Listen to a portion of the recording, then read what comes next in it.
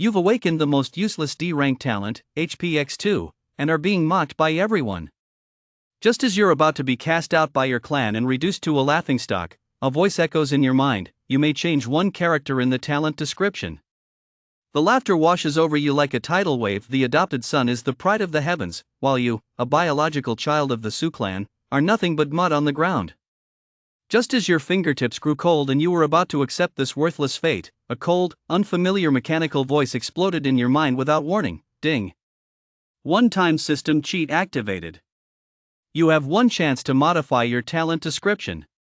You stared intently at the line of text on your retina. HP increased to 2x. Modify just one character? Your heart raced as a mad idea surged through your mind.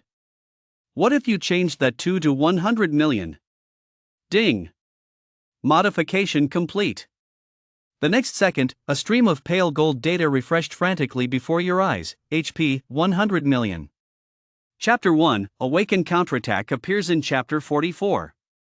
Above the sky, thunderclouds churned.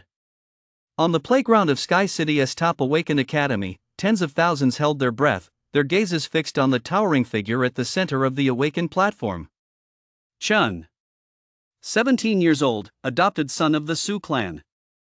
At this moment, he stood atop the high platform, surrounded by swirling lightning, his robes fluttering without a breeze. Above him in the sky, dark clouds swirled into a vortex, with thick bolts of lightning snaking and roaring through them, as if the end of the world had arrived.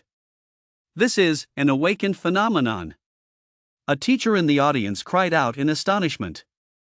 Before the words had even faded, a bolt of purple lightning as thick as a water bucket crashed down from the sky, striking Chen with a thunderous boom. Yet not only was he unharmed, he spread his arms wide, allowing the lightning to pour into his body. In the next instant, a line of small golden characters appeared above his head. Name, Chen. Awakened talent, Thunder Lord. Talent rank, SSS. Boom. The entire venue erupted. SSS rank. It's really SSS rank. Thunder Lord? What kind of talent is that? I've never heard of it. So powerful. This must be an offensive talent. His attack power has at least increased 50-fold. No wonder he is the young master of the Sioux clan. We've long heard he was predicted to be SSS rank, but I never thought it would actually come true. In the crowd, the three older sisters of the Sioux clan were so moved that tears welled up in their eyes. The eldest sister, Yao, clutched her handkerchief tightly, her eyes reddening. Little brother Chen, he really did it. The second sister, Ling, covered her mouth, her voice choked with emotion. I knew it, I knew little brother Chen was the best. The third sister, Xiao Xiao, even jumped up and cheered, Brother Chen. I love you. Sua's mother, Wan Qing, stood beside her daughters, looking at her adopted son on stage with a face full of pride, tears glistening in the corners of her eyes.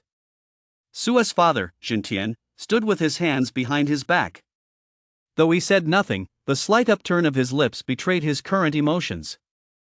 As one of the 5 great powerhouses of Huaxia and a peerless master with an 89-level SSS talent, a rarity so exceptional that fewer than 10 awakened SSS-level talents emerge each year. He now saw this talent manifest in his son. Though an adopted son, he was still his son.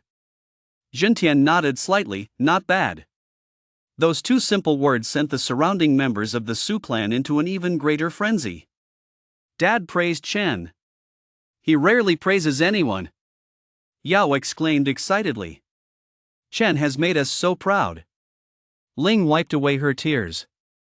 Surrounding the Sioux clan members was a group of Chen's friends and hangers-on, who were now going wild with praise. Young Master Su is so cool. I told you young Master Su had to be SSS tier, but you wouldn't believe me.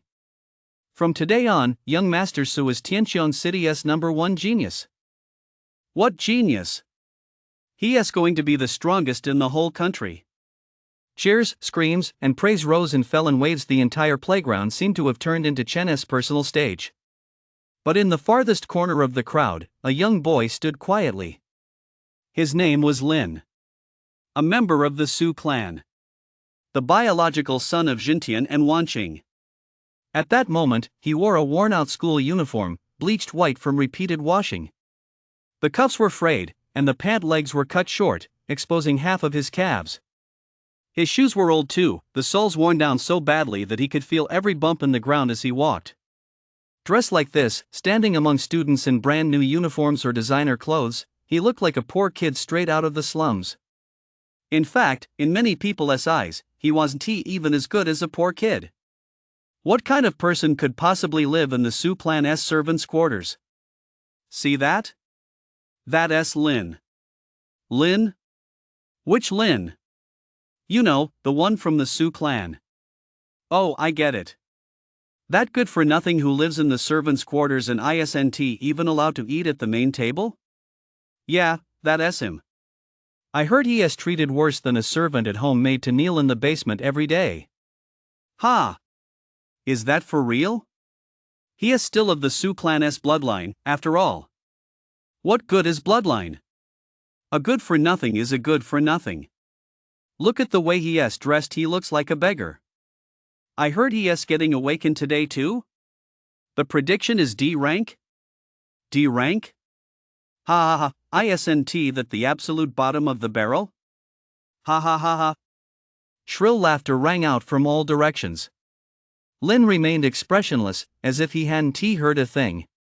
18 years had passed, he was long accustomed to it. In the eyes of the Su Clan, Chen was a cloud in the sky, while he was mud on the ground. Whatever the cloud did was right, whatever the mud did was wrong. Even if Chen trampled the mud underfoot, it would be the mud's honor. Look, look! People from the university are here. Someone suddenly cried out in surprise. The crowd looked up to see several aircraft speeding through the sky, landing smoothly at the edge of the field. The hatches opened, and a group of distinguished-looking people filed out one after another. It's people from Kyoto University and Magic City Academy. That's Dragon City War Academy. The #1 war academy in China. My goodness, have representatives from every top-tier institution come? No kidding. An SSS-ranked talent awakened, of course they're going to fight tooth and nail for him. Sure enough, the admissions officers from those top-tier institutions rushed straight to the awakened stage the moment they stepped off their aircraft, surrounding Chen, who had just walked down from the stage. Young Master Su, I'm the director of admissions at Kyoto University. We're willing to offer a full scholarship, plus a villa within the Third Ring Road. Student Su, come to our Magic City Academy. We'll give you your own lab and 10 million yuan in research funding every year. Young Master Su, Dragon City Battle Academy welcomes you. If you join us, you'll be placed directly into the elite class and receive one-on-one mentoring from a professor. Young Master Su. Student Su. Chen, surrounded by the crowd, wore a perfectly measured, humble smile. You're all too kind, professors. I still need to discuss this with my family. His words were both tactful and gracious, drawing another round of praise from the crowd. Young Master Su isn't just exceptionally talented, he is also so filial. That's truly rare. Yes, that's the mark of a true gentleman. The Yao sisters beamed with delight, their faces glowing with pride. Wanqing couldn't stop smiling. She took Chen's hand and said, Chen, Mom knew you were the best. Jintian, rarely one to speak up, added, very good. Neither arrogant nor impatient, truly the bearing of a gentleman. Chen bowed his head obediently. It's all thanks to Mom and Dad's good teaching. The family basked in the warm atmosphere, and those around them offered their congratulations one after another. Only Lin, standing in the corner, seemed as if the whole world had forgotten him. No, not forgotten. Deliberately ignored. Next, please welcome the next awakened to the stage. The hostess' voice rang out. Lin lifted his head, glanced at the awakened platform on stage, then looked at the Su clan members surrounded by the crowd, and silently stepped forward. He pushed through the crowd, moving from the edge toward the center. Wherever he passed, the crowd parted automatically, not to make way for him, but out of disgust. Move aside, move aside. Don't get my new clothes dirty. Ugh, what's that smell? Is that it? And he calls himself an awakened? Awakened my ass. Is being an awakened supposed to mean being a good for nothing? Ha ha ha. Lin paid no heed, stepping onto the awakened platform one step at a time. Below the stage, the Su clan members finally noticed him. Yao frowned. Why did he have to awaken today, too? Ling scoffed. Predicted to be a D-rank talent, what a disgrace. Xiao Xiao sneered. Just get this awakened over with and go home. Don't make a fool of yourself out here. Wan Qing looked displeased. This kid, insisting on joining the crowd today, doesn't he know when to keep his place? Jin Tian said nothing, but his brow furrowed slightly. It was Jin who spoke up, her voice gentle. Sisters, please don't talk like that. He is my brother, after all. Today is his awakening day, we should be wishing him well. Yao immediately retorted, little brother, you're just too kind being so polite to a good-for-nothing like that. Ling chimed in, exactly. Does he even deserve it? Chen gently tugged at their sleeves. Stop it. He is up there. His tone and demeanor suggested he was genuinely concerned for Lin. But deep in his eyes, there was a faint, almost imperceptible trace of mockery. On stage, Lin stood before the awakened stone, took a deep breath, and placed his hand upon it. The awakened stone glowed faintly, and immediately, a message appeared before everyone's eyes. Name, Lin. Awakened talent, HP enhancement, HP increased to 2x. Talent rank, D. The entire venue fell silent for a second. Then, earth-shattering laughter erupted. Ha ha ha ha ha ha. Double HP? You call that a talent? Damn, getting a D-rank awakened talent is bad enough, but getting one this useless? Ha ha ha, this is hilarious. The Su clan's biological son gets a D-rank trash talent, while their adopted son gets an SSS rank Thunder Lord. The contrast couldn't be more stark. Exactly. A scumbag who lives in the servants' quarters, awakened with a worthless talent, a perfect match. The mocking laughter surged like a tidal wave.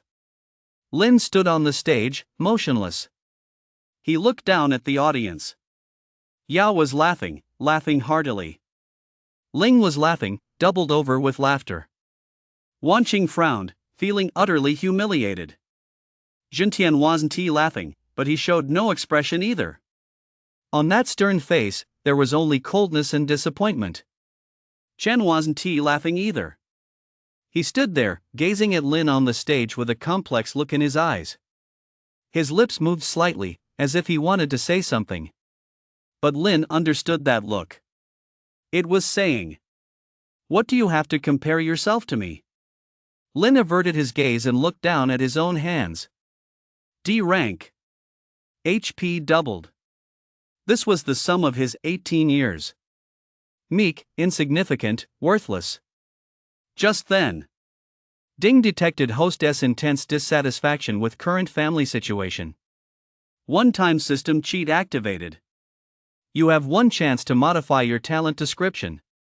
Modification rules: you may change one character in your talent description. Chapter 2, Level 1, 10 billion HP, Severed Ties. Lin froze. Change a single character in the talent description? He looked at his talent description. Talent, HP enhancement, HP increased to 2x. One character. 2x. Lin stared at the number 2. If he changed it to... Countless thoughts flashed through his mind. Change it to 3, would that go from D rank to C rank? Change it to 5, would that be B rank? Change it to 10, would that be a rank? Change it to 50, would that be SSS rank? Of course, 10 and 50 are two different values, so that is not possible. What if he took the 2 and changed it to the character for 100 million? Talent, HP enhancement, HP increased 100 million times. Lin's pupils suddenly contracted. The very moment that thought crossed his mind, a golden light flashed, visible only to him. Modification complete. He immediately pulled up his personal data panel. Name, Lin. Level, 1. HP, 10 billion. Base HP 100 million. Attack, 10. Talent, HP enhancement, passive skill. Effect, HP increased by 100 million times. Passive skills, none. Tower points, 0. Tower shop, click to enter and purchase items. Lin stood frozen in place. 10 billion HP? His father, Jintian, an 89th level powerhouse and one of the top 5 in Huaxia, had only 90 billion HP even without any equipment, talents, passive skills, or item bonuses. And here he was, freshly awakened, at level 1. 10 billion HP. He had instantly become one of the highest HP players in this world. Lin took a deep breath, suppressing the emotions churning within him. He made no fuss, showed off nothing, he simply withdrew his hand silently and walked down from the awakening platform. Below the stage, the mocking laughter continued. Oh, coming down already? Why not stay up there a little longer? It's no use standing there any longer, D rank is D rank. Loser, go home. Lin paid no attention and walked straight toward the exit. As he passed by the Su clan members, Yao said sarcastically, "Oh, isn't this Arshan family's genius? Awakened to a D rank, how impressive." Ling chimed in, "That's right. He even doubled his HP from 100 to 200. Now he can take one more hit as a tank." Xiao Xiao giggled uncontrollably, "Sis, don't say that. He is our little brother, after all. Even though he lives in the servants' quarters, even though he can't eat at the main table, even though he is punished by kneeling in the basement every day, but we do share the same blood, don't we?" Wan Qing frowned and waved her hand impatiently. "Hurry home. Don't make a spectacle of yourselves out here." Jintian said nothing, merely turning away coldly and walking toward Chen. Chen, however, spoke up, his voice gentle. "Bro, don't lose heart. Talent levels don't determine everything." Lin glanced at him. That face was full of sincerity and concern. If this were their first meeting, he might have believed it. But it had been 18 years. He knew that face all too well. The more sincere that face appeared, the more vicious the person behind it was. Lin looked away, said nothing, and continued walking toward the exit. "Pfft, what kind of person is that?" Chen was trying to comfort him, and look at his attitude. "Exactly. It's like a dog biting Lu Dongbin, he doesn't recognize a good heart when he sees one. Forget it, forget it. Don't stoop to his level." Lin walked out of the playground, past the school gates, and back to that home. He needed a quiet place to process this 100 million-fold increase. To be precise, it was a basement next to the Su clan's mansion. Damp and dim, with only a tiny window letting in a sliver of light. This was the place he'd lived in for 18 years. He lay on the bed, staring at the ceiling, as the golden text from the interface kept flashing through his mind. HP, 10 billion. 10 billion. The national HP ceiling. And he had only just awakened. Just then, the door was kicked open. Yao stood in the doorway, looking impatient. "What are you still lying there for? Mom told you to come upstairs." Lin sat up and followed her upstairs. In the living room, the Su clan was gathered. Jintian sat in the seat of honor, with Wan Qing beside him. The 3 older sisters sat on either side. Chen sat next to Wan Qing, holding a cup of tea, her posture elegant. Lin stood at the doorway, not entering. "Come in," Lin Wan Qing said coldly. Lin walked in and stood in the center of the living room. Wan Qing looked him up and down, her eyes brimming with disdain. "You brought utter disgrace upon the Su clan at today's awakening ceremony." Lin said nothing. "Do you know how many people were watching today? Do you know how many important figures were here? Do you know you've completely ruined your father's reputation?" Wan Qing grew angrier as she spoke. "Shan'er achieved an SSS rank awakening, what an immense honor. And what happened? You ruined it all. Everyone is talking about how the Su clan could have produced such a good-for-nothing like you." Lin still said nothing. "Do you have any idea how many top universities were scrambling to recruit Shan'er today? Kyoto University, Magic Capital Academy, Dragon City War College, any one of them is the best in China. And you? What right do you have to compare yourself to Shan'er?" Wan Qing sneered. We're both sons, how can there be such a huge difference? Yao interjected, Mom, stop. He just like this anyway. Ling agreed, exactly. A D-rank talent he'll never amount to anything. Xiao Xiao was even more blunt, you should just find a factory job already. Stop being a freeloader at home. Chen hurriedly interjected, sisters, please don't talk like that. Brother, he didn't choose this. Wanqing looked at Xingxingxi, her gaze softening. Chen is the sensible one. Then she turned to Lin, her gaze turning cold again, look at Chen then look at yourself. Chen always stands up for you, what about you? What have you ever done for this family? You walk around with a sour look on your face all day, as if everyone owes you something. Lin finally spoke, her voice calm, since I'm a disgrace to you all and you can't stand the sight of me, then starting today, I, Lin, am cutting all ties with the Su clan. The living room fell into a deathly silence. What did you say? Lin Wanqing thought she must have misheard. I said, Lin enunciated each word clearly, I'm cutting all ties with the Su clan. Are you crazy? Yao screamed. Where do you think you'll go if you leave the Su clan? Exactly. Who do you think you are? Without the Su clan, you're nothing. Lin sneered. Fine, go ahead. Get out. I'll see just how far you'll get on your own. Xiao Xiao pointed directly at the door. Wanqing was shaking with rage, fine. Fine. Fine. Think you've got wings now, do you? Want to fly away? Fine. Go. And don't ever come back. Jintian said nothing, just looked at Lin, his brow furrowing even deeper. Jin stood up then, his face full of anxiety, Mom, Dad, sisters, don't be like this. Big brother must have just acted on impulse, he doesn't really want to leave. Big brother, you better apologize to Mom and Dad right now and tell them you didn't mean it. As he spoke, he walked over and grabbed Lin's arm, whispering, Bro, don't be stupid. Where could you possibly go if you left home? Apologize now, Mom and Dad will forgive you. Lin looked at his face.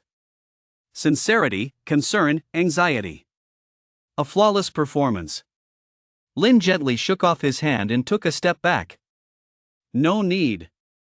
He looked at everyone in the living room, his gaze slowly sweeping across their faces. Yao contempt. Ling a cold smile. Xiao Xiao sarcasm. Wanqing anger. Jintian indifference. Chen genuine concern. But Lin knew that deep within those eyes lay smugness and mockery. Just like that condescending gaze he'd seen moments ago on the awakened stage. Lin withdrew his gaze and turned toward the door. Wait. Jintian's voice rang out. Lin stopped in his tracks but did not turn around. Jintian was silent for a moment before saying slowly, Are you sure? I'm sure. All right. Jintian nodded. Since you've made up your mind, I won't stop you, but remember, once you walk out that door, you are no longer a member of the Su clan. Everything concerning the Su clan will no longer concern you. Also, Jintian paused, your talent is grade D. Be careful out there. If you can't make it, you can always come back. There was a hint of complexity in his tone as he spoke those last words. But Lin didn't look back. He simply replied indifferently, no need. Then he pushed open the door and walked out. The door closed behind him. In the living room, Chen stared at the door, a faint smile flickering deep in his eyes. Gone? Good. That eyesore is finally gone. From now on, everything in the Su clan belongs to him. As for that good-for-nothing? He probably won last 3 days out there. Chen averted his gaze, his face once again taking on a worried expression. Dad, Mom, should we send someone to follow brother? He's out there all alone, and I'm afraid. Afraid of what? Wanqing sneered. He chose to leave on his own. If he dies, he deserves it. Exactly. Why bother with him? Yao chimed in. Chen, you're just too kind-hearted. That sort of person isn't worth your concern. Ling said. Xiao Xiao was even more direct. Enough of that. Today is a joyous occasion, don't let that good for nothing ruin the mood. Chen, which university accepted you? Tell us. Chen looked at them, his smile as gentle as jade. It's not decided yet. I need to hear Mom and Dad's opinion. Oh, just decide for yourself. Right. You're so excellent, any school would be lucky to have you. Exactly. The living room buzzed with excitement once more. No one mentioned the young man who had just walked out the door. It was as if he had never existed. Outside the door, Lin stood at the entrance of the Su clan mansion, glancing back at the brightly lit villa. 18 years. A full 18 years. He had finally walked out that door. No reluctance, no lingering attachment, only an indescribable sense of relief. He looked up at the night sky. The stars twinkled. Tomorrow would be a fine day. He took a step forward, walking into the night. Behind him, the lights of the Su clan mansion faded into the distance. Chapter 3: Understanding the Rules of the Ascension Tower. Lin walked through the night, the lights of the Su clan growing ever more distant behind him. He did not look back. He walked to the park, found a public bench, sat down, and opened his phone. I need to go over the rules of this world again. The original hostess memories contained them, but most of those memories were scenes of being bullied. The parts regarding the rules needed to be sorted out anew. In fact, due to long-term malnutrition, the original hostess body had been taken over by Lin from another world on the day of his awakening. He had no emotional attachment to the Su clan. That was why he had just proposed severing ties, while also fearing that others might notice something amiss. Lin opened his browser and searched for Ascension Tower Encyclopedia. The page loaded, and a stream of information filled his screen. Ascension Tower Encyclopedia, essential reading for all. Ascension Tower, a colossal tower that suddenly appeared on Earth a century ago, consisting of 99 floors. Humans level up by clearing the Ascension Tower. Each floor cleared increases their level by 1. Current highest cleared floor, 88. Rule 1: Clearance methods, solo or multiplayer teams. There is no limit on team size, but all members must be the same level. When in a party, the number of monsters will increase proportionally to the number of players, while their stats remain unchanged. Rule 2: The Ascension Tower opens every Sunday. Players have only one attempt per day, and can clear only one floor at a time. Whether successful or not, players will be teleported out of the tower. If you fail, you will be permanently barred from re-entering, your level will be permanently locked, and you will be unable to level up for the rest of your character's life. It is recommended to form a party and coordinate talents to improve your success rate. Rule 3: Every 10 levels, you receive one opportunity to attempt a passive skill trial. There are various passive skills available, including those that increase attack power, boost HP, restore HP, or enhance talents, among others. After selecting a passive skill to trial, you must also choose a trial difficulty level. The higher the difficulty, the more powerful the passive skill you will obtain. You only have one chance to attempt the trial, so it is recommended to choose a trial you are confident in rather than blindly pursuing higher difficulty levels. Rule 5: Killing monsters outside the Ascension Tower, including monsters from spatial rifts, monsters outside the city, or mutated monsters, does not grant experience for leveling up. You will only receive tower points and have a very low chance of obtaining items, which can be quite varied. Tower points can be used in the tower shop to purchase equipment, potions, materials, and other goods. Level attribute growth rules. Levels 1-10, each level up grants plus 100 HP and plus 10 attack. Levels 11-20, each level up grants plus 1000 HP and plus 100 attack. Levels 21-30, each level up grants plus 10,000 HP and plus 1000 attack. Levels 31-40, for each level up, HP plus 100,000, attack plus 10,000. Levels 41-50, for each level up, HP plus 1 million, attack plus 100,000. Levels 51-60, for each level up, HP plus 10 million, attack plus 1 million. Levels 61-70, per level, HP plus 100 million, attack plus 10 million. Levels 71-80, per level, HP plus 1 billion, attack plus 100 million. Levels 81-90, per level, HP plus 10 billion, attack plus 1 billion. Levels 91-99, unknown, no one has reached this level yet. Monsters are divided into 6 tiers: normal, excellent, elite, rare, epic, legendary.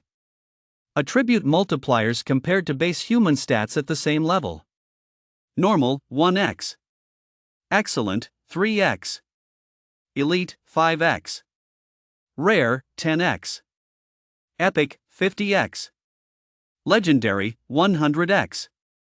Note, monster level and attribute calculation formulas are the same as for humans. Some monsters have their own skills. Killing monsters earns tower points. Normal monsters grant 1 tower point per level from level 1 to level 10. From level 11 to level 20, each level grants an additional 10 tower points. From level 21 to level 30, each level grants an additional 100 tower points, and so on. Killing an excellent monster yields 9 times the tower points of a normal monster of the same level. Killing an elite monster yields 25 times. Killing a rare monster yields 100 times. Killing an epic monster yields 2,500 times, and killing a legendary monster yields 10,000 times the tower points of a normal monster of the same level. Current highest human level, level 89, 5 players total. Top 5 powerhouses. Jintian Su Clan of Tianxiong, level 89, SSS rank talent, 8 passive skills. Lin Shaolin family of Jingdu, level 89, SSS rank talent, 8 passive skills. Yi Wushuangyi family of Jiangnan, level 89, SSS rank talent, 8 passive skills. Tianxiong military, level 89, SSS rank talent, 8 passive skills. Cloud independent cultivator, level 89, SSS rank talent, 8 passive skills. Note, among players of the same level, combat prowess varies drastically due to differences in talent, passive skills, equipment, combat techniques, and items. Lin read through each rule one by one, committing them to memory. Then he opened his character panel. Name, Lin. Level, 1. HP, 10 billion base 100 million. Attack, 10 base 10. Talent? HP cap increased by 100 million. Passive skills, none. Tower points, 0. Tower shop, click to enter. 10 billion HP. That's equivalent to the base HP of a level 80 powerhouse. Of course, it's possible that even high-level players in their 60s or 70s might have 10 billion HP. They can boost their HP through talents, passive skills, equipment, potions, or items. He continued flipping through the encyclopedia and found the information for the first floor of the Ascension Tower. Ascension Tower First Floor Guide Public Version. Monster Composition, 5 Normal Tier Blazing Hounds, Level 1. Monster Stats, HP 100, Attack 10, no skills. Clear Condition, defeat all 5 monsters within 1 hour. Recommended Combat Power, Team play is strongly recommended. For solo play, a talent level of C or higher is advised, or wearing good quality level 1 gear. Notes, monsters are roughly the size of adult wild dogs, move at an average speed, and attack by biting. It is recommended to carry a basic weapon or clear the floor in a party. Failure statistics, the failure rate for the first floor is approximately 3%, mostly due to overconfidence or insufficient preparation. A 3% failure rate. It doesn't seem high, but every awakened makes thorough preparations before entering. Success means moving upward, a bright future lies ahead. Failure means being stuck at level 1 forever, relying on the tower point store for low-tier gear, grinding normal dungeons outside the city to get by, and remaining at the bottom of the ladder. That's why no one dares to be careless. But he might be the exception. Messages kept popping up in his group chats. Lin opened the class group and saw the message count had already hit 999 plus. Chapter 4, the class chat filled with mockery. Class chat extra lively on Awakened Day. Wang the fat guy, guys. Tomorrow's Sunday, and the Ascension Tower is open.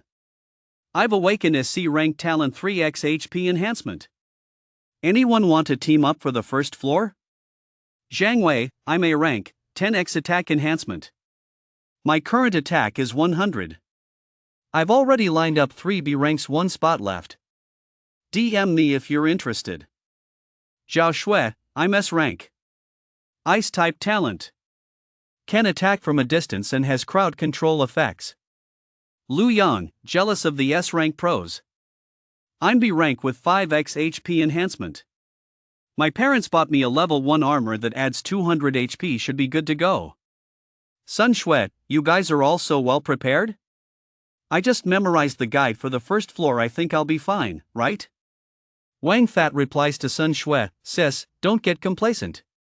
My cousin's classmate's younger brother got complacent on the first floor, got surrounded by 5 monsters, and couldn't escape. He is stuck at level 1 for life now. He spends every day outside the city fighting normal monsters and can't earn more than a few tower points a month. It's miserable. Li Shui, exactly. We have to be absolutely sure before we go in.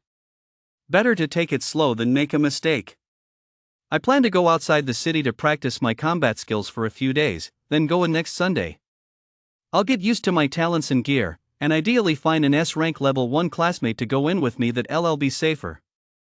Zhang Wei, the group I've assembled is all B rank or higher, with 1 A rank player. It's a 5-person team with a tank, DPS, and healer. We VE got everything covered. We're also planning to go in next Sunday. Once we VE built up our teamwork, it should be no problem.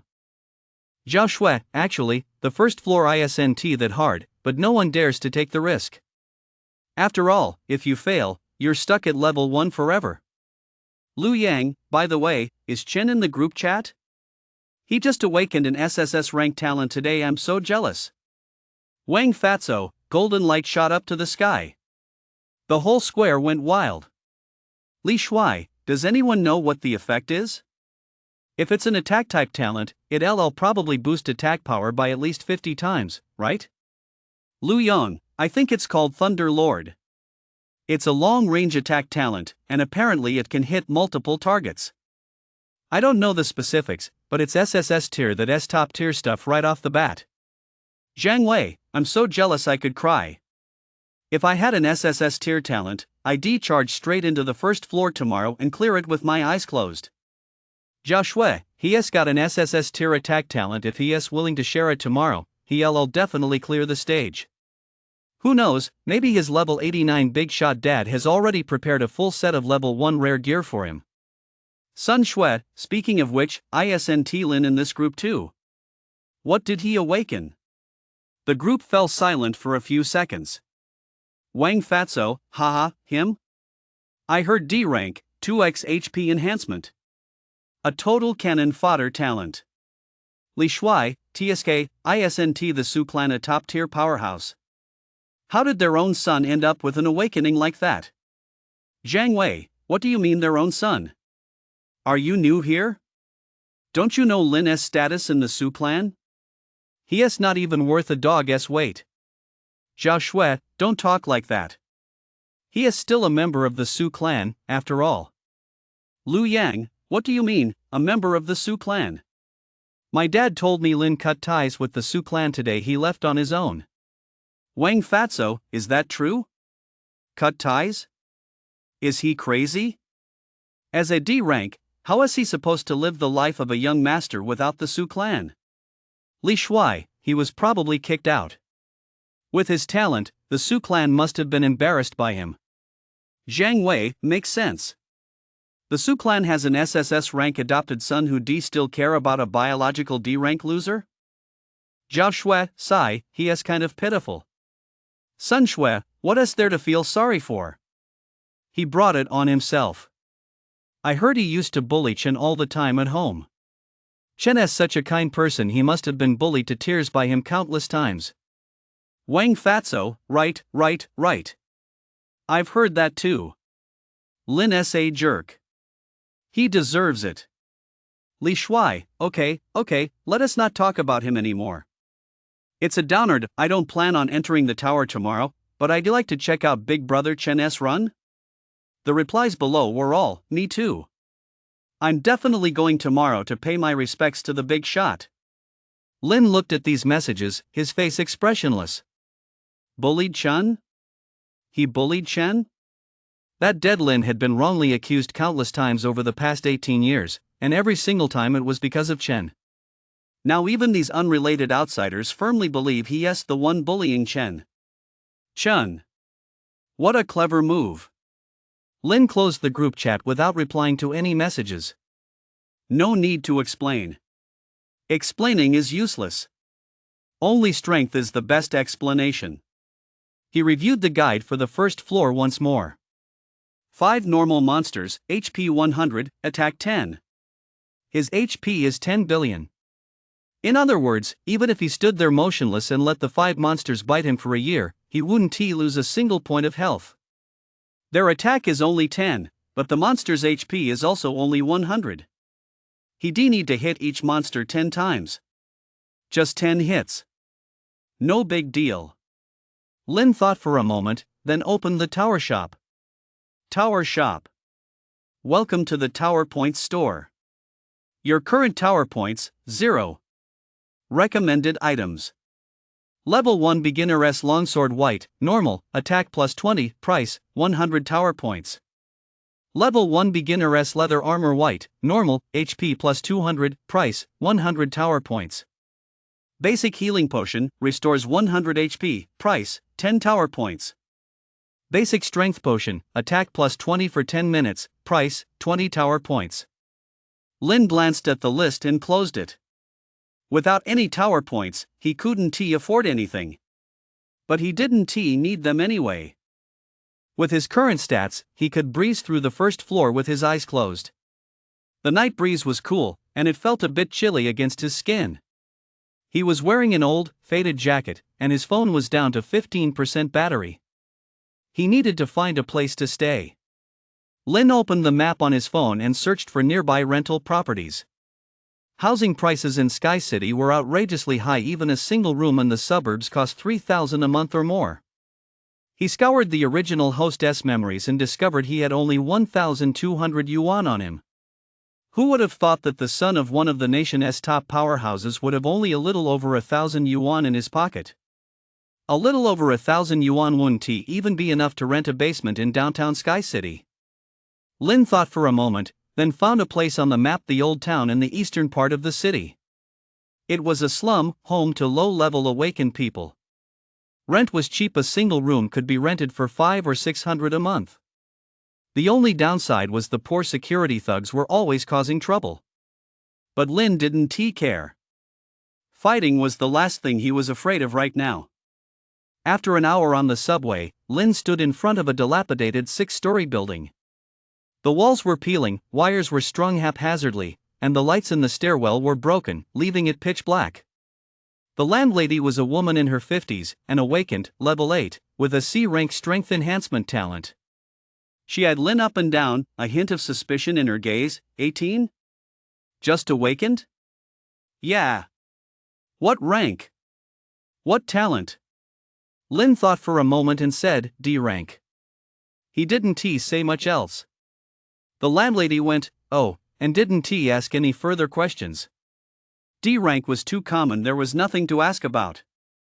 Second floor, 207. 600 a month, 1 month's deposit and 1 month's rent up front, 1,200 total. Interested? Lin counted his money, he had exactly 1,200. He handed it all over. The landlady handed him a key and pointed upstairs, go up yourself. You'll have to buy your own bedding. Utilities are extra 100 a month. Lin went upstairs. The door to room 207 was an old wooden door. The lock was a bit loose, and it swung open with a firm push. The room contained only a bed, a table, and a chair. The wall paint was peeling, the window let in a draft, and the bathroom was shared. But Lin was quite satisfied. At least it was better than the Su Clan's basement. The basement was damp and moldy, with no heating in winter and no air conditioning in summer. The walls were covered in black spots, and the blankets always smelled musty. At least this place had a window and could be ventilated. Lin lay on the bed, opened his phone, and continued reading the information about Ascension Tower. He needed to plan what to do after clearing the first floor tomorrow. The first floor was a breeze for him, there was no way he could fail. After clearing the first floor, his level would rise to 2, his HP would become 20 billion, and his attack would become 20. Then he'd have to wait until next Sunday when the Ascension Tower opened to enter the second floor. Over the next week, he'd have to figure out how to earn tower points and buy equipment. He'd just looked at the information for the second floor, it looked a bit tricky. Ascension Tower Level 2 Guide Public Version. Monster Configuration, 6 normal level monsters, 5 charging boars level 2, 1 healing slime level 2. Monster Attributes. Charging boar, HP 200, attack 20, skill, charge straight line dash, damage plus 50%. Healing slime, HP 200, attack 20, skill, heal restores 30 HP per second to one nearby ally. Clear condition, defeat all 6 monsters within 1 hour. Recommended combat power, strongly recommended to clear this stage in a party. Solo clearing is extremely difficult. Recommended composition, main tank HP 500 plus DPS attack 50 plus CC healer. Strategy highlights, use ranged attacks to kill the healing slime first. This significantly reduces the difficulty, otherwise, the charging boar heals 30 HP per second, making it very hard to kill. Failure statistics, the failure rate for the second floor is approximately 30% for solo challengers, it reaches 60%. Insufficient damage output causes monsters to heal infinitely, ultimately leading to time running out. Lin read this and furrowed his brow. His current attack is only 10 even after leveling up to level 2, it will only be 20. A charging boar has 200 HP, so it takes him 10 hits to take one down. But if the healing slime is nearby, restoring 30 HP per second, every time he deals 20 damage, the slime heals 30. Not only is his damage wasted, but the boar's HP keeps rising. He must eliminate the healing slime first. But the boars would form an impenetrable wall, giving him no chance to get close to the slime. Fight the boars? He couldn't break through. He simply couldn't break through. Unless his attack was high enough over 30 and he could kill them all within an hour. Lin did the math, to clear the second floor solo, he'd need an attack of 40 or higher. He had nothing. Only high HP. High HP was useless if he couldn't kill the monsters, it was all for nothing. I need to buy gear. Lin opened the tower shop and looked at the level 2 gear. Level 2 Bronze Longsword Normal, attack plus 20, price 500 tower points. Level 2 Bronze Armor Normal, HP plus 200, price 500 tower points. Level 2 Strength Ring Normal, attack plus 10, HP plus 100, price 500 tower points. Lin glanced at his tower points, 0. After clearing the first floor tomorrow, he'd have to go outside the city to hunt wild monsters. Level 1 normal monsters give 1 tower point, and level 2 normal monsters give 2 tower points. To buy a 500 tower point sword, he'd have to kill 500 level 1 monsters or 250 level 2 monsters. That's a bit of a grind. But there's no other way. Lin turned off his phone and closed his eyes. Tomorrow, first clear the first floor of the Ascension Tower, then head outside the city to hunt monsters. With a week to go, he should be able to save up enough tower points. Chapter 5, Clearing the First Floor Counterattack appears in Chapter 44. The subway arrived at the station, and Lin followed the crowd out of the exit. As soon as he stepped out, the scene before him made him pause. A sea of people.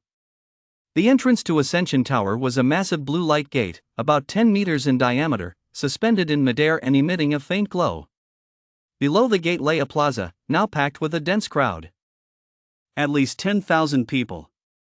There were awakened students in school uniforms, adventurers in combat gear, reporters carrying cameras, and quite a few middle-aged people with deep auras high-level awakened who had come specifically to watch their children tackle the challenge.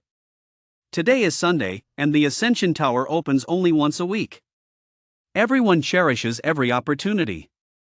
Lin stood at the edge of the crowd, gazing at the portal. This is the Ascension Tower. A miraculous structure that changed the world, the only path for humanity to grow stronger. Surrounding him were all his classmates from his first awakened academy. Wang the Fat, Zhang Wei, Zhao Shui, Lu Yang, Sun Shui, basically everyone from the class was there. Some were decked out in brand new gear, eager to tackle the dungeon today. Others wore normal tier gear and carried little notebooks, planning to watch and learn before attempting it next week. Have you guys formed a party yet? Fat Wang bellowed, "I've teamed up with 2 C rankers, 1 tank and 1 DPS. We're rock solid." Zhang Wei patted his chest smugly, "I'm A rank with 10x attack boost. I've teamed up with 3 B ranks, perfect setup. We're definitely clearing it today."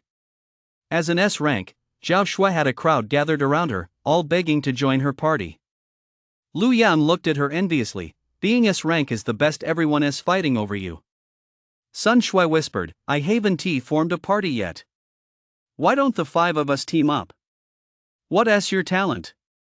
"I'm a healer, C rank." "Alright, then.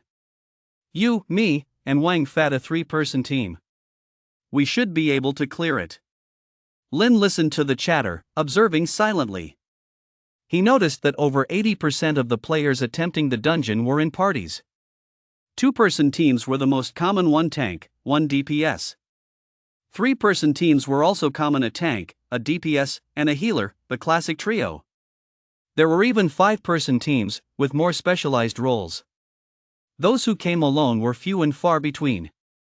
And those who did come alone were either S rank or higher talents, brimming with confidence or decked out in top-tier gear, clearly from wealthy families, or had a grim look on their faces, pacing in front of the light gate for ages, too afraid to enter. The reason is simple. The mechanics of the Ascension Tower are designed to force players to team up. If you go solo, you might have high damage output but can't withstand the monster's attacks, or you might have high health and can tank them, but your damage isn't enough to guarantee clearing the floor within an hour. The higher you go, the stronger the monsters become and the more complex their skills are, making solo runs exponentially more difficult. Take the 2nd floor, for example. There are healing monsters there. If your damage output isn't high enough, the monsters will heal faster than you can deal damage, making them impossible to kill. So in this world, teaming up is the norm. Soloing the dungeon? That's a choice for geniuses or madmen. Lin looked at the people in groups, then at himself. Alone. No gear. In the eyes of others, he was the craziest of the crazy, the kind who was asking for death. But he knew his trump card. 10 billion HP. He was here today to clear the dungeon solo. Just then, the crowd suddenly stirred. "Here they come! Here they come! Move aside! The Su clan is here! It's Chen, the SSS rank genius!" The crowd parted like a tide, automatically clearing a wide path. Lin looked down the aisle. Chen was leading the way. Today he was wearing a brand new combat suit. The silvery white material had a faint sheen, clearly not a run-of-the-mill item. A short sword hung at his waist, its scabbard inlaid with 3 gems that sparkled in the sunlight. That gear was worth at least several 100,000 tower points. Wearing that to tackle the 1st floor? He could clear it with his eyes closed. Behind Chen, the 3 older sisters Xiao, Ling, and Xiaoxiao flanked him on either side, their eyes fixed entirely on Chen. Further back was Wan Qing. Bringing up the rear was Xintian. One of the 5 great powerhouses of Huaxia, a peerless master with an 89-level SSS talent. He walked with his hands behind his back, his stride steady. His aura was subdued, yet with every step he took, it felt as though he were treading on the hearts of the crowd. The crowd automatically parted to make way. Not for Chen but for him. Making way for the strong is the rule of this world. The head of the Su clan has come in person. No kidding. With his son having awakened to SSS rank, would you not come if it were you? True enough. What a grand entrance. TSK, Tisk. Chen and his entourage walked directly beneath the light gate, where an area had already been cleared. Those around them gazed at them with eyes filled with envy, admiration, and awe. Chen smiled and waved to the crowd. "Young Master Su. Go for it. Chen, you're the best. Break the record. Break the record." The cheers rose and fell in waves. Chen nodded slightly, his demeanor humble yet dignified. Lin averted his gaze and edged toward the edge of the crowd, hoping to find an inconspicuous spot. But someone had sharp eyes. "Hey! Isn't that Lin?" A shrill voice rang out. Lin stopped in his tracks. The gazes of those around him swiveled toward him instantly. Is it really him? Which one? That one over there, the one in the old clothes, the one without a single piece of gear. Hardly anyone in this square went without gear, so Lin was spotted at a glance. Oh, that D-rank loser? Yeah, that's him. He awakened yesterday, and his HP doubled. It's hilarious. Why is he here too? A D-rank loser actually dares to come to the Ascension Tower? Probably just here to watch the show, and catch a glimpse of Big Shot Chen's glory while he's at it. Watch the show? In those rags? Doesn't he feel embarrassed? The whispers turned into open mockery. Chen noticed the commotion over here as well. Yao turned her head to glance at them, her face immediately contorting with disgust. Why is he here too? Ling curled her lip. What a pain. Xiao Xiao was even more blunt. Standing there dressed like that, does he want everyone to know the Su clan produced such a loser? Wan Qing frowned, her expression sour. Today was a big day, the day Chen was set to pass the trials. All the media were watching, and all the powerful figures were watching. And now this disgraceful figure had shown up too? She lowered her voice and said something to the butler standing beside her. The butler nodded and walked toward Lin. Young Master Lin, the butler said coldly, standing before him. The lady says she'd like you to leave. Lin looked at him. This is the Ascension Tower, a place where everyone levels up. Do you have the right to kick people out? The butler frowned. The lady simply feels that your presence here is inappropriate. Inappropriate? Lin said calmly. It's Ascension Tower open day. Anyone is eligible to be here. Anyone who dares to kick people out is cutting off their path to leveling up and making enemies of all the awakened across the nation. Don't you understand that?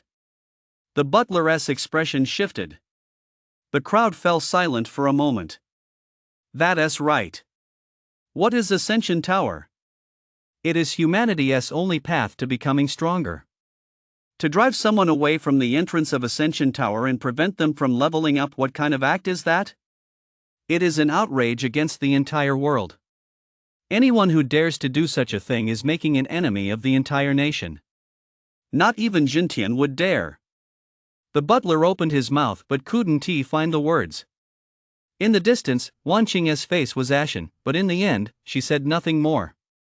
Chen glanced at Lin, a hint of surprise flashing in his eyes, then quickly resumed his gentle expression. He gently tugged at Wan Qing's sleeve. Mom, don't be so hard on him.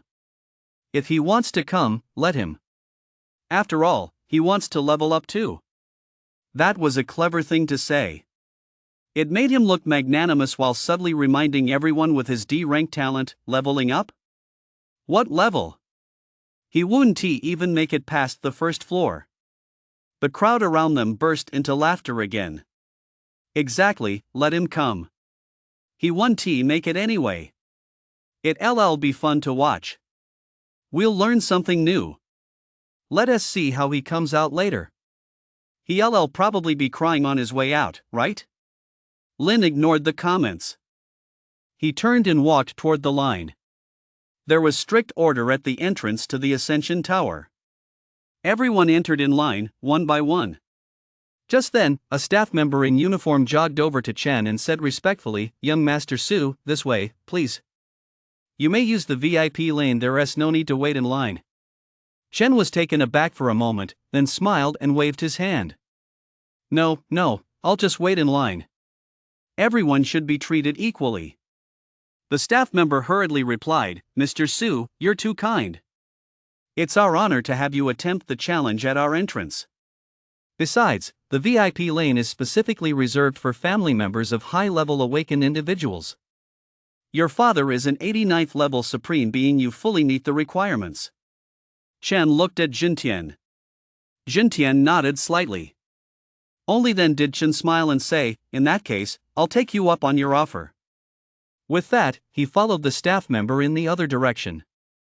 There was a small door there, leading directly to the light gate. The people around them watched the scene and murmured in admiration. Look at him, he is going straight in through the VIP lane. No kidding. His dad is a supreme being. Do you have one? Sigh, being born into the right family is truly an art. You're right. Just look at that Lin, both from the Su clan, yet one takes the VIP lane while the other stands in a long line. What a difference. Ha, don't even mention it.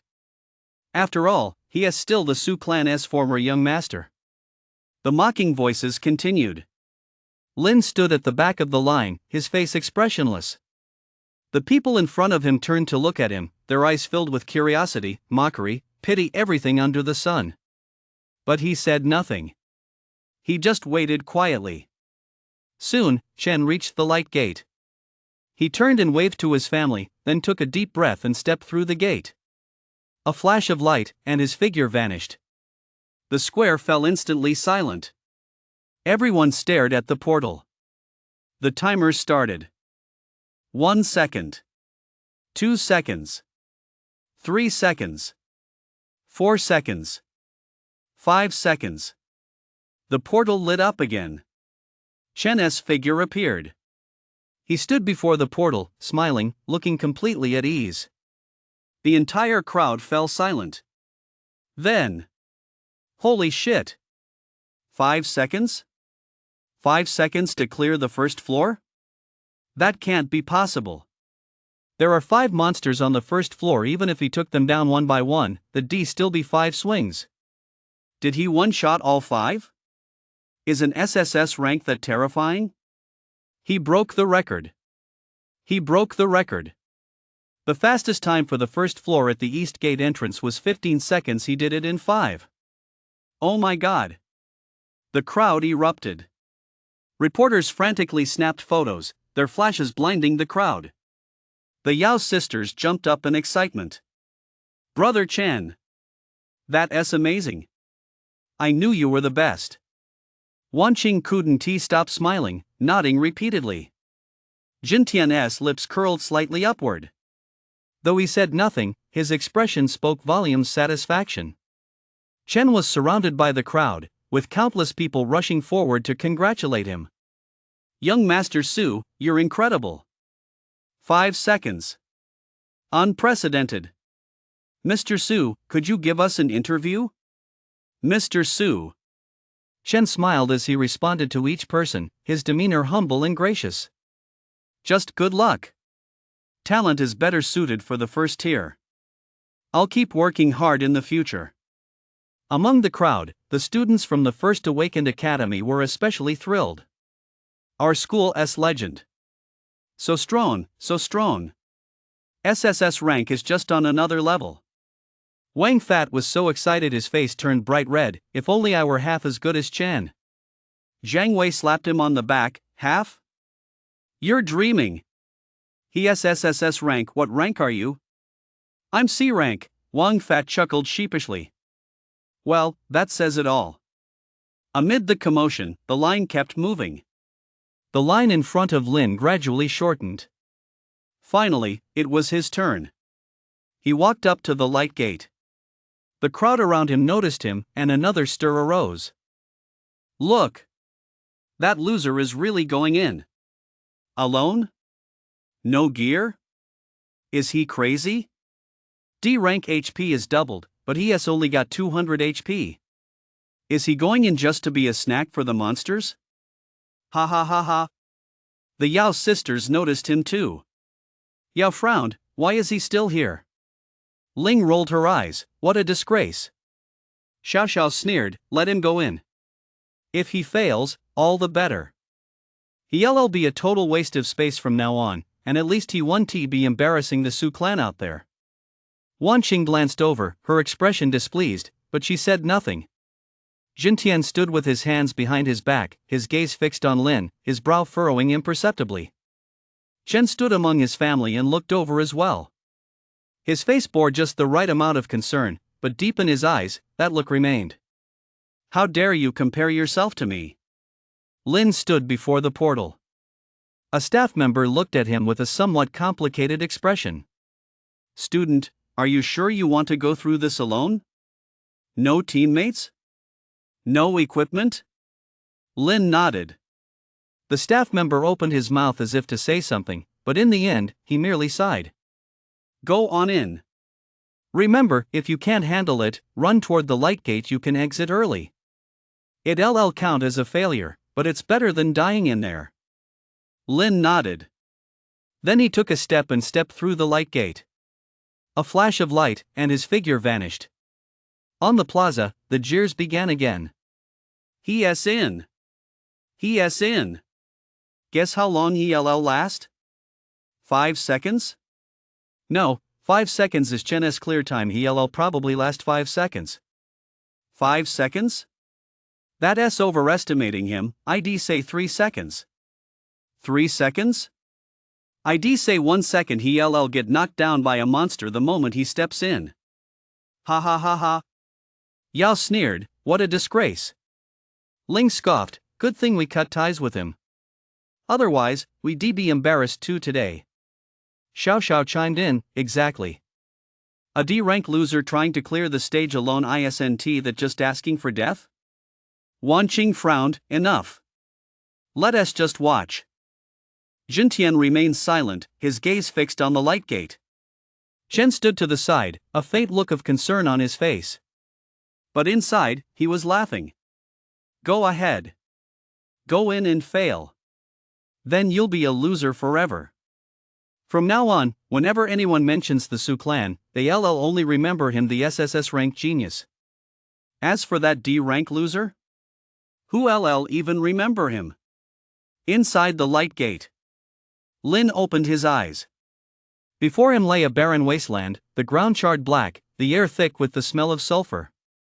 In the distance, 5 dog-like creatures, their bodies ablaze, were staring at him. Flaming dogs. Level 1, normal monsters. HP 100, attack 10. 5 of them. Lin stood where he was, not moving. The 5 flame dogs exchanged glances, then pounced simultaneously. They were fast, closing the distance to Lin in the blink of an eye. The first one opened its jaws and bit down on Lin's calf. 10. Lin looked down. He felt nothing. His HP was 10 billion. This monster's attack is 10. Even if he stood there letting it bite him for a year, it wouldn't chip a single point of health. The second, third, fourth, and fifth dogs also pounced, biting Lin in different places. 10. 10. 10. 10. Lin flexed his wrist. Then he swung his fist at the dogs' heads. 1 punch, 2 punches. He completely ignored the flame dog's attacks, focusing solely on offense. When one of the flame dog's HP hit rock bottom, it started to panic. Just as it tried to run, it realized its legs were locked in place. It couldn't escape. He kept hammering away until the 10th punch. That flame dog finally hit rock bottom and collapsed. The remaining 4 froze for a second. He continued his assault. Lin's attacks were simple yet brutal, punch after punch landing squarely. He abandoned defense entirely, chasing after the blaze dogs whenever they tried to flee. 5 minutes later, all 5 blaze dogs lay defeated on the ground. He checked his HP, it had dropped by 500. If he'd still been using his original D-rank talent, he would been wiped out right there. Ding, congratulations on clearing the first floor of the Ascension Tower. Clear time, 6 minutes. Teleporting out of the tower. A flash of light. Lin appeared before the light gate. In the square, the jeers continued. It's been 6 minutes, and he still hasn't come out? He must have died in there, right? It's better if he is dead, at least he won't come out and embarrass himself. Exactly. Just a D-rank loser. Before the words had even finished, the light gate lit up. Lin's figure appeared. The taunts stopped abruptly. The entire crowd fell deathly silent. Everyone stared wide-eyed at the teenager in the tattered old coat standing before the light gate. He's out. He cleared it?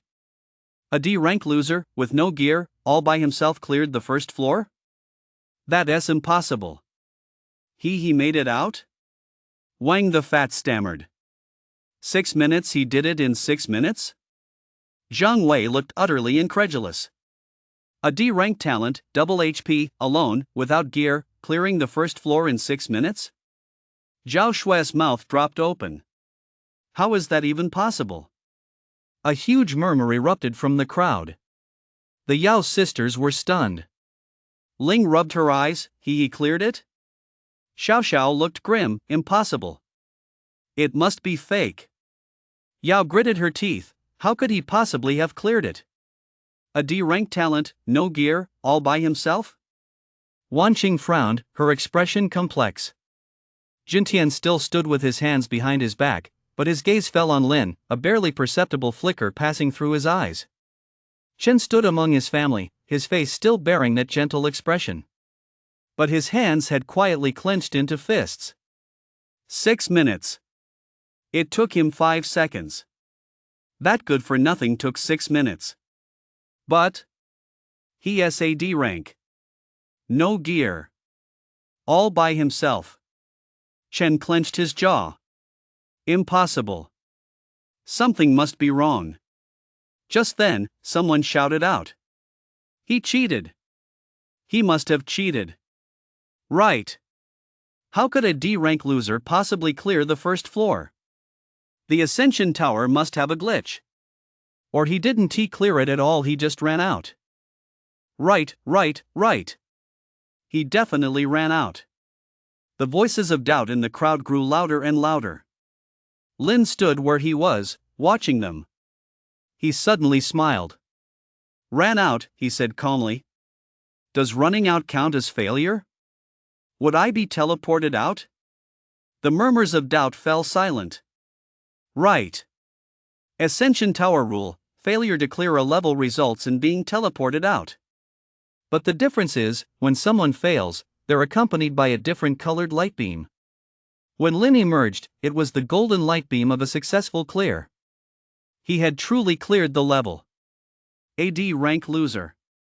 No equipment. All alone. He had cleared the first level. Everyone fell silent. They stared at him as if they'd seen a ghost. Lin didn't look at them anymore. He turned around and walked out of the crowd. As he passed by the Su clan members, he treated them as if they were strangers, not pausing even for a moment. The Yao sisters' faces were ashen, they couldn't utter a single word. Wanqing's brows were furrowed, her lips moved, but she said nothing. Jintian watched him, his gaze deep and piercing. Chen stood to the side, his face still bearing that gentle expression, but deep in his eyes, something was churning. He was now level 2. And those people? Lin's lips curled slightly. Most of his classmates who had mocked him didn't even dare to enter the tower today. He chose not to dwell on that. He still needed a level 2 piece of equipment to clear the second floor of the tower 7 days from now. He had no time to waste on this. He needed to accumulate 500 tower points within 7 days. Under everyone's gaze, he walked resolutely toward the city gates. What he didn't know was that someone was waiting outside the city today to kill him. Chapter 6, Stabbing Chen over 20 times. Sky City is divided into an inner city and an outer city. The inner city is a safe zone, protected by city walls monsters cannot enter. The outer city is the wilderness, teeming with monsters. Awakened can hunt in the wilderness outside the city to earn tower points and occasionally loot gear. But the risks are high. If surrounded by monsters, they could die. The death rate outside the city is tracked annually. Last year, over 3,000 awakened perished. Most were low-level newcomers who, lured by tower points, ventured deep into the wilderness and never returned. Lin took the subway for 40 minutes and arrived at the East Gate. The gate was crowded with people, mostly awakened, forming parties to head out of the city. 1 slot open. Need a tank. Must have 500 plus HP. 2 slots open. Need a DPS, 50 plus attack. Any healers?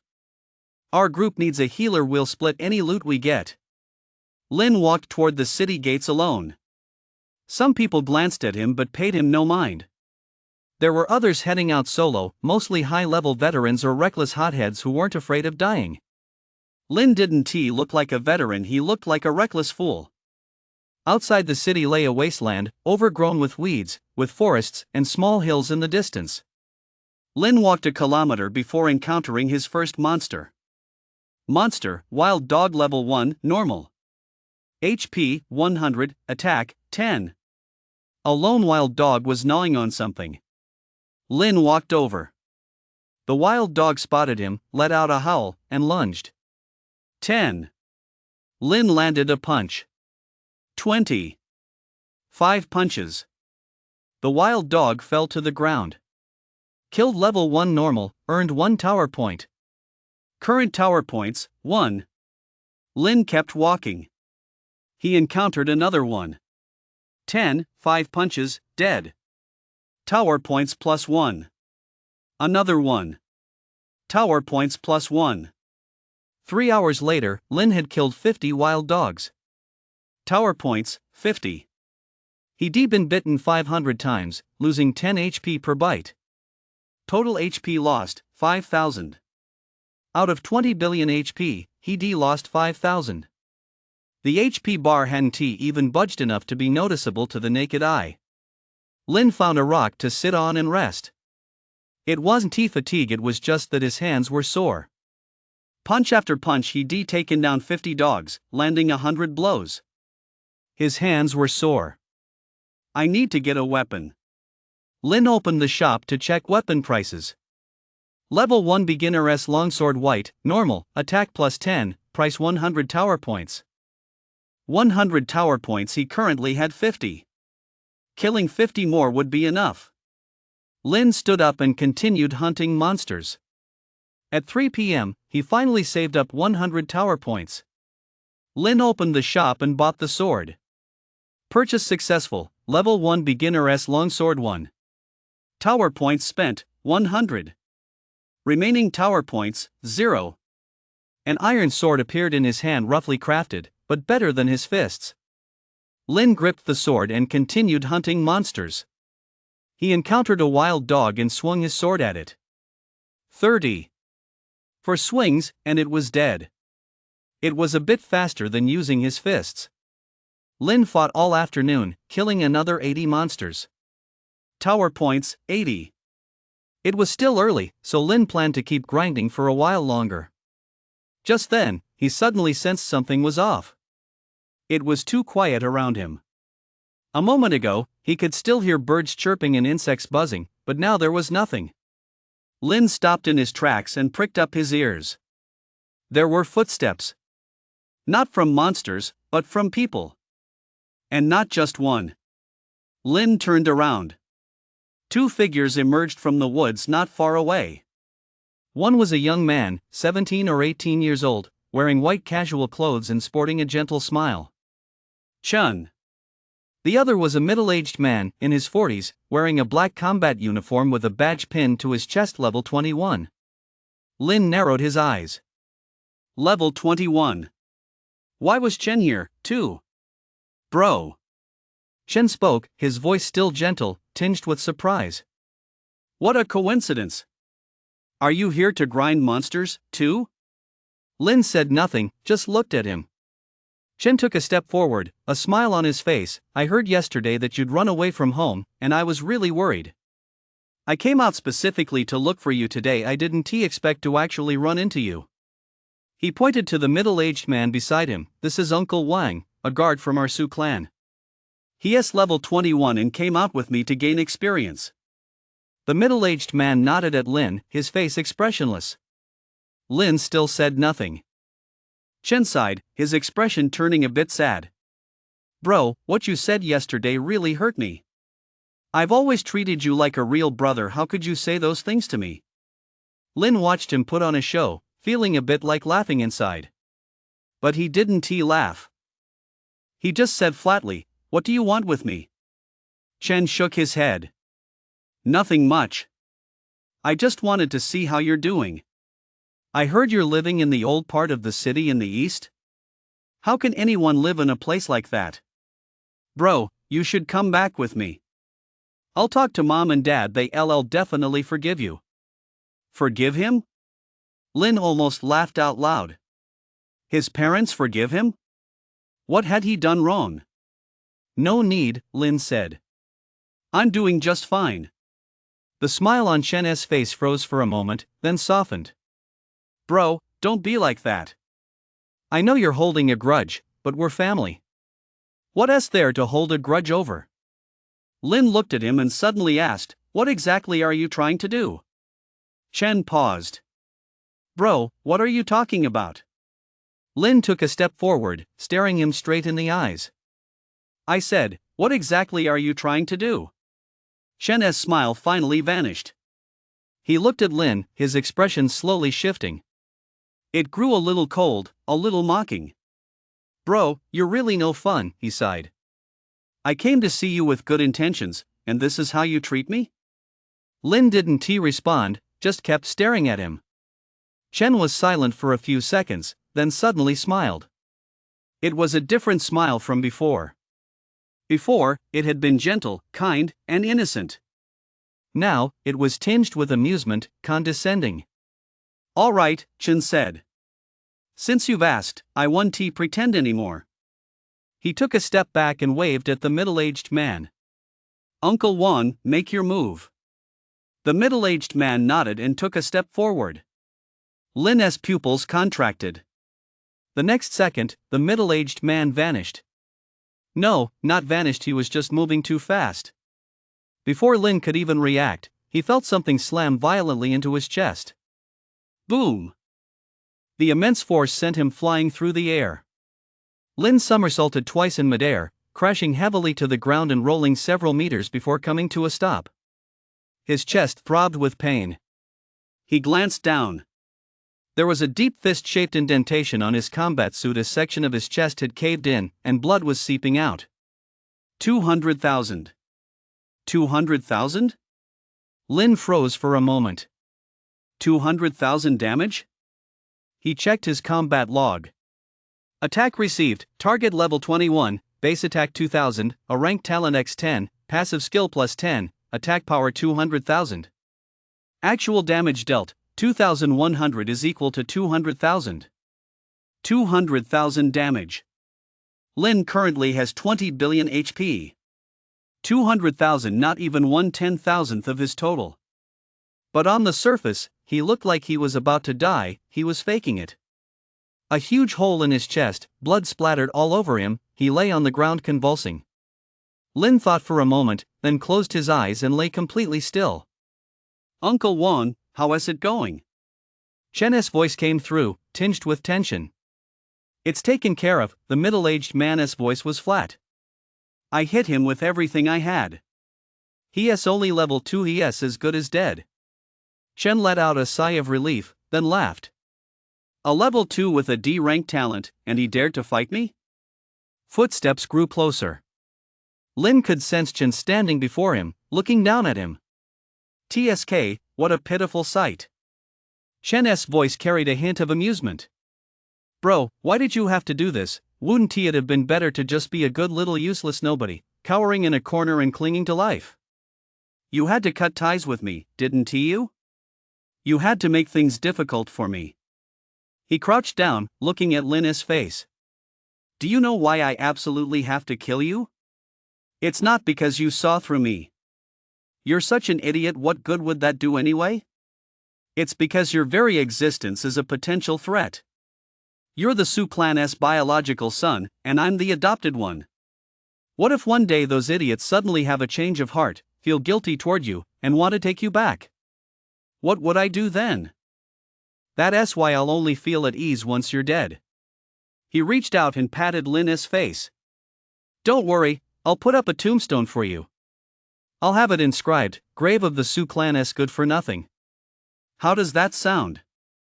Chen stood up with a smile and said to the middle-aged man, Uncle Wan, make it look like he was attacked by wild beasts.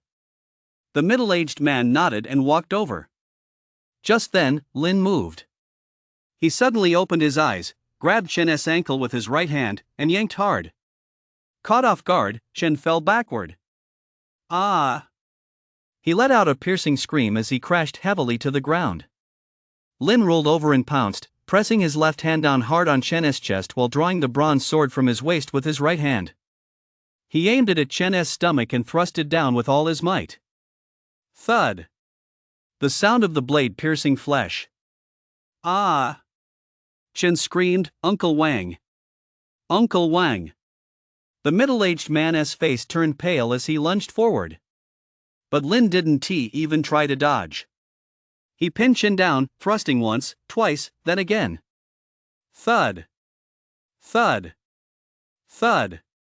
He didn't know how many times he stabbed him, blood splattered all over his face and body. Stop. The middle-aged man slammed a fist into Lin's back. Thud. 200,000. Lin's body shook, and his health bar dropped another notch. But he didn't let go. Another stab. Thud. Chen's screams had turned into wails. His stomach was a bloody mess. The middle-aged man panicked and threw another punch. Thud. Another punch. Thud. 3 punches in a row, each dealing 200,000 damage. Lin's health bar dropped by nearly 1,000,000, but he seemed oblivious, still holding Chen down tightly as he stabbed him again and again. You're crazy. You're crazy. The middle-aged man finally snapped out of it, grabbed Chen's shoulder, and yanked him backward with all his might. Lin was dragged forward, and the sword in his hand sliced another gash across Chen's body. Ah! Chen let out another agonized scream.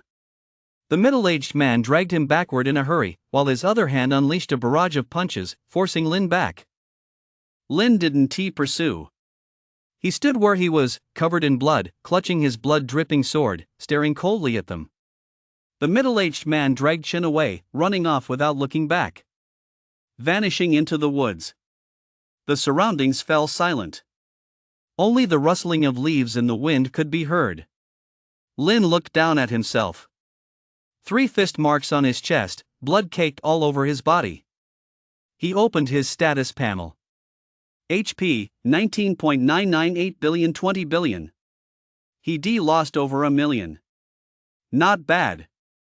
Lin looked up toward the direction Chen had vanished, a slow curve forming at the corner of his mouth. How many times did I stab him? He hadn't counted. But at least 20 times, if not more.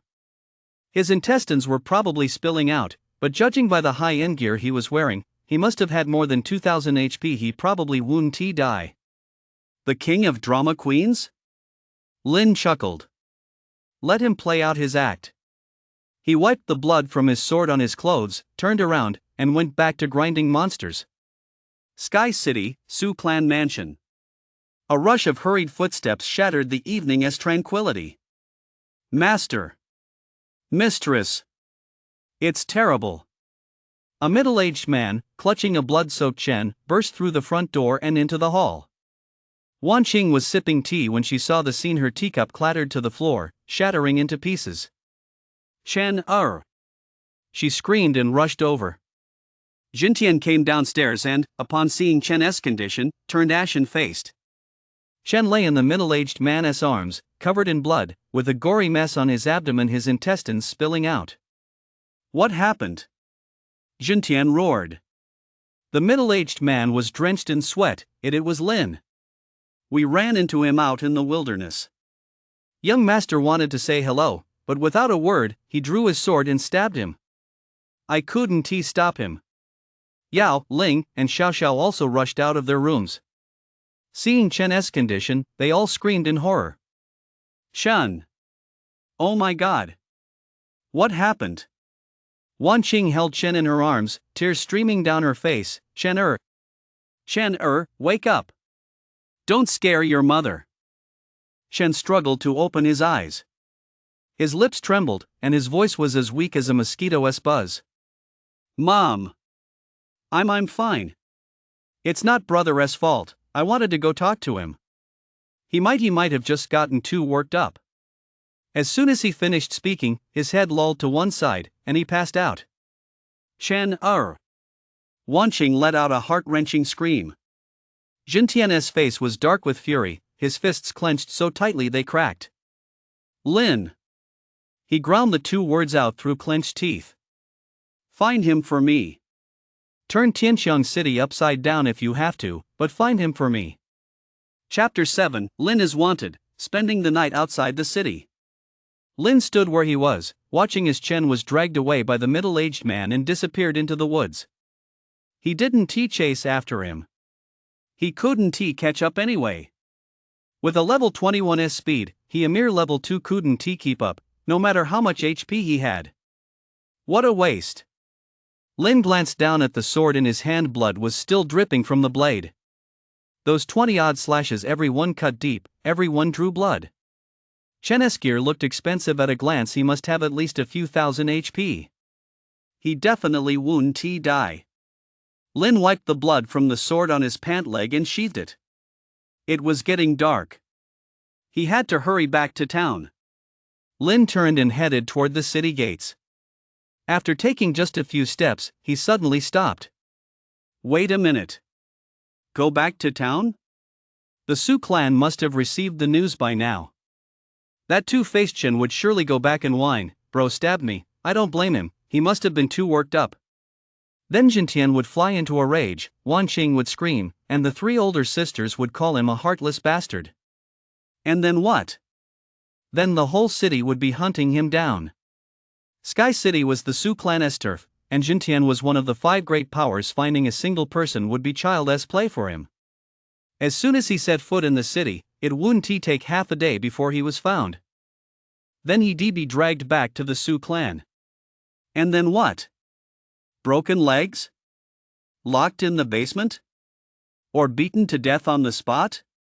Lin recalled the days when the original host lay in bed for 3 months with broken ribs.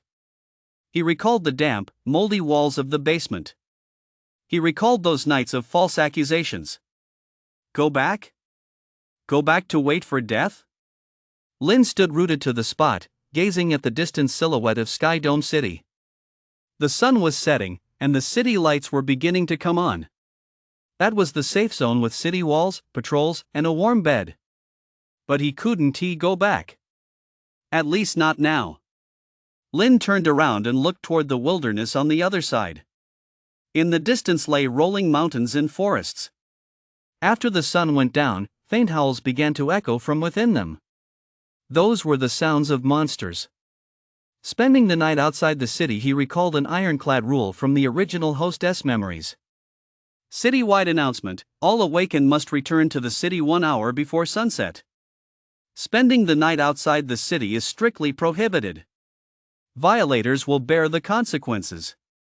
This announcement blared 3 times over the city every evening. Even a 3-year-old knew it. Because during the day, you hunt monsters. At night, monsters hunt you. After dark, the number of wild monsters would increase tenfold or more. And high-level monsters would come out to hunt. It was said that once, a level 49 powerhouse, convinced of his own strength, insisted on challenging the rule by spending the night outside the city. The next morning, people found only half of his body. The other half had been devoured by some unknown monster. Since then, no one had dared to defy this ironclad rule. Even experts at levels 40 or 50 make sure to return to town before sunset. They'd rather farm fewer monsters than risk their lives. But now, Lin had no choice. Return to town, and he'd die for sure.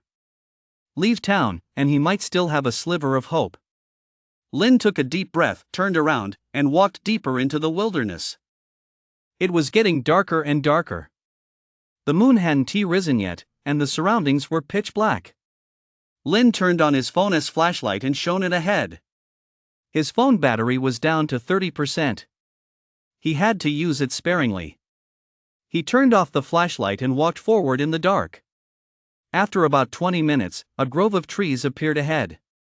Lin stopped and pricked up his ears. There was movement in the woods. A rustling sound, as if something were crawling. Lin gripped his sword tightly and crept closer. Suddenly, a dark shadow darted out from behind a tree. Lin instinctively dodged to the side and swept his sword horizontally. Thwack! The blade struck something, and a shrill, agonized scream rang out. Lin took 2 steps back and, in the faint moonlight, made out the creature's form. Monster, Shadow Cat Level 2, Normal. HP, 200, Attack, 20. Skill, Night Stalker 30% speed boost at night. A black cat, about the size of a stray dog, was entirely pitch black except for its eyes, which glowed with a faint green light. It had been slashed by Lin, leaving a gash on its neck, and was now baring its teeth at him. 30. Lin glanced at the combat log. His current attack power was 20, plus 10 from his sword, totaling 30. One swing of his sword dealt 30 damage. The Shadow Cat's HP was 200, leaving it with 170 remaining. The cat was fast, and it had a speed bonus at night. But it wasn't fast enough to outpace the sword. Before it could react, Lin closed in and struck again. Thud. 30. The Shadow Cat let out a piercing scream and turned to flee. Lin gave chase, landing several swift strikes. Thud. The Shadow Cat collapsed to the ground. Kill level 2 normal, earned 2 tower points. Current tower points, 82. Lin caught his breath and sheathed his sword. Just as he was about to continue on, he suddenly heard rustling sounds all around him. More and more. He looked up, and his scalp prickled. In the darkness, pairs of glowing green eyes lit up. Dozens of shadow cats were closing in from all directions. Lin took a deep breath. He knew monsters were more common at night. But he hadn't expected this many. Run? He couldn't outrun them. Cats were fast enough as it was, and they moved even faster at night. As a level 2 player, he had no chance of escaping. So he had no choice but to fight. Lin gripped his sword tightly, ready for battle. The next second, dozens of cats pounced all at once. Lin didn't even try to dodge, he couldn't have anyway.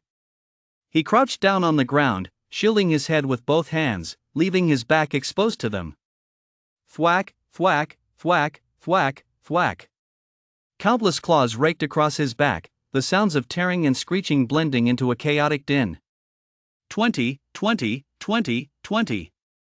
Damage notifications popped up like a flood. Lin remained motionless, letting them bite him. He counted silently. After about 30 bites, his health bar dropped by 600 points. Out of 20 billion HP, he lost 600. Not even a fraction of a percent. Lin felt confident now. He sprang to his feet, gripped his sword tightly, and swung it in a sweeping arc. Thwack, thwack, thwack. 3 shadow cats were struck, flying backward with agonized screams. Lin charged after them, dispatching one with each swing of his sword. The remaining cats hesitated for a moment, then pounced even more furiously. Lin didn't even try to dodge, he just stood there, letting them bite him. All he had to do was keep swinging his sword. 1, 2, 3. 10 minutes later. The floor was littered with cat corpses. Lin stood in the middle of the bodies, covered in blood, panting heavily. It wasn't from exhaustion. It was from excitement. Kill level 2 normal 37, earned 74 tower points. Current tower points, 156. Lin opened the panel and took a look. HP, 19.997 billion 20 billion. He lost less than 60,000 HP. 37 cats, who knew how many bites, and the total damage was only 60,000. Lin smiled. That health bar was seriously thick. But there was a problem. He had no auto-healing ability. Once HP was lost, it was gone. It wouldn't regenerate on its own. To recover HP, he could only spend tower points to buy potions from the shop. Lin opened the shop and scrolled to the potion page. Basic healing potion, restores 100 HP, price, 10 tower points. Intermediate healing potion, restores 1000 HP, price, 100 tower points. Advanced healing potion, restores 10,000 HP, price, 1000 tower points. These were very useful for other players. But to Lin, they're all junk. With 20 billion HP, drinking a single advanced potion would restore 10,000 HP? What good is 10,000 HP? It'd be gone after just a few bites from a monster. Lin kept scrolling. When he reached the last page, he paused. Percentage recovery potion special, restores 1% of max HP, price, 1000 tower points. Note, This is a special potion. It requires rare materials to craft and has an extremely low yield. Typically, only high-level powerhouses purchase it, as low-level players have such a small HP base that spending 1000 tower points to restore 1% HP is a terrible deal. Lin stared at that line, his eyes lighting up. 1%? His current HP is 20 billion. 1% of that is 200 million. Spend 1000 tower points to restore 200 million HP? That value for money is absolutely insane. Plus, with his current HP at 20 billion, if he drops to 19.8 billion and drinks a bottle, he'd be back to full health instantly? He did the math. 1000 tower points restores 200 million HP. That is 200,000 HP per tower point. A normal potion costs 1000 tower points but only restores 10,000 HP. This potion offers 200,000 times the value of a normal potion. Lin took a deep breath. This thing was practically tailor-made for him. He glanced at his tower points, 156. Still a long way from 1000. He'd have to keep grinding. Lin put away his phone, gripped his sword tightly, and continued deeper into the forest. That night, he didn't sleep a wink. After killing a wave of cats, another wave of dogs appeared. After killing a wave of dogs, another wave of wolves appeared. After killing a wave of wolves, another wave of bears appeared. From dusk until late at night, from late at night until dawn, from dawn until daybreak. Lin had no idea how many monsters he'd killed. He only remembered swinging his sword countless times, until his arms went numb and the skin on his palms cracked. But he didn't stop. Because his tower points were rising. 156. 342. 578. 803. The first hint of dawn finally appeared on the horizon. The sun slowly rose. Lin stood in an open clearing, covered in blood, his hair matted in clumps, his clothes long since unrecognizable from their original color. All around him lay a dense field of monster corpses. At least 200 or 300. Lin opened his interface. Current tower points, 1247. HP, 19.801 billion. 20 billion. He'd lost nearly 200 million HP overnight. That was enough. He opened the shop, found the percentage recovery potion, and clicked to buy it. Purchase successful, percentage recovery potion 1. Tower points consumed, 1000. Remaining tower points, 247. A pale golden potion appeared in his hand. The bottle wasn't large, about the size of his palm, and the liquid inside glowed faintly. Lin downed it in one gulp. A warm sensation spread from his stomach, flowing through his limbs and every fiber of his body. You used a percentage recovery potion, restoring 1% of your maximum HP. Current HP, 20 billion. 20 billion. Fully healed. Lin let out a long breath and plopped down onto the ground. Exhausted. Damn, he was exhausted. He hadn't slept all night, had killed over 300 monsters, and swung his sword thousands of times. All he wanted to do now was sleep. But he couldn't sleep here. It was daylight now. The monsters had returned to their lairs, but people had also left the city. If anyone saw him or recognized him, he was done for. Lin got to his feet and, dragging his weary body, headed deeper into the woods. After walking for about half an hour, he found a large tree. The trunk was so thick it would take 2 or 3 people to encircle it, and the canopy was dense enough to easily hide a person. Lin scrambled up using both hands and feet, found a sturdy branch, and lay down. He had barely closed his eyes when he opened them again. He pulled out his phone and glanced at it. The battery was down to 8%. He turned off the phone, slipped it back into his pocket, and closed his eyes. 3 seconds later, he was asleep. Meanwhile, Sky City. 7 a.m. Major media outlets simultaneously pushed out a news story. Shocking. Su Clan's adopted son Chen attacked last night, seriously injured and unconscious. The assailant is none other than his biological son, Lin.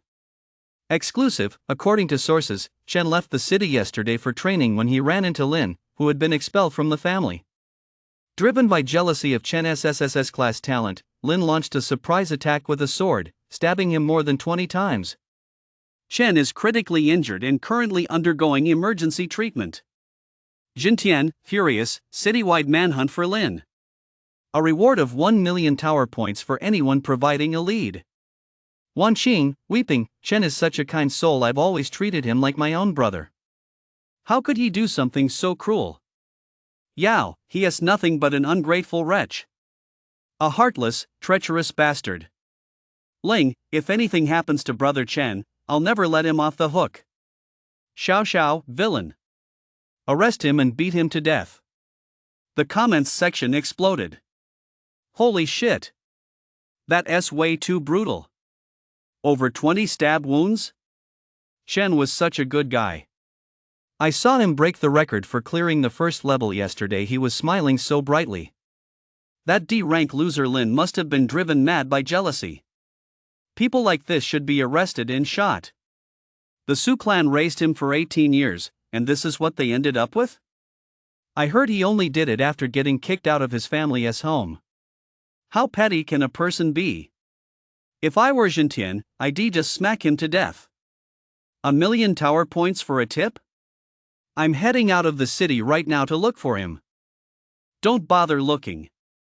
He wouldn't dare spend the night outside the city. He is definitely hiding in some corner of the city. True. Who the hell would dare spend the night outside the city? That's asking for trouble. Let us search inside the city. We'll definitely find him. East Gate of Sky City.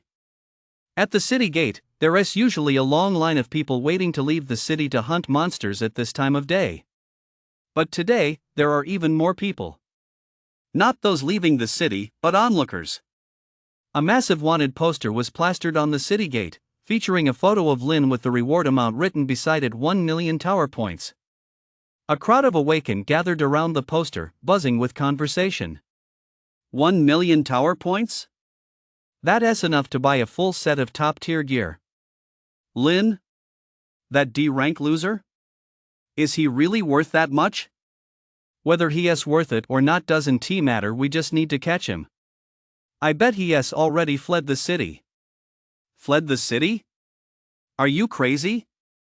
He is only level 2, would he dare spend the night outside? Is he looking to die? Then he must be hiding in some corner of the city. It's easier inside, we'll just search slowly. Right. It's safe inside, he definitely wouldn't dare leave the city. Lin. He slept for 4 hours before waking up hungry. When you're hungry, you've got to eat. Monster meat is edible, but it has to be cooked. Eating it raw can make you sick. He found a secluded spot, built a fire, and roasted 2 shadow cat legs. The meat was tough and tasteless, but it filled his stomach. After finishing, he thought for a moment and decided to head to the city gates to check things out. He wanted to know how the Su clan was reacting. What he saw was this wanted poster. 1 million tower points. Jintian really isn't holding back. Lin glanced at it, then lowered his head and walked back. No one paid him any mind. A normal teenager in old clothes was too inconspicuous in the crowd. After walking a distance, Lin found a deserted spot, took off his jacket, and put it on inside out. Then he found a small stream and splashed water on his face. In the reflection, his face looked the same, but his eyes had changed. They had grown colder, more somber. Lin looked around to make sure no one was watching, then returned to the big tree, climbed up, and went back to sleep. He slept until the afternoon. When he woke up, the sun was already beginning to set. Lin sat in the tree, gazing at the wilderness in the distance. This was a great spot. The view was wide open, and he could clearly see everything around him. Suddenly, he spotted a group of people in the distance. There were about 7 or 8 of them, fighting monsters. Lin narrowed his eyes and looked closely. The leader was a girl, around 17 or 18, wearing a set of silver white light armor and holding a rapier. Her movements were crisp and precise. With a single swing of her sword, a level 2 wild wolf fell to the ground. Lin glanced at the combat log. He was too far away to see the exact numbers, but he could tell this girl's attack power was no joke. Behind her were several others, some wielding shields, some with bows and arrows, and others with staffs. They worked together seamlessly, clearing monsters with great efficiency. Lin watched them for a few more moments. It wasn't for any particular reason, he just hadn't seen another living soul in a long time. The girl suddenly stopped and glanced in Lin's direction. Lin's heart skipped a beat. He immediately ducked back into the treetops and held completely still. The girl watched for a moment, shook her head, and continued clearing monsters. Lin breathed a sigh of relief.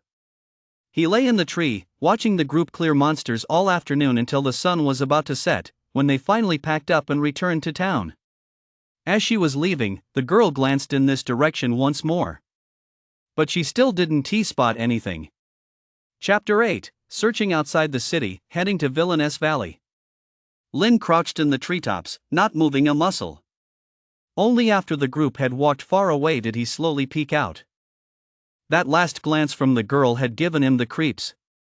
It wasn't a delusion. She had definitely been looking in his direction. Although she hadn't noticed anything, Lin had memorized her face. Silver white light armor, a rapier, and crisp, precise movements. If he ever ran into her again, he'd have to steer clear. The sun had set. The last streak of crimson on the horizon was swallowed by darkness, and the howls echoed across the wilderness once more. Lin climbed down from the tree, just as he was about to resume grinding monsters, when he suddenly heard voices in the distance. He immediately crouched down, hiding behind some bushes. The voices grew closer. "Boss, are we really going out to look for them at night?" "Duh. 1,000,000 tower points, you don't want that?" "But there are too many monsters at night. There's only 5 of us." "What if?" "What if what?" "The Sioux clan said we'd get tower points just for providing a lead. They didn't ask us to actually catch them. If we find them, we run. If we can't run, we hide. What's there to be afraid of?" "True. Hey, do you think that Lin guy would actually dare to spend the night outside the city? He's just a level 2 loser." "Do you really think he would? Then what are we even looking for?" "You're right. But since we're already here, let us just wander around a bit, take a quick look, and head back to report." "All right." The 5 of them walked past the bushes where Lin was hiding, the farthest one less than 5 meters away. Lin held his breath, not moving a muscle. Only after they walked far enough away did he slowly exhale. He pulled out his phone and took a look. The battery was down to 5%. He turned on the data and scrolled through the feed. The top story was about him. Citywide manhunt for Lin. 1,000,000 tower points reward. Exclusive, Chen's first words after waking up: "Don't blame your brother." Sioux clan spokesperson: "The Sioux clan will show zero tolerance for Lin's atrocities." The comments section was filled with abuse. "Chen is such an angel, he almost got stabbed to death and he is still sticking up for that loser. Someone like Lin deserves to be arrested and torn to pieces. If I were Jintian, I'd just smack him to death. I heard he is still outside the city? Anyone want to form a group to go look for him? Form a group, my ass, who dare go out there at night? True, let us wait until morning." Lin finished reading and slipped his phone back into his pocket. Wanted citywide. 1,000,000 coin bounty. People are even out looking for him at night. I can't go back into the city. It's not safe outside either. I need to find a place to hide. But where? 400 of miles around Sky Dome City, it's all wilderness full of monsters and awakened players farming mobs. He couldn't just stay up in this tree forever. Sooner or later, he'd be found. Lin leaned against the tree, his mind racing. Suddenly, 3 words popped into the original hostess memory. Valley of Villains. It was a place from a legendary. Located at the northernmost tip of Sky City, it could only be reached by crossing 3 mountain ranges and traversing a toxic swamp. There were no laws there, no rules, only one ironclad law. The Valley Lord, a level 88, has the final say. What kind of people live in the Valley of Villains? Fugitives on the run. Desperate outlaws with nowhere else to turn. Pitiable souls hunted by powerful plans with nowhere to go. And some are simply madmen who refuse to be bound by rules. But no matter who you are, once you enter the Valley of Villains, you must follow its rules. Those who break the rules will die. It is said that there was once a ruthless level 75 player who, convinced of his own strength, went on a killing spree and looted the valley. The next day, his head was hung at the valley entrance, with a note attached. A personal gift from the Valley Master. Since then, no one has dared to cause trouble in the valley. Because that level 88 Valley Master is a true god of death. Although his level was one lower than Jintian's 589 level characters, his talent was incredibly bizarre, rumored to be a rare spatial type ability. Can't beat him? He can outrun you. If I can't beat you, can't I beat your son? Your grandson? Your entire family? That's why no one dared to provoke him. No matter how strong Jintian was, he didn't dare to cause trouble in Evil Valley. Because he knew he couldn't kill the Valley Master, but the Valley Master could wipe out his entire family, young and old. That was the law of survival in Evil Valley. You're strong, but you dare not touch me. I'm weak, but I have a backer. Lin's eyes lit up at this thought. Evil Valley. There was an entrance to the Ascension Tower there, just like in the city, where one could complete challenges to level up. There were no laws there, no one would care who he was. The Valley of Villains was guarded by an 88th level Valley Master. No matter how powerful Jintian was, they wouldn't dare go in to arrest anyone. As long as he made it into the Valley of Villains, he'd be safe. Lin immediately pulled out his phone and opened the map. His battery was down to 4%. He quickly typed in the 3 characters, Valley of Villains. The Valley of Villains lay northwest of Sky City, about 230 li from the city center. But getting there wouldn't be easy. 230 li meant crossing 3 mountains and passing through a toxic mist. The toxic mist dealt 10 HP damage per second, and normal players simply couldn't get through it. Plus, the path was swarming with monsters, and the further northwest he went, the higher their levels became. Most importantly, entering the valley required 1,000 tower points. Lin glanced at his tower points, 247. He was still 753 short. He'd have to make up the difference along the way. Lin put away his phone, gripped his sword tightly, and set off toward the northwest. Night fell. The moon hadn't risen yet, and the surroundings were pitch black. He walked in the dark, relying on his instincts to find his way. After about half an hour, the lights of the city walls were no longer visible behind him. He was surrounded by wilderness. The weeds reached past his knees, and in the distance lay a continuous stretch of dark silhouettes, the mountains. The night wind blew, rustling the grass. Lin stopped in his tracks and pricked up his ears. There was a sound. It wasn't the wind. It was footsteps. Very light, scattered, and numerous. Lin gripped his sword tightly, slowly crouched down, and hid himself in the grass. The footsteps grew closer and closer. By the faint starlight, he finally saw clearly. They were wolves. Not just one, but a pack.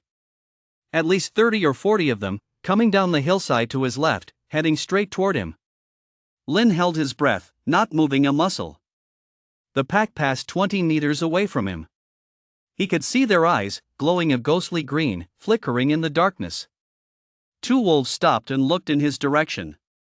Lin gripped his sword, ready to strike. But after staring for a few seconds, the 2 wolves continued on their way. The pack vanished into the night. Lin let out a sigh of relief and kept walking.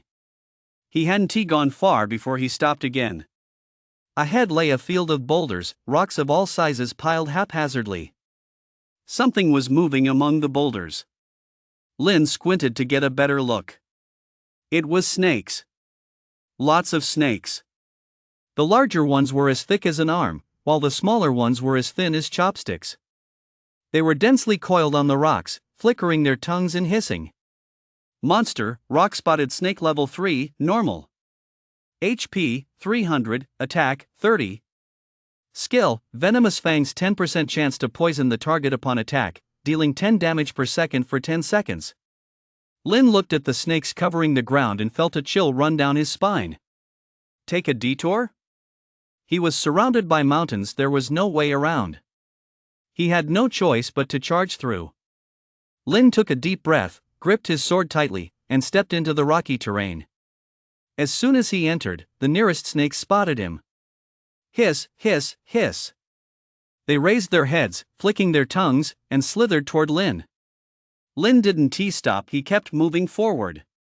The first snake lunged and bit him on the calf. 30. Lin ignored it and kept walking.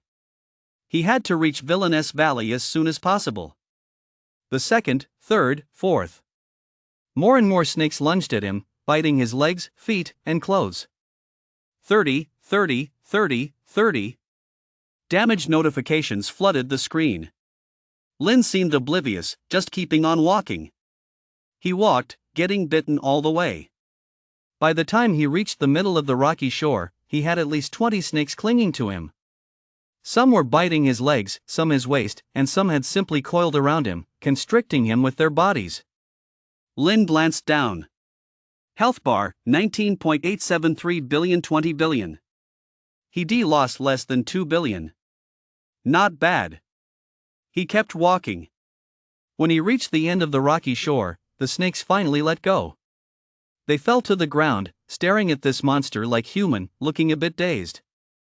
Why hasn't this guy collapsed yet? Lin ignored them and walked away without looking back. That night, Lin didn't know how far he'd gone. He only knew he'd been walking the whole time, constantly being bitten. Beyond the rocky shore lay a grove of low-lying trees. The grove was teeming with bats. Monster, blood-sucking bat level 4, normal. HP, 400, attack, 40. Skill, blood-sucking restores 20 HP upon attack.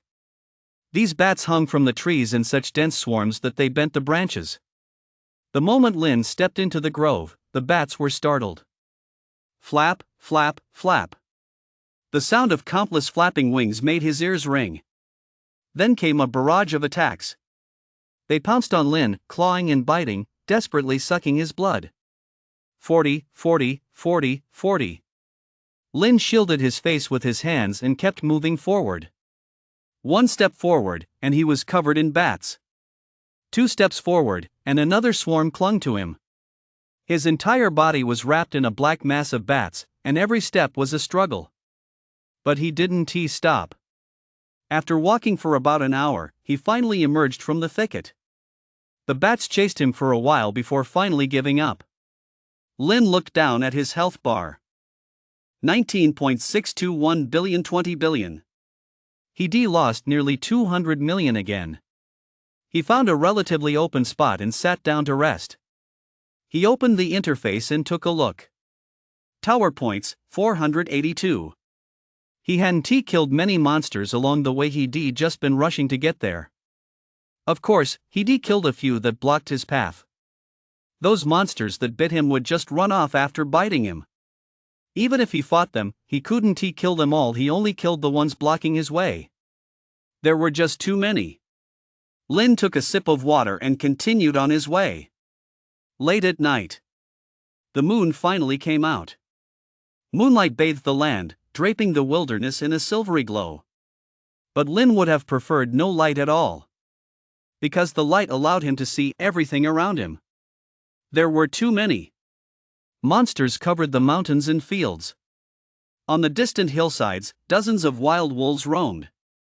In the nearby grass, countless venomous snakes slithered. Above him, in the treetops, flocks of bats circled. And there were monsters he didn't even know the names of. Some were as big as bears, some as small as cats, some had wings, some were covered in spikes. They were all watching him. Those eyes, glowing a eerie green, flickered in the darkness. Lin gripped his sword tightly and kept moving forward. He knew they would pounce. Sure enough, He hadn't taken 10 steps before the first wave of attacks hit. 3 wild wolves charged from the side and bit into his leg. 50, 50, 50. Lin ignored it and kept walking. The second wave came. 5 venomous snakes darted out of the grass and bit his ankles. 30, 30, 30, 30, 30. He kept walking. The third wave, the fourth wave, the fifth wave. More and more monsters pounced on him. They bit him, clawed him, tore at him, and rammed into him. Lin was covered in blood. His clothes were long since torn to shreds, and his skin was covered in wounds. But he didn't stop. He just kept walking, step by step. 1 step, a few hundred health points lost. 10 steps, a few thousand health points lost. 100 steps, tens of thousands of health points lost. But his health bar was 20 billion. Tens of thousands of health points weren't even a fraction of that. The sky finally began to lighten. The sun slowly rose. Lin stood on a hillside, looking back at the path he had traveled. Across the wilderness, a swarm of monsters still watched him. They had followed him all night, biting him all night, but they had never managed to bring him down. Lin turned his gaze away and continued forward. He needed to find a place to hide. During the day, people would come out of the city. He had to avoid them. After walking for half an hour, he found a grove of trees. The grove wasn't large, but the trees were dense enough to hide a person. Lin found a large tree, climbed up, and lay down on a branch. Before closing his eyes, he glanced at his status panel. HP, 19.337 billion, 20 billion. He lost over 600 million HP overnight. Tower points, 654. Lin closed his eyes and fell asleep. After sleeping for about 3 hours, he was awakened by the sound of voices. He immediately opened his eyes and peered down through the gaps in the leaves. Outside the forest, a group of people was approaching.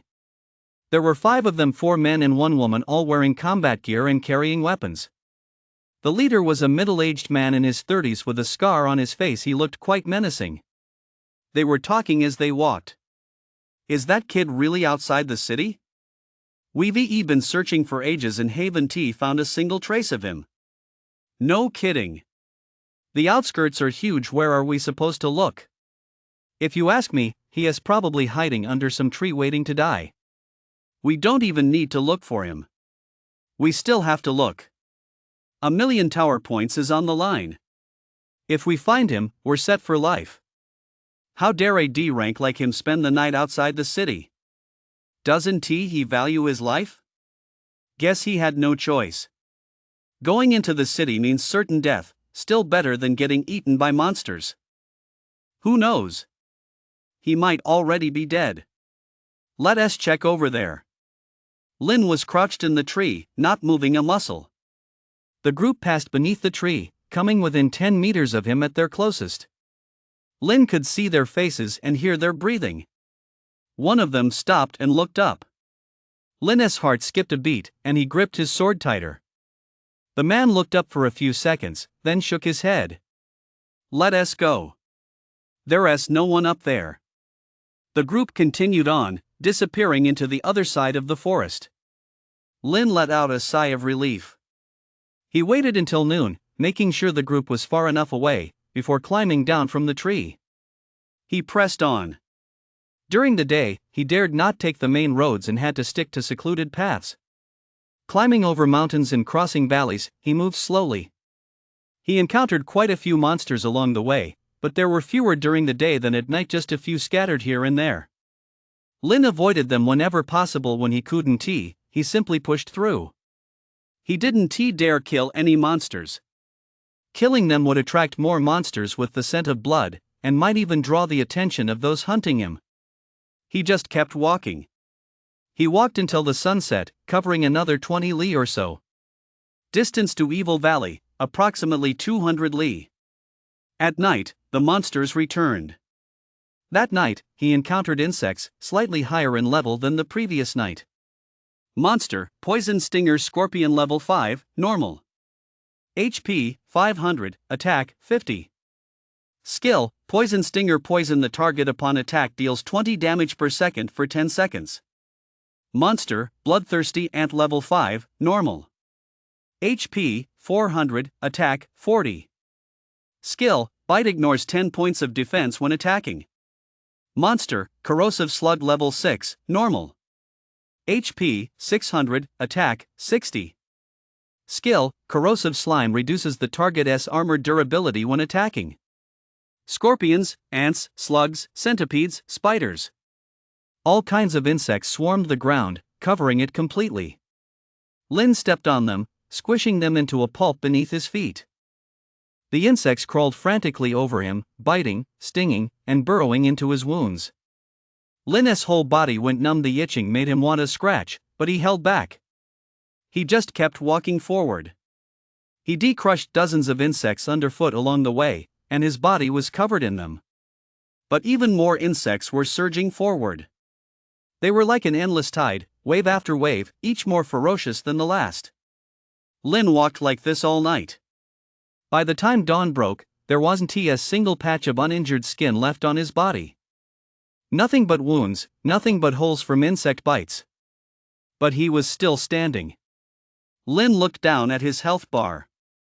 18.512 billion, 20 billion. He lost over 800 million more. Tower points, 1006. Then he continued on his way. During the day, he encountered several more waves of search parties. Lin was always able to spot them in advance and hide. Once, he hid behind a clump of bushes as the search party passed just 3 meters away. Only after they had gone far enough did he slowly crawl to his feet and continue onward. He walked for 2 days and 2 nights. Distance to Evil Valley, approximately 150 li. The third night, Lin came upon a swamp. The swamp was full of mud. With a single step, he could sink up to his knees. Lin walked with great caution, afraid of sinking in and being unable to escape. But the monsters didn't care about that. Monster, swamp crocodile level 7, normal. HP, 700, attack, 70. Skill, death roll, bites the target and rolls, dealing damage 3 times in a row. Monster, rotten corpse level 8, normal. HP, 800, attack, 80. Skill, putrid toxin, poison the target upon attack, dealing 30 damage per second for 15 seconds. Monster, swamp python level 9, normal. HP, 900, attack, 90. Skill, coil wraps its body around the target, dealing 50 damage per second until the target breaks free or dies. A crocodile burst out of the muddy water, clamped onto Lin's leg, and began thrashing wildly. 70, 70, 70. Lin's leg was twisted into an unnatural angle. But he didn't cry out, nor did he stop. He simply dragged the crocodile along as he kept moving forward. Rotten corpses swarmed in from all directions, clawing and scratching at him with their decaying hands. 80, 80, 80. Those hands were poisonous. The wounds began to fester, and blood flowed unceasingly. Lin pretended not to notice. A giant swamp python dangled from a tree, coiling around his body and tightening its grip. 50, 50, 50. Lin's ribs cracked under the pressure, and breathing became difficult. But he kept moving forward. For a stretch, he dragged a horde of monsters behind him. For another stretch, a few more pythons coiled around him. By the time he reached the center of the swamp, at least a dozen monsters were clinging to Lin. Crocodiles bit at his legs, rotting corpses clawed at his back, and giant pythons wrapped themselves around his body. He was like a moving pile of monsters, struggling forward through the swamp. He walked all night long. At dawn, he finally emerged from the swamp. The monsters behind him chased him for a while, but eventually gave up. Lin collapsed onto the ground, gasping for breath. His legs were mangled, having been snapped by crocodiles multiple times. But his health bar remained. HP, 17.067 billion, 20 billion. Tower points, 2078. He lost about 1.5 billion HP that night. The fourth night, Lin arrived at a mountainous forest. The mountains were high, the trees dense, and there were almost no paths. But none of that mattered. What mattered were the monsters in the mountains. Monster, Shadow Hunter level 10 normal. HP, 1000, attack, 100. Skill, invisibility can become temporarily invisible next attack deals double damage. Monster, Rock Giant level 11, normal. HP, 11,000, attack, 1,100. Skill, Stone Throw throws a boulder from a distance, dealing 200% damage. Monster, Ghost level 12, normal. HP, 12,000, attack, 1,200. Skill, Piercing deals damage upon passing through the target's body, ignoring physical defense. These monsters are stronger than any Lin has encountered before. Especially the Rock Giant. Level 11, 11,000 HP, 1,100 attack. A single punch would knock 1,100 HP off Lin. Lin glanced at his health bar, 20 billion. 1,100 HP? No big deal. But the problem was, there were just too many of them. Monsters covered the entire mountain. A shadow hunter sneaked up while invisible, suddenly appeared, and slashed at Lin's neck. 200. A rock giant rolled down the hillside and slammed a fist into him. 1,100. A ghost passed right through his body, leaving behind a bone-chilling cold. 1,200. Lin just stood there, letting them hit him. 1 hit, 1 step forward. 10 hits, 10 steps forward. After taking over 1,000 hits, he finally reached the mountaintop. He looked back and saw at least several hundred monsters following him. They all stared at him with strange expressions. How come this guy isn't dead yet? Lin ignored them and kept walking forward. The morning of the 5th day. Lin stood atop a mountain and saw a valley in the distance. The valley was shrouded in thick fog. He couldn't make out what lay within. That was the Valley of Evildoers. But it was still 30 li away. Lin began his descent. After walking for half a day, he finally reached the foot of the mountain. At the base lay a plain, and at the edge of the plain was the toxic mist. But there were people on the plain. Lin stopped and hid behind a large boulder. In the distance, at least 20 people were searching the plain. They wore matching uniforms with Sioux clan badges pinned to their chests. Members of the Sioux clan. Leading them was an elderly man in his 60s, with gray hair, but an imposing presence. Lin glanced at his level 58. Level 58. The kind who could swat a normal level 2 character to death with a single slap. Lin held his breath, crouching motionless behind the rock. The old man stood in the center of the plain, scanning the surroundings. Search. Turn this place upside down if you have to, but find him. The Sioux clan members spread out and began their search. Lin hid behind the rock, watching them close and step by step. The nearest one was only 50 meters away. 40 meters. 30 meters. 20 meters. 10 meters. The man walked up to the rock and stopped. Lin gripped his sword, ready to fight to the death. But the man simply unzipped his pants and urinated against the rock. Then he zipped up and walked away. Lin let out a sigh of relief. He hid behind the rock for 3 hours, and only when the Sioux clan men had gone far enough did he slowly crawl out. He continued on his way. After walking 5 li, he encountered a second group of men. It was the Sioux clan again. He hid once more. He waited until they were far away before continuing on. And so it went, stop and go, hide and seek. As the sun began to set, he finally reached the edge of the toxic mist.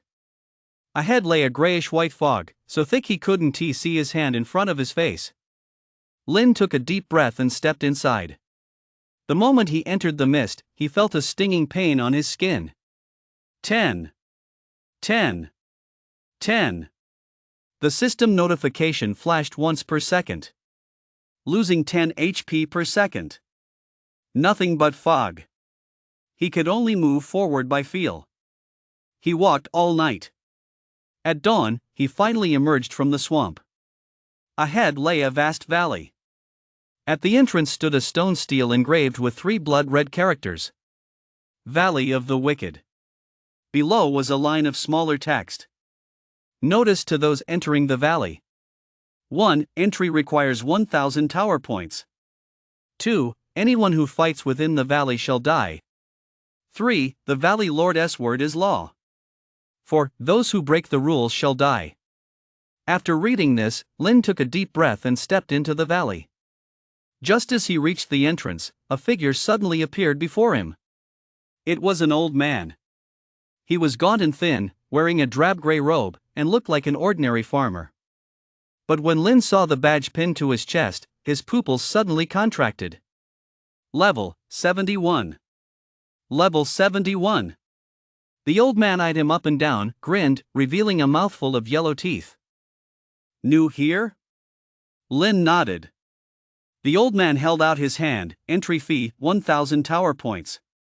Lin didn't waste any words. He opened the in-game store and transferred 1,000 tower points to the old man. The old man glanced at the transaction record, nodded with satisfaction. Go on in. Remember the rules, don't go looking for trouble. Lin said nothing, walked past him, and entered Villainous Valley. The valley was larger than he imagined. A main street ran through it, lined on both sides with stone houses. There were people on the street. Lots of people. Some were running stalls, selling gear, potions, and materials. Others were crouched by the roadside, watching passers-by with cold, menacing stares. Still others were gathered in groups, drinking and laughing loudly. As Lin walked by, quite a few people looked up at him. Their eyes were appraising, scrutinizing, and tinged with a hint of malice. But no one made a move. Because of the rules. Lin kept his head down and walked briskly forward. He needed to find a place to stay. Although the entrance fee to the valley was 1,000 tower points per night, he couldn't exactly sleep on the street. After walking for a while, he spotted a stone building with a sign reading "Inn." He pushed the door open and stepped inside. Behind the counter sat a middle-aged woman in her 40s, still radiating charm, with a badge pinned to her chest. Level 38. She glanced at Lin and spoke lazily. Staying the night? Yeah. Single room, 1,000 tower points a night. 20,000 for a month. Lin was silent for a second. That's fucking expensive. But he had no choice. Just for one night. He transferred another 1,000 tower points to her. The woman handed him a key. Go upstairs, turn left, 3rd room. Lin took the key and went upstairs. The room wasn't big, just a bed, a table, and a chair. But it was clean. Lin locked the door from the inside, lay down on the bed, and let out a long sigh. He was safe. At least for now. He pulled out his phone and glanced at it. 1% battery. He plugged in the charger and waited for it to boot up. A few minutes later, the screen lit up. A flood of messages popped up. The class group chat was already exploding. Wang Fatso, holy shit, holy shit, holy shit. They still haven't caught Lin? Zhang Wei, heard he ran out of the city. The Su clan sent several teams out to search, but they haven't found him. Zhao Shui, he's only level 2. How many days can he survive outside the city? Lu Yang, he's probably already dead. With all those monsters out there at night, who could survive? Sun Shui, it's for the best he's dead. A guy like that is nothing but trouble. Li Shui, exactly. Stabbing Chen over 20 times just thinking about it is brutal. Wang Fatso, what a waste of 1,000,000 tower points. I was hoping to make a killing. Lin finished reading and closed the group chat. He opened his character panel. Name, Lin. Level, 2. HP, 15.5 billion 20 billion. Attack, 20. Talent? HP cap increased by 1,000,000,000 times. Passive skill, none. Tower points, 1,678. In 5 days, he killed over 1,000 monsters, earned more than 3,000 tower points, and lost over 4 billion HP. After paying 2,000 tower points for the overnight fee, he had 1,678 left. What should he do next? I'll get some sleep first, then head to the Ascension Tower tomorrow. Lin lay down and closed his eyes. 3 seconds later, he fell asleep. Meanwhile, Sky City, Su Clan. Shen lay in bed, pale but awake. Wanqing sat by the bedside, holding his hand, her eyes red-rimmed. Shen, you're finally awake. You scared me to death. Shen gave a weak smile. Mom, I'm fine. Where's my brother? Wanqing's expression darkened. Don't even mention that beast. Your father has issued a city-wide manhunt for him. He won't get away. Shen lowered his head, his voice even weaker. Mom, don't blame my brother. He must have been too worked up. I don't blame him. And you're still defending him. Wanqing was both furious and heartbroken. He stabbed you like this. Shen shook his head and said nothing. After Wanqing left, the weakness on Shen's face slowly faded. He stared at the ceiling, his gaze cold and menacing. Lin. I didn't expect you to be so resilient. You actually survived Uncle Wang's punch. And he stabbed me over 20 times. He touched the bandages on his stomach and sucked in a sharp breath of pain. Fine, you're ruthless. But how ruthless can a D-class loser like you really be? With a city-wide manhunt and a million-yuan bounty on your head, you won't survive. A cold smile curled at the corner of Shen's mouth. Then, he closed his eyes and pretended to be asleep. Chapter 9, Underground Boxing. Evil Valley. Early the next morning, Lin woke up. He went downstairs and checked out of the inn. It wasn't that he didn't want to stay, it was just too expensive. At 1,000 tower points a night, he only had 1,678 tower points left, not even enough for 2 nights. He had to find a cheaper place. Lin stepped out of the inn and stood on the street in Villainous Valley. The sun had just risen, and the mist in the valley hadn't fully dissipated yet. The air carried a faint scent of blood mixed with the aroma of herbs.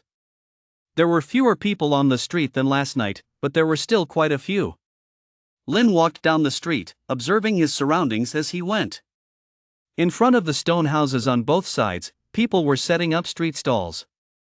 Freshly forged level 3 bronze sword, plus 50 attack, only 2,000 tower points cheaper than the tower shop. Level 3 strength ring, plus 25 attack, plus 250 HP, selling cheap 1,500 tower points. Epic tier monster material, venomous lizard hide. Great for making armor. Come take a look if you're interested. Lin glanced around.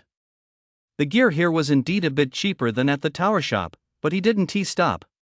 He couldn't afford it. He only had 1,678 tower points right now, not even enough for a decent weapon. He needed to find a place to stay first. He walked down the street until he reached the end, where he saw a dilapidated stone house. A wooden sign hung at the entrance, bearing a few crooked characters. Low-priced rentals, 300 tower points per night. Lin's eyes lit up, and he pushed the door open. The room was dim, with only a small window letting in a little light. Behind the counter sat an old man with gray hair and a face full of wrinkles, dozing off. Lin tapped on the counter. The old man startled awake, looked up at him, and squinted as he sized him up for a moment. Looking for a room? Yeah. Single room, 300 a night. 1 night's deposit, 1 night's payment up front, 600 total. Lin transferred 600 tower points to him. The old man handed him a key. Backyard, 3rd room. Lin took the key and headed toward the backyard. The backyard wasn't large, with a few low stone houses. The doors were all made of wood and didn't look very sturdy. Lin found the 3rd room and pushed the door open. The room was tiny, containing only a wooden plank bed, a rickety table, and a chair missing a leg. There was a puddle of water in the corner, the roof was leaking. But Lin didn't care. It was better than the Su Clan's basement. He closed the door, sat on the bed, and opened the interface. Tower points balance, 1078. Just over 1,000 left. He had to figure out a way to earn tower points. He hadn't even entered the second floor of the Ascension Tower yet. He'd have to level up first. But before entering the tower, he needed to learn more about the situation in Evil Valley. Lin stood up, walked out of the room, and returned to the front house. The old man was still dozing. Lin tapped the counter again. The old man opened his eyes, looking somewhat impatient. "What now?" "I'd like to ask you something." The old man rolled his eyes. "Ask a question? That'll cost you." Lin paused for a second. "How much?" 100 tower points per question. What a ripoff. But Lin transferred 100 points anyway. Once the old man received the tower points, his expression softened considerably. "Ask away. Where is the Ascension Tower in Villainous Valley?" The old man pointed outside. "Head east, go all the way to the end, and you'll see a black tower." "Do I have to pay tower points to enter the tower?" "No. But you do when you leave." The old man grinned. 500 tower points per exit. Lin frowned. "That expensive?" The old man chuckled. "Think it's too much? You don't have to go in. That's just how things are in Villainous Valley. The Valley Master set the rules, and no one can change them." Lin said nothing and transferred another 100 tower points. Second question. Besides lodging and entering the tower, where else in the valley do you need to spend tower points? The old man pocketed the tower points, his mood lifting as he grew more talkative. "Plenty of things. You need tower points to eat, to buy stuff, to hire someone to do a job, to get information just like you're doing now." He chuckled. "Put simply, in Villainous Valley, tower points are everything. With tower points, you can do anything. Without them, you can't even get a sip of water." Lin nodded. Third question. What are some quick ways to earn tower points in the valley? The old man eyed him up and down, a hint of amusement in his gaze. "Newbie, huh?" Lin didn't deny it. The old man chuckled. "Quick ways to earn tower points? There are 3. First, go outside the valley and hunt monsters. There are plenty of monsters out there. Kill them for tower points, then come back and pay the entrance fee. But at your level," he glanced at Lin's chest. "Level 2? Going out there is a suicide mission." Lin said nothing. He wasn't wearing a badge on his chest. How did the old man know he was level 2? The old man seemed to sense his confusion and pointed toward the doorway. Lin turned to look. Hanging by the entrance was a wooden board covered in densely packed text. The top line read, "Levels of valley entrance are automatically displayed." Lin's heart sank. He looked down at himself. Somewhere, a small mark had appeared on his chest, engraved with a number. 2. When did this thing show up? He hadn't felt a thing. Seeing his expression change, the old man chuckled. "Don't panic. This mark is the Valley Master's doing. Everyone in Evil Valley is like this. No one can hide it. You've had it since you walked in." Lin took a deep breath, suppressing his shock.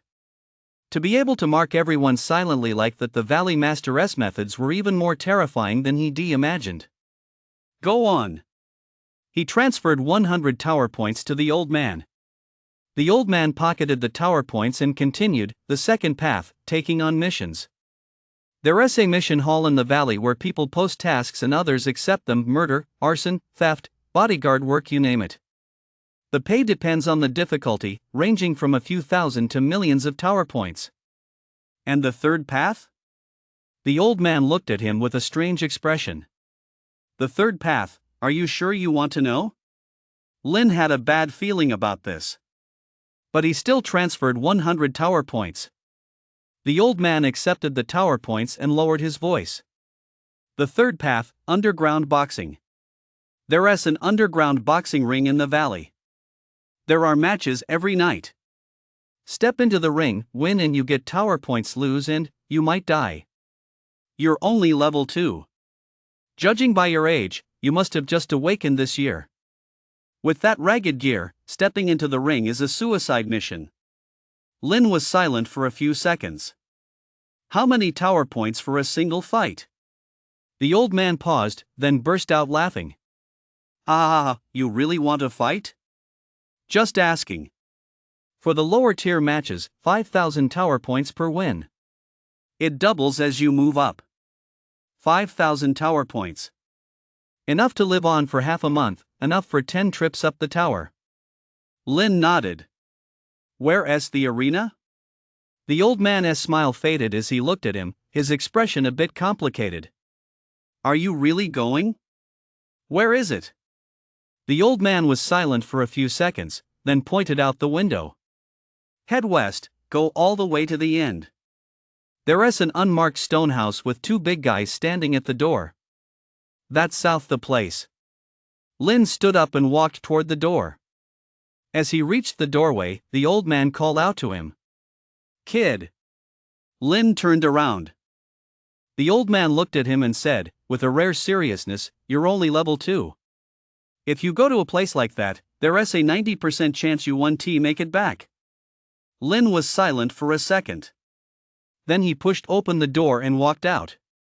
The old man watched his back disappear through the doorway, shook his head, and went back to dozing off. Lin headed west. After walking for about 10 minutes, he indeed saw a stone house with no sign. The house wasn't too big, but it was sturdy, and two burly men were standing at the entrance. One was bald with a scar on his face, level 28. The other had a full beard and was all muscle, level 31. The moment they saw Lin approaching, their eyes locked onto him. Lin walked up to the doorway and stopped. The bald man gave him a once-over, noticed the 2 on his chest, and let out a faint smile. Kid, you've got the wrong place, haven't you? Lin looked at him. Is this the boxing arena? The bald man and the bearded man exchanged a glance and both laughed. It is the boxing arena, the bald man said with a smile. But kid, you're only level 2. What are you doing here? Looking for someone? To box. As soon as those 2 words left his mouth, the 2 burly men stopped laughing. The bald man looked at him, his expression shifting slightly, then he grinned.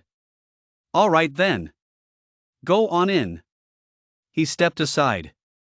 Lin walked past him and pushed open the heavy wooden door. Behind the door was a long, dark staircase leading downward. Lin took a deep breath and began to descend. After about 2 minutes, the space suddenly opened up before him. It was a massive underground hall. The hall was teeming with people, at least several thousand. In the center stood a large iron cage, where 2 men were fighting. Punches landed with a thud, sending flesh and blood flying.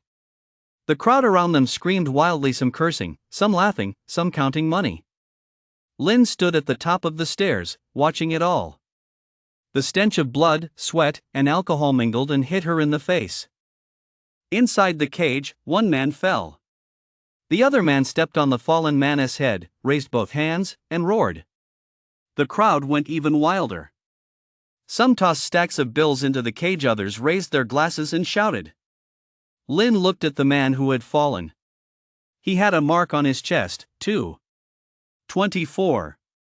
Level 24, down. Motionless, it was unclear if he was unconscious or dead. Newbie? A voice rang out beside him. Lin turned his head and saw a gaunt middle-aged man standing next to him. Level 38. The middle-aged man eyed him up and down, saw, too, and smiled. Level 2? Here to fight? Lin nodded. The middle-aged man smiled even wider and patted him on the shoulder. Guts. Come with me.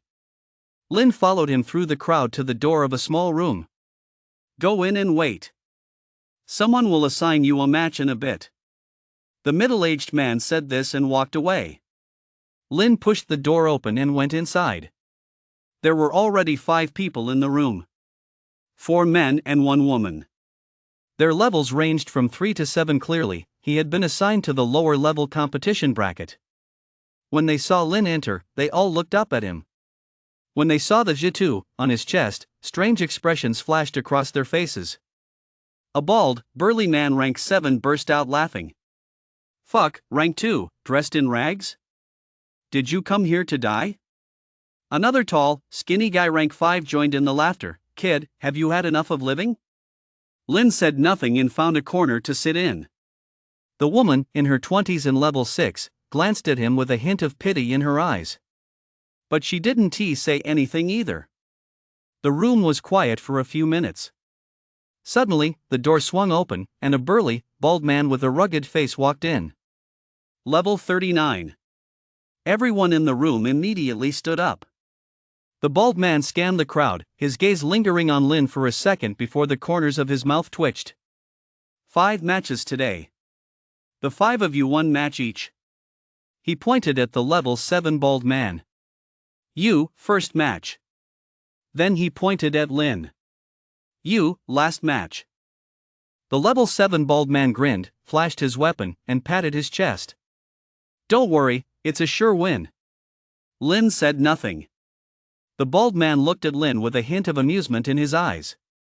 Kid, you're level 2. Logically, you shouldn't be allowed to compete. But since you're here, I'll give you a chance. Your opponent is also level 2.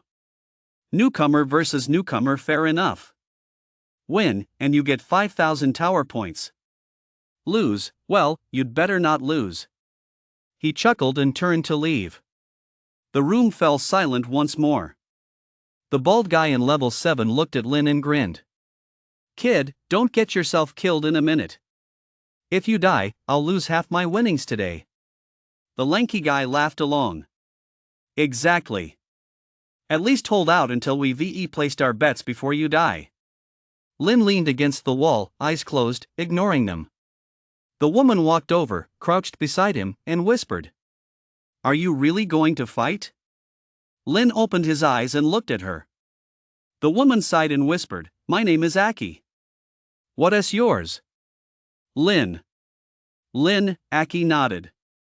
Listen, when you go up there, don't think about winning. Staying alive is the priority. Even though your opponent is also a level 2, anyone who has survived in Villainous Valley isn't a pushover, they've got tricks up their sleeves. You look like you don't know a thing. It's your first time fighting, you're bound to be out of your depth. Once you're up there, protect your head and your vital areas. Dodge whenever you can. If you can last 3 minutes, the referee will call it off. Even if you lose, you won die. Lynn looked at her and remained silent for a few seconds. Achi shook her head, stood up, and returned to her spot. A commotion erupted outside the door. The first match began. The bald guy from level 7 walked out. 10 minutes later, he was carried back in. His face was covered in blood, a gaping hole in his chest, and he was already unconscious. The lanky guy's face darkened. He cursed, fuck, what a piece of shit. Achi bit her lip and said nothing. The second match, the lanky guy went in. 8 minutes later, he was dragged back in. His leg was broken, the bone protruding, and he was screaming in agony. The third match, another man. He didn't come back. The fourth match, Achi. Lynn stood up and watched her. Achi took a deep breath, nodded at him, and pushed the door open. 10 minutes later. The door swung open, and Achi staggered inside.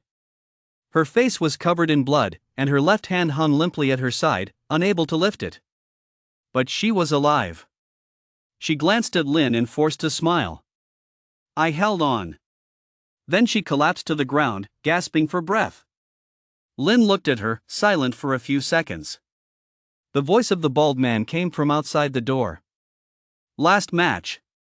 Level 2 rookie. Place your bets now. Lynn took a deep breath and pushed the door open. A massive crowd surrounded the steel cage. Everyone was watching him. Seeing the tattoo on his chest, some whistled, some jeered, and some cursed outright. Fuck, level 2? They're already having level 2 matches now? How long do you think this kid in rags can last?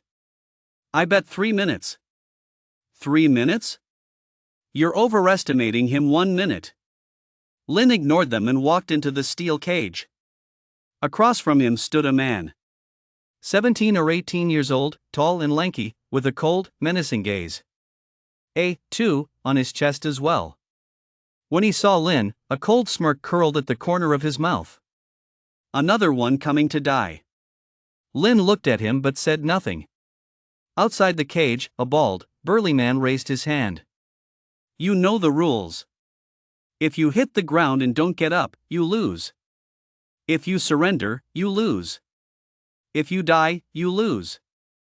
Begin. No sooner had the words left his mouth than the man across from him lunged forward. His speed was astonishing. Lin's pupils contracted, and he instinctively dodged to the side. The fist whizzed past his ear, creating a gust of wind. Missing his first strike, the man immediately spun around and threw another punch. Lin dodged again. But this time he didn't make it. The fist slammed into his shoulder. Thud. 200. Lin stumbled back 2 steps before regaining his footing. An opponent at level 2 capable of dealing 200 damage clearly possessed an attack talent, and it was at least grade B. The man froze for a moment, staring at his fist, then glancing at Lin, a flicker of confusion crossing his eyes. A level 2 should be dead or at least half crippled after a single punch, right? A level 2 with base HP of 200 at 200 damage punch should have instantly killed him. But this guy just took 2 steps back? Thinking he must have misjudged it, he unleashed another punch. Thud. 200. Lin took 2 more steps back, still standing. The man was completely stunned. The people around them were stunned too. What's going on? Why isn't that kid down yet? He has taken 2 hits, 200 damage each. How is he still standing? Is this guy really only level 2? The man clenched his teeth, lunged forward, and unleashed punch after punch. Boom! Boom! Boom! Boom! Boom! He landed over a dozen punches in a row. Lin stood rooted to the spot, motionless, letting him hit him. Every punch landed squarely on his body. Every punch knocked off 200 HP. After a dozen or so punches, he lost over 3,000 HP. The man finished his attack, took 2 gasping steps back, and looked at Lin for the first time. His eyes betrayed terror. You what the hell are you? Lin looked at him and finally spoke.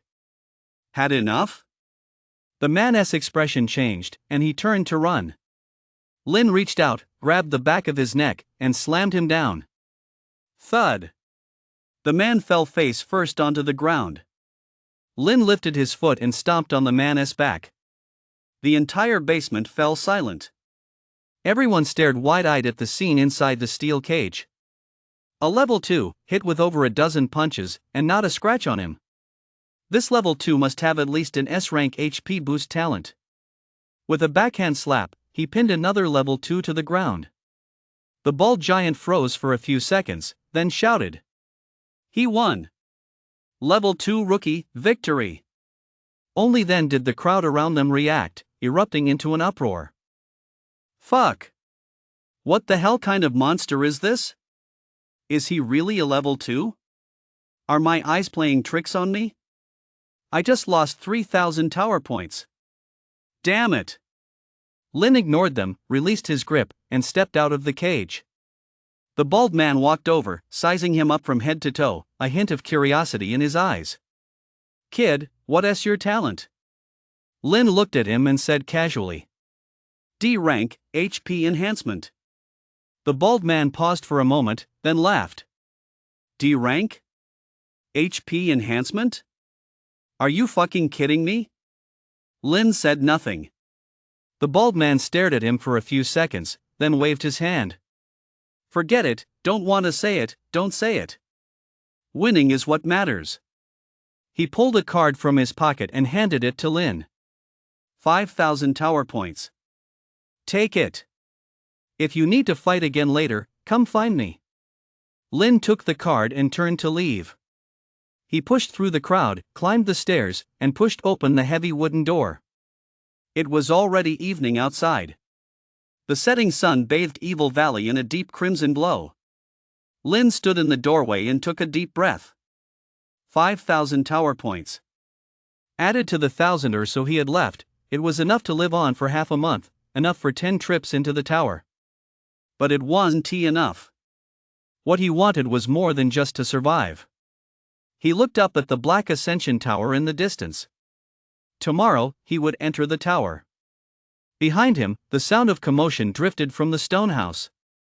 Some were cursing, some were laughing, and some were counting money. Lin didn't look back. He set off toward the dilapidated little inn. The setting sun stretched his shadow long and thin. It stretched all the way into the depths of Villainess Valley. Chapter 10, Clearing the Second Floor, Black Fist's Double Victory. Early the next morning, Lin was awakened by hunger. His stomach growled, as if a mouse were gnawing inside. He opened his eyes. A few strands of hazy light filtered through the dilapidated wooden window. Mornings in Villainess Valley were always like this, thick with fog, dimly lit, perfectly matching the place's atmosphere. Lin sat up and stretched his shoulders. He'd taken those dozen or so punches square on yesterday. Though he'd lost over 3,000 HP, that was nothing compared to his total of 20 billion. It just stung a bit that Kid S got some serious punch. He pulled out his phone. The battery was fully charged. Out of habit, he opened the news. The Sioux clan was still on the front page. Shocking. SSS rank prodigy Chen breaks another record. Cleared the second floor in just 1 minute. Exclusive, Chen tackles the tower while injured, risking everything to prove himself. Jintian escorts him personally. Video, full footage of Chen clearing the second floor. Thunder Lord's power is astonishing. Lin's finger hesitated for a moment, but he tapped the video anyway. In the footage, Chen stood before the entrance to the second floor of the Ascension Tower.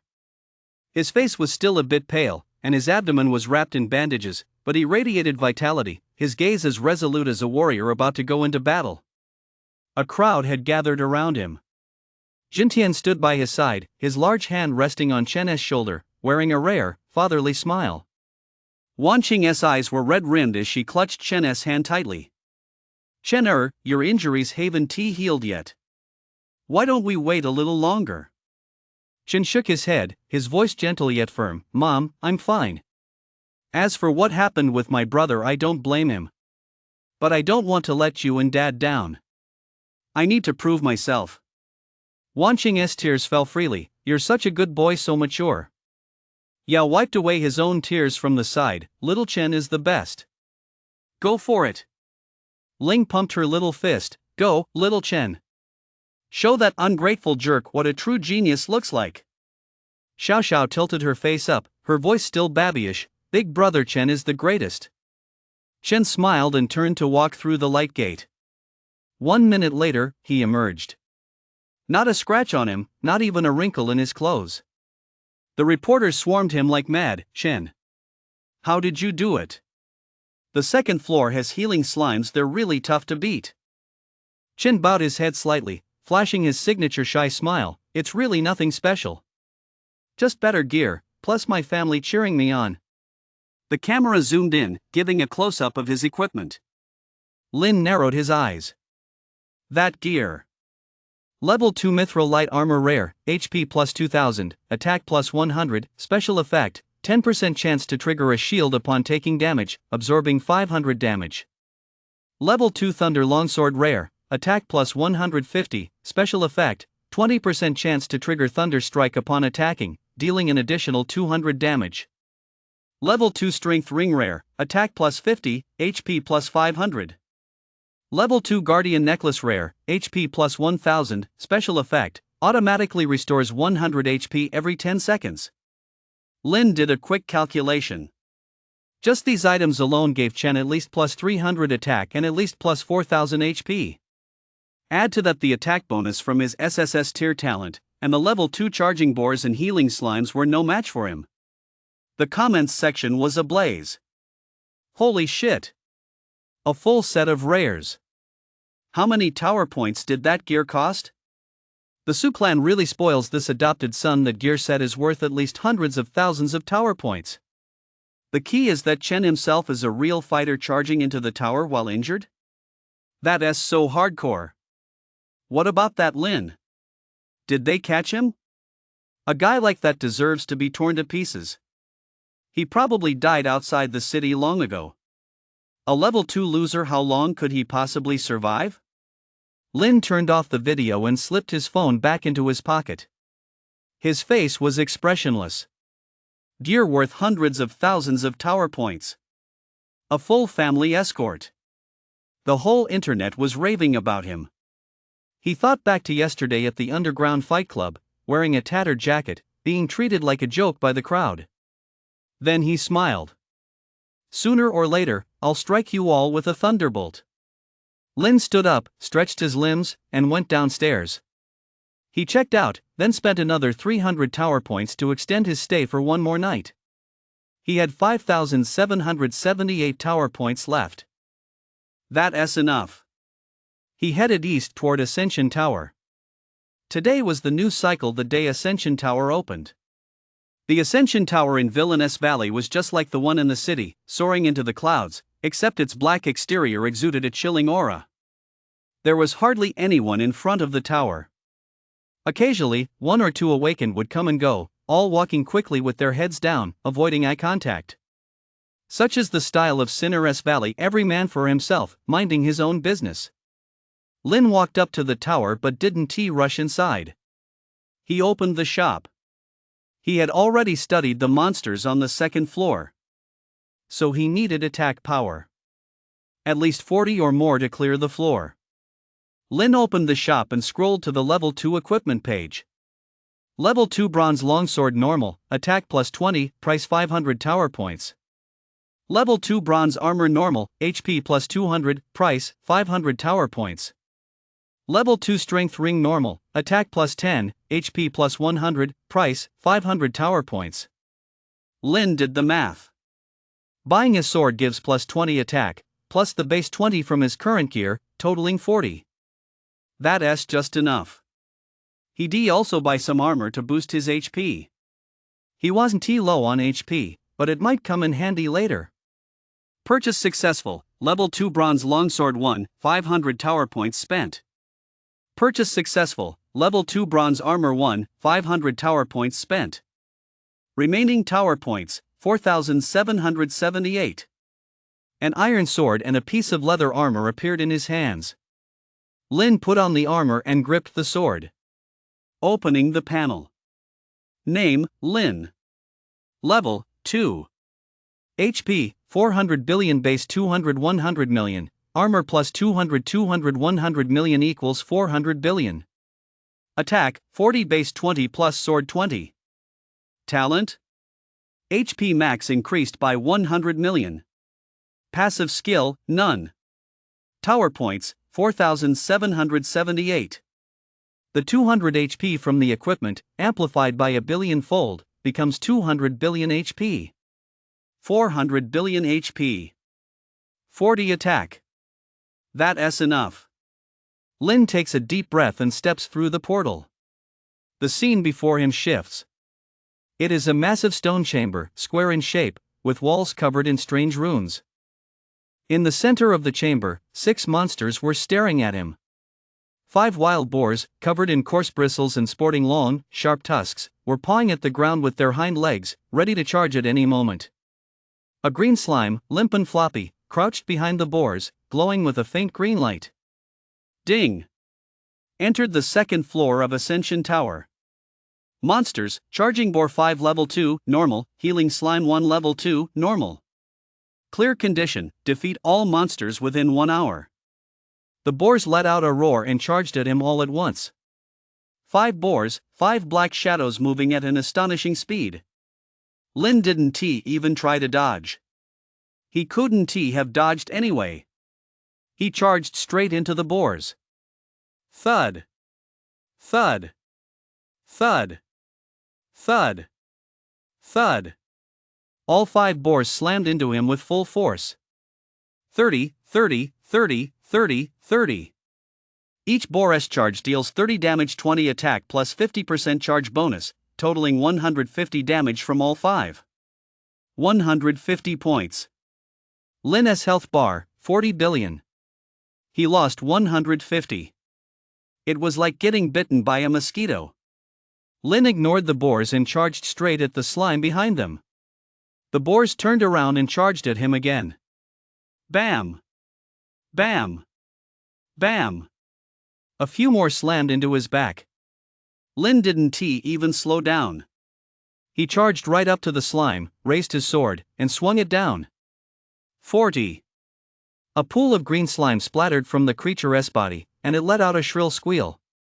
Its HP, 200. It lost 40, leaving it with 160. But it didn't run away. Instead, it began to glow. The next second, a wild boar also lit up with green light.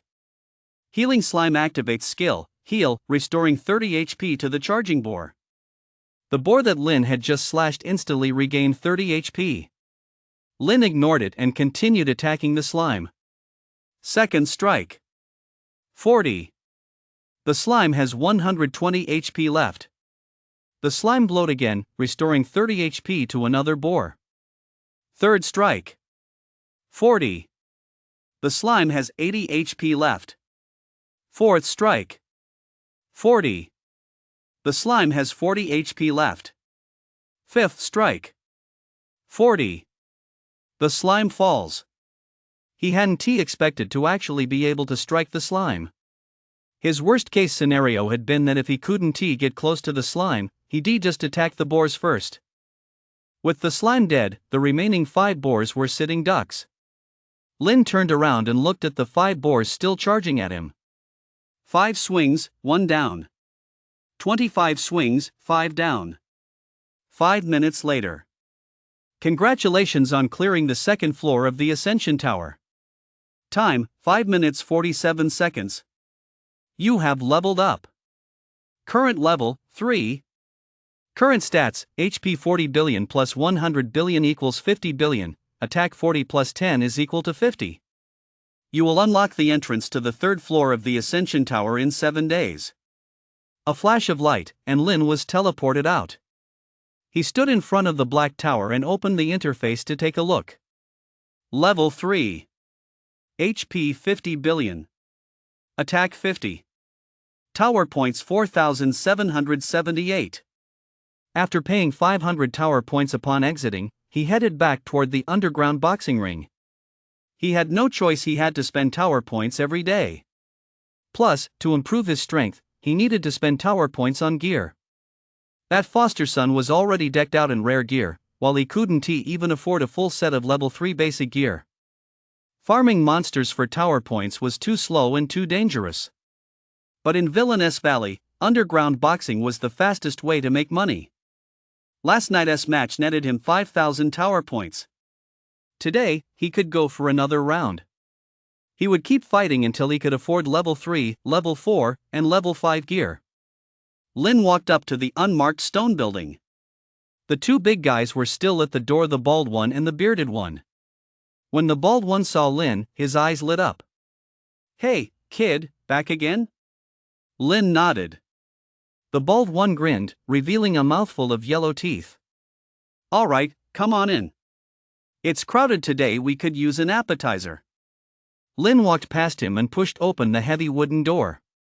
There was that downward staircase again. There was that massive basement again. There was that iron cage again. There were even more people than yesterday, a sea of faces, at least 3,000 or 4,000. A fight was underway inside the cage. 1 level 3, 1 level 4. The level 3 was already covered in blood, barely holding himself up against the cage. The level 4 fighter was landing punch after punch on his face, and with every blow, the crowd around them let out a frenzied scream. "Kill him! Kill him! I bet 3,000 tower points. Hit him! Go! Go!" Thud! The level 3 fighter fell to the ground, motionless. The level 4 fighter raised his hands and roared. The crowd went even wilder. Lin stood at the top of the stairs, watching the scene unfold. That gaunt middle-aged man appeared again. "Hey, kid, you really showed up?" Lin glanced at him. "How many matches today?" The middle-aged man sized him up and smiled.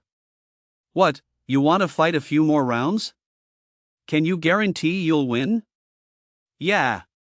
The middle-aged man thought for a moment, but the rules here say you can only fight once a day. However, there's a winning streak bonus.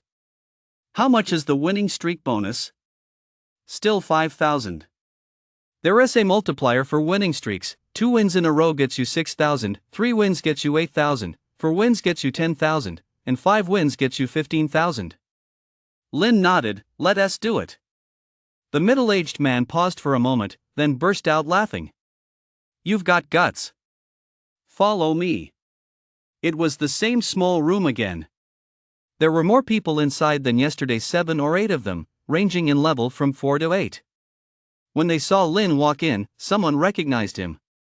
Damn, isn't that the kid from yesterday? The one who beat that guy at level 2? Is that him? He doesn't look like much. Don't underestimate him. I watched yesterday's fight. That kid's got something weird going on. He took over a dozen punches and didn't even flinch. With that shabby gear, you can tell he has at least an S-tier talent. Seriously? Lin ignored them and found a corner to sit in. He waited for about half an hour. The door swung open, and the bald giant walked in. There is a crowd today, so we'll have 8 matches, you 8 1 match each. He pointed at a level 5 bald guy. You, first match.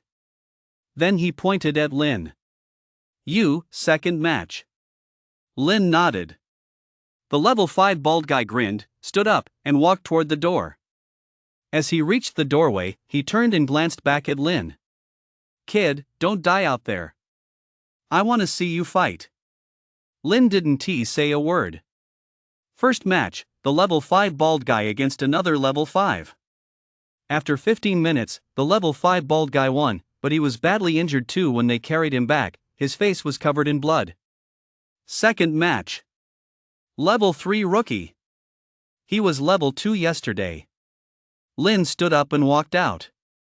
Inside the steel cage, a man was already standing. Level 4, tall and skinny, with a vicious look in his eyes. When he saw Lin enter, he laughed. Level 3? Look at that gear, still normal gear. He's as good as dead. The crowd laughed too. Damn, a level 3 fighting a level 4? And in a full set of junk gear? This kid's got no regard for his life. I'm betting on the level 4. It's a sure win. Me too, level 4. If this kid lasts 3 minutes, I'll eat my own shit. Lin ignored them and walked into the cage. Outside the iron cage, the bald giant raised his hand. Start. No sooner had the words left his mouth than the level 4 lanky guy lunged forward. He was way faster than that level 2 guy from yesterday. A fist slammed into Lin's face. Boom. 700. A level 4 base attack of 30, plus the weapon and talent bonus, made for a 700 damage punch. Lin took a step back and steadied himself. The lanky guy froze for a moment. 700 damage. A level 3 no-name with 300 HP should have been instantly killed. How was this guy still standing? He threw another punch. Thud. Another punch. Thud. Thud. Thud. Thud. He landed over a dozen punches in a row. Lin stood rooted to the spot, not moving an inch, letting him hit him. 700 damage per punch. After a dozen or so, he lost over 10,000 HP. But his health bar was 50 billion. He lost just over 10,000. Not even a fraction of a fraction. The lanky guy finished his attack, reeling back, gasping for breath, his eyes filled with terror. Are you a fucking human or a ghost? Lin looked at him and finally moved. He took a step forward. The lanky guy recoiled in fear. Lin took another step. The lanky guy took another step back, until he was pressed against the cage, with nowhere left to go. Lin reached out, grabbed him by the throat, and lifted him up. The lanky guy's feet left the ground. His face turned bright red as he kicked his legs wildly. The room fell silent. Deadly silent. Everyone stared wide-eyed at the scene inside the cage. A level 3, gripping a level 4 by the throat as if he were a little chick. The bald giant froze for a few seconds. The outcome was already obvious, then shouted. He won. The level 3 rookie wins. Only then did the crowd react, erupting into an uproar. Fuck. What the hell kind of monster is that? I just lost 5,000 tower points. Damn it. Is he really a level 3? What kind of talent does he have? A level 3 taking over 10,000 damage and not dying? This can't be an SS class talent, can it? Lin let go, and the lanky guy fell to the ground, clutching his neck and coughing violently. Lin didn't look at him. He turned and walked out of the cage. The bald giant stepped forward and handed him a card. 6,000 tower points. 2 wins in a row. Lin took the card without saying a word. The bald giant watched him, curiosity in his eyes. Kid, are you fighting again tomorrow? Lin nodded. What he didn't know was that footage of his underground fight had already been posted online. Chapter 11, Lin's whereabouts exposed. That same night, a video of the level 3 versus level 4 fight at the underground arena in Evil Valley, filmed secretly by someone, was uploaded to the internet. At first, it only circulated within a few small circles. After all, who in their right mind would go to a place like Evil Valley? But the teenager in the video was too striking. He was clad in tattered normal tier gear, with a glaring 3 emblazoned on his chest. His opponent was a level 4 with top-notch gear. A single punch dealt 700 damage. A normal level 3's HP is only around 300, so that punch should have instantly killed him. Yet the guy in the video just stood there, taking over a dozen punches without so much as a scratch. Then he grabbed the level 4 by the neck and lifted him up, like he was picking up a little chick. The comments section exploded. Holy shit, what kind of monster is this? A level 3 taking over a dozen hits from a level 4? He's cheating, right? What's his talent? SSS tier defense? No, look at his gear, it's all junk. He doesn't even have a single decent piece. How could he possibly survive that? Wait, is this Villainous Valley? Holy shit, Villainous Valley? Look at the mark on his chest, it's definitely the Valley of Evildoers entry mark. This guy really is in the Valley of Evildoers. I heard you have to cross the toxic mist swamp to get into the Valley of Evildoers. Not even level 40 players dare to go there alone. How did he get in? It's fake, right? Could it be asynthesize? Fake my ass. My cousin is in Evil Valley right now. He said there really was a level 3 newbie in the arena tonight who won 2 fights in a row. It's super weird. This guy looks so familiar, I feel like I've seen him somewhere before. +1 to that. I think he looks familiar too. I feel like I've seen that face somewhere. Suddenly, someone posted a screenshot. It was the wanted poster from the Sky City News a few days ago. Lin. The outcast son of the Sioux clan who stabbed Chen over 20 times. The 2 screenshots side by side were identical. The comments section exploded. Holy shit, holy shit, holy shit. It's Lin.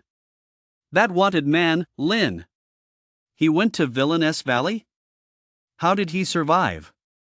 Wait, he was a level 2 weakling before. How could he have made it to Villainous Valley alive? The path is full of high-level monsters and toxic swamps. How did he get through? Look, he's level 3 now. He just awakened a few days ago? And he's already level 3? Level 3 fighting level 4, taking over a dozen punches and not dying. Is this a fucking weakling? D rank HP enhancement? Who told me it was D rank HP enhancement?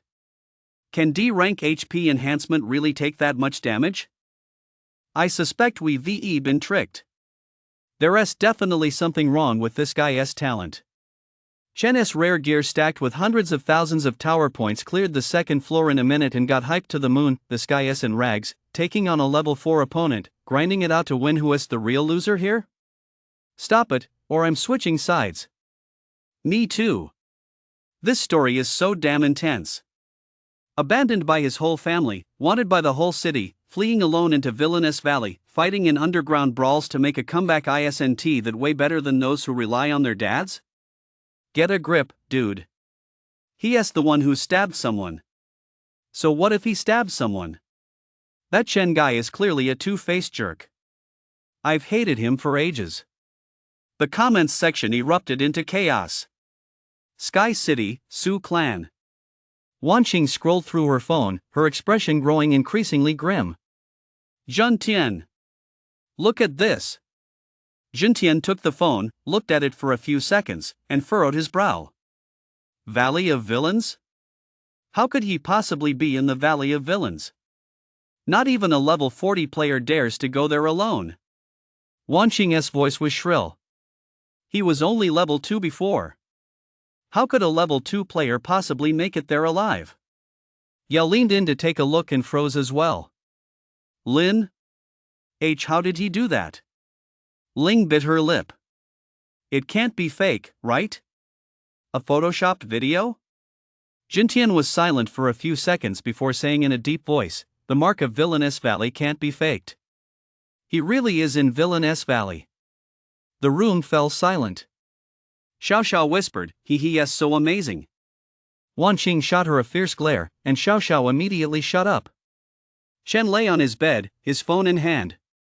He watched Lin in the video, the guy in tattered gear who just withstood over a dozen punches from a level 4 player and slowly clenched his fingers. Level 3. He reached level 3. He had just broken the record for clearing the second layer, earning praise from the entire internet and topping the trending list.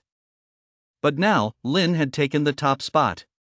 Lin appears in Evil Valley, wins 2 straight matches as a level 3 against level 4. Exclusive reveal, how did Lin survive the toxic swamp? Comparison, Chen's full set of rare gear versus Lin's rags, who is stronger? Chen looked at these headlines, the gentle smile on his face fading bit by bit. He stared at the scene in the video where Lin was choking a level 4 player by the neck, his gaze cold and terrifying. Y1T, you just die. He muttered under his breath. Y1T, you just die.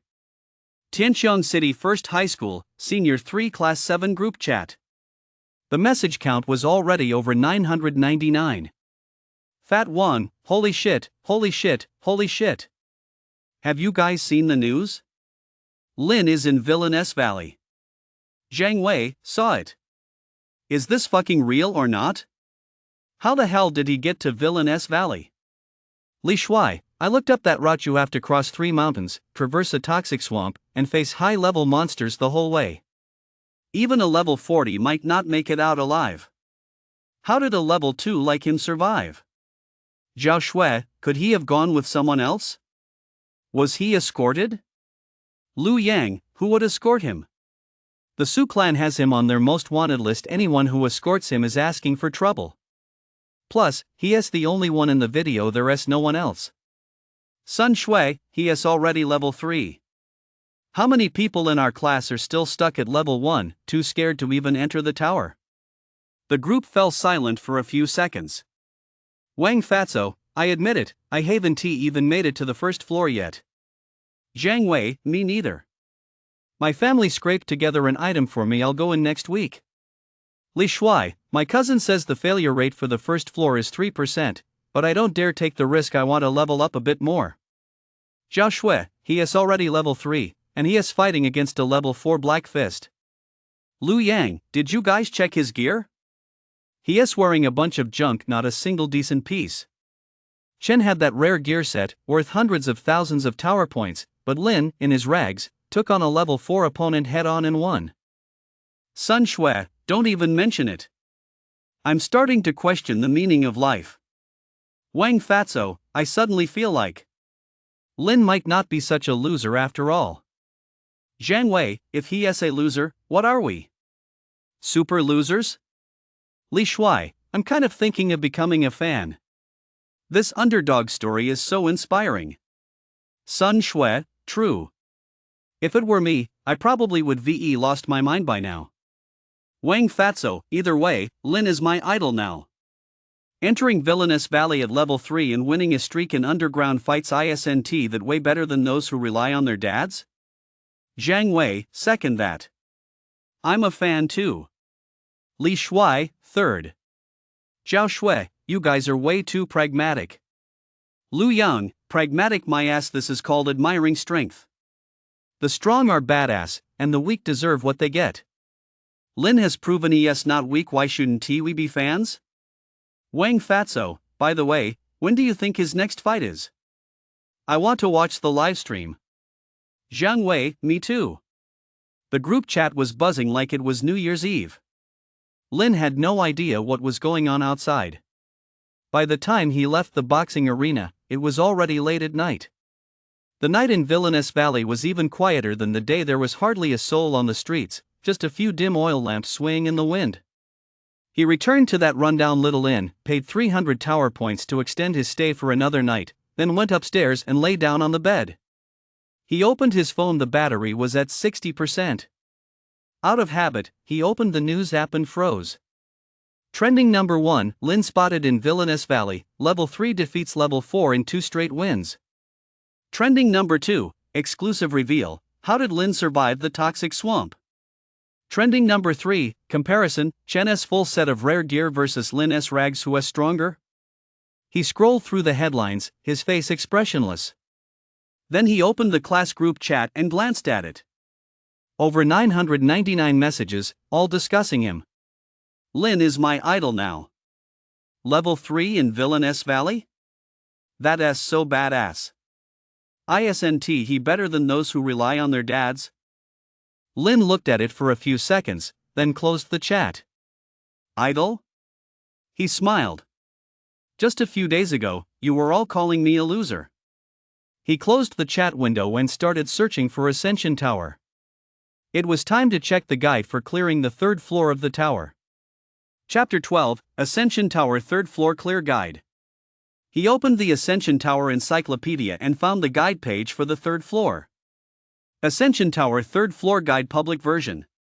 Monster composition: 7 normal level monsters, 5 iron-hided boars level 3, 2 healing slimes level 3. Monster attributes: Iron Horn Boar, HP 300, attack 30, skill, Iron Charge charges in a straight line, deals 50% more damage, and has a 30% chance to knock back the target.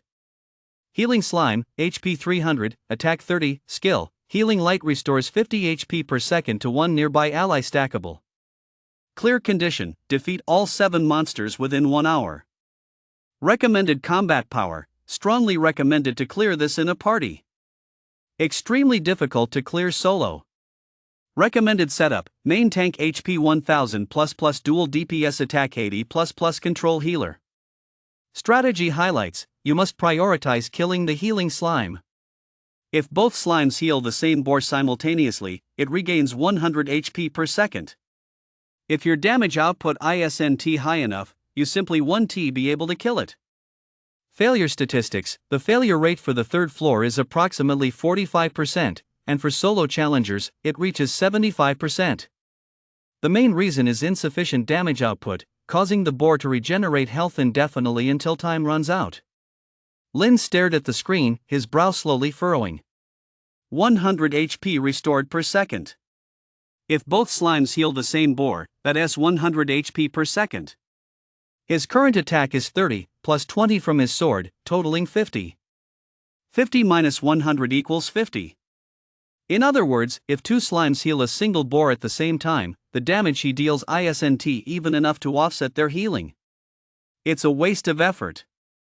Unless he could bypass the boar entirely, just like in the 2nd floor, and kill the slimes first. But the boars on the 3rd floor are called ironclad boars. As the name suggests, their defense is definitely higher than that of the charging boars on the 2nd floor. Can he get around them? Lin flipped through the guide, looking for any information on this. After flipping through several pages, he finally spotted an inconspicuous comment in a corner. Anonymous user: the ironclad boars in the 3rd floor have shared aggro. All 5 boars share the same aggro chain. If you attack any one of them, the other 4 will swarm you immediately. Trying to bypass them to kill the slime directly? Forget it. Unless you have an invisibility skill, or can instantly wipe out all 5 boars. Lin fell silent.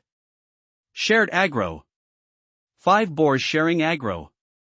Hit one, and all 5 come at you. Trying to bypass them to kill the slimes directly is basically impossible. That leaves only one option: take on the boars head on. But taking on the boars head on means facing the healing from the 2 slimes. If the 2 slimes heal the same boar, it heals for 100 HP per second. To deal net damage, his attack must exceed 100. His current attack is 50, he is still over 50 short of 100. He doesn't have any attack boosting talents. Even a D rank attack talent provides a 2x multiplier, while an SSS rank 1 offers at least a 50x multiplier. With just base gear, you can deal 1500 damage. That's the difference talents make. Starting from the second floor of the Ascension Tower, players generally clear the floors in groups. By complementing each other's talents, they can increase their success rate by several 100%, just like in the King's Canyon of his previous life, where some tanked damage, some dealt damage, and some healed. If he wants his attack power to exceed 100, he'll have to spend tower points to buy better gear. Lin opened his character panel. Name: Lin. Level: 3. HP: 500 billion, base 300 100 million, armor plus 200 500 billion. Attack: 50, base 30 plus sword 20. Talent: HP max increased by 100 million. Passive skill: none. Tower points: 4,778 plus 6,002 consecutive wins in the arena equals 10,778. 10,778 tower points. That should be enough to buy some gear. Lin opened the tower shop and scrolled to the level 3 equipment page. Level 3 bronze longsword normal, attack plus 30, price 1,000 tower points. Level 3 fine iron longsword fine, attack plus 50, price 3,000 tower points. Level 3 mithril longsword rare, attack plus 100, price 10,000 tower points. Level 3 bronze armor normal, HP plus 300, price 1,000 tower points. Level 3 fine iron armor fine, HP plus 500, price 3,000 tower points. Level 3 mithril armor rare, HP plus 1,000, price 10,000 tower points. Level 3 strength ring normal, attack plus 15, HP plus 150, price 1,000 tower points. Level 3 strength ring fine, attack plus 30, HP plus 300, price 3,000 tower points. Level 3 strength ring rare, attack plus 60, HP plus 600, price 10,000 tower points. Below that was a line of small print. Recycling policy: this store supports equipment recycling. The recycling price is half the original priced. Example: a level 3 bronze longsword has a buyback price of 500 tower points. Lin scanned the list line by line, quickly crunching the numbers in his head. His base attack was currently 30, he needed equipment that added at least 70 more to exceed 100. The safest option was to buy a level 3 mithril longsword rare for plus 100 attack, which cost 10,000 tower points. He could just barely afford it. But he was currently a wanted man, and danger could strike at any moment. If he made enough money, he'd buy those 2 level 3 rare items as well. After all, with his HP 100 million multiplier talent, he couldn't afford to waste that potential. If he earned another 20,000 tower points, he could buy 2 level 3 rare pieces of armor and a ring. While they might only add 1,600 HP to others, they boost his HP by 160 million. That was pure, unadulterated security. It's safe to say that even some of the top tier players at level 89 might not have as much HP as he does. Lin's breathing was a bit heavy. This felt so damn good. Others spend 10,000 tower points to gain 1,000 HP. He spends 10,000 tower points to gain 100 billion HP. For the same amount of tower points, the benefit he gets is 100 million times greater than others. That's his talent. His HP is thick, ridiculously thick. But here's the problem: he doesn't have enough tower points. One full set costs 30,000. He only has a third of that right now.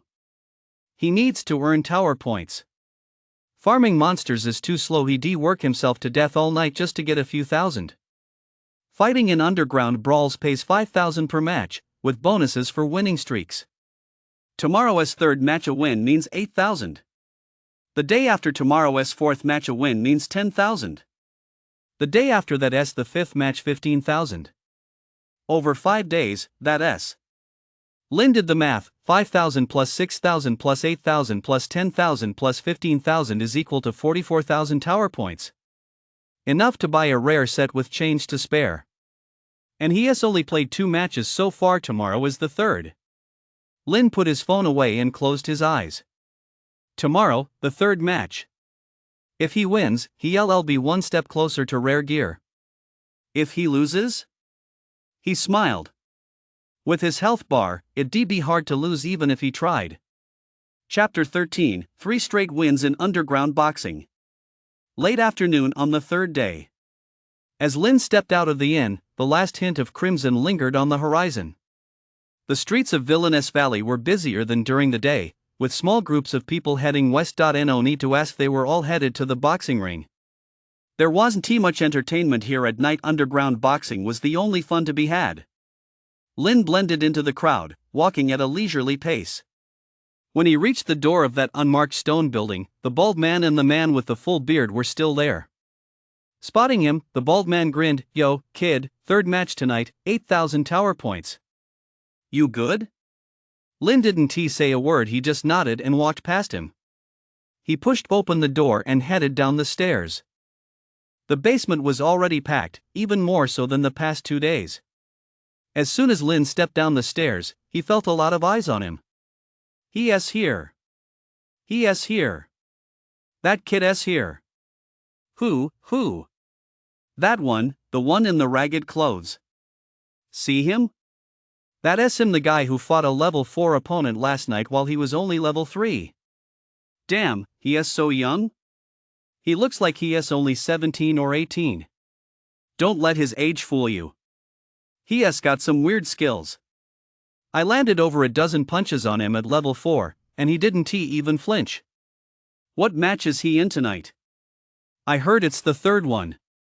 They haven't announced his opponent yet. Lin ignored the stairs and walked straight toward the small room. He pushed open the door to find a dozen or so people already seated inside. Their ranks ranged from level 4 to level 7. As he entered, all eyes turned to him at once. Someone muttered under their breath, "Is that him?" Others looked at him with mixed emotions, tinged with a hint of apprehension. The level 5 bald guy who'd been carried back yesterday was there too, his head wrapped in bandages. When he saw Lin, he actually grinned and gave him a thumbs up. "Kid, you're the man." Lin nodded and sat down in a corner. They waited for about 20 minutes. The door swung open, and the bald giant walked in. Everyone in the room immediately stood up. The bald giant scanned the crowd, his gaze lingering on Lin for a second before a meaningful smile tugged at the corners of his mouth. 8 matches tonight. The 8 of you 1 match each. He pointed at a burly level 6 man, "You, first match." Then he pointed at a skinny level 5 man, "You, second match." Then he pointed at Lin. "You, third match. Your opponent," the bald man paused, a hint of amusement in his eyes. "Level 5. The room fell silent for a second. Then someone sucked in a sharp breath. Level 5? Lin was only level 3. Although he had defeated a level 4 last night, that was a level 4. The difference between level 5 and level 4 was more than just 1 level. The higher the level, the greater the gap between each tier. A level 4 base character has 400 HP, a level 5 base character has 500 HP. It looks like a difference of only 100, but when you factor in gear, talents, and passive skills, the actual gap could double. More importantly, a level 5 can wear level 5 gear. The attack bonus from level 5 exquisite gear is higher than that of level 4 rare gear. This is a compounding of multiple gaps. Fighting 1 level above your own is already the mark of a genius. Fighting 2 levels above your own, that's a monster among monsters. The way the others in the room looked at Lin had changed, a mix of pity and schadenfreude. Tisk, level 5. This kid's in for a rough night. That level 4 from last night must be been wearing junk gear. Tonight's opponent is definitely different. 5,000 tower points aren't easy to earn. Lin said nothing, his face expressionless. The bald giant looked at him. Any problems? Lin shook his head. The bald giant laughed. Alright, get ready. With that, he turned and walked out. The atmosphere in the room grew tense. The level 6 burly man patted Lin on the shoulder and grinned. Kid, don't get yourself killed. I'd bet 5,000 tower points on you winning tonight. Lin glanced at him. The burly man laughed heartily and pushed open the door to head out for the first match. 15 minutes later, he was carried back in. Covered in blood, his left hand was severed. For the second match, the skinny level 5 guy went out. 8 minutes later, he walked back on his own, but he was dragging one leg. The bone was clearly broken. He looked at Lin with a complex expression, opened his mouth, and finally said only, "Take care." Lin nodded. The voice of the bald giant came from outside the door. Third match. A level 3 rookie. Opponent is level 5. Place your bets now. Lin stood up and walked toward the door. As he reached the doorway, the girl named Achi suddenly grabbed his arm. She was also in the room tonight's 7th match, level 6. Achi looked at him and whispered, "Be careful. I heard that level 5 guy is a veteran. He has fought over a dozen matches in the ring and only lost twice. His talent is attack based, at least grade A, and all his gear is fine or better." Lin looked at her and was silent for a second. Then he pushed open the door and walked out. He pushed through the crowd toward the steel cage. The surrounding voices surged toward him like a tide. He's out. He's out. That's the guy. Damn, really a level 3? Isn't that just walking into a death trap? Don't underestimate him. Last night he fought a level 4 and won easily. Last night's level 4 was trash. Tonight's a level 5 veteran. How can it be the same? I'm betting on the level 5. It's a sure win. I'm betting on the level 5 too. I'm betting 3,000 tower points on level 5. I'm betting 5,000. But a few people hesitated, then gritted their teeth. I'll bet on level 3 100 tower points. Damn it, are you crazy? What if he wins? Lin stepped into the steel cage. Across from him stood a man. 25 or 26 years old, bald, with a rugged face and bulging muscles.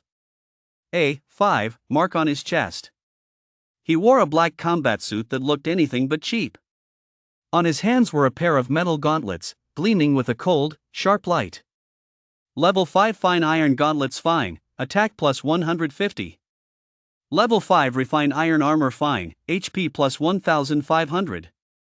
Level 5 strength ring fine, attack plus 74, HP plus 7500. Lin gave it a quick glance and had a rough idea of the situation. This guy's attack power, 50 base damage at level 5 with no gear, plus 150 from the gauntlets and 75 from the ring, totaling 275. Add in the talent bonus, and a single punch would likely deal over 2,750 damage. Meanwhile, his own attack only dealt 50 damage. As for the man's HP, 500 with bare bones level 5 gear, plus 1,500 from the armor and 750 from the ring, totaling 2,750. And Lin himself. HP, 50 billion. Attack, 50-30 bare bones plus 20 from the sword. The man on the other side eyed him up and down, then grinned. Level 3? A pile of junk? He cracked his neck, making it pop. Kid, do you know how much of a difference there is between level 5 and level 3? Lin didn't say a word. The man took a step forward, his eyes gleaming with the amusement of a cat toying with a mouse. Let me tell you. A level 5 base character has 500 HP, a level 3 base character has 300. I've got 200 more HP than you right off the bat. My base attack is 50, yours is 30. I'm fully kitted out with top tier gear, you're wearing a pile of junk. He took another step forward. And that's not even counting my talent. My talent is grade A, which boosts my attack by 10 times, what about you? Can you even withstand my damage? He raised his fist and waved it in front of Lin. Kid, if you get down on your knees and beg for mercy right now, I might go easy on you and spare your life. Outside the iron cage, the crowd's cheers were deafening. Fight! Fight! Fight! Stop talking. Just fight. Beat him to death. Beat him to death. The bald giant raised his hand. Begin! No sooner had the words left his mouth than the level 5 bald man lunged forward. His speed was astonishing. A punch slammed into Lin's face. Thud. 2,750. Lin's head jerked to the side, and he took a step back. He steadied himself. The level 5 bald man paused for a moment. Another punch. Thud. 2,750. Lin took another step back. He steadied himself again. The level 5 bald man's expression changed. He took a deep breath, and his fists rained down like a storm. Thud, thud, thud, thud, thud. He landed over 20 punches in a single breath. Every punch landed squarely on Lin. Lin stood rooted to the spot, motionless, letting him hit him. After more than 20 punches, he lost over 100,000 HP. But his health bar was 50 billion. It hadn't changed at all. The level 5 bald guy finished his attack, took 2 steps back, panting heavily, his eyes filled with terror. You fucking. Lin looked at him and finally spoke. Had enough? The level 5 bald guy's face paled, and he turned to run. Lin reached out and grabbed him by the back of the neck. Punch after punch rained down. After who knows how many punches, the guy finally surrendered. The entire basement fell silent. Dead silent. Thousands of people stared wide-eyed at the scene inside the steel cage. A level 3 player was holding a level 5 by the neck, like a little chick. The bald giant froze for a few seconds, then started screaming wildly. He won. The level 3 rookie wins. 3 wins in a row. Boom. The entire basement erupted. Fuck. What the hell kind of monster is this? I lost 5,000 tower points. Damn it. I'd bet on him to win. Ha, I won 10,000. What the hell is his talent? Is this fucking D rank? D rank my ass. Could a D rank do this? SSS rank. It's definitely an SSS rank defensive talent. No way, even defensive talents aren't this insane. A level 3 taking over 20 punches from a level 5 and not even flinching. How much HP does he have? 100,000? Or a million? This guy is cheating, for fuck's sake. Lin let go, and the level 5 bald guy fell to the ground, curling up into a ball and trembling all over. Lin didn't look at him. He turned and walked out of the steel cage. The bald giant came up to him and handed him a card. 8,000 tower points. 3 wins in a row. The look in his eyes toward Lin had completely changed. It held a mix of wariness and curiosity. Kid, who the hell are you? Lin took the card and glanced at him. A wanted man. With that, he pushed through the crowd and headed up the stairs. Behind him, the entire basement was still in an uproar. Some were screaming wildly, others were cursing, and still others were hugging their newly won tower points, crying and laughing at the same time. No one noticed a slender man in the corner, holding his phone up and filming in the direction of the cage. In the frame, Lin's back was disappearing into the stairwell. The slender man glanced down at his phone screen, a look of excitement spreading across his face. This is it. Once this video goes out, the views are going to explode. At 10 p.m. that night, a new video went viral on the Awaken forum. Title, Exclusive. Evil Valley Underground Fight Round 3. Level 3 newcomer versus Level 5 veteran. The result is shocking. The video runs 8.5 minutes. It starts with Lin stepping into the cage, then shows the level 5 bald guy throwing wild punches, Lin standing completely still, Lin grabbing the level 5 fighter by the neck and lifting him up, and the crowd going wild. Unedited, unaccelerated, the real deal. The comments section exploded. Holy shit, holy shit, holy shit. Is that Lin? The one on the wanted list? It's him. The one who stabbed Chen over 20 times before. Didn't he just fight a level 4 yesterday? And today he is taking on a level 5? And he won? Look at his gear. Still wearing that ragged outfit. He hasn't changed a thing. A level 3 fighting a level 5, in a set of rags, taking over 20 punches head on, then grabbing him by the neck and lifting him up. Is that even human? I did the math. A level 5's attack power is at least 2,000. 20-something punches is 50,000 damage. A level 3's base HP is only 300. Even if his talent doubles his HP, that's only 600. How could he take 50,000 damage? Unless his talent isn't D rank. If it's not D rank, what is it? His awakening was live-streamed citywide, it clearly said D rank. Could the awakening stone have been defective? Impossible. The awakening stone hasn't had a single glitch in a century. So his talent mutated? Or does he have a hidden passive skill? Stop guessing. Either way, this guy is definitely no ordinary person. Right now, I just want to know what the Suplan's reaction is to this video. Ha ha ha, I want to know that too. A citywide manhunt, a million-yuan bounty, and here he is fighting in the underground ring at Villainous Valley, beating opponents 2 tiers above him, living it up. Does Jintian dare go to Villainous Valley to arrest him? No way. He is afraid of the Valley Master. That's hilarious. The wanted notice has become a joke. Tianqiang City, Su Clan. In the living room, the atmosphere was so tense it felt like it was about to explode. Jintian sat in the seat of honor, holding his phone, the screen displaying that very video. His face was expressionless, but the knuckles of his hand gripping the phone had turned white. Wanqing sat beside him, her face alternating between pale and ashen. How did he do that? Her voice trembled. He's only level 3. How could he possibly beat a level 5? Yao bit her lip, saying nothing. Ling's gaze was complex as she stared at the tattered yet ramrod-straight teenager on the screen. Xiao Xiao hid in the corner, peeking at her phone, too afraid to make a sound. Chen's fingers were digging into his flesh. Dad, Mom, he said softly. I watched the video. The living room fell silent for a moment.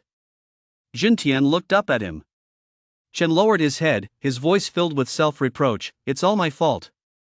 If it weren't for me, my brother wouldn't have been driven to that place.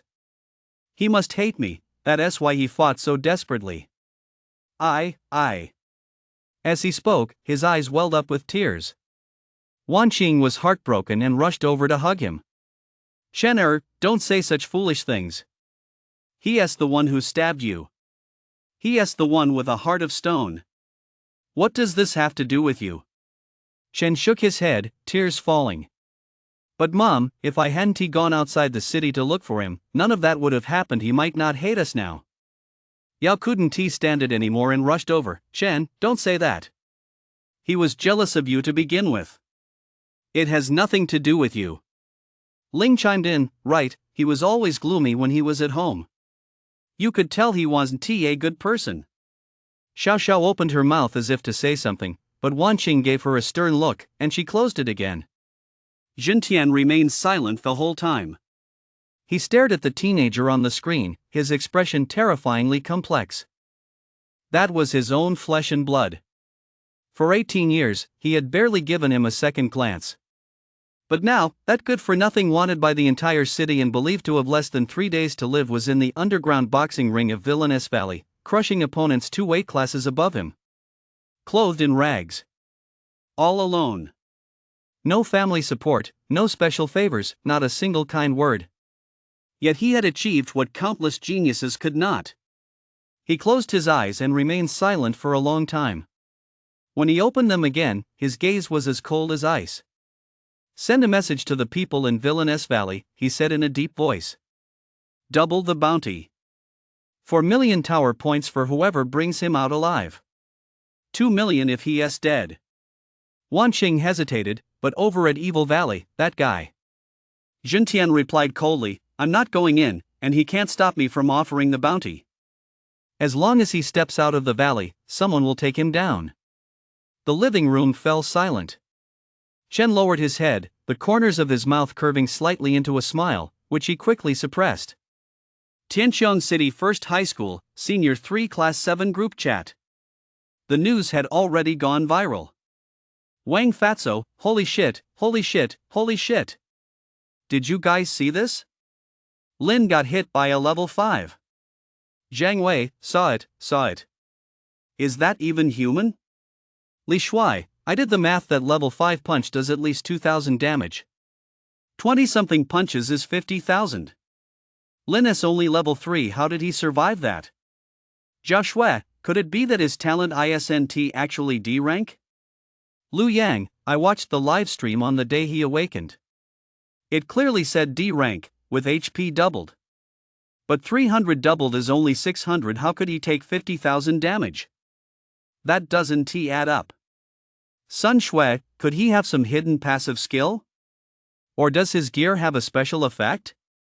Wang Fatso, he is wearing a bunch of junk, where would he get any special effects?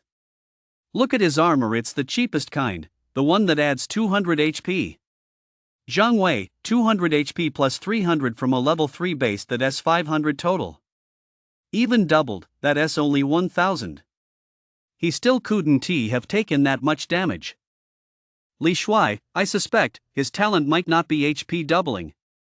Zhao Shui, if it's not doubling, what else could it be? What else could a D-rank talent be? Lu Yang, D-rank means doubling. All D-rank HP enhancements double HP, everyone knows that. Sun Shui, then how did he survive? The group fell silent for a few seconds. Wang Fatso, either way, Lin is my only idol now. A level 3 taking on a level 5, wearing a full set of junk gear, tanking over 20 hits, and pulling off a counter kill. Isn't that way more badass than those so-called geniuses who just stack gear? Zhang Wei, +1, I'm a fan now too. Li Shuai, +2. From now on, anyone who dares to trash talk Lin is gonna have me on their back. Zhao Shui, you guys change your tune fast. Lu Yang, it's called the wise adapt to the times, get it? Sun Shui, I'm setting his photo as my wallpaper tomorrow. Maybe it'll bring me luck clearing the first level. Wang Fatso, are you serious? Sun Shui, I'm serious. I think he'll bring me good luck. The group erupted in laughter once again. Villainous Valley. By the time Lin emerged from the boxing arena, it was already pitch black outside. There were even more people on the street than when he arrived, all surging toward the arena. Clearly, after the video went viral, more people wanted to catch the spectacle. Lin kept his head down and hurried through the crowd toward the inn. Chapter 14, Top Universities beckon Lin. The forum exploded. That night at 10:30 p.m. 5 of the top 10 trending topics on the Awaken forum were about Lin. Exclusive video, Valley of Villains Underground Fight Round 3. Level 3 newcomer versus Level 5 veteran. The result is shocking. 9.73 million views. In-depth analysis, what exactly is Lin's talent? How can double D rank HP withstand 50,000 damage? 8.12 million views. Shocking twist, the useless trash one at Citywide is currently dominating opponents of higher ranks in Villainous Valley. 7.56 million views. Comparison, Chen's full set of rare gear versus Lin's rags, stats comparison chart here. 6.98 million views. Discussion, did the Su clan put a bounty on Lin because he was really trying to kill Chen? 5.34 million views. The last post had a provocative title. The poster SID was There Is Only One Truth, a verified account belonging to a senior reporter at Sky City's leading news weekly. The post was lengthy, but every sentence hit the most sensitive nerve. I interviewed several Awakened who were present that day and compiled a timeline. 5:32 p.m. Chen appeared in the Wilderness 3 Li outside the East Gate, accompanied by a level 21 bodyguard surnamed Wang. According to witnesses, Chen was dressed in civilian clothes and showed no intention of hunting monsters. He seemed to be waiting for someone. 5:47 p.m. Lin appeared in the same area. Based on Lin's progression records, he had just cleared the first floor that morning. It made perfect sense for him to leave the city to grind monsters and accumulate tower points. Around 5:50 p.m. some awakened heard screams, but the distance was too great to see clearly. 6:20 p.m. Chen was carried back to the Su clan by the guard surnamed Wang, covered in blood. Now here are the questions. First, Chen is a newly awakened SSS tier prodigy. Why would he take a level 21 guard with him outside the city? Was it for training, or did he have another motive? Second, the incident occurred 3 li from the city gate, in a low-risk zone where monsters of level 3 or lower are the maximum. What was Chen doing there with a level 21 guard?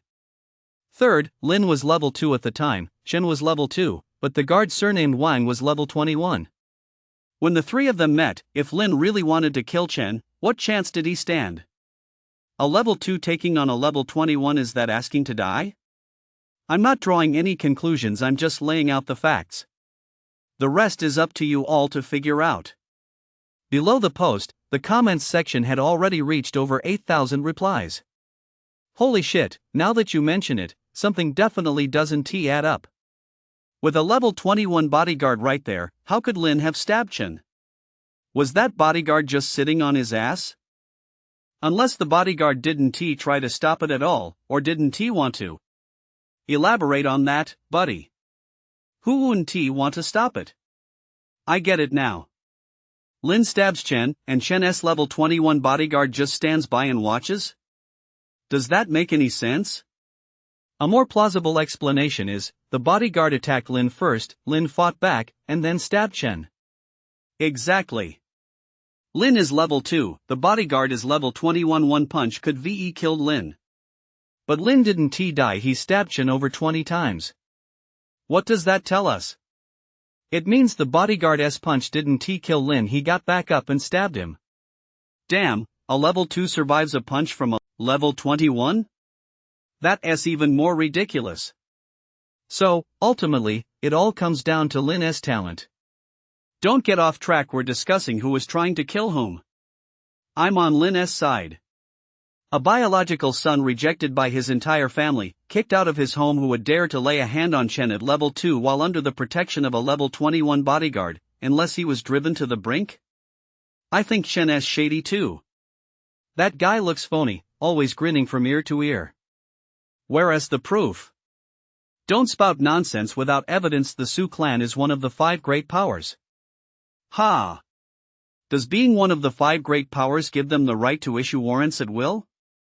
What does Article 37 of the Awakened Charter say again? Any bounty must be reviewed by the Awakened Guild and confirmed as valid before it can be issued. Did the Su clan have it reviewed when they issued that warrant?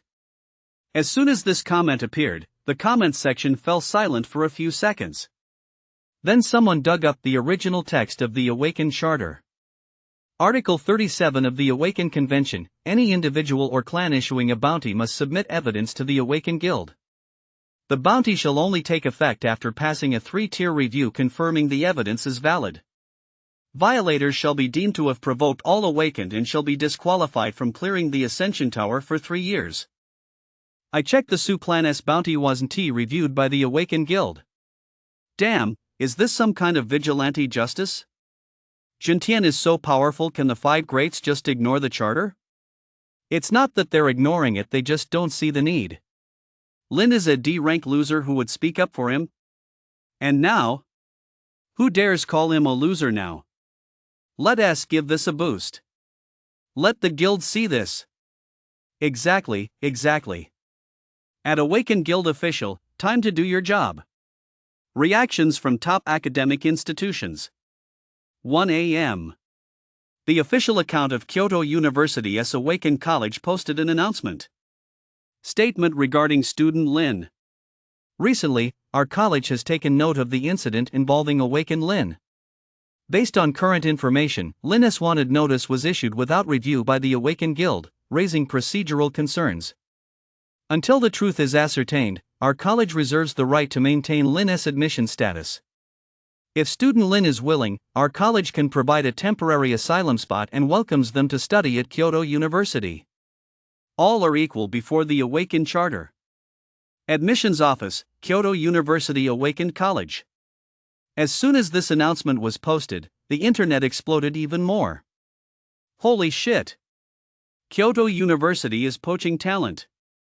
Temporary asylum spots? Haven't those been in used for over a decade? The last person to use this spot was a major figure in the Su clan. Kyoto University is openly going against the Su clan. 3 minutes later, Magic Capital Academy also issued an announcement. Statement regarding student Lin. Shanghai Academy has always adhered to the Awakened Convention and respects the legitimate rights and interests of every awakened individual. Should student Lin require assistance, Shanghai Academy is willing to provide a temporary shelter quota and scholarship under equivalent conditions. Additionally, Mr. Cloud, a distinguished professor at our academy and a powerhouse from the class of '89 in the Department of Spatial Studies, has expressed great interest in student Lin's talent and is willing to personally evaluate and mentor him. Awakened College, Magic City Academy. Holy shit, holy shit. Cloud? Cloud, one of the 5 great masters? That legendary independent cultivator? Doesn't he refuse to take apprentices? Magic City Academy is really pulling out all the stops here. Another 5 minutes passed. Dragon City War Academy also released a statement. Announcement. Dragon City Battle Academy does not engage in public opinion, we only recognize strength. If a level 3 can take on a level 5 and 50,000 damage, you've passed. Come to Dragon City Battle Academy, and you'll be placed directly into the elite class. Gear and tower points are unlimited, and your mentor will be level 80. Dragon City Battle Academy Admissions Office. A level 80 mentor? Does Dragon City Battle Academy even have level 80s? Of course. Tian Xiong is the honorary dean of Dragon City Battle Academy. Damn, all 3 top-tier academies have jumped in. Lin totally won this round. He hasn't even agreed yet, he is still fighting in the underground ring at Villainous Valley. With 3 academies scrambling for him, the Su Clan's wanted notice has become a joke. The Su Clan's reaction. 2 a.m. The Su Clan mansion was ablaze with light. In the living room, Jintian sat in the seat of honor, 3 cell phones laid out before him, their screens displaying announcements from Kyoto University, Magic City Academy, and Dragon City War Academy. Wan Qing's face was ashen. What do they think they're doing? Openly defying us? Yao gritted her teeth. That Kyoto University announcement is so cryptic, saying something about procedural doubts. Does that mean we broke the law? Ling whispered. Magic City Academy even brought up Cloud and Cloud isn't exactly on good terms with the Su clan. Jintian said nothing, tapping his fingers rhythmically on the armrest. The atmosphere in the room was oppressively heavy. Chen was pale, his eyes red-rimmed. Dad, it's all my fault, his voice trembled. If it weren't for me, my brother wouldn't have been driven to this, and the 3 major academies wouldn't be targeting us. Wan Qing was heartbroken and pulled him into a tight embrace. Chen, don't say that. That beast stabbed you. It's his fault. Chen shook his head, tears falling. But Mom, everyone online is saying I tried to kill my brother, saying I took Uncle Wang there too. He couldn't go on, burying his face in Wan Qing's shoulder and crying. Yao immediately exploded. Bullshit. How could Chen kill him? Chen is so kind. Ling chimed in. Exactly. Those people are just stirring up trouble. Xiao Xiao hid in the corner, secretly scrolling through her phone. She saw a comment. Where is Chen's level 21 bodyguard? Why isn't he speaking up? She opened her mouth to say something, but Wan Qing gave her a glare, so she shut up. Jintian finally spoke. His voice was deep and emotionless. Where is Wang Fu? Wang Fu was the level 21 bodyguard. Yao hesitated. He seems to have gone back to the countryside. Said he had family matters to attend to. Jintian narrowed his eyes. Have him come back. Yao nodded hurriedly. I'll contact him tomorrow. Jintian said nothing more. He stood up and headed upstairs. When he reached the top of the stairs, he paused. The wanted notice, put it on hold for now. Let us wait until the Association's review results come out. Wan Qing grew impatient. Jintian. That bastard. Enough. Jintian didn't even turn around. If this keeps up, even with the 3 great academies joining forces, I won't be able to contain it. He went upstairs. The living room fell silent. Chen was still crying, his head resting on Wan Qing's shoulder. But no one noticed that his eyes were open, hidden in the crook of Wan Qing's neck. His gaze was as cold as ice. Evil Valley, early morning. Lin was awakened by a knock on the door. Knock, knock, knock. He opened his eyes. Outside the window, the sky was still dim and gray. Knock, knock, knock. Who is it? It's me, came an aged voice from outside the door. The landlord. Lin frowned and got up to open the door. The old man stood in the doorway, holding a cloth bag. Someone left this for you. Lin froze. Who? The old man rolled his eyes. How should I know? Someone tossed it by the door early this morning. It had your name on it. He shoved the bag into Lin's hands. Take it, take it. Don't keep me from sleeping. With that, the old man turned and walked away. Lin looked down at the cloth bag in his hands. The bag was old but clean, with 2 characters scrawled crookedly across it. Lin. He opened the bag. Inside were 3 envelopes. The first envelope was red, stamped with the Kyoto University emblem. He opened it to find a handwritten card. To Lin. I am Joe, Dean of the Awakened College at Kyoto University. I watched your video. Are you coming, or not? If you come, you'll be placed directly into the elite class, with unlimited tower points. If not, consider this never said. Dragon City War Academy Admissions Office. There was also a drawing of a fist at the bottom. Lin stared at the 3 envelopes, silent for a long time. 3 major academies. Places he once dared not even dream of. Now they come knocking, promising to keep him safe, provide him with resources, and help him take on the Sioux clan. All he had to do was nod. Lin tucked the letters away into a cloth bag. Then he stuffed the bag under his pillow. He turned and went downstairs. Today, there was a 4th match. Chapter 15, Fighting 3 ranks above, 4 wins in a row. The evening of the 4th day. The underground boxing arena in Evil Valley was more crowded today than all the previous days combined.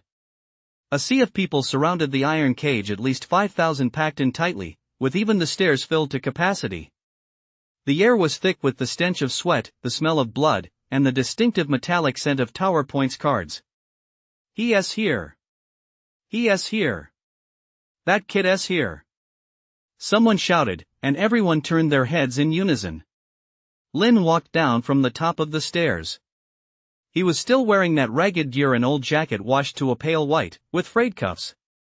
The 3 on his chest stood out starkly under the dim lights. Damn, is he really level 3? In that junk, he's taking on a level 6 tonight? I watched his video from last night. He took over 20 hits from a level 5 and didn't even flinch. That's freaky. Can level 5 and level 6 even be the same? A single hit from a level 6 can deal nearly 10,000 damage. Can he even take a single hit? 10,000? That means 20-odd punches is 200,000. How the hell is a level 3 supposed to take that? I don't care, I'm betting on him to win. 5,000 tower points. Are you crazy? You don't know shit. This is called faith.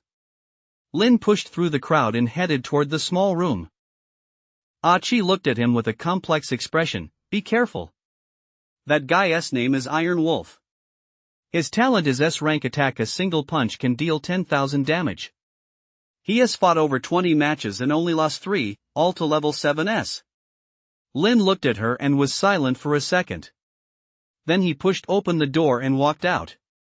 He pushed through the crowd toward the iron cage. The surrounding voices surged toward him like a tidal wave. He is here. He is here. It's him. Damn, really a level 3? Isn't that just suicide? I saw his video from last night. He took over 20 punches from a level 5. That's freaky. Tonight's opponent is a level 6 veteran. Can he really pull it off? I'm betting on Iron Wolf. 20,000 tower points. I'm betting on Iron Wolf too. I'm betting on that level 3 guy 1,000 tower points. Fuck, you're such a wimp. I'm putting up 5,000. Lin stepped into the steel cage. Across from him stood a man. In his early 30s, bald, with a rugged face and a body of bulging muscles. A6 tattooed on his chest. He wore a black combat suit splattered with dark red blood. It was unclear whether it was his own or someone else's. On his hands were a pair of metal gauntlets, each inlaid with 3 gems that glowed faintly under the lights. Lin gave him a cursory glance. Level 3? Wearing a bunch of rags? He cracked his neck, making a loud popping sound. Kid, do you know how many punches it took to kill that level 4 I fought last time? Lin said nothing. Iron Wolf held up 2 fingers. 2 punches.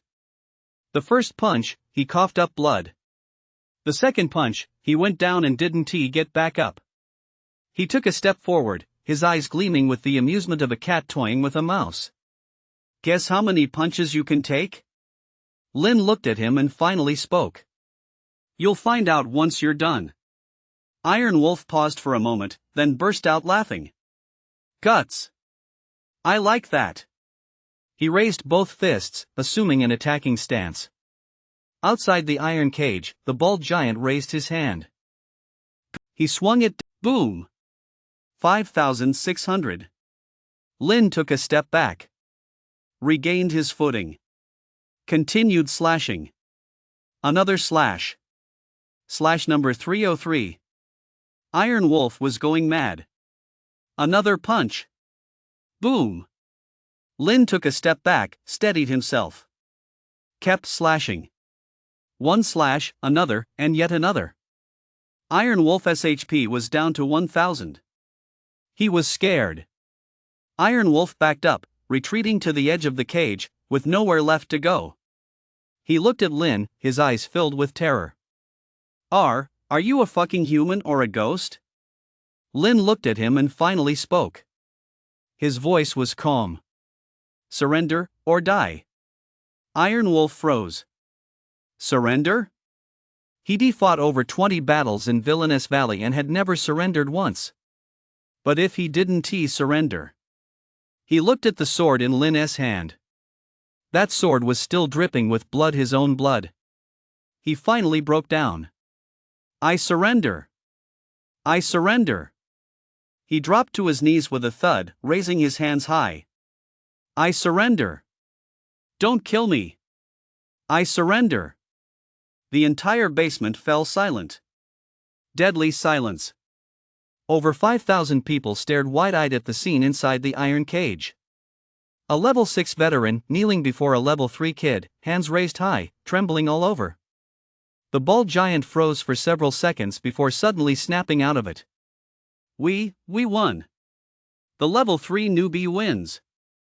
4 wins in a row. Boom. The entire basement erupted. Fuck. What the hell kind of monster is this? I lost 5,000 tower points. Damn it. I won 10,000. Ha, I won 10,000. He landed over 500 swings? Over 500? A level 3 taking on a level 6 and forcing them to surrender? Is that even human? What's his talent? What the hell is that talent? Infinite HP? He is fucking cheating. I'm blown away. I'm completely blown away.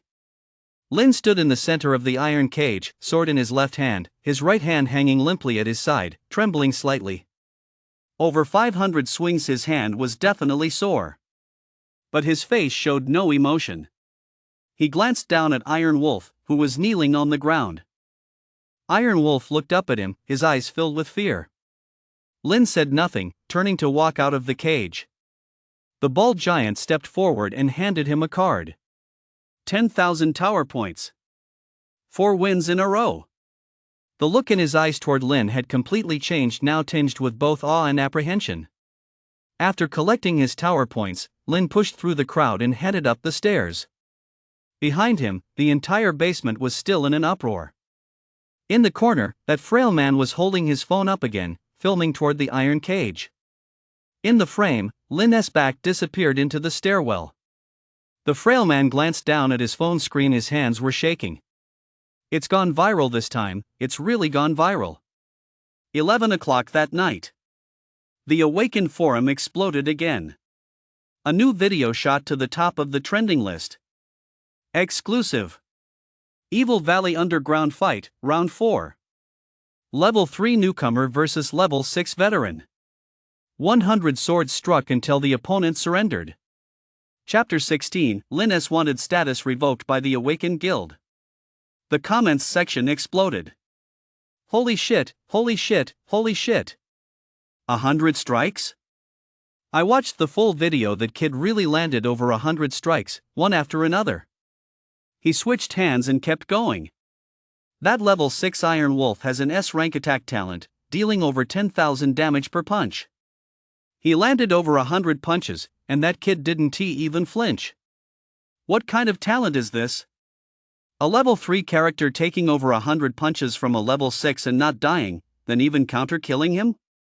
I did the math. Iron Wolf deals 10,000 damage per punch, so over 100 punches is 1,000,000 damage. A level 3 base HP is 300. What kind of talent gives a level 3 character 1,000,000 HP? Unless his talent isn't just a simple doubling talent. If it's not a doubling talent, what else could it be? What else could a D-rank talent be? D-rank means a multiplier, but what if it's a higher tier talent? I watched his Awakening livestream, it clearly said D-rank. Could the Awakening Stone have been faulty? The Awakening Stone hasn't failed in 100 years. Then maybe he has a hidden passive skill? Or gear with special effects?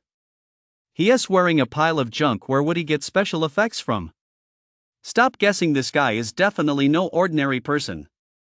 Right now, I just want to know what kind of face the Sioux clan is pulling after seeing this video. Ha ha ha, I want to know that too. A citywide manhunt, $1 million bounty, and here he is fighting in the underground ring in Villainous Valley, winning 4 straight matches, and crushing opponents 3 tiers above him. Wait, 3 tiers above? A level 3 fighting a level 6 that's 3 tiers above. Exactly. Fighting 2 tiers above is already crazy enough. 3 tiers? I remember a saying, fighting 1 tier above makes you a genius, 2 tiers above makes you a prodigy, and 3 tiers above, even an SSS tier talent might not be able to pull that off. SSS tier? Is Lin SSS tier? Impossible. His Awakening report clearly said D tier. Then how do you explain him winning by jumping 3 tiers? The comments section erupted into chaos. Midnight. The Awakened Guild's official account suddenly posted an announcement. Announcement regarding the review results of Lin's wanted notice. Following an emergency review by the Association S Tier 3 Review Committee, we hereby announce the following regarding Lin's wanted notice. 1. The warrant for Lin issued by the Sioux clan failed to submit evidence in accordance with Article 37 of the Awakened Convention and was not reviewed by this association, constituting a procedural violation. 2. Based on this association's preliminary investigation, the existing evidence is insufficient to prove that Lin committed premeditated murder. On the contrary, evidence indicates that at the time of the incident, Lin was attacked by a level 21 Awakened, and his counterattack may have constituted self-defense.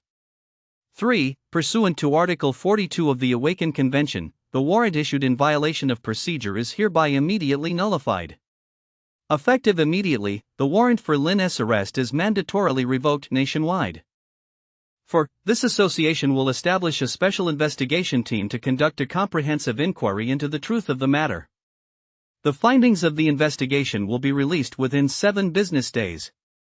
5. During this period, no individual or organization may engage in any form of pursuit or attack against Lin. Violators will be dealt with severely in accordance with the Awakened Convention. This is hereby announced. Awakened Guild. November 7, 2054. As soon as this announcement was released, the entire internet exploded. Holy shit! The warrant has been revoked. Mandatory revocation. The Sioux clan must be completely humiliated. Procedural violations? Did the Sioux clan issue the warrant without following proper procedures? Can the 5 great powers just ignore the convention? They've been thoroughly humiliated now. Self-defense? I knew it. Lin was level 2, and the other guy had a level 21 bodyguard with him. There is no way he de-stabbed someone first. The truth is out. That kid Chen is definitely up to no good. Hold on, the investigation isn't over yet. Results will be out in 7 business days. Investigate what? Isn't it obvious already? A level 21 bodyguard attacks a level 2, the level 2 doesn't die, and then stabs Chen over 20 times in self-defense. What the hell else could this be but self-defense? Wait, a level 2 survives a punch from a level 21? That brings us back to the original question. Right, how is he even alive? The comments section has gone off the rails again. Sky City, Sioux Clan. 1 a.m. The living room was brightly lit, the atmosphere so tense it felt like it was about to explode. Jintian sat in the headseat, holding his phone. The screen displayed the Awakened Guild's announcement. His face was expressionless, but the knuckles of his hand gripping the phone had turned white. Wanqing sat beside him, her face ashen. How dare they? The Sioux clan issued a wanted notice. Since when do they need their approval? Yao bit her lip, saying nothing. Ling kept her head down, her fingers tightly clenched around the hem of her shirt. Xiao hid in the corner, secretly scrolling through her phone. Chen sat in his wheelchair, pale-faced, his eyes red-rimmed. Dad, it's all my fault, his voice trembled. If it weren't for me, the association wouldn't have targeted us. Wanqing was heartbroken and pulled him into a tight embrace. Chen, don't say that. They're the ones being unreasonable. Chen shook his head, tears falling. But Mom, now that the warrant has been revoked, my brother he is safe. The moment he finished speaking, the living room fell silent for an instant. Safe. That good-for-nothing who had been wanted citywide and thought to have less than 3 days to live was now safe. And they, the Sioux clan, had become a laughingstock across the internet. Jintian remained silent for a long time. So long that Wanqing didn't dare speak. He finally spoke, his voice heavy. Have you found Wang Fu? Yao froze for a moment, then hurriedly replied, and not yet. His phone isn't answering, and no one is home at his family's place. Jintian narrowed his eyes. Keep looking. He stood up and headed upstairs. When he reached the top of the stairs, he paused. Pass this down, everyone in the Sioux clan is to refrain from speaking to outsiders for the time being. We'll wait until the investigation results are in. With that, he went upstairs. The living room fell silent. Chen was still crying, his head resting on Wanqing's shoulder. But no one noticed that his eyes were open, hidden in the crook of Wanqing's shoulder. His gaze was as cold as ice. Wang Fu. Where is that level 21 bodyguard now? 2 a.m. In a rundown rental apartment on the outskirts of Tianqiang City. A middle-aged man was crouched on the floor, frantically packing his belongings. His name was Wang Fu. A level 21 bodyguard of the Sioux clan. He was also the one who had accompanied Chen outside the city that day. His cell phone suddenly rang. He glanced at the caller ID, his hand trembled, and he nearly dropped the phone. Yao. He clenched his teeth, switched the phone to silent, and shoved it into his pocket. He continued packing. He had to run. The farther, the better. But just as he stuffed the last piece of clothing into his backpack, the door was suddenly kicked open. Bang! Several men in black burst in and pinned him to the floor. Wang Fu struggled desperately. Who are you? What do you want? One of the men crouched down, pulled out his phone, and showed him a photo. The photo was a notice from the Awakened Guild. After looking at it, Wang Fu's face went pale. The man put his phone away and said coldly, "Come with us. Association Investigation Team. Please cooperate with our inquiry." 3 a.m. Evil Valley. By the time Lin emerged from the boxing ring, it was pitch black outside. The streets were deserted, with only a few dim oil lamps flickering in the wind. He returned to the dilapidated little inn, paid 300 tower points to extend his stay for another night, then went upstairs and lay down on the bed. He pulled out his phone. The battery was at 80%. Out of habit, he opened the news. Then he froze. Trending number 1, Awakened Guild forcibly revokes Lin S. wanted notice. Trending number 2, exclusive video. Lin S. fourth match in Villainous Valley. Level 3 versus Level 6. 100 swords until the opponent surrendered. Trending hashtag 3 frowny face the truth revealed? Level 21 Guardian missing, investigation team has stepped in. Trending number 4, 3 major academies speak out again, welcome back, Lin. He scrolled through the list, his face expressionless. The warrant had been revoked. He was free. Lin stared at his phone screen, silent for a long time. Then he opened the class group chat and took a look. Over 999 messages, all discussing him. Wang Fatso, holy shit, holy shit. The warrant has been dropped. Lin S. okay. Zhang Wei, I knew it. He was definitely framed. Li Shuai, did you guys see that video? 100 swings. He swung 100 times. His hand got so tired he switched hands and kept going. What the hell kind of willpower is that? Joshua, I'm crying, I'm really crying. He has been through so much. Lu Yang, from today on, Lin is my only idol. Sun Shuat, I've already set his photo as my wallpaper. Please let me clear the first level next week. Wang Fatso, will he come back? To Tianqiang City? Zhang Wei, why would he come back? With the Su clan acting like that, just to get pushed around again? Li Shuai, I heard all 3 major academies sent him invitations. If he goes, he'll be a big shot from now on. Joshua, no matter where he goes, I'll support him. Lin looked at the chat for a few seconds, then closed it. Then he opened the 3 envelopes and read them again. Kyoto University. Magic Capital Academy. Dragon City Battle Academy. 3 invitations, 3 promises. All he had to do was nod. Lin tucked the letters away and stuffed them back under his pillow. He lay down and closed his eyes. Tomorrow. He'd think about it tomorrow. Outside the window, the night wind howled through Evil Valley. In the distance, the black ascension tower stood tall against the night sky, silent and cold. And he level 3, 4 wins in a row, 50 billion HP, 4,778 tower points. Tomorrow, their SA 5th match. He has to keep fighting. Because he isn't strong enough yet. He'll become strong enough that one day, he can walk back to Sky City with his head held high. Stand before those people. And then let them see with their own eyes what that good-for-nothing they once trampled underfoot has become. Chapter 17, Leaping 4 levels, 5 wins in a row, ascending to godhood. The evening of the 5th day. The underground arena in Evil Valley was completely packed today. The stands surrounding the iron cage were crammed with at least 8,000 people. The stairs, the aisles, and even the corners were filled with people crouching. The air was so thick and stifling it was hard to breathe, but not a single person was willing to leave. Because tonight, that level 3 monster was going up against a level 7.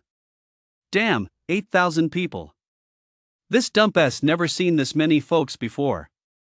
There are still people outside who couldn't get in there cursing at the entrance. A level 3 taking on a level 7? A once-in-a-century event. Who wouldn't want to see that? I heard the betting pools have already opened. If you bet on that kid to win, it's 10 to 1. 10 to 1? Do they look down on him that much?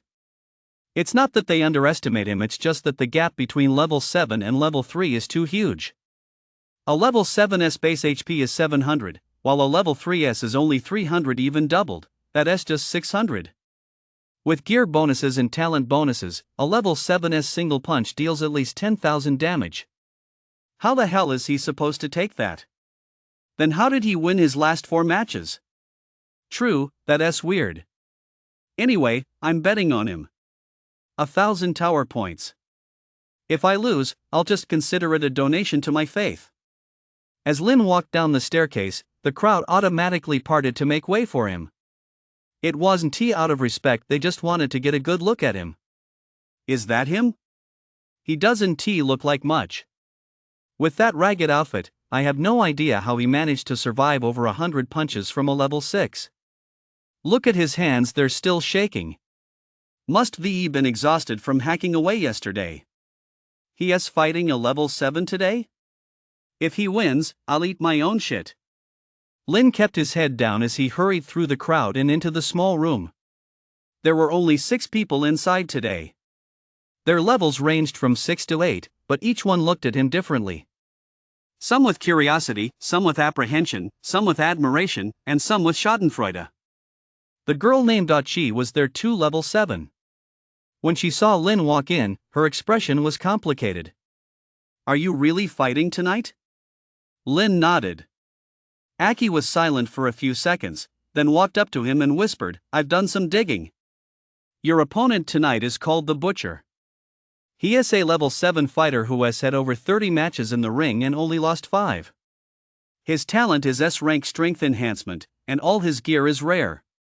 A single punch from him packs over 25,000 damage. Aki opened her mouth as if to say something, but in the end, she just sighed. Take care. The door swung open. A bald, burly man walked in. Everyone in the room immediately stood up. The bald man scanned the crowd, his gaze settling on Lin. You. 5th match. Your opponent the Butcher, level 7. The room fell silent for a second. Someone sucked in a sharp breath. The Butcher.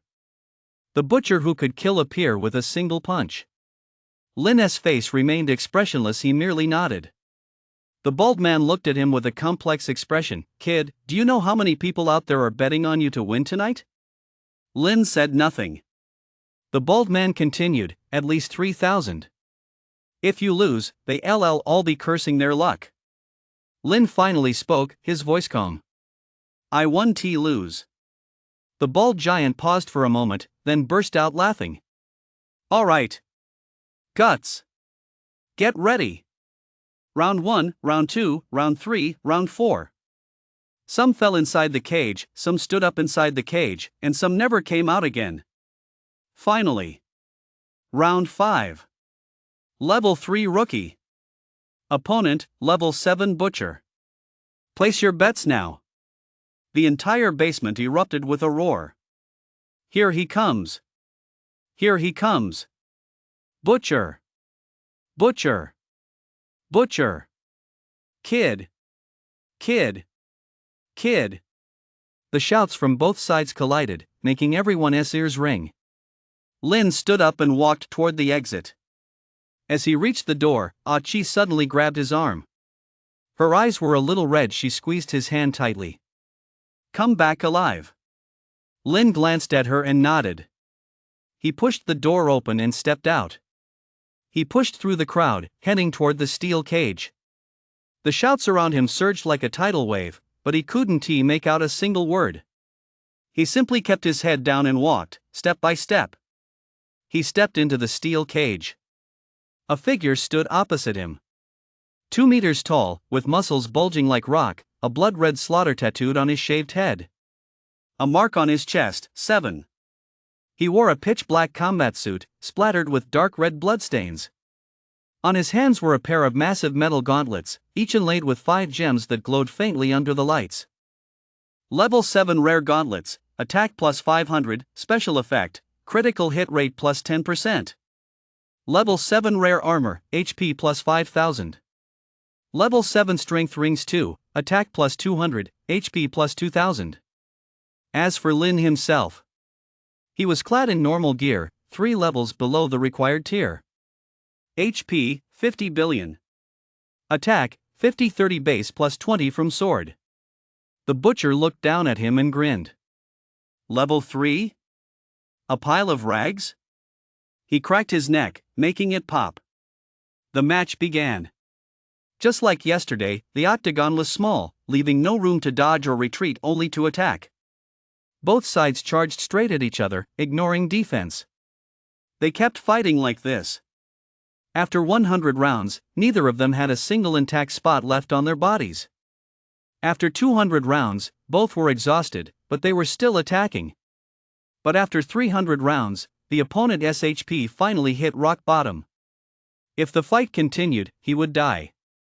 Suddenly, the opponent dropped to his knees and roared, "I surrender! Stop hitting me! I surrender!" The entire basement fell silent. Dead silence.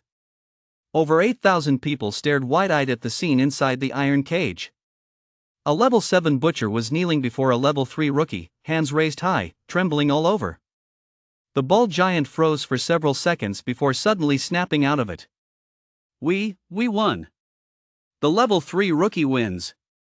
5 wins in a row. Boom. The entire basement erupted. Fuck.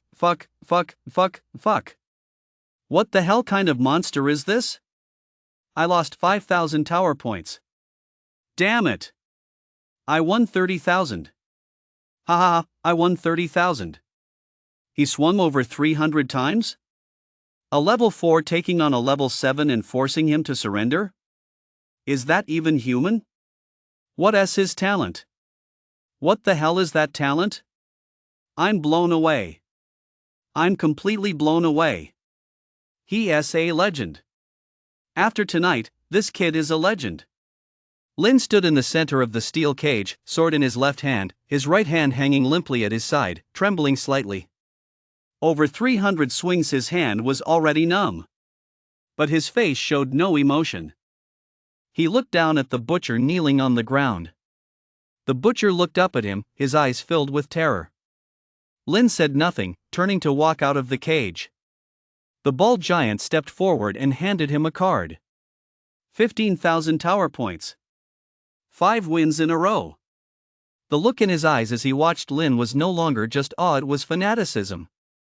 Kid, you're a once-in-a-century genius.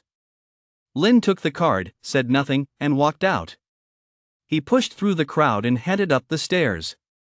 Behind him, the entire basement was still in an uproar. In the corner, that frail man was holding his phone again, the camera tracking Lin's retreating figure, his hands shaking like a leaf. We're set this time, we're really set. At midnight that night, the Awaken forum completely crashed. Not because the servers went down, but because the number of concurrent users broke the all-time record. The top 10 trending topics were all about Lin.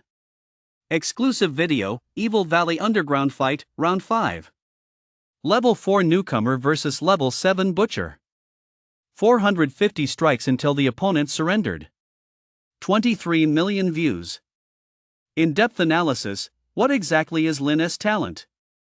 A level 4 tanking over 100 hits from a level 7 HP must be at least 10 million. Expert interview, if true, this could be the strongest HP enhancement talent in a century. Interview with the chief researcher of the Awaken Guild. Comparison chart, Lin vs Chen, one is a level 3 fighting a level 7, the other has an SSS tier Thunderlord talent. Who is the true genius? The truth comes out. Level 21 guard Wang Fu has been taken into custody by the investigation team. Preliminary confession, Chen ordered him to teach Lin a lesson that day. Su Clan remains silent. Jintian has yet to comment. Insiders say he is furious. 3 major academies speak out again. Kyoto University, spots are still open. Magic City Academy, Mr. Cloud, we're waiting for you. Dragon City War Academy, cut the crap, come on. Chen's response?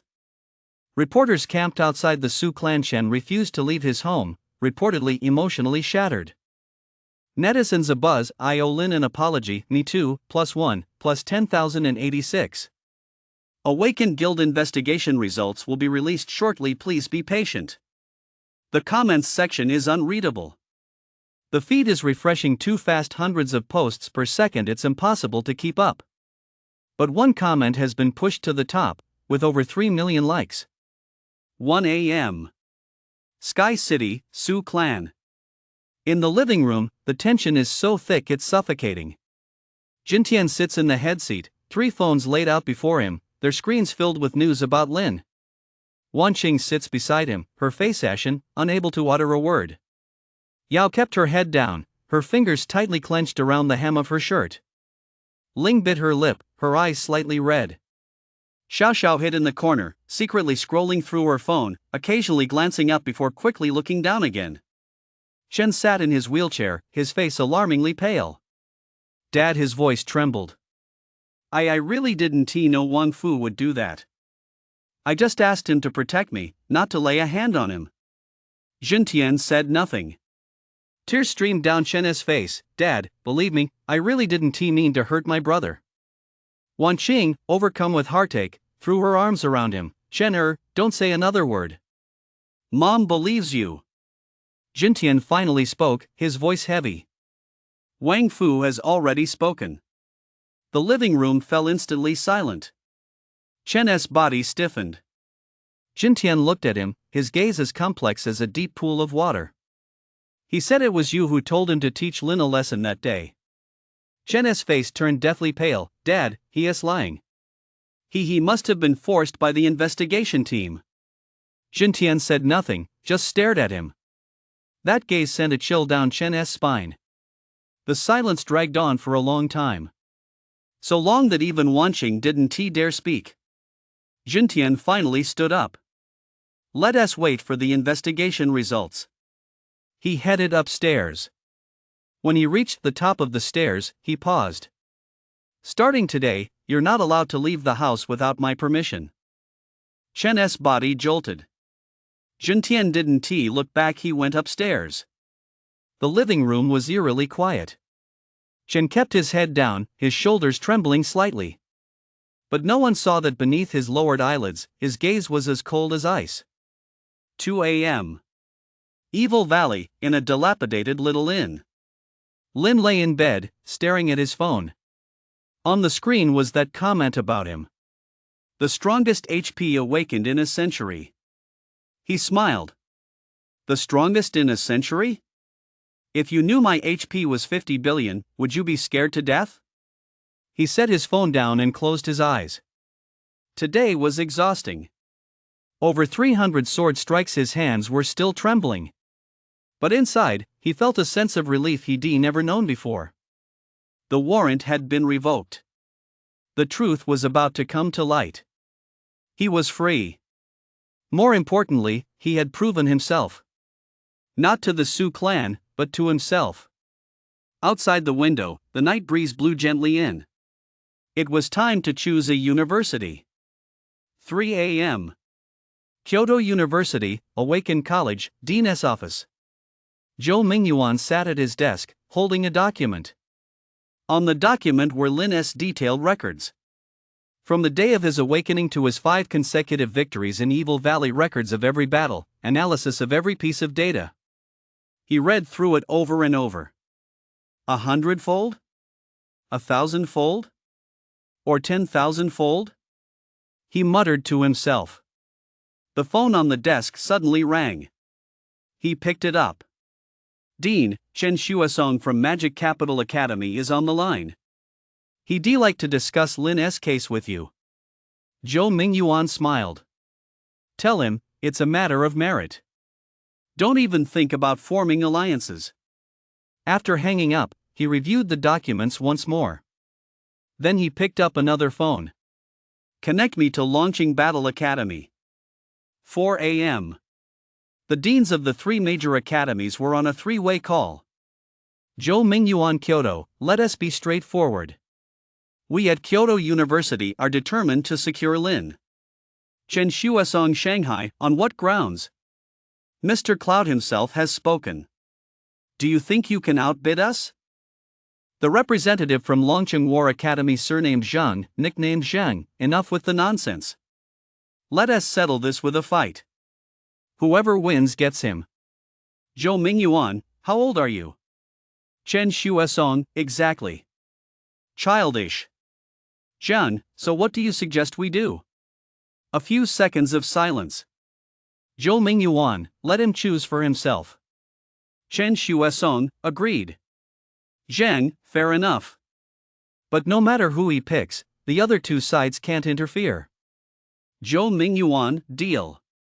Chen Shuasong, it's a deal. After hanging up, the three sat in their respective offices, gazing at the night sky outside the window. What would the boy choose when morning came? They didn't know. But they knew that no matter who he chose, from now on, the name Lin would never be looked down upon by anyone again. The morning of the 6th day. Lin was awakened by the glare of sunlight. He opened his eyes to a rare sunny day outside. Sunlight streamed through the broken window, casting a patch of brightness on the floor. He sat up and stretched his shoulders. His hands were still sore, but much better than last night. He pulled out his phone and checked the time. 8 o'clock in the morning. Then he froze. Unread messages, 999 plus. He tapped to open them. They were all private messages. Some were from classmates, some from strangers, some from people claiming to be journalists, and others saying, "I'm your long-lost relative." He didn't reply to a single one, he just cleared them all. Then he opened the news. Trending number 1, Lin may choose a university today. Trending number 2, deans of 3 prestigious universities hold overnight meeting, reportedly reach an understanding. Trending number 3, Valley of Villains leader states, will not interfere, choose whichever you like. Trending number 4, latest developments from the Su clan, Chen grounded, Jintian remains silent. Trending number 5, Awaken Guild, investigation results to be released tomorrow. He scanned through the list, his face expressionless. Then he opened the 3 envelopes and looked at them again. Kyoto University. Magic Capital Academy. Dragon City War College. Time to choose. He thought for a moment, then opened his contacts. The first call went to Kyoto University. It rang twice before being answered. A gentle, middle-aged male voice said, "Hello, Kyoto University Awaken College. This is Lin." There was a moment of silence on the other end, then the voice changed noticeably, tinged with excitement. "Student Lin? Please hold on, I'll transfer you to the dean immediately." After a few seconds, another voice came on the line, steady and authoritative. "Student Lin, this is Zhou Mingyuan." "Lin, hello, Dean Zhou." Zhou Mingyuan chuckled, "Let us get straight to the point. Have you made up your mind?" "Lin, I'd like to ask a few questions." Zhou Mingyuan, go ahead. "Lin, if I choose Kyoto University, what can you offer me?" Zhou Mingyuan, a temporary sanctuary slot, a full scholarship, 100,000 tower points annually, one-on-one mentorship, and preferential access to resources. Additionally, if you're willing, you can join our school's elite class and study alongside the nation's top geniuses. Lin was silent for 2 seconds. Second question. If I choose Kyoto University, what about the Su clan? Zhou Mingyuan cut him off. The Su clan won't dare touch you. This is Kyoto, not Tianqiang City. No matter how powerful Jintian is, they won't dare run amok on Kyoto University's turf. Lin, alright. Third question. Aren't you worried there might be something wrong with my talent? Zhou Mingyuan laughed. What could possibly be wrong? Strong is strong, weak is weak. We don't care what your talent is. We only care whether you can become stronger. Lin was silent for a few seconds. He hung up the phone. The second call was to Magic City Academy. A woman answered, her tone crisp and direct. Magic City Academy admissions office. This is Lin. There was a moment of silence on the other end, then the woman's voice rose noticeably. Lynn? Hold on. I'll get the dean right away. A few seconds later, another voice came on the line, also female, but more composed. Student Lin, this is Chen Shuesong. Lin, hello, Dean Chen. Chen Shuesong chuckled, get straight to the point. What do you want to know? Lin, if I choose Magic City Academy, what can you offer me? Chen Shuesong, a temporary shelter quota, a full scholarship, 120,000 tower points annually, and one-on-one mentoring. Additionally, Mr. Cloud has said he is willing to personally guide you. Lin's heart skipped a beat. Cloud. One of the 5 great powers. That legendary independent cultivator. Chen Shuesong continued, Mr. Cloud asked me to pass on a message to you. Your talent is quite intriguing, it might lead the nation even further. Lin was silent for 2 seconds. My second question. Regarding the Su clan. Chen Shuesong cut him off. The Magic Capital Academy isn't in Sky City, the Su clan's reach doesn't extend that far. Besides, Mr. Cloud and Jintian don't get along. Now that you're here, Jintian won't dare touch you. He hung up. The third call was to the Dragon City Battle Academy. A rough male voice answered, booming like thunder, Dragon City Battle Academy. Speak. Lin, this is Lin. There was a second of silence on the other end, then the man burst out laughing, ha ha. I knew you'd call. Hold on, I'll get the dean. A few seconds later, another voice came on the line, also male, deep and resonant, like a stone hitting the ground. Lin, this is Zhang. Lin, hello, Dean Zhang. Zhang, cut the crap. Get to the point. Are you coming or not? Lin paused for a second. I'd like to know what you can offer me. Zhang, the elite class, unlimited gear, unlimited tower points, and an 80th level mentor. Plus, if you're willing, you can train under Senior Tianxiong. Lin's heart skipped a beat. Tianxiong. The leader of the 5 great powers, the military's top figure. Zhang continued, Senior Tianxiong watched your video and said one thing, this kid is interesting. Bring him to the Dragon City Battle Academy. Lin took a deep breath. Second question. About the Su clan. Zhang cut him off immediately. If Jintian dares to come to the Dragon City Battle Academy demanding you back, I'll punch him to death. Lin almost laughed out loud. He hung up the phone. Sitting on his bed, he stared blankly out the window. 3 academies, 3 promises, 3 powerful backers. Which one should he choose? He thought for a moment, then opened his phone and looked up information on the 3 major academies. Kyoto University, the oldest, with the deepest heritage and the most powerful graduates. But it also had the most rules and regulations. Magic Capital Academy, flush with cash, the richest in resources, and led by Cloud. But it had a heavy commercial atmosphere. Some said it felt more like a company than a school. Dragon City Battle Academy, the strongest in combat, the least by the book, with Tianxiong at the helm. But the training is the toughest, the dropout rate is the highest, and students drop out every year. He read through the details one by one, growing more and more torn. Just as he was thinking, his phone suddenly rang. An unknown number. He answered it. An aged voice spoke slowly. Kid, have you made your choice yet? Lin froze for a moment. Who is this? The Valley Master of Evil Valley. Lin nearly threw the phone across the room. That level 88 god of slaughter was calling him? The Valley Master chuckled and said slowly, don't be nervous. I'm just asking. You fought 5 matches in Evil Valley, bringing a lot of traffic to my place and boosting my tower points commission. I owe you a favor. Lin didn't know what to say. The Valley Master continued, I want to get involved in your choice of university. But here's a piece of advice, choose the one that suits you best, not the strongest. The Valley Master chuckled. Alright, I'm hanging up. If you ever need anything in Evil Valley, just mention my name. The call ended. Lin stared at his phone, frozen for several seconds. A favor from the Valley Master of Evil Valley?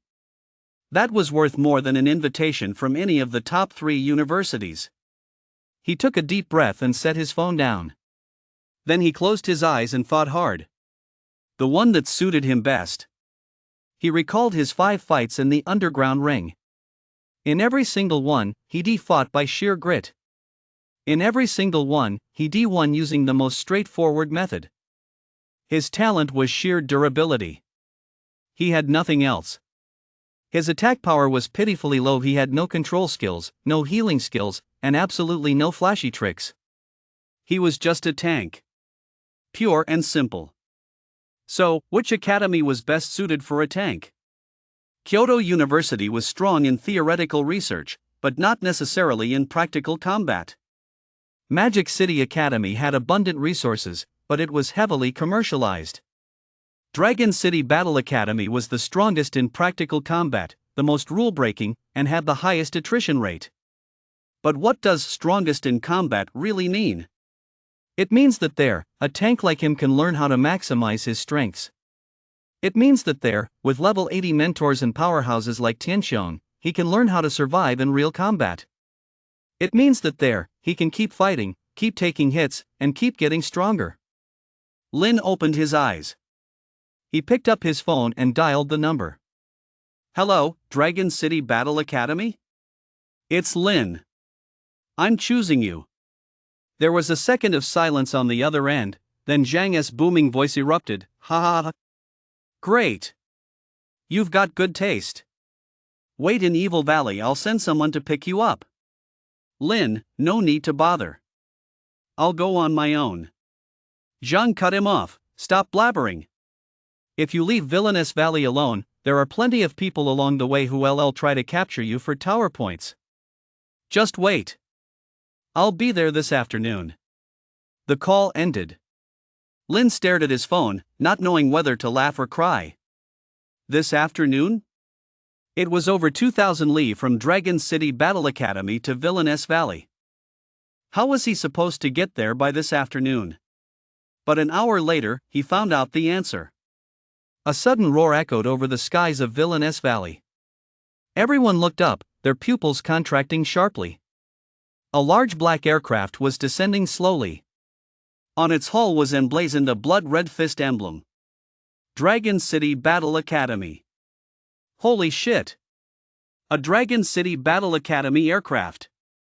Flying straight into Villainous Valley? Are they out of their minds? They're here to pick up Lin. Just to pick up one person? Is all this fanfare really necessary? Look at the emblem on that aircraft. That's Tianxiong's personal craft. Tianxiong? The leader of the 5 great masters? The entire Evil Valley erupted in commotion.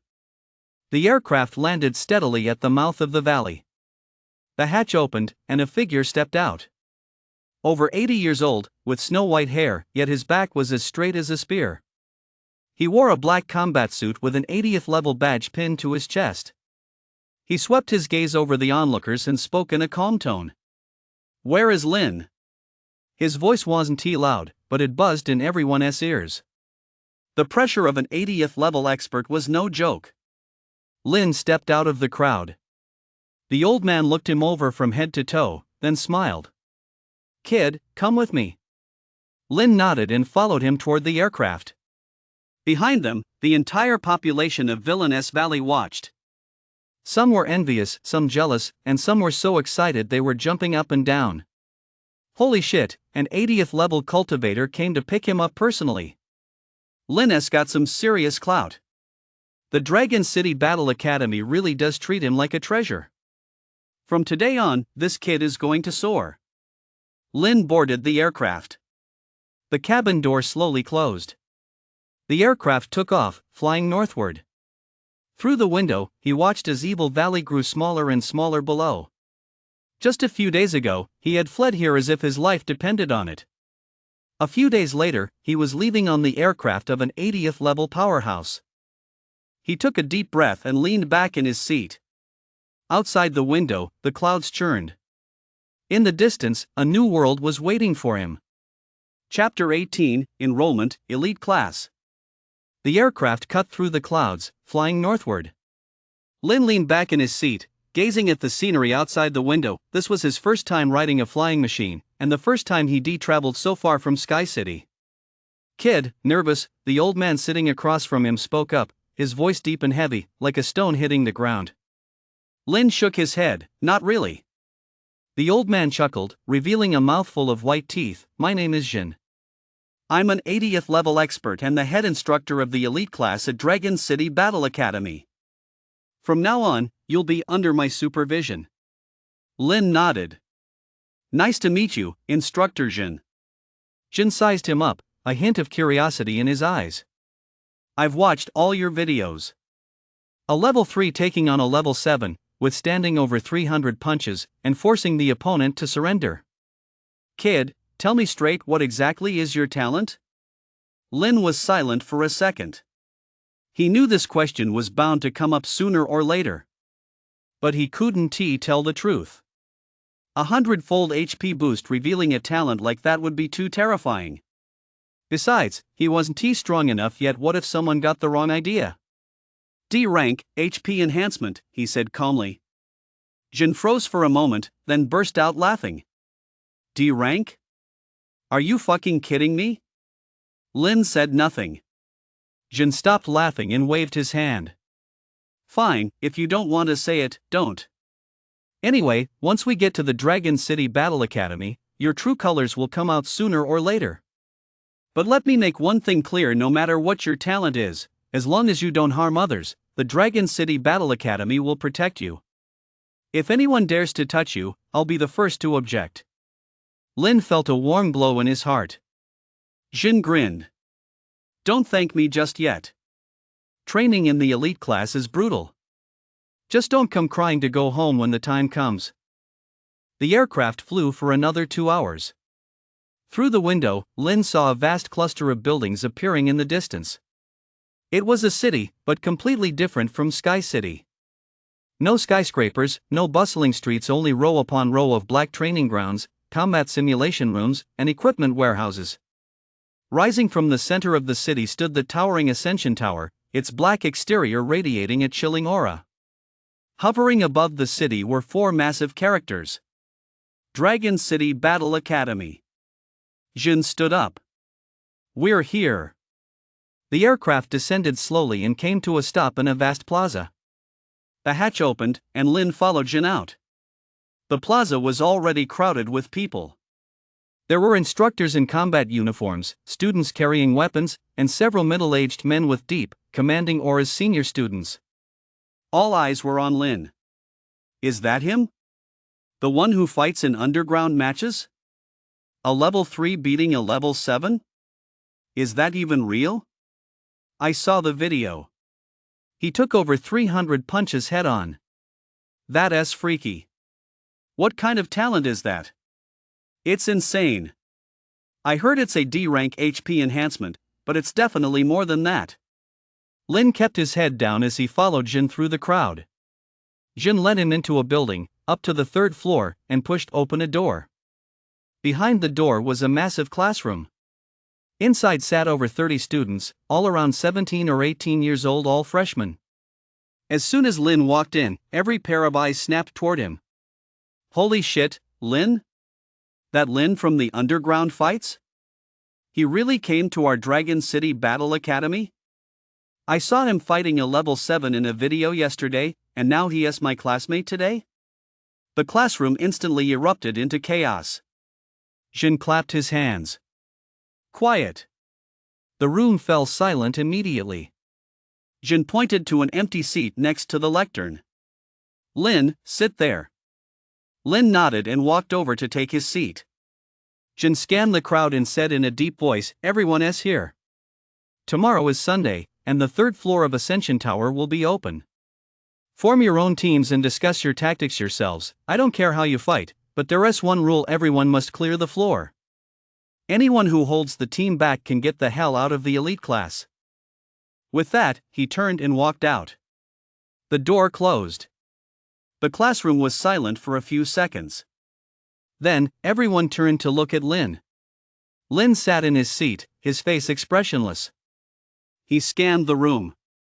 Over 30 people, all wearing badges pinned to their chests, engraved with numbers, 3. All level 3. Just like him. But the aura emanating from these people was stronger than any level 3 he'd ever encountered. He could sense that any one of them, picked at random, could easily outclass their peers at those normal schools out there. This was the elite class. The nation's top freshmen were all gathered here. Hey! A voice rang out. Lin looked up. It was a boy sitting in the front row, around 17 or 18, quite handsome, with striking silver hair. A badge pinned to his chest bore not only 3 but also a line of small text SSS rank talent Lord of Frost. The silver-haired boy eyed Lin up and down, his gaze carrying a hint of scrutiny. You're Lin, the one who fights in underground matches? Lin nodded. The silver-haired boy chuckled, stood up, and walked toward him. When he reached Lin, he looked down at him from above. My name is Frost, an SSS rank Frost Lord talent. I hear you can take over 300 level 7 punches? Lin said nothing. Frost extended his right hand, a faint blue glow emanating from his palm. The temperature around them dropped several degrees instantly. Let me test you. No sooner had the words left his mouth than he slammed his palm into Lin's chest.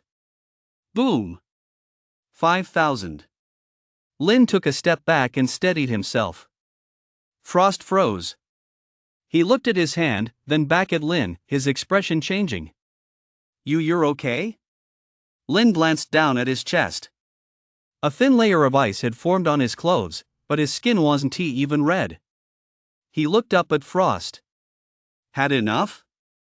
Frost's expression changed. He took a sudden step back and struck with both palms. A cold blast roared toward Lin. Boom! 5,000. Lin took another step back. Still unharmed. Frost was completely dumbfounded. This is impossible.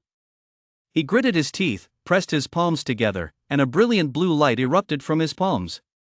The temperature plummeted, and ice began to form on the classroom windows. Frost burst. Boom! A terrifying blast of cold air surged from Frost's palms, slamming directly into Lin. 15,000. Lin took 3 steps back and steadied himself. He brushed the ice shards off his body and looked at Frost. Finished? Frost's mouth hung open, he couldn't utter a single word. The classroom fell deathly silent. Everyone stared wide-eyed at the scene. An SSS rank talent genius unleashed 3 full power attacks, and the opponent wasn't even phased? What the hell kind of monster is this? Holy shit, someone muttered under their breath, this is ridiculous. Frost's face flushed alternately pale and crimson before he finally gritted his teeth and said, You what kind of talent are you, exactly? Lin looked at him and replied calmly, D rank, HP enhancement. The classroom fell silent for a second. Then. Bullshit. A girl stood up. D rank HP enhancement? At level 3, that SA maximum of 600 HP. Frost's attack dealt at least 15,000 damage. How could you possibly survive that? Lin glanced at her. The girl was 17 or 18, with fiery red hair and piercing eyes. The badge on her chest read, SSS rank talent Lord of Flames. Another SSS rank. Lin looked away and said calmly, take a guess. The red-haired girl was speechless. She opened her mouth to say something, but realized she had no way to refute it. Because Lin was standing right there, alive and well. Facts speak louder than anything. The classroom fell completely silent. Everyone's gaze toward Lin had changed. There was shock, curiosity, apprehension, and admiration. A few others had their eyes lighting up. Holy shit, that HP is fucking insane. No wonder he could take over 300 level 7 punches. If we teamed up with him, who could even touch him? He is basically a walking meat shield. Forget meat shield, this is a god shield. Frost stood frozen in place, his face a picture of utter dismay. He was an SSS rank genius, someone everyone had looked up to since childhood. Yet today, after unleashing 3 all-out attacks, his opponent hadn't even batted an eyelid. He had never experienced such a crushing sense of defeat. But he wasn't the type to take a loss lying down. After a few seconds of silence, he suddenly smiled. "All right, you're impressive." He walked back to his seat, sat down, and gave Lynn a thumbs up. "I'm impressed." Lynn looked at him, nodded, and said nothing. The red-haired girl sat down too, but her eyes remained fixed on Lynn, her gaze tinged with defiance. So what if you can take a beating? Your attack power is pathetic. I've seen your boxing videos. Your attacks only deal a few dozen points of damage. With that kind of output, you'd just be a liability in a party." No sooner had she finished speaking than another voice chimed in. "You don't know shit." The red-haired girl froze and turned to look. The speaker was a boy sitting in the corner, around 17 or 18, with messy black hair and a somewhat slovenly appearance. The badge on his chest read, "SSS Rank Talent Shadow Assassination." The black-haired boy said lazily, "His attack power is low, but he can tank. Tomorrow on the 3rd floor, there are 2 healing slimes that restore 50 HP per second, and that stacks. If both heal the same boar at the same time, it heals 100 HP per second. If our damage output isn't high enough, we won't be able to kill it at all." He paused and looked at Lynn. "But if he is up front taking the hits, we won't have to worry about defense and can focus all our firepower on attacking. With him as our meat shield, our chances of clearing the floor go up by at least 30%. The red-haired girl opened her mouth but couldn't say a word. Because the black-haired boy was right. Don't be fooled by his damage output of just over 10,000. That's only thanks to his SSS talent, 100-fold attack amplification. His HP doesn't get amplified, it's barely over 1,000 at most. If he gets surrounded by a single misstep, he could die instantly, so we need a main tank to block the hits. And Lynn is the perfect tank." The rest of the class caught on too. "Exactly. Let him tank the mobs while we deal damage. Holy shit, he is practically the chosen tank. I was just worried about not finding a good tank for tomorrow, and here he is, right at my doorstep. Lynn, team up with me. My damage output is off the charts. Get lost, team up with me. I've got an S-rank lightning talent, my attack power is top-notch. Don't fight over him, I said it first." For a moment, the classroom was as chaotic as a bustling market. Lynn sat at his desk, watching everyone scramble to recruit him, his face expressionless. But inside, he felt a mix of emotions. Just a few days ago, he was still the D-rank loser mocked by the entire city. Now, a group of S-rank and SS-rank geniuses were fighting over the chance to team up with him. The world sure changes fast. Chapter 19, a 4-person team clears the 3rd floor. All right. A voice rang out, silencing the commotion. Everyone turned to look. It was the red-haired girl, the SSS rank master of flames. She stood up, arms crossed, and scanned the crowd. "What good does all this arguing do? Team composition matters, it's not about who shouts the loudest."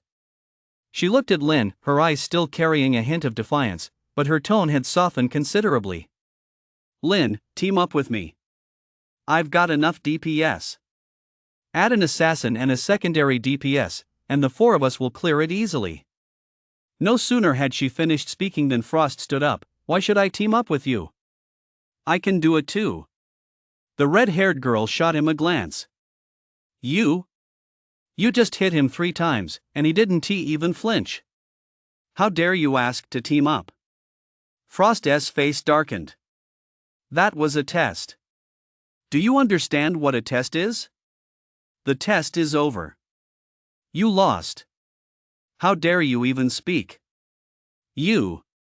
Just as the two were about to start arguing, the black-haired boy in the corner spoke up again. "Stop arguing. Just let him choose for himself." Everyone's eyes turned to Lynn in unison. Lynn was silent for 2 seconds.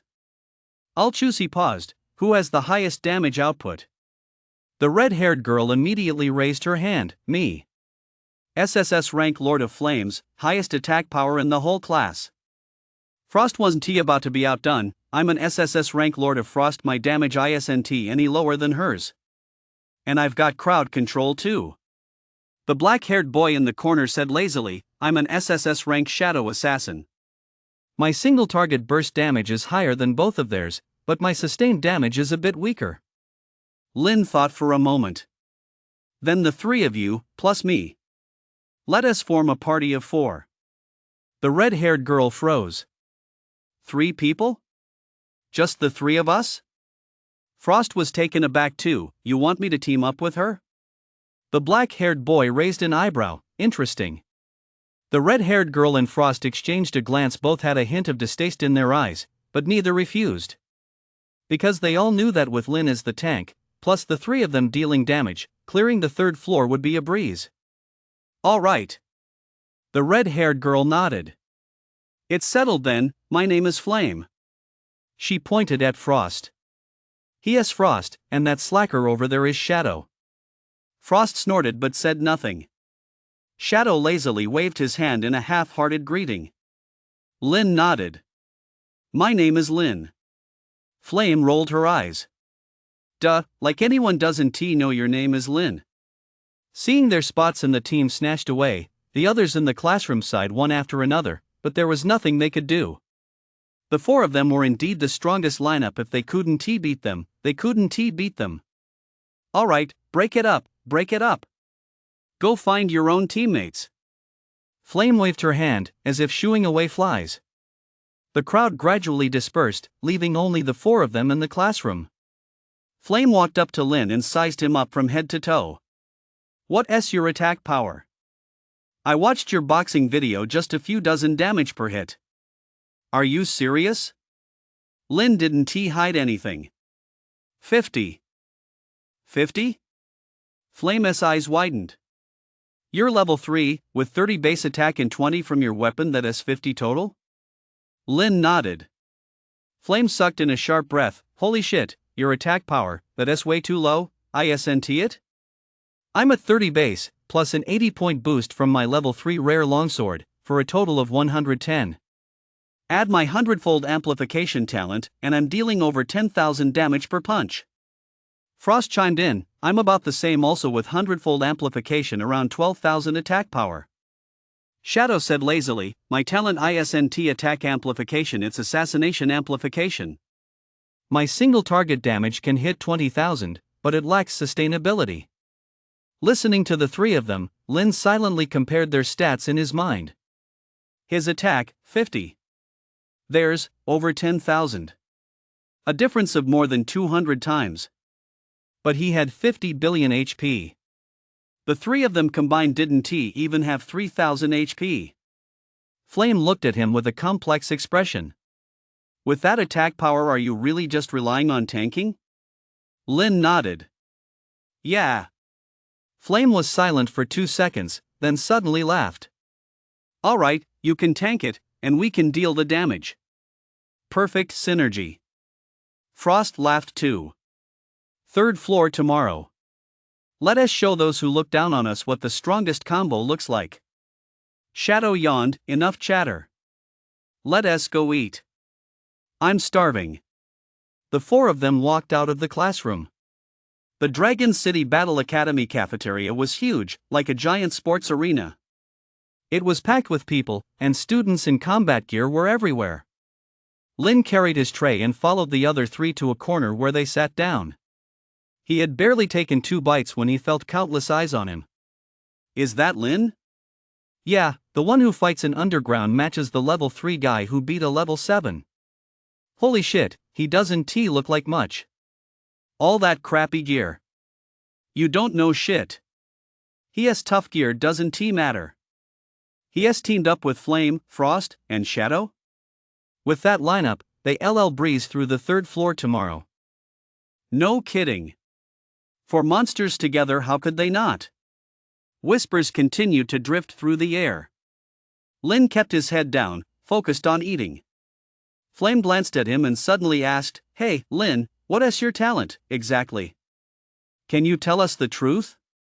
Lin chewed the meat in his mouth, paused for 2 seconds, then said, HP enhancement.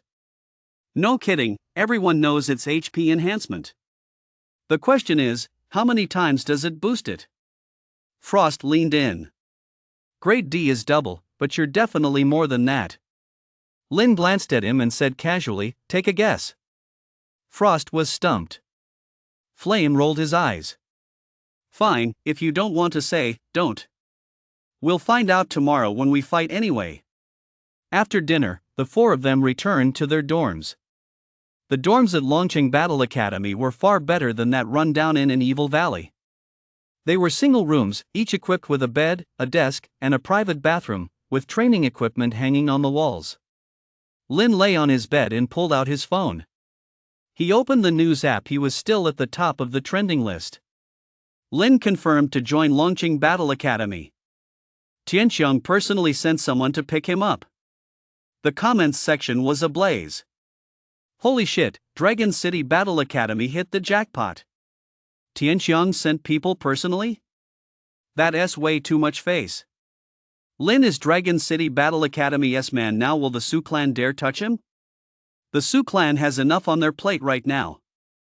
I heard Chen S under house arrest, and Wang Fu S confessed too. The truth is out.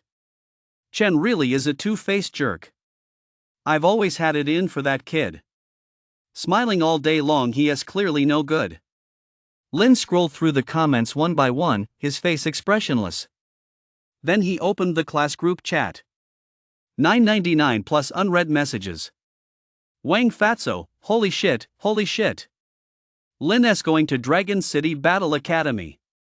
Zhang Wei, Dragon City Battle Academy. The strongest combat academy in the country. Li Shuai, he is going to be a big shot now. We haven't even made it past the first floor yet. Zhao Shui, stop talking. I'm crying. Lu Yang, Lin is awesome. The eternal legend. Sun Shui, he has even my phone wallpaper. Please let me clear the first floor the week after next. Lin read for a few seconds, then closed the chat. Tomorrow, Ascension Tower, Level 3. Sunday, 7 a.m. A massive crowd had gathered in front of the entrance to Dragon City Battle Academy's Ascension Tower. Today was the day the third floor opened, and all third-year students were set to attempt the challenge. Some were solo, some were in teams, but without exception, everyone was wearing brand new gear, their faces a mix of nervousness and excitement. Lin and his three companions stood on the edge of the crowd. Flame wore a fiery red combat suit and held a slender, flame-patterned sword in his hand, with faint flickers of fire flowing along its blade.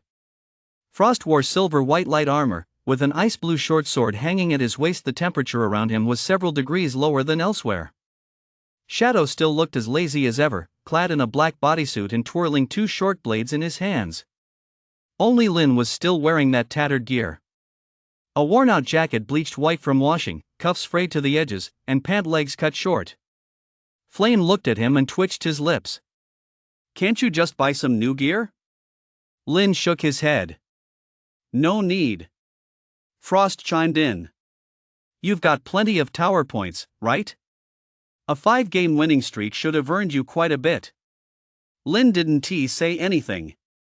He did indeed have plenty of tower points, 32,778, enough to buy a full set of rare gear with some to spare. But he didn't want to buy any. Because he discovered that the small amount of HP added by gear, when multiplied by 100 million, offered an absurdly high return on investment. A level 3 rare armor piece adds 1,200 HP and costs 10,000 tower points in the shop. If someone else bought it, they gain 1,200 HP. If he bought it, he gain 1,200. 100 million equals 120 billion HP. 120 billion HP, what does that even mean? But he didn't want to buy it now. Because he was saving up tower points for something more important. As for gear, he could always buy it later once he entered the Ascension Tower and cleared it. There'd be plenty of time for that. For now, his HP was more than enough. Alright, forget about his gear, Shadow yawned. He wouldn't die even if he went in naked. Flame and Frost exchanged a glance and nodded helplessly. It was a crude remark, but the logic held true.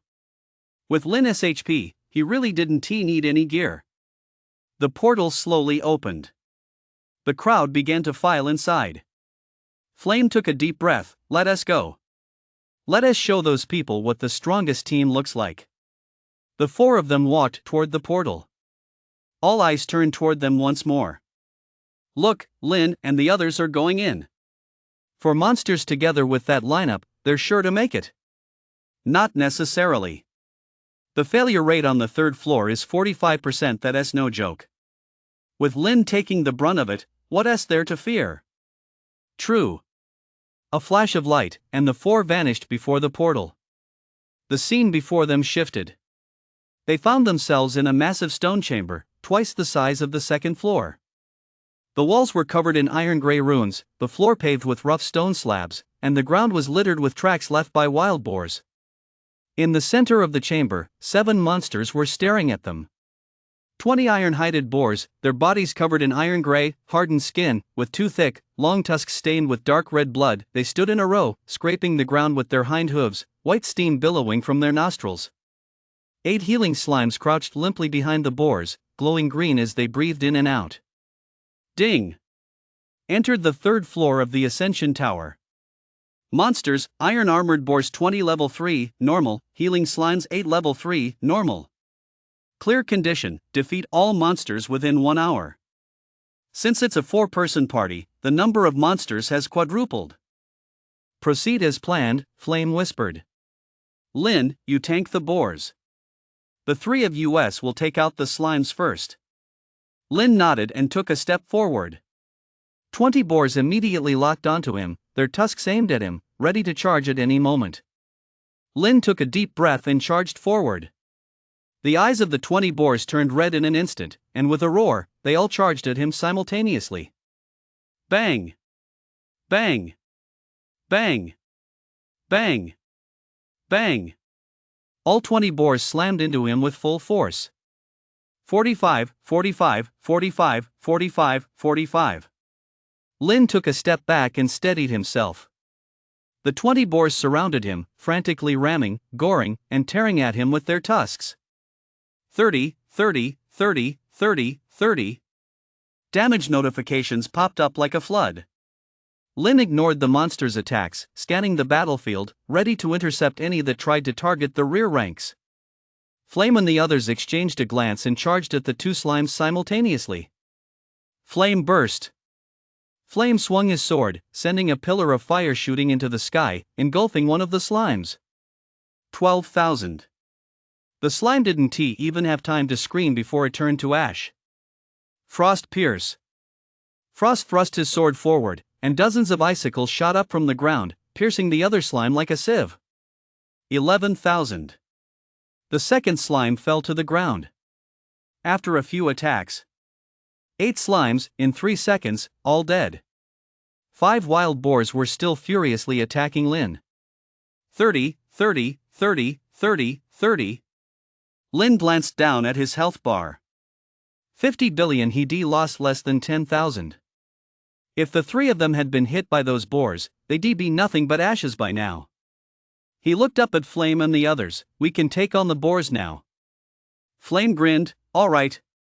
The 4 of them looked at the 20 wild boars and began the slaughter. Flame took one down with a single sword strike, Frost took one down with a single sword strike, and Shadow took one down with 2 slashes. 20 wild boars, 30 seconds, all dead.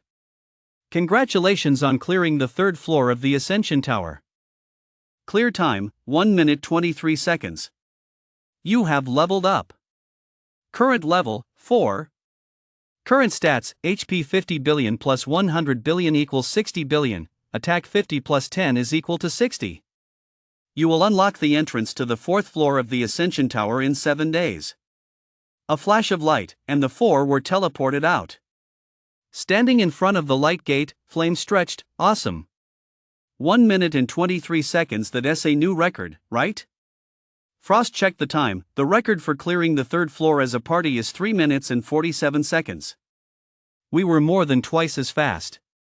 Shadow yawned, with Lin here, it was too easy. If those 20 boars had swarmed me, I wouldn't have made it out. Lin opened his stats panel and glanced at his HP. 60 billion. It had gone up by another 10 billion. Flame leaned in, hey, Lin, be honest, how much HP do you actually have? Lynn glanced at her, paused for 2 seconds, then said, 6 million. He knew he needed a plausible explanation, so he chose to tell them he had a 10,000-fold boost. It explained why he was so durable while keeping his true strength a secret. Flame froze. How much? Frost froze too. 6 million? Shadow's yawn got stuck halfway through. All three of them stared at Lynn with wide eyes. Flame swallowed hard. You say that again? Lynn said calmly, 6 million. Flame. Frost. Shadow. Silence. Dead silence. After a long while, Flame stammered, see, 6 million? I've only got 2,000 HP. Frost's mouth twitched, I've got 2,003. Shadow, unusually roused from his usual slump, blared, are you even human? Lynn said nothing. He knew the number was terrifying. Even with an SSS tier HP enhancement, others only had 60,000 HP. His 6 million was 100 times that of an SSS tier talent. Flame took a deep breath and patted his chest. Alright, you're impressive. 6 million HP. I'm impressed. Frost nodded as well, impressed. Totally impressed. Shadow looked at him and suddenly laughed. Should I call you Bloodox from now on? Or King of Tanks? Lynn thought for a moment, just call me Lynn. The three exchanged glances and all laughed. The crowd around them watched the four of them with mixed expressions. There was envy, jealousy, and admiration. But mostly, there was awe. They cleared the third floor in 1 minute and 23 seconds. These four monsters were bound to become the rising stars of Dragon City Battle Academy. That night, a new post appeared on the Dragon City Battle Academy forum. Shocking. Lynn's quartet clears the third floor in 1 minute and 23 seconds. Record broken. The comments section below was in an uproar. Holy shit, 1 minute and 23 seconds? Is that even human? With Lynn carrying the load, it's way too easy. I heard Lynn has 6 million HP. Is that true? 6 million? At level 4? Are you kidding me? It's true. Someone heard him say it with their own ears. 6 million at level 4? How much would he have at level 80? I can't even imagine it. I just can't. The Sioux clan really screwed up this time. Their own son is this strong, and they actually kicked him out. Serves them right. Who told them to be so blind? What about that two-faced bitch Chen? Come out and face the music? She's under house arrest. Heard Wang Fuchuan confessed. The truth is out. Lynn was framed. From today on, Lynn is my only idol. Lynn lay in bed, reading these comments, his face expressionless. The outside world was already speechless with shock over the 6 million HP they assumed he had. If they knew it was actually 60 billion, their jaws would likely drop. Level 4. He had only just begun. Outside the window, the night was deep and dark. In the distance, the Ascension Tower stood silently, waiting for his next challenge. Chapter 20, Lynn's Talent, Rated God Tier. The next morning, the Dragon City Battle Academy forum exploded. It wasn't because of that record-breaking clear time, but because someone had recorded Lynn's 6 million remark and uploaded it online. The headline was explosive, exclusive recording. Lynn admits it himself, my HP is 6 million. Clicking on the audio, the conversation was crystal clear. Hey, Lynn, be honest, how much HP do you actually have? 6 million. How much? 6 million. Silence. Then came Flame's stammering, I only have 2,000 HP, for fuck's sake. The entire comments section went into a frenzy. Holy shit, holy shit, holy shit. 6 million? Are my ears playing tricks on me? Level 4, 6 million HP? What the hell does that even mean? Let me do the math. A level 4 base HP is 400. Even if he has an SSS tier HP enhancement, 100x would only be 40,000. 6 million, how many times is that? Over 10,000 times. 10,000 times? Is that a talent or cheating? The awakened stone showed D rank that day, with HP doubled, multiplied by 10,000? You call that doubled? The awakened stone must be glitching. If that SD rank, the whole world is trash. Don't forget, HP from gear gets multiplied too. If he equips a full set of high-level gear. Stop it, my scalp is tingling. From today on, call him the Blood God. Blood God Lin. As soon as that comment appeared, the thread was instantly flooded with replies. Blood God. Blood God. Blood God. In just 1 hour, the phrase Blood God Lin shot to the top of the trending list. The entire internet was abuzz with discussions about this 6 million HP monster. Awakened Guild Headquarters. 8 a.m., emergency meeting. A dozen or so people sat in the conference room, all high-ranking members of the association.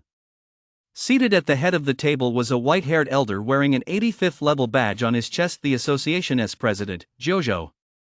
You've all listened to the recording, right? Jojo spoke, his voice hoarse but firm. Everyone nodded. Level 4, 6 million HP. Jojo tapped the table. Can someone explain to me what that even means? A middle-aged man wearing glasses stood up. President, I did a quick calculation. A level 4 base HP is 400. To reach 6 million, that's a 10,000-fold increase. The strongest known HP enhancement talent belongs to the Undying King of Hell from 50 years ago, an SSS rank with a 200-fold increase. 10,000 times, that's 50 times his power. The conference room fell silent for a second. Another elderly man spoke up. Could the awakening stone have been wrong? It showed D rank on the day he awakened. The man in glasses shook his head. The awakening stone hasn't made a mistake in 100 years. The only explanation is that his talent isn't a conventional HP enhancement at all. Then what is it? The man in glasses was silent for a few seconds before saying slowly, I don't know. But I suspect this might be a completely new talent tier that has never existed before. The conference room fell silent once more. Jojo narrowed his eyes. You mean? The man in glasses took a deep breath. Chairman, our current talent grading system from D to SSS is based on data compiled over the past 100 years. The upper limit is 200 times. But if someone can break through that limit and reach 1,000 times or even 10,000 times, then they transcend the existing grading system. He paused, then said, enunciating each word, I believe we should establish a new tier. What rank? The man in glasses looked at him and slowly uttered 2 words. God tier. The conference room fell deathly silent. Everyone was stunned by those 2 words. God tier.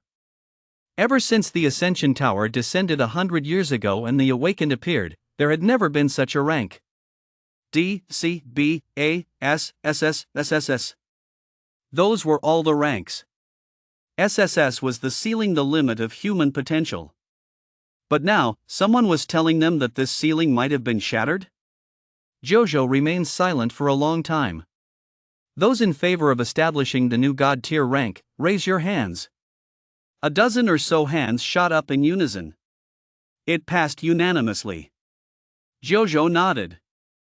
Very well. Effective immediately, the God tier is added to the Awakened talent rankings. Evaluation criteria: a talent increase exceeding 1,000-fold, or possession of special abilities of equivalent magnitude. He turned to the man in glasses. You draft the announcement and issue it by noon today. The man in glasses nodded. Yes. Jojo turned to another person. Contact the Dragon City Battle Academy. I want to meet that Lin in person. Yes. Tianxiang City, Su Clan. In the living room, the atmosphere was so tense it felt like it was about to explode. Wanqing sat on the sofa, her face ashen, her fingers clenched tightly around her phone. On the screen was the announcement just released by the Awakened Guild. Announcement regarding the addition of the God tier talent rank. Following deliberation at an emergency meeting of this association, it has been decided that, effective immediately, a new rank God tier will be added to the existing D through SSS ranks. Evaluation criteria: a talent increase exceeding 1,000 times, or possession of special abilities of equivalent magnitude. This is hereby announced. Awakened Guild. November 9, 2054. Below was an additional note. It is reported that the first Awakened nominated for God tier is Lin, a freshman at Dragon City Battle Academy. His level 4 HP is as high as 6 million, and his talent boost is estimated to exceed 10,000 times. The official evaluation will be completed within 3 days. After reading this, Wan Qing's hands were trembling. God tier. He has become God tier. Yao stood beside her, her face alarmingly pale. Mom, how is this possible? He is clearly a D rank loser. Ling bit her lip, unable to speak. Xiao Xiao hid in the corner, secretly scrolling through her phone. Seeing the comments section flooded with Lin is awesome, Blood God is invincible, and the Su clan is blind, she felt an inexplicable sense of satisfaction. Jintian sat in the seat of honor, silent. His face was expressionless, but the knuckles of his fingers gripping the armrest had turned white. God tier. His own son had become the first God tier awakened in human history. And he had driven this son from his home, put a city-wide warrant out for his arrest, and wished him dead. Just then, Chen came down as well. His face was pale, his eyes red and swollen, he looked utterly haggard. Dad, Mom, his voice trembled. I saw the news, my brother he has become God tier. Wan Qing looked at him with a complex expression. In the past, no matter how she looked at Chen, she found him endearing. Kind, sensible, dutiful, and highly talented. But now, she suddenly realized that this adopted son's kindness seemed a bit fake. Every time something went wrong, he'd put on that "I don't blame my brother" act. Every time Lin had bad luck, he just happened to be accidentally there. Wang Fu had already confessed it was Chen who told him to teach Lin a lesson. Wan Qing didn't want to believe it, but the evidence was right there. She opened her mouth, wanting to say something, but in the end, she just sighed. Seeing that no one was responding, Chen's eyes reddened even more, and tears began to fall. Dad, Mom, I really didn't know it would turn out like this. I just wanted Uncle Wang to scare him a little. I didn't mean to hurt him. I was wrong. I was really wrong. Jintian finally spoke, his voice heavy. Enough. Chen froze. Jintian looked at him, his gaze as complex as a deep pool of water. Starting today, you're to stay in your room. You're not allowed to leave without my permission. Chen's face went pale. Dad. Don't call me Dad. Jintian stood up and headed upstairs. I don't want to see you right now. He went upstairs. The living room was eerily quiet. Chen kept his head down, his shoulders trembling. But no one could see that beneath his lowered eyelids, his gaze was as cold as ice. Longcheng Battle Academy, dormitory. Lin was woken by a knock on the door. Bang! Bang! Bang! Lin! Open the door quick! It was Flame's voice, frantic and urgent. Lin opened his eyes and checked the time. 9 a.m. He'd been scrolling through the forum until 3 a.m. last night and had only slept for 6 hours. He got up and opened the door.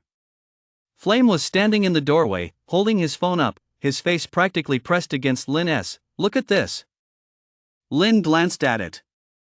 An announcement from the Awakened Guild. A new God tier has been added. First nominee, Lin. He froze for a moment, then remained expressionless. Flame's eyes widened. Huh?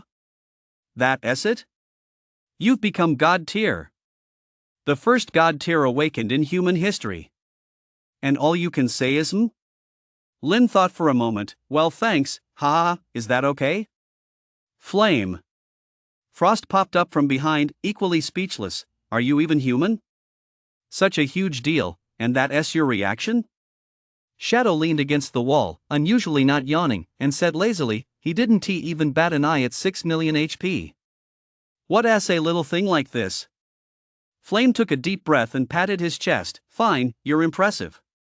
Let us go, the dean is calling for you. Lin followed the three of them out of the dormitory building. All along the way, everyone was staring at him. Their gazes held a mix of awe, admiration, curiosity, and envy. Is that him? Lin? Yeah, that's him, the one with 6 million HP.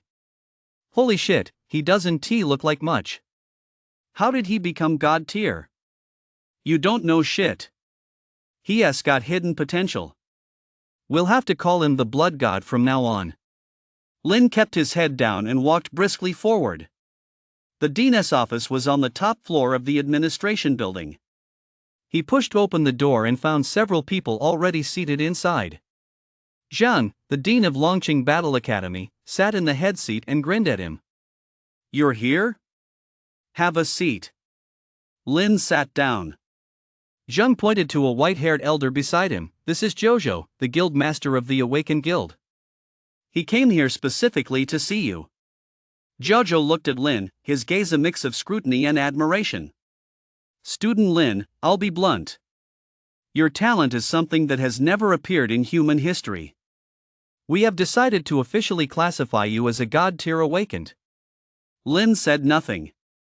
Jojo continued, but we need to confirm one thing. How did you acquire this talent?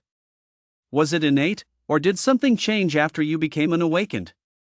Lin was silent for 2 seconds. He knew this question was unavoidable. But he couldn't tell the truth. At least, not the whole truth. It's innate, he said calmly. I've been like this since I was a child. Jojo narrowed his eyes. Since childhood? Did you suffer any injuries when you were young? Like, were you struck by lightning? Or did you fall into some strange place? Lin shook his head. No. Jojo stared at him for a long moment, then finally nodded. All right, regardless of how it came about, the facts are right before us. We conducted a comprehensive analysis of your background. 6 million HP. That can't be faked. He stood up and held out his hand. Student Lin, congratulations on becoming the first God tier awakened in human history. Lin stood up as well and shook his hand. Jojo smiled. Don't thank me. You earned this yourself. From now on, you are the nation's hope. The nation's hope. Those 4 words weighed heavily on his shoulders. Lin's face remained expressionless, but inside, his feelings were complicated. The nation's hope. That good-for-nothing, wanted by the entire city, had become the nation's hope. He thought of the damp, moldy walls of the Su clan's basement, of those nights of wrongful accusation, of Chen's condescending gaze. Then he smiled. A somewhat cold smile. The nation's hope, not bad. At least, no one would dare to bully him casually anymore. Chapter 21, Rare Gear Equipped, 220 billion HP. As soon as they stepped out of the dean's office, Flame and the others immediately surrounded them. How did it go? How did it go? Flame's eyes sparkled. The president came to see you personally. Is he going to give you a God tier certification medal? Frost leaned in too. I heard the association is going to custom make a badge for you. What does a God tier badge look like? Shadow, unusually not yawning, leaned against the wall and said lazily, don't ask. Just look at his face. He has definitely passed the certification. Lin was indeed expressionless, nearly saying indifferently, it was just a confirmation. Nothing else. Pfft, boring. Flame rolled his eyes. Come on, I'll take you somewhere cool. Where? The gear vault. Flame gave him a look as if he were an idiot. You're the Dragon City Battle Academy's golden boy now. The dean personally approved it, a full set of level 4 rare gear, for free. Lin froze for a moment. For free? A full set of rare gear? Given Zhang's loud-mouthed personality, he really would do something like this. The 4 of them crossed the training ground and headed toward a small, 3-story gray building. A sign hung above the entrance, Equipment Management Center. They pushed the door open to find a massive hall inside, its 4 walls lined with transparent display cases filled with all kinds of gear. Swords, spears, halberds, armor, rings, necklaces. The array was dazzling, shimmering with multicolored light under the lamps. Standing in the center of the hall was a middle-aged man in his 40s, dressed in a gray uniform with a level 45 badge pinned to his chest. When he saw the four of them enter, his gaze fell directly on Lin. "Lin?" Lin nodded. The middle-aged man grinned. "I've been waiting for you for ages. Follow me." He led the four of them through the hall, past an iron door, and into a separate storage room. The storage room wasn't too large. A few pieces of equipment hung on the walls, emitting a faint glow. The middle-aged man pointed at the wall, a level 4 rare set, personally approved by the dean. Weapons, armor, and a ring, 3 pieces in total. Lin looked up. Hanging on the wall was a black long sword. The blade was slender, its edge glinting coldly, and a dark red gem was embedded in the hilt. Level 4 rare longsword Shadow. Attack, plus 120. Next to it was a set of silver gray armor, exquisitely crafted, with a palm-sized breastplate at the chest. Level 4 rare armor Solid Rock. HP, plus 1200. Beside that was a ring, a silver band set with a blue gem the size of a grain of rice. Level 4 rare ring Strength. Attack, plus 60, HP, plus 600. Lin looked at these items and silently did the math in his head. The armor adds 1200 HP, the ring adds 600 HP, a total of 1800 HP. If someone else wore them, they gain 1800 HP. If he wore them, he gain 1800. 100 million equals 180 million HP. Add that to his current 40 billion base HP, and the total comes to 220 billion. 200 billion HP. He took a deep breath. And this was just a level 4 rare. There were still historic and legendary tiers to come, and this was only level 4. If he were to equip even higher level gear in the future. "What are you standing there for?" Flame gave him a nudge. "Hurry up and try them on." Lin nodded, slipped the armor onto his body, slipped the 2 rings onto his fingers, and finally gripped the black longsword.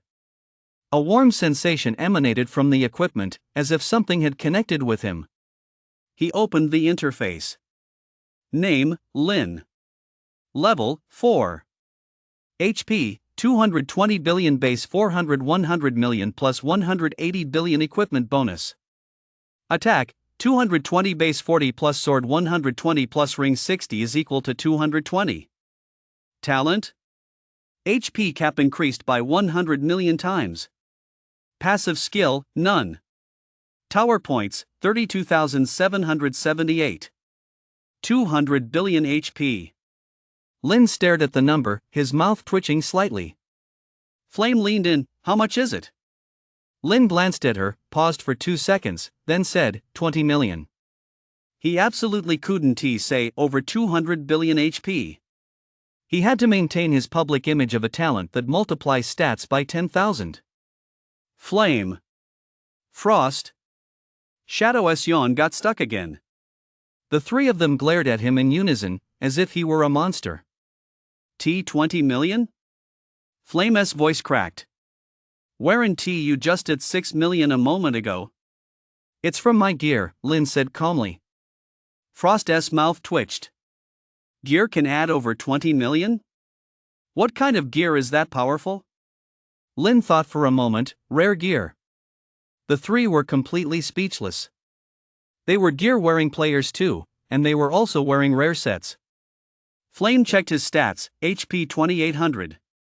Frost, HP 2200. Shadow, HP 2600. Added together, it wasn't even a fraction of Lin's total. Flame took a deep breath and patted his chest. Alright, you're the man. From now on, you'll be the tank for our team, and we'll just cheer 666. Frost nodded frantically. Right. Just 666 is fine. Shadow smiled, a rare sight. 20 million HP.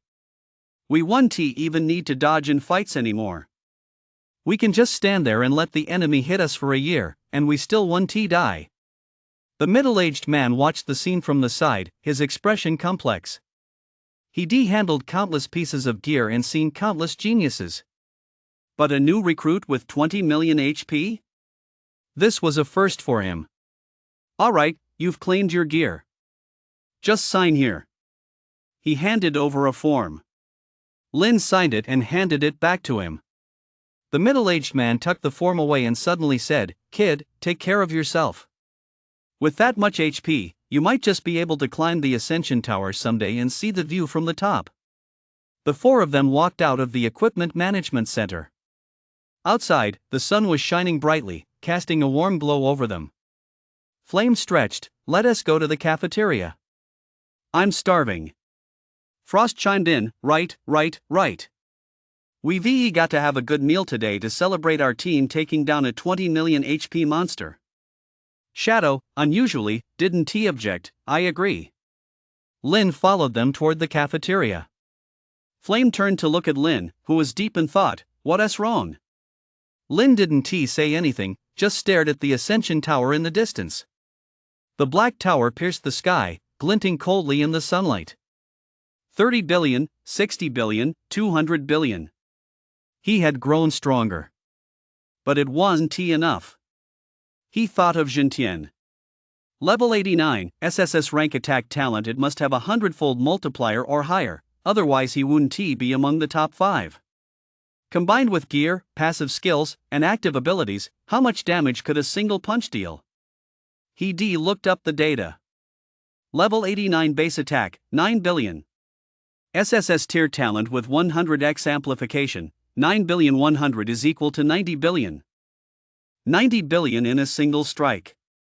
And that doesn't even account for the bonuses from gear, passive skills, and items. Add in gear, passive skills, and active skills, and a single punch could easily deal trillions or even tens of trillions of damage a breeze. His 200 billion HP was a joke in the face of that single punch. He had to get stronger. Much stronger. Hey! Flame's voice snapped him back to reality. What are you thinking about? Lin pulled his gaze away and shook his head. Nothing. Let us go. The four of them headed toward the cafeteria.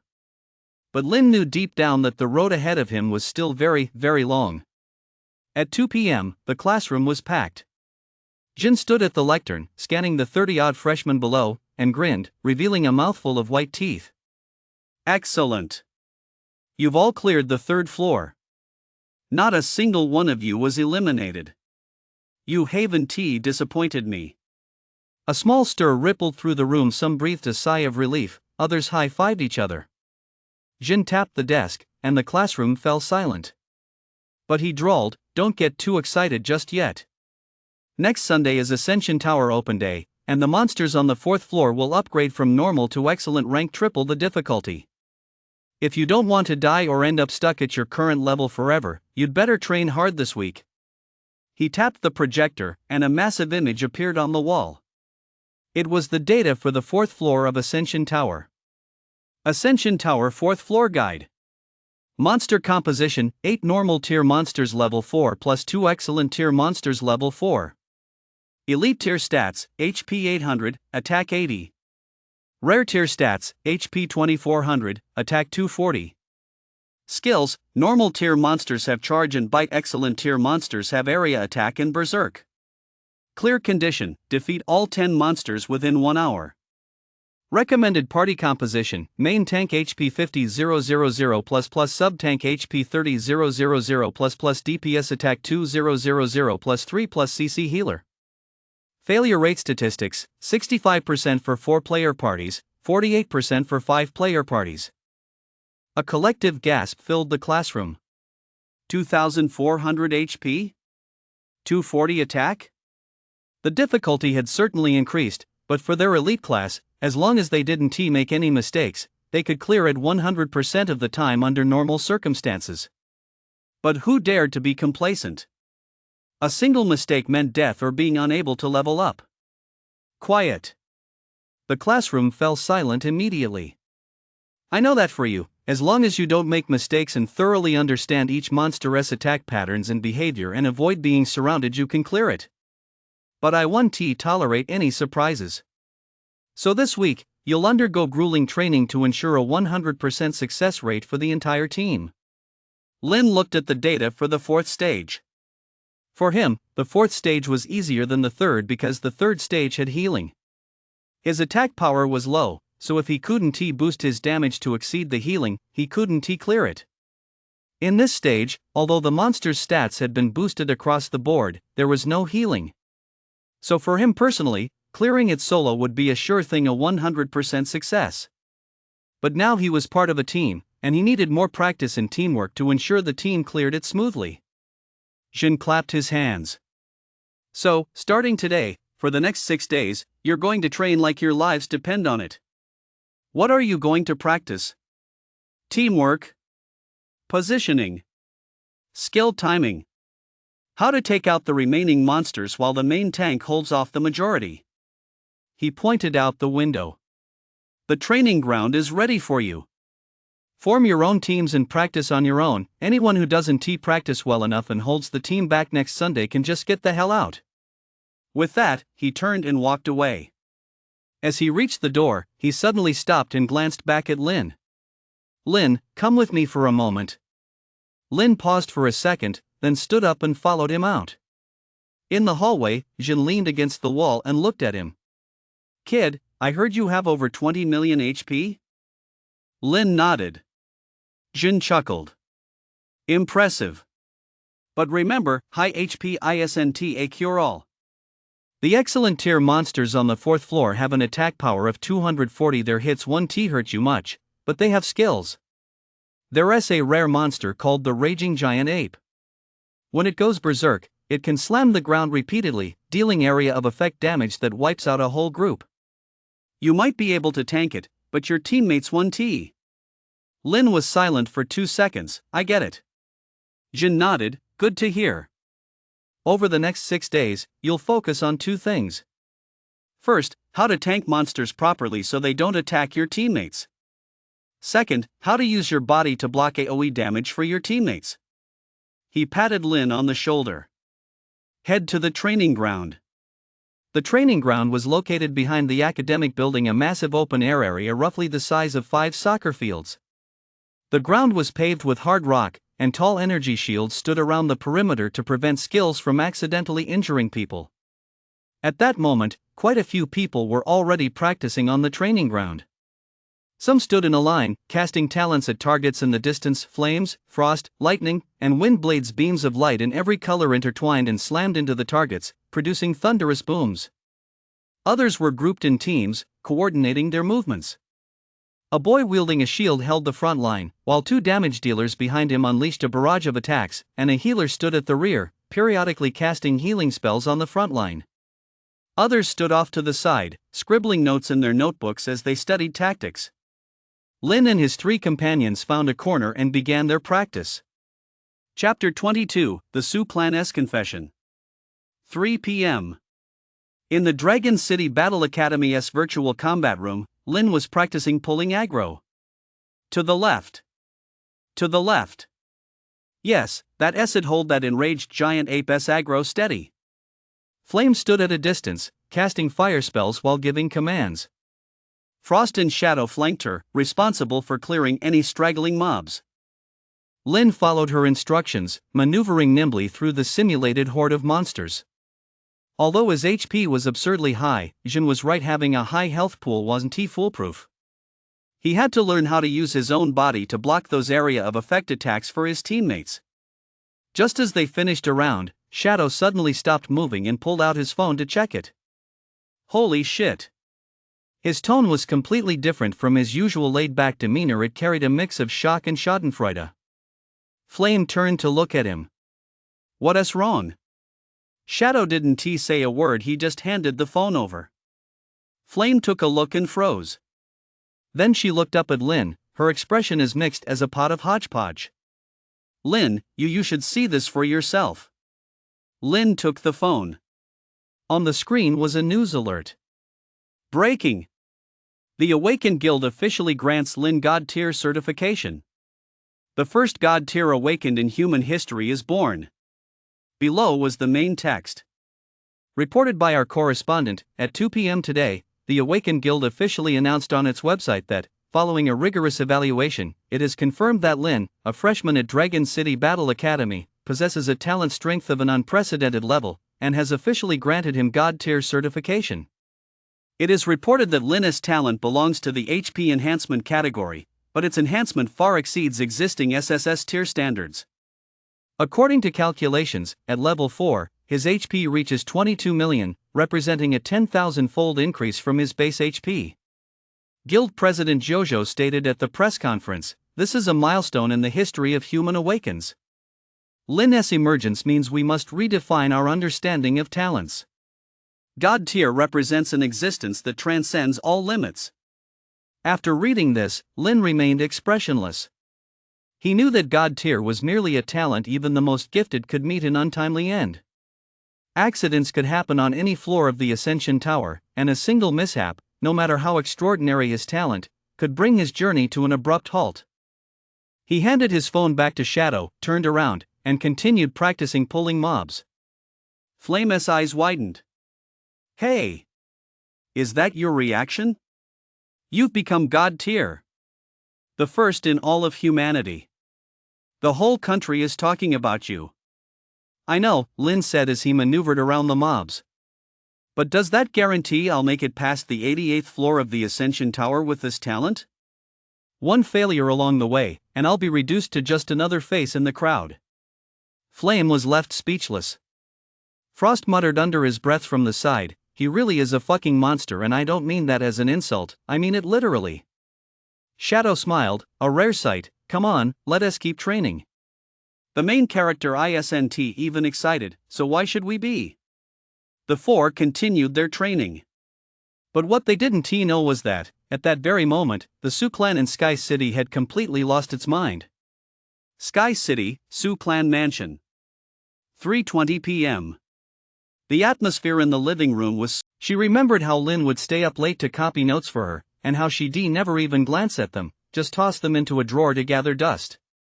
She remembered how Chen accidentally pushed Lin into the pond, and how she stood on the bank not only failing to save him, but also scolding Lin for being clumsy. She remembered every time Lin was wrongly accused, scolded, or forced to kneel in the basement. She never once spoke up for him. Not even once. And now, that younger brother she used to look down on has become the first God tier awakened in all of humanity. 22 million HP. At level 4, his HP already surpasses that of a level 40 character. What will he be like once he reaches level 89? Yao dared not think about it. She just felt as if something was blocking her chest, suffocating her. If only she had been nicer to him back then. If only she hadn't been so biased. If only she had helped him even once. Then now, she would be the sister of a God tier awakened. Her family would be labeled a God tier family. Wherever she went, wouldn't everyone look up to her? Who wouldn't envy her? But what about now? She didn't even have his phone number. He had even blocked her on WeChat. She could only find out about him through the news. Yao's eyes suddenly welled up with tears. Ling stood beside her, her expression even more grim than Yao's. Ling was recalling even more disgusting things.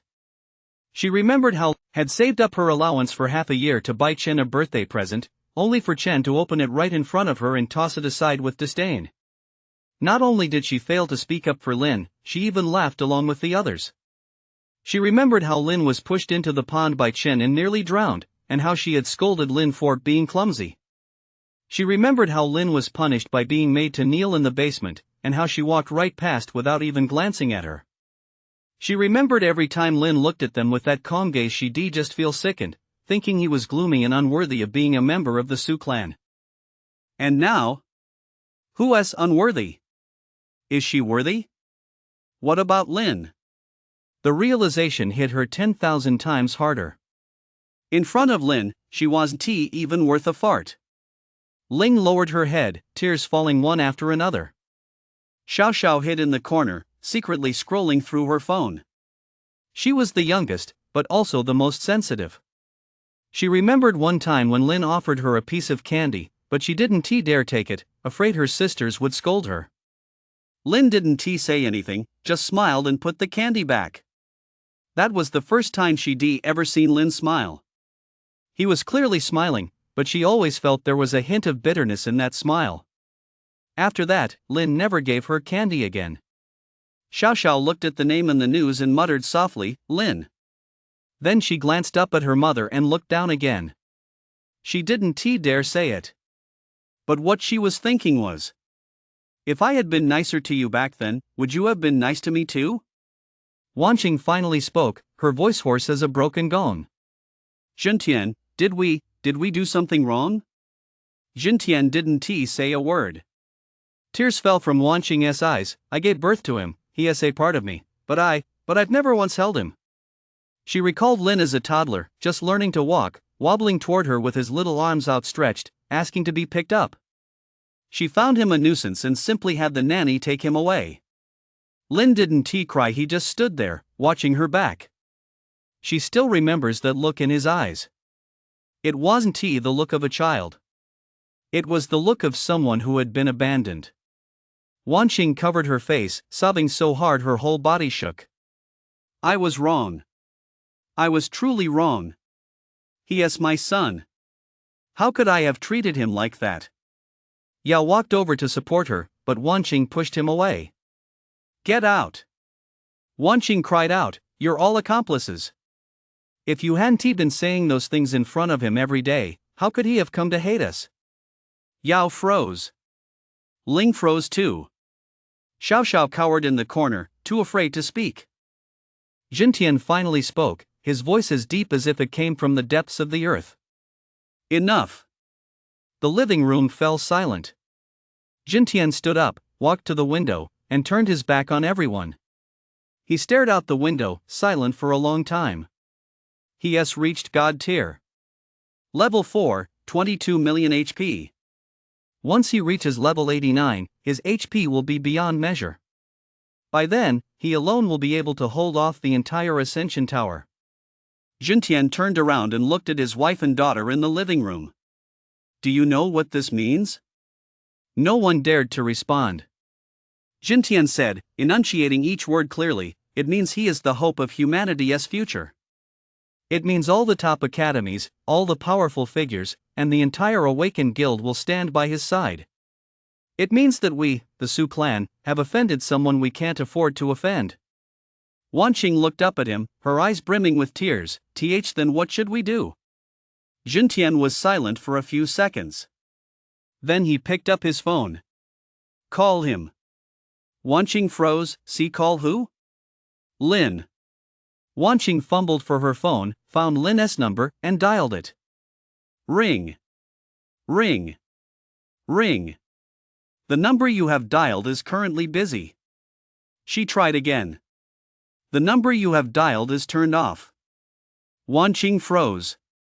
She opened WeChat, found Lin's profile picture, and sent a message. Lin, Mom was wrong, Mom really was wrong. Will you come back? When you come back, Mom will take good care of you. Red exclamation mark. You are not yet friends with this user. Wanqing's hand trembled, and her phone nearly fell to the ground. Yao also pulled out his phone and dialed the number. Beep. The number you have dialed is currently busy. WeChat. Red exclamation mark. Ling. Red exclamation mark. Xiao Xiao hesitated for a moment, then tried sending a message as well. Brother Lin, it's Xiao Xiao. I miss you. Red exclamation mark. The family looked at each other, their faces pale. They'd all been blocked. Every single one. Jintian was silent for a few seconds, then picked up his phone again and dialed a number. Connect me to the Dean's office at Launching War Academy. The call went through. Zhang, it's Jintian. On the other end, Zhang's booming voice boomed, Yo, head of the Su clan, what a rare visitor. What's up? Jintian said in a deep voice, I'd like to speak with Lin. Zhang was silent for a second, then burst out laughing. Jintian, are you fucking kidding me? You kicked your son out of the house, put a city-wide warrant out for him, and now he is a god tier. You think you can just call him? I know, Jintian's voice grew even deeper. That's why I want to apologize to him in person. Zhang laughed even harder. Apologize? Give me a break. I can't even get through to that kid on the phone, how do you expect to? Jintian fell silent. Zhang stopped laughing and said calmly, Jintian, take my advice. That kid is at the Dragon City Battle Academy, and I'm looking out for him. Senior Tianxiong said so himself, that kid is his last disciple. If you dare lay a finger on him, you'll be picking a fight with the entire Longqing Battle Academy and with Senior Tianxiong himself. I don't intend to lay a finger on him, Jintian said. I just want to make amends. Zhang was silent for a few seconds, then sighed. It's too late. That kid's heart is as cold as ice, I can tell. He is not the type who can be coaxed back with a few sweet words. He knows exactly how you treated him back then. He hung up the phone. The living room fell into a deathly silence. Wanqing slumped on the sofa, tears streaming down her face. Yao kept her head down, her shoulders trembling. Ling bit her lip so hard she drew blood. Xiao hid in the corner, watching them surreptitiously, feeling a strange sense of satisfaction. Jintian stood by the window, his back to everyone. From behind, he still looked tall and imposing, still commanding. But no one could see that the knuckles of his hand, clenched around the phone, had turned white. The silence dragged on for a long time. So long that Wanqing thought he would never speak again. Jintian finally turned around. He looked at his wife and daughter in the living room and said in a deep voice, "Get ready. Tomorrow, we're going to the Longqing Military Academy." Wanqing froze. Go to the Longqing Military Academy? To apologize in person, Jintian said, enunciating each word. To beg him to come back. Wanqing opened her mouth as if to speak, but in the end, she merely nodded. Yao and Ling exchanged glances, both seeing complex emotions in each other's eyes. Beg him to come back? Will he come back? Jintian spoke again, "Send Chen down." Yao hesitated for a moment, then hurried upstairs. A few minutes later, Chen was wheeled down. He sat in a wheelchair, his face pale, his eyes red and swollen, looking utterly haggard. "Dad," his voice trembled. "You wanted to see me?" Jintian looked at him, his expression complex. This adopted son, he had cherished him for 18 years. He had given him the best resources, the best equipment, the best education. But now, it was this very adopted son who had ruined everything. "Kneel," Jintian said. Chen froze. "Dad?" "Kneel." Jintian's voice was as cold as ice. Chen shuddered, struggled to get out of his wheelchair, and knelt on the floor. Jintian walked up to him, looking down at him from above.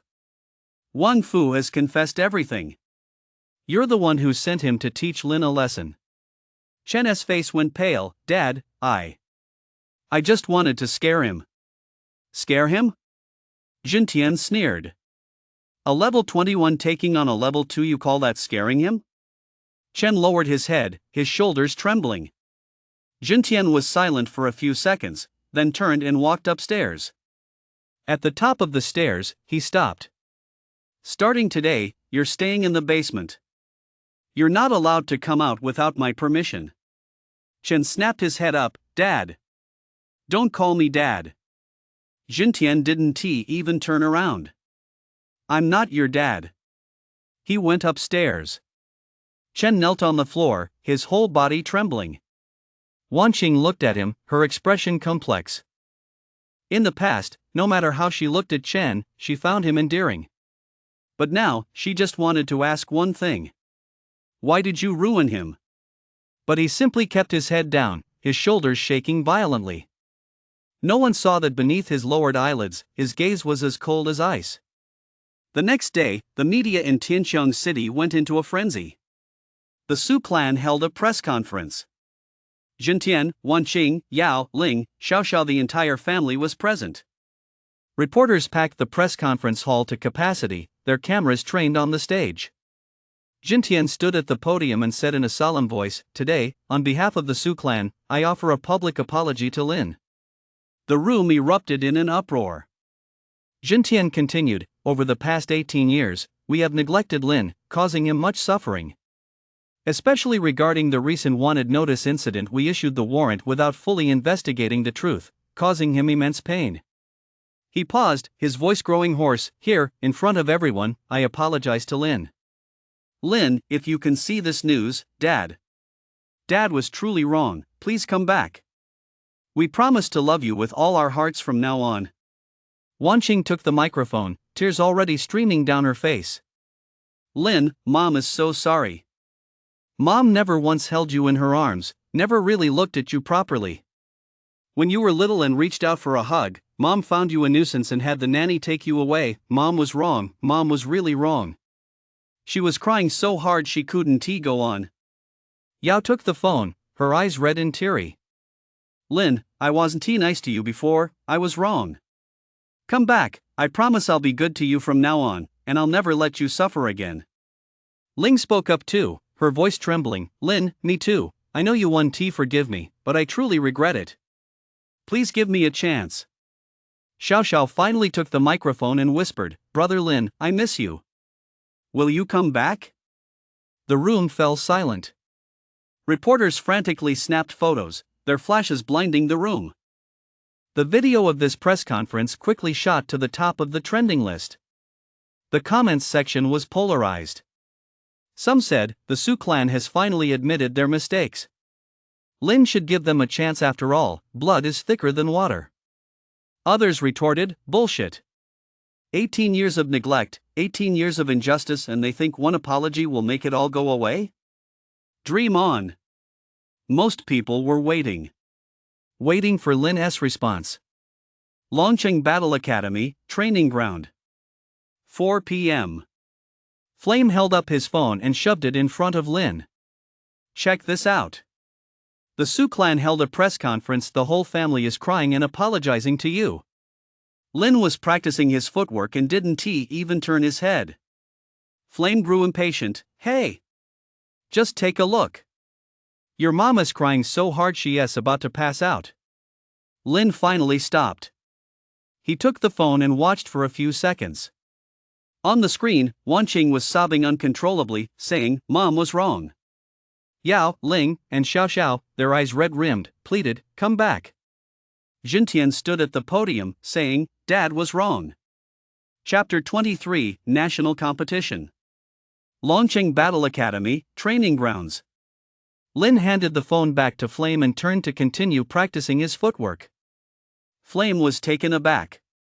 Your mama's crying like that, and your dad's apologizing in person. Are you going back? Lin didn't even turn around, his voice calm. No. That home is nothing but hell to me. I'll never go back.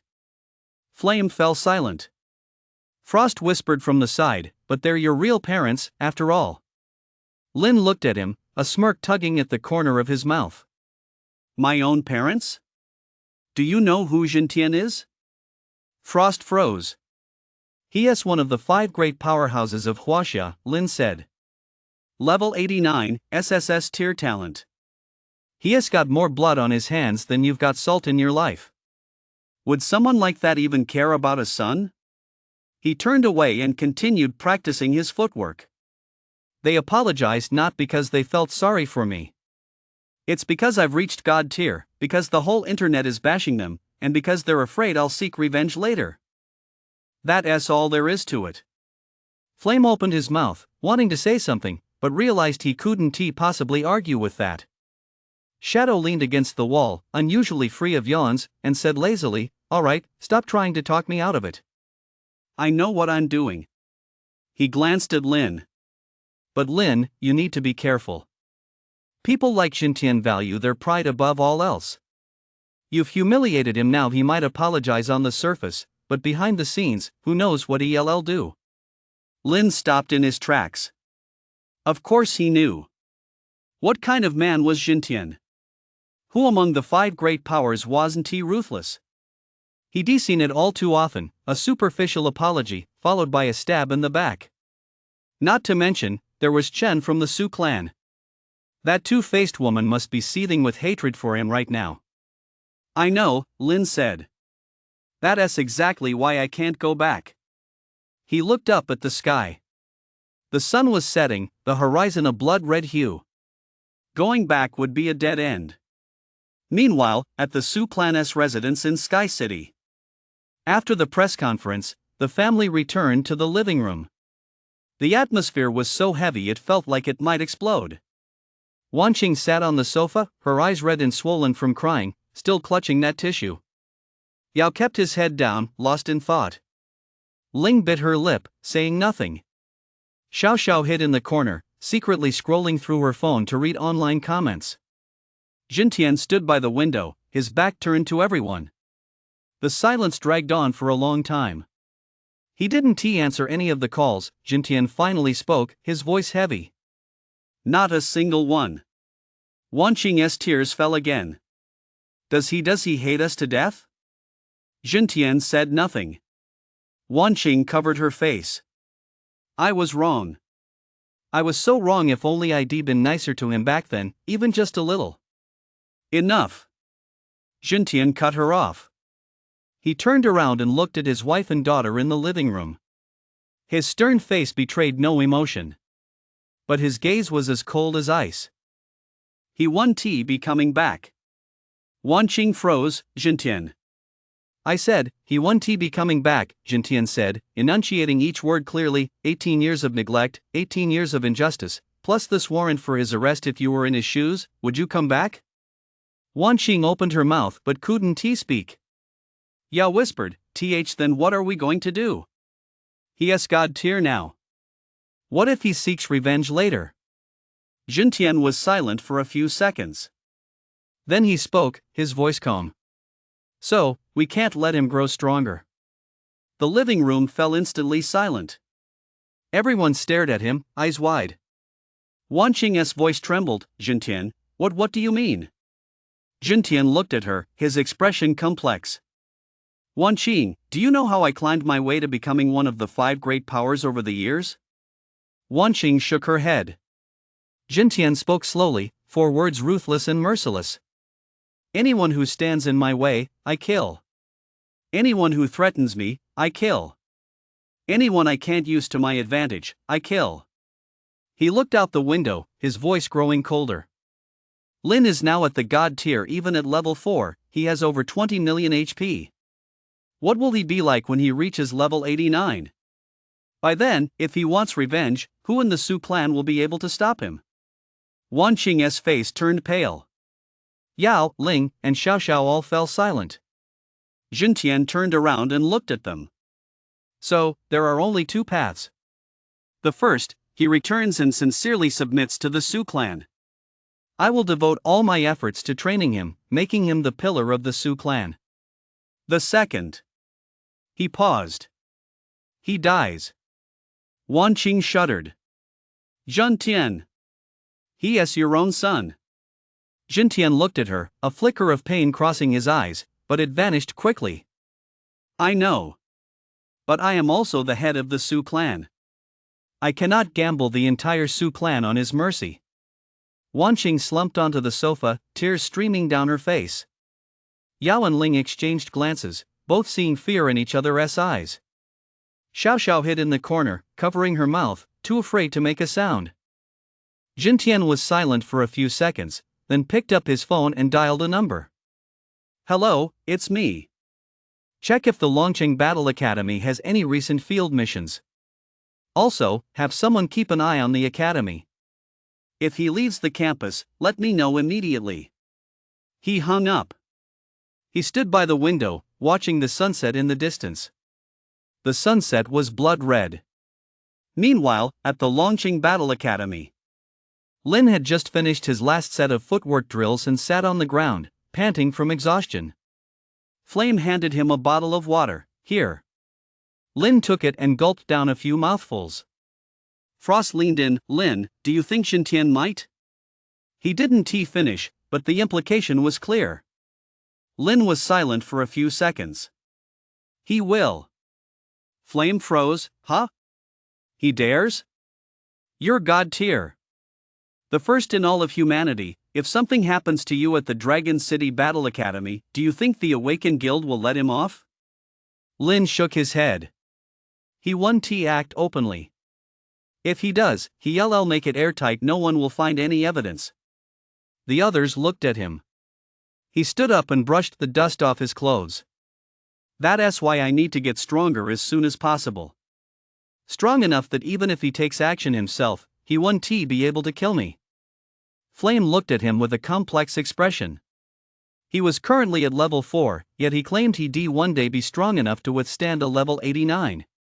If anyone else had said that, she would have thought they were full of hot air. But when Lin said it, she believed him. All right. Flame patted his shoulder. Let us train together. Once you reach level 89, we'll fight our way to the top together and show that Jintian what a true powerhouse looks like. Lin glanced at her, the corners of his mouth curving slightly upward. All right. 8 p.m. Back in the dorm, Lin lay on his bed, scrolling through his phone. The top trending topic was still the Su Clan's apology. The comments section was already in an uproar. Some people said, Lin should go back. After all, blood is thicker than water, how can family hold a grudge overnight?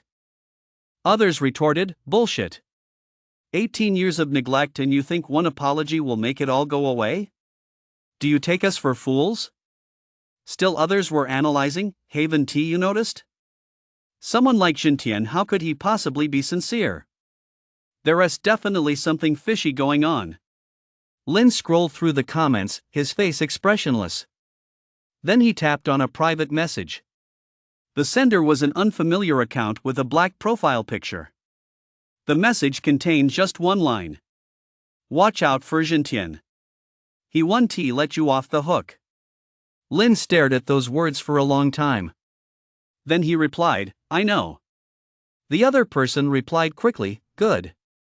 Also, here is some news. Jintian is already investigating the Dragon City Battle Academy as field missions. Lin's pupils contracted. Who are you? The other person replied, someone who doesn't want to see a genius cut down in his prime. Then the avatar went gray. Lin stared at the screen, silent for a long time. Jintian he made his move, just as expected. He set his phone down and closed his eyes. His mind raced. Dragon City Battle Academy was a safe zone. No matter how powerful Jintian was, he wouldn't dare strike here. But field missions were different. What if one day the academy sent them out of the city for combat training, and they were ambushed along the way? He recalled Wang Fu's punch. Level 21, dealing 200,000 damage with a single blow. With over 200 billion HP now, 200,000 wasn't much. But what if he were level 40? If Jintian really made a move, it would surely be a one-hit kill. He wouldn't get a second chance. Lin took a deep breath. He had to level up as soon as possible. He also needed to save up tower points quickly to buy percentage-based healing potions and better gear. He also needed to practice dodging, pulling mobs, and learning how to survive in combat. He had no time to waste. The next morning. The training ground, just as dawn was breaking. Lin was already there. Alone, facing virtual projections of monsters, he practiced his dodging moves over and over. When Flame arrived, he saw Lin drenched in sweat, his clothes completely soaked. Holy shit, you're up this early? Lin didn't even turn around. Yeah. Frost showed up too. Seeing the scene, he twitched his lips. Are you trying to kill yourself? Lin didn't say a word. Shadow walked over, yawning. He glanced at the scene and, unusually, didn't make a snide remark, he just nodded. You've got the right attitude. The four of them began training. They trained all morning. During the midday break, Flame handed him a bottle of water and couldn't help but ask, Lin, be honest, did something happen? Lin was silent for a few seconds.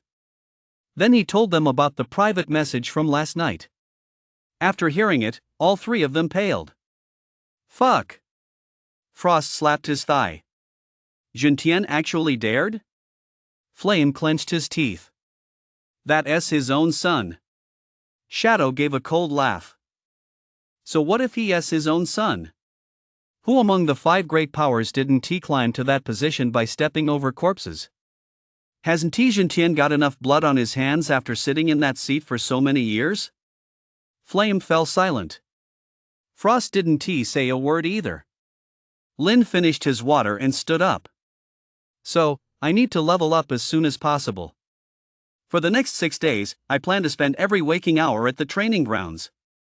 The fourth floor was practically a sure thing for them. Every practice session now was to prevent any mishaps in the Ascension Tower. He gazed at the Ascension Tower in the distance.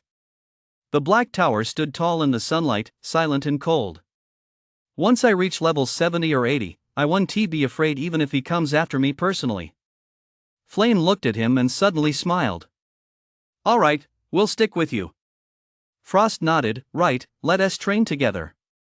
Shadow, unusually, didn't object. We're just sitting around anyway. Lin glanced at them. His heart felt a little warm. For the first time in 18 years, someone was willing to stand by his side. Flame waved his hand. No need to thank us. Come on, let us get back to training. For the next 6 days, Lin practically glued himself to the training ground. Every morning he'd get up before dawn and train until late at night before returning to the dorm. Positioning, pulling mobs, blocking skills, adjusting camera angles over and over again, in mechanical repetition. Flame and the other two got swept up in his intensity. At first they complained about being tired, but seeing how recklessly Lin was pushing himself, none of them felt comfortable slacking off. Damn it, compared to him, I'm a total waste of space. Frost collapsed onto the ground, gasping for breath. Flame wiped the sweat from his brow and watched Lin, who was still training in the distance, his expression complex. He is not just training, he is risking his life. Shadow, unusually free of yawns, said lazily, someone is out to kill him.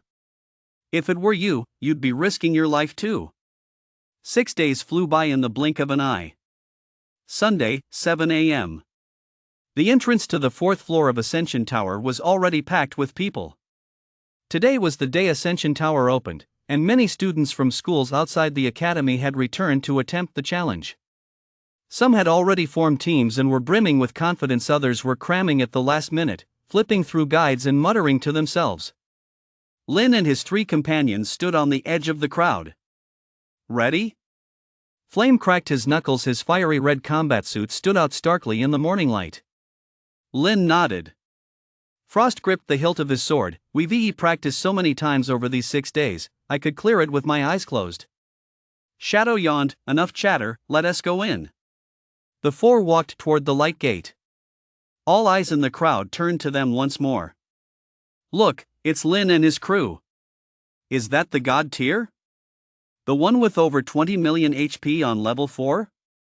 Holy shit, teaming up with a monster like that isn't clearing level 4 a piece of cake? I'm so jealous I could cry. I wish I could team up with the blood god too. You? Their team has 3 SSS tier players. What is your tier? A flash of light, and the 4 vanished before the light gate. The scene before them shifted. It was a massive cavern, easily half the size of a soccer field. The walls were covered in glowing moss, illuminating the entire space. In the center of the cavern, 10 monsters were staring at them. 32 normal tier iron-armored giant lizards, their bodies covered in dark red scales, with thick limbs and tails dragging on the ground, flicking their tongues. Each was as big as a cow. 8 excellent tier berserk giant apes, twice the size of the giant lizards, were covered in black fur with a white V-shaped patch on their chests. They crouched behind the giant lizards, pounding the ground with their hands and letting out deep, rumbling roars. Ding! Entering the 4th floor of the Ascension Tower. Monsters, iron-armored monitor lizards 32 level 4, normal, berserk giant apes 8 level 4, excellent. Clear condition, defeat all monsters within 1 hour. Proceed as planned, Flame whispered. Lin, you tank the mob. The 3 of us will take out the giant apes first. Lin nodded and took a step forward. The 32 iron-armored monitor lizards and 2 berserk giant apes immediately locked onto him, their eyes glowing blood red. Lin took a deep breath and charged forward. 40 monsters went berserk at once. 32 giant lizards twisted their bodies, opened their gaping jaws, and lunged at him. The 2 giant apes stood up, their bodies, over 2 meters tall, loomed like small mountains as they swung their fists down toward his head. thud, thud, thud, thud, thud. The giant lizard's teeth sank into his leg. 800, 800, 800. The giant ape's fist slammed into his chest. 2400, 2400, 2400. If that damage had hit the three teammates behind him, they'd probably be dead by now. Lin stood at the front, taking every hit to ensure none reached the rear. Damage notifications popped up like a flood. He glanced down at his health bar. 220 billion. Less than 100,000 points lost. Not even a fraction of a fraction. "I've got this," he said calmly. Flame and the other two exchanged glances and charged toward the two giant apes at once. Flame burst. Flame swung his sword, sending a pillar of fire shooting into the sky, engulfing one of the giant apes. The ape let out a blood-curdling scream as its fur was scorched, and its HP plummeted instantly. Frost Piercer. Frost thrust his sword forward, causing dozens of icicles to rise from the ground, piercing the other giant ape like a sieve. Both giant apes flew into a rage and spun around, ready to pounce on them. But the moment they moved, they felt something grab hold of their bodies. Turning to look, they saw Lin had one hand clamped around each of their ankles, forcibly dragging them back to where they stood. "Where do you think you're going?" he asked calmly. The giant apes roared with fury and swung a punch at his face. 2400. Lin didn't even blink. Flame seized the opportunity to strike again with his sword. The first giant ape's HP hit 0, and it crashed to the ground.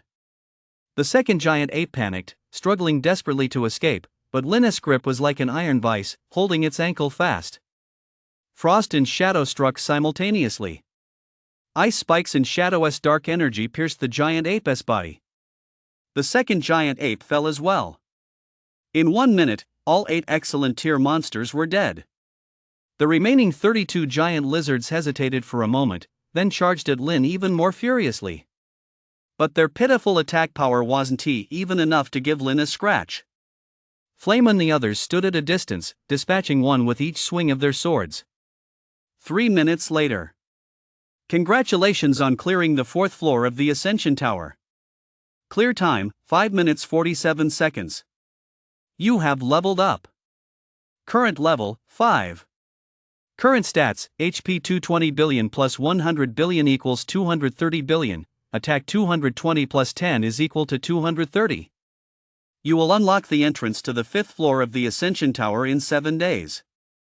A flash of light, and the 4 were teleported out. Standing before the light gate, Flame stretched his arms wide. 5 minutes and 47 seconds, that SA record, right? Frost pulled out his phone to check. The fastest record for a 4-person party on the 4th floor is 15 minutes and 12 seconds. We were nearly 3 times faster. Shadow, unusually not yawning, looked at Lin with a complex expression. With him here, it really wasn't difficult at all. Those 2 giant apes tried to come after me, but he grabbed one in each hand and held them back single-handedly. I've been gaming for years, and I've never seen a tank this reliable. Lin looked at the 3 of them, a faint smile playing at the corners of his mouth. This feeling was pretty good. Just as the 4 of them were talking, a commotion suddenly erupted in the distance. They're out. They're out. Lin and the others are out. 5 minutes and 47 seconds? Holy shit, is that for real? They broke the record. They broke it again. A crowd of reporters rushed over, pointing their cameras at them. Lin, how did you guys do it? Clearing the 4th level in 5 minutes and 47 seconds, any secrets? Lin glanced at them and said calmly, no secrets. We just held our ground. The reporters paused for a moment, then started snapping photos frantically. Those 3 words, hanging in there, sounded like empty talk coming from anyone else, but coming from him, they were the truth. Over 20 million HP, he really could hang in there. Flame stepped in front of Lin and waved his hand to shoo them away. All right, stop taking pictures. We're going to eat. Frost and Shadow also helped block the crowd, shielding Lin as they made their way out. After finally squeezing through the crowd, the 4 of them breathed a sigh of relief. These reporters are such a pain, Flame said, rolling his eyes. Lin didn't say anything, but he knew exactly what Flame meant. From today on, scenes like this would only become more frequent. The God tier title and his record-breaking scores meant he was destined to become a public figure. But he didn't care. He just wanted to get stronger. Strong enough that no one could kill him. In the cafeteria, the four of them found a corner to sit down.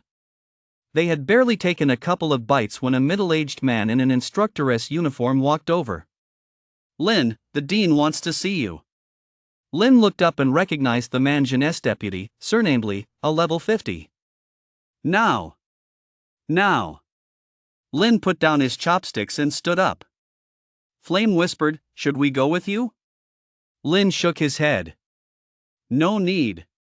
He followed Instructor Lee across campus to the top floor of the administration building. Pushing open the door, he found Zhang Wazenti alone in the office. There was also an elderly man with snow-white hair, his aura as deep and still as a pool of deep water. A level 85 badge was pinned to his chest. The guild master of the Awakened Guild, Jojo. Lin froze for a moment. Why was Jojo here again? Zhang sat in the head chair and grinned at him. "You're here? Have a seat." Lin sat down. Jojo looked at him with a hint of admiration in his eyes. "Student Lin, you cleared the 4th floor in 5 minutes and 47 seconds. Congratulations." Jojo smiled and cut straight to the point. "I called you here today to inform you of something. In 1 month, the National Academy tournament will take place." Lin froze for a moment. "The National Academy tournament?" Zhang explained from the side, "It's held annually, with all awakened academies across the country participating. It's divided into 3 tiers, levels 0-10, 11-20, and 21-30. Each academy may send up to 5 participants per tier." He paused, looking at Lin. "Your category is levels 0-10. We at Dragon City Battle Academy plan to have you lead the team." Lin was silent for a few seconds. "What are we competing in?" "Combat," Zhang said. "It's a single elimination tournament with random pairings, either one-on-one or team battles.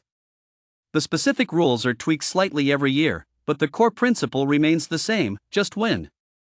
Jojo picked up the thread. "This year's grand tournament is more important than ever." He looked at Lin and said, enunciating each word, "Because this year, we have our first God tier contestant." Lin understood. They wanted him to showcase the power of the God tier to the entire nation at the grand tournament. "I'll participate," he said. Zhang smiled, straight to the point. "I knew you'd say yes." Jojo nodded. "Good. The specific competition rules and information on your opponents will be sent to you in a few days. Use this month to prepare thoroughly." Lin stood up. "No problem." As he reached the door, Jojo suddenly called out to him. "Lin." Lin turned back. Jojo looked at him with a complex expression. "I heard about what happened with Xintian." Lin said nothing. Jojo was silent for a few seconds before saying slowly, "You did the right thing. People like that aren't worth forgiving." Lin glanced at him, nodded, and pushed open the door to leave. Back in the cafeteria, Flame and the others immediately surrounded him. So? What did the dean want with you?" Lin sat down and picked up his chopsticks. "In a month, there's the National College Tournament. I'm leading the team." The 3 of them froze for a moment, then lit up with excitement. "Holy shit! The Academy Tournament!" Flame's eyes sparkled. "That's broadcast nationwide. I watched it on TV last year. I never thought I'd get to participate this year." Frost rubbed his hands together. "In the 0-10th grade division, with you on the team, aren't we a sure win?" Shadow, unusually not looking downcast, flashed a gleam in his eyes. "I heard last year's champion was Sky Academy. This year." He didn't finish, but the implication was clear. Sky Academy. The Sioux clan's stronghold. Lin's hand paused mid-strike. Sky Academy Chen was there, too. Flame noticed his reaction and whispered, "Lin, are you okay?" Lin shook his head and continued eating. But inside, his mind was already in turmoil. The National Academy Tournament. Sky Academy. Chun. Would they meet on the battlefield in a month's time? He didn't know. But he knew that if they did meet, he would make that two-faced jerk see with his own eyes what true god tier really meant. 2 p.m., the training grounds. Jin stood before the crowd, holding a list in his hand. You've all heard the news, right? The National Academy Tournament is in a month. A murmur rippled through the crowd. Jin clapped his hands, and the room fell silent. For the 010th grade division, our Dragon City Battle Academy is sending 5 representatives. He scanned the list and read aloud. Lin. Flame. Frost. Shadow. And one more.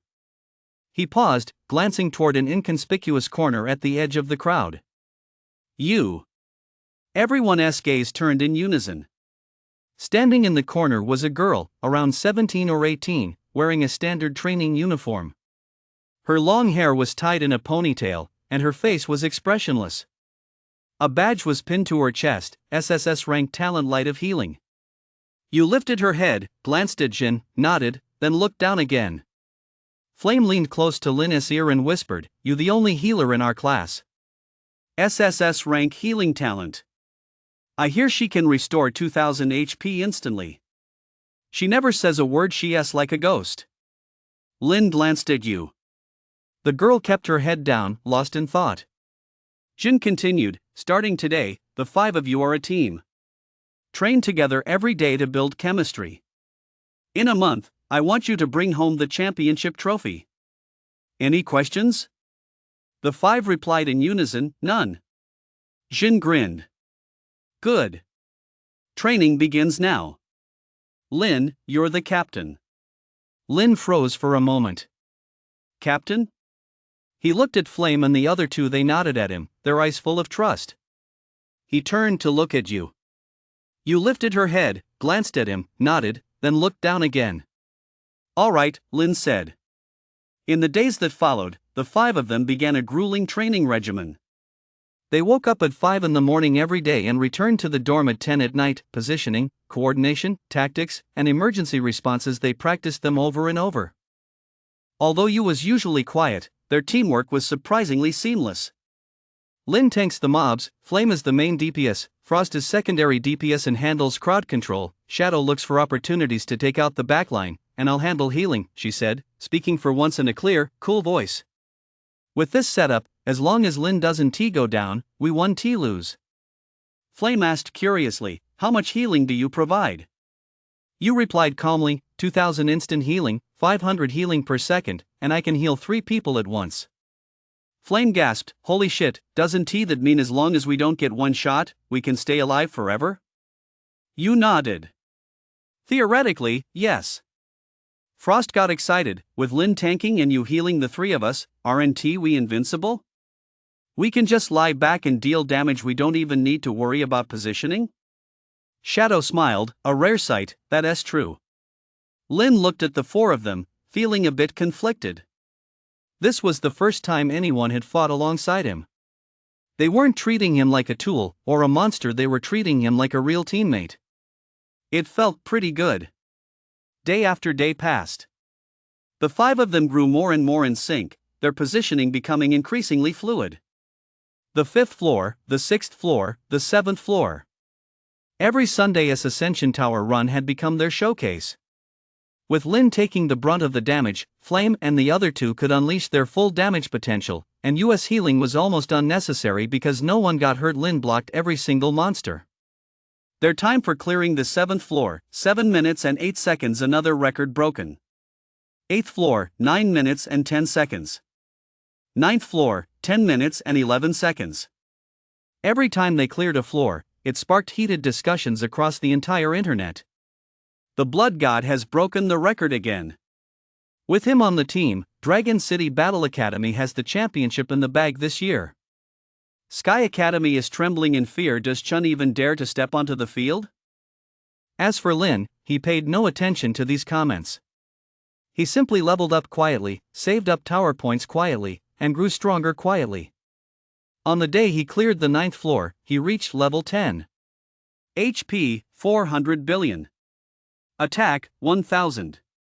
Tower points 120,000. He opened the in-game store, bought a stack of percentage-based recovery potions, and picked up a few level 10 rare pieces of gear. After equipping them, his HP broke through the 1 trillion mark. 1 trillion. He looked at the number, a faint smile curving his lips. A month not long, yet not short either. Finally, the day of the National Academy tournament had arrived. At 7 in the morning, 5 people stood in a row on the plaza of Dragon City Battle Academy. Lin, Flame, Frost, Shadow, Yu. Jin stood before them, sizing each one up in turn, then nodded in satisfaction. Very good. You're all in good shape. He patted Lin on the shoulder. Kid, it's all up to you this time. Lin nodded. Zhang walked over, followed by a middle-aged man with a deep, commanding presence. The man was in his 60s, with gray hair, but his posture was as straight as a spear. He wore a black combat uniform with an 89th level badge pinned to his chest. Tian Xiong. The leader of the 5 great masters, the military's top commander. Everyone immediately stood at attention. Tian Xiong walked up to Lin, gave him a once-over, then smiled.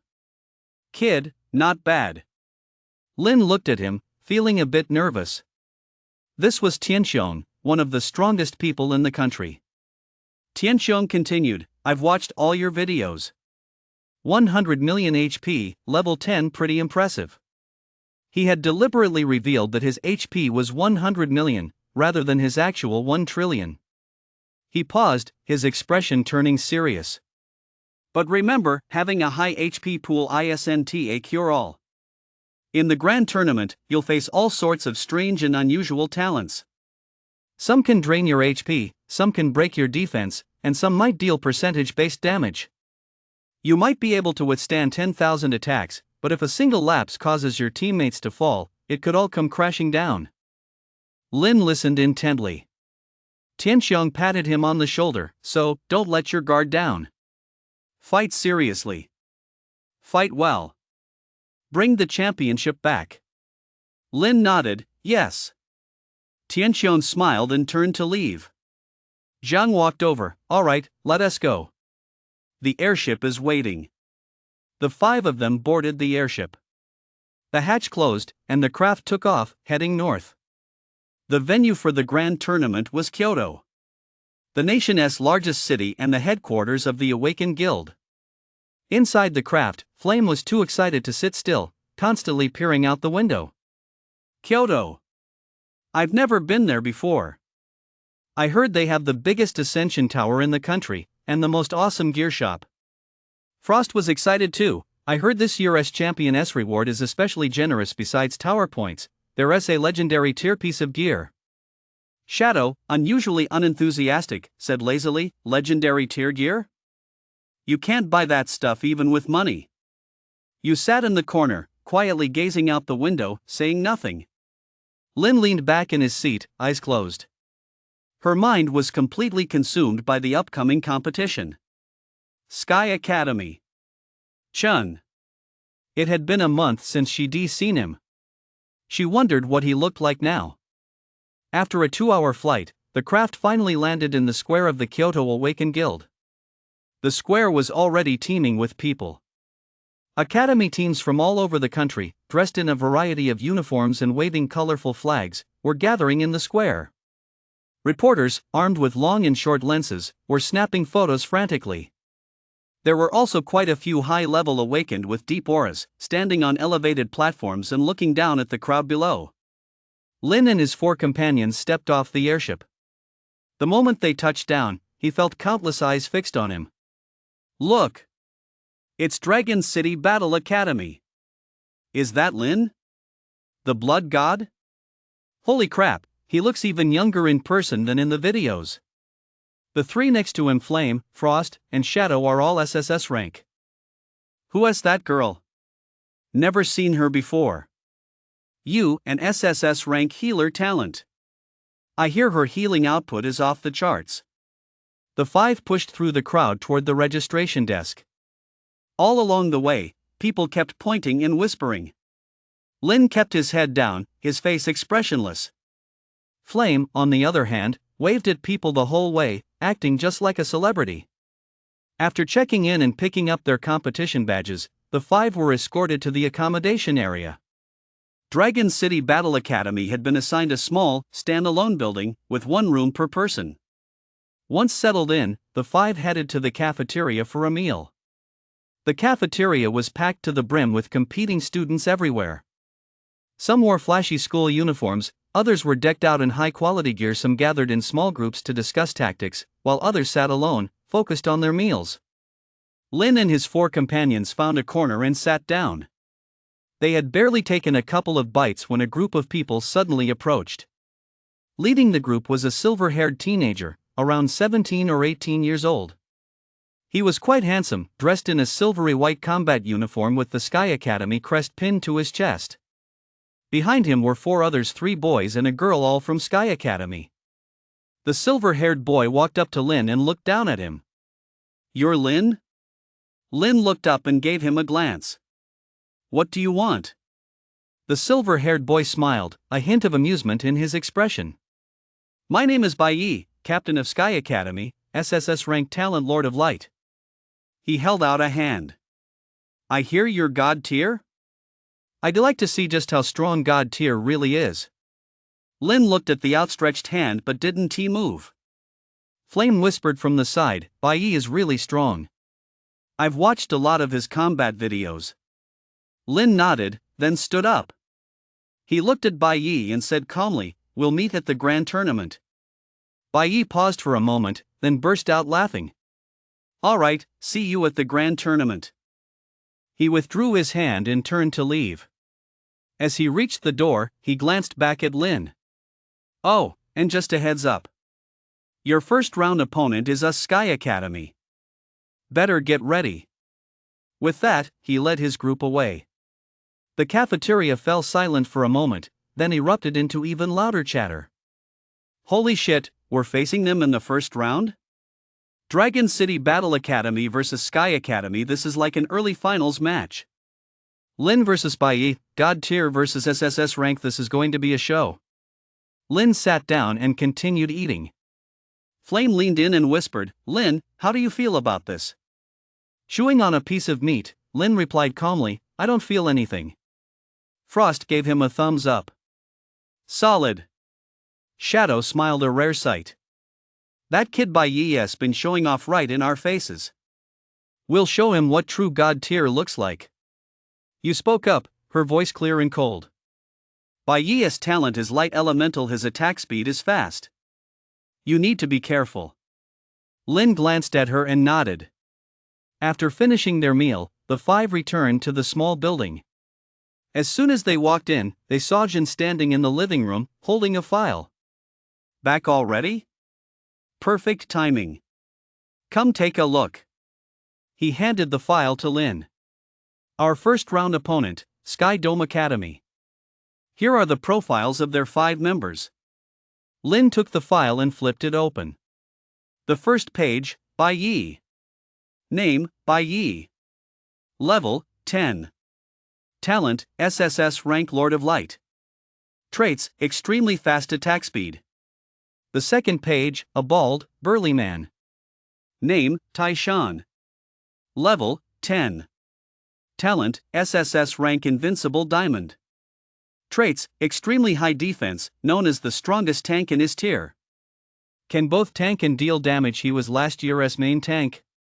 Page 3, a tall, slender man. Name, Fong Wuing. Level, 10. Talent, S rank Blade of the Gale. Traits, fast, skilled at ambushes, specializes in taking out the backline. Page 4, a red-haired girl. Name, Huo Wu. Level, 10. Talent, S rank Flame Mastery. Traits, strong AoE attacks capable of both crowd control and damage dealing. Page 5, a boy wearing glasses. Name, Shui Jing. Level, 10. Talent, SSS rank healing waters. Traits, strong healing abilities can also remove crowd control effects. Lin finished reading and handed the file to Flame. Flame read it and sucked in a sharp breath. This lineup is way too strong, isn't it? 1 tank, 1 main DPS, 1 secondary DPS, 1 assassin, and 1 healer. A perfect 5-man team. Frost's expression also grew serious, and their coordination is incredibly tight. Shadow, unusually serious and with a sharp gaze, added, "That tank, Iron Mountain, I hear he can withstand attacks from level 10 rare monsters. His defense is insane. With him holding the line up front, White Knight and Fire Dance can focus on dealing damage without worry." You remain silent for a few seconds before saying, "Their healer, Water Mirror, can restore 8000 HP instantly and break crowd control effects. They'll be tough to take down." The 4 turned to look at Lin. Lin was silent for a few seconds, then said, "As long as I'm here, they won't break through our defenses." Flame paused for a moment, then laughed. "Exactly. They have Iron Mountain, but we have Lin. Iron Mountain can tank, but Lin can tank even better. Iron Mountain can tank attacks from a level 10 rare monster, but Lin can tank attacks from monsters dozens of levels higher. It's not even in the same league." Frost also perked up, "And no matter how high their DPS is, can it really beat the 3 of us? Bay has 200,000 attack power, I have 220,000, Flame has 250,000, and Shadow's burst is 300,000. Combined, we can one-shot one of them with a single round of focused fire." Shadow nodded. "The key is who to take out first. I suggest we take out the healer first, or Bay." You, rarely speaking up on her own, asked, "What if they focus fire on me first?" The 4 turned to look at her. You said calmly, "I'm the healer, they'll definitely target me first. If I go down, you'll have no one to heal you." Lin thought for a moment and said, "Stand behind me." You paused for a moment. Lin continued, "I'll tank up front, and you stand behind me. If they want to hit you, they'll have to get past me first." You looked at him, her expression a bit complicated. After a few seconds of silence, she nodded. "Okay." Jim watched the scene from the side and nodded with satisfaction. "Very good.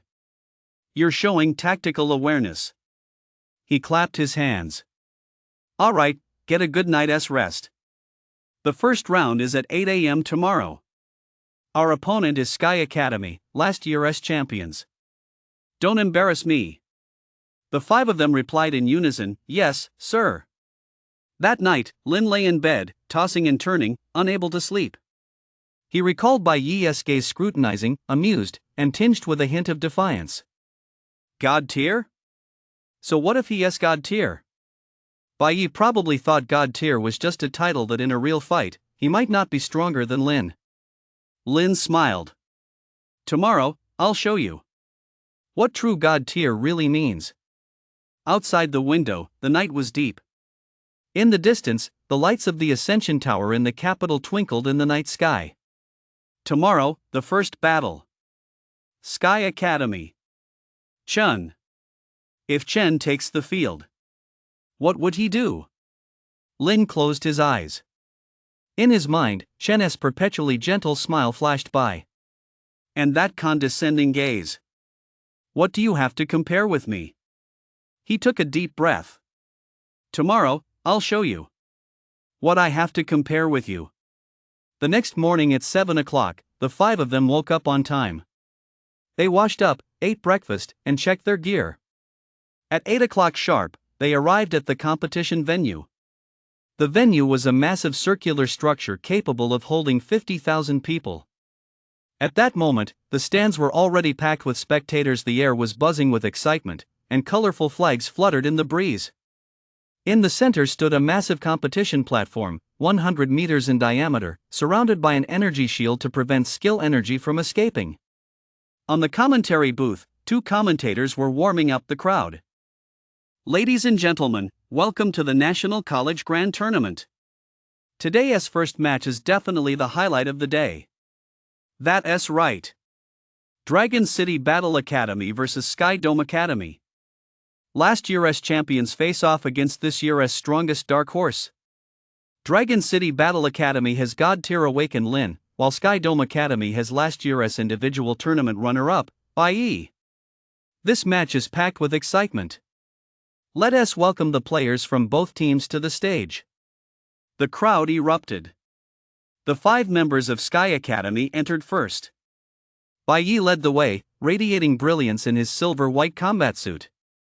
Behind him followed Taizhan, Feng Wuying, Huowu, and Xu Weijing. The 5 walked to one side of the stage and took their positions. Next, the 5 members of Dragon City Battle Academy entered. Lin led the way, clad in a black combat suit, his face expressionless. Behind him followed Flame, Frost, Shadow, and Yu. The 5 walked to the other side of the arena and took their positions. The 2 teams faced off, 50 meters apart. Bai Yi looked at Lin, a faint smile curving his lips. Lin looked back at him, his face impassive. The commentator shouted excitedly, "The match is about to begin. Both teams, get ready." The referee stepped onto the stage and raised his hand. Rules: Team Battle. The match ends when one team is completely knocked down or surrenders. The use of lethal weapons is prohibited, as is intentional killing. Violators will be disqualified. Ready. Go! No sooner had the words left his mouth than Bai Yi surged forward. His speed was astonishing, his entire body turned into a streak of white light, lunging straight for you behind Lin. At the same time, Taizhan charged toward Lin, clasping his hands together as a golden glow radiated from his body. Invincible! Feng Wuying vanished from where he stood and appeared behind Shadow in the next instant. Huowu flung her arms wide, and a torrent of flames engulfed Flame and Frost. Xu Weijing stood at the rear, her hands glowing blue, ready to heal at a moment's notice. Within a second, Sky Academy's tactics were fully deployed. Take out the healer first. Bai Yi's speed was too fast, so fast that you didn't even have time to react. But she didn't need to react. Because Lin had already moved. The instant Bai Yi charged forward, Lin took a step back. One step, placing himself directly in front of you. Bai Yi's sword thrust forward. The tip pierced Lin's chest. 200,000. Lin didn't even flinch. He glanced down at the sword tip against his chest, then looked up at Bai Yi. Is that all? Bai Yi's pupils contracted. That strike dealt 20 damage, enough to instantly kill anyone of the same level. But this man didn't even bat an eyelid? Lin reached out, grabbed his sword, and yanked it to the side. Bai Yi stumbled backward. Lin raised his other hand and slapped him across the face. Smack! 1,000. Bai Yi spun around in place from the force of the blow. The entire arena fell silent. 50,000 people stared wide-eyed at the scene. Lin looked at Bai Yi and said calmly, "I told you we'd meet at the grand tournament." Bai Yi clutched his face, his expression ashen. He gritted his teeth and charged forward again. 1 strike, 2 strikes, 3 strikes. Every strike landed on Lin.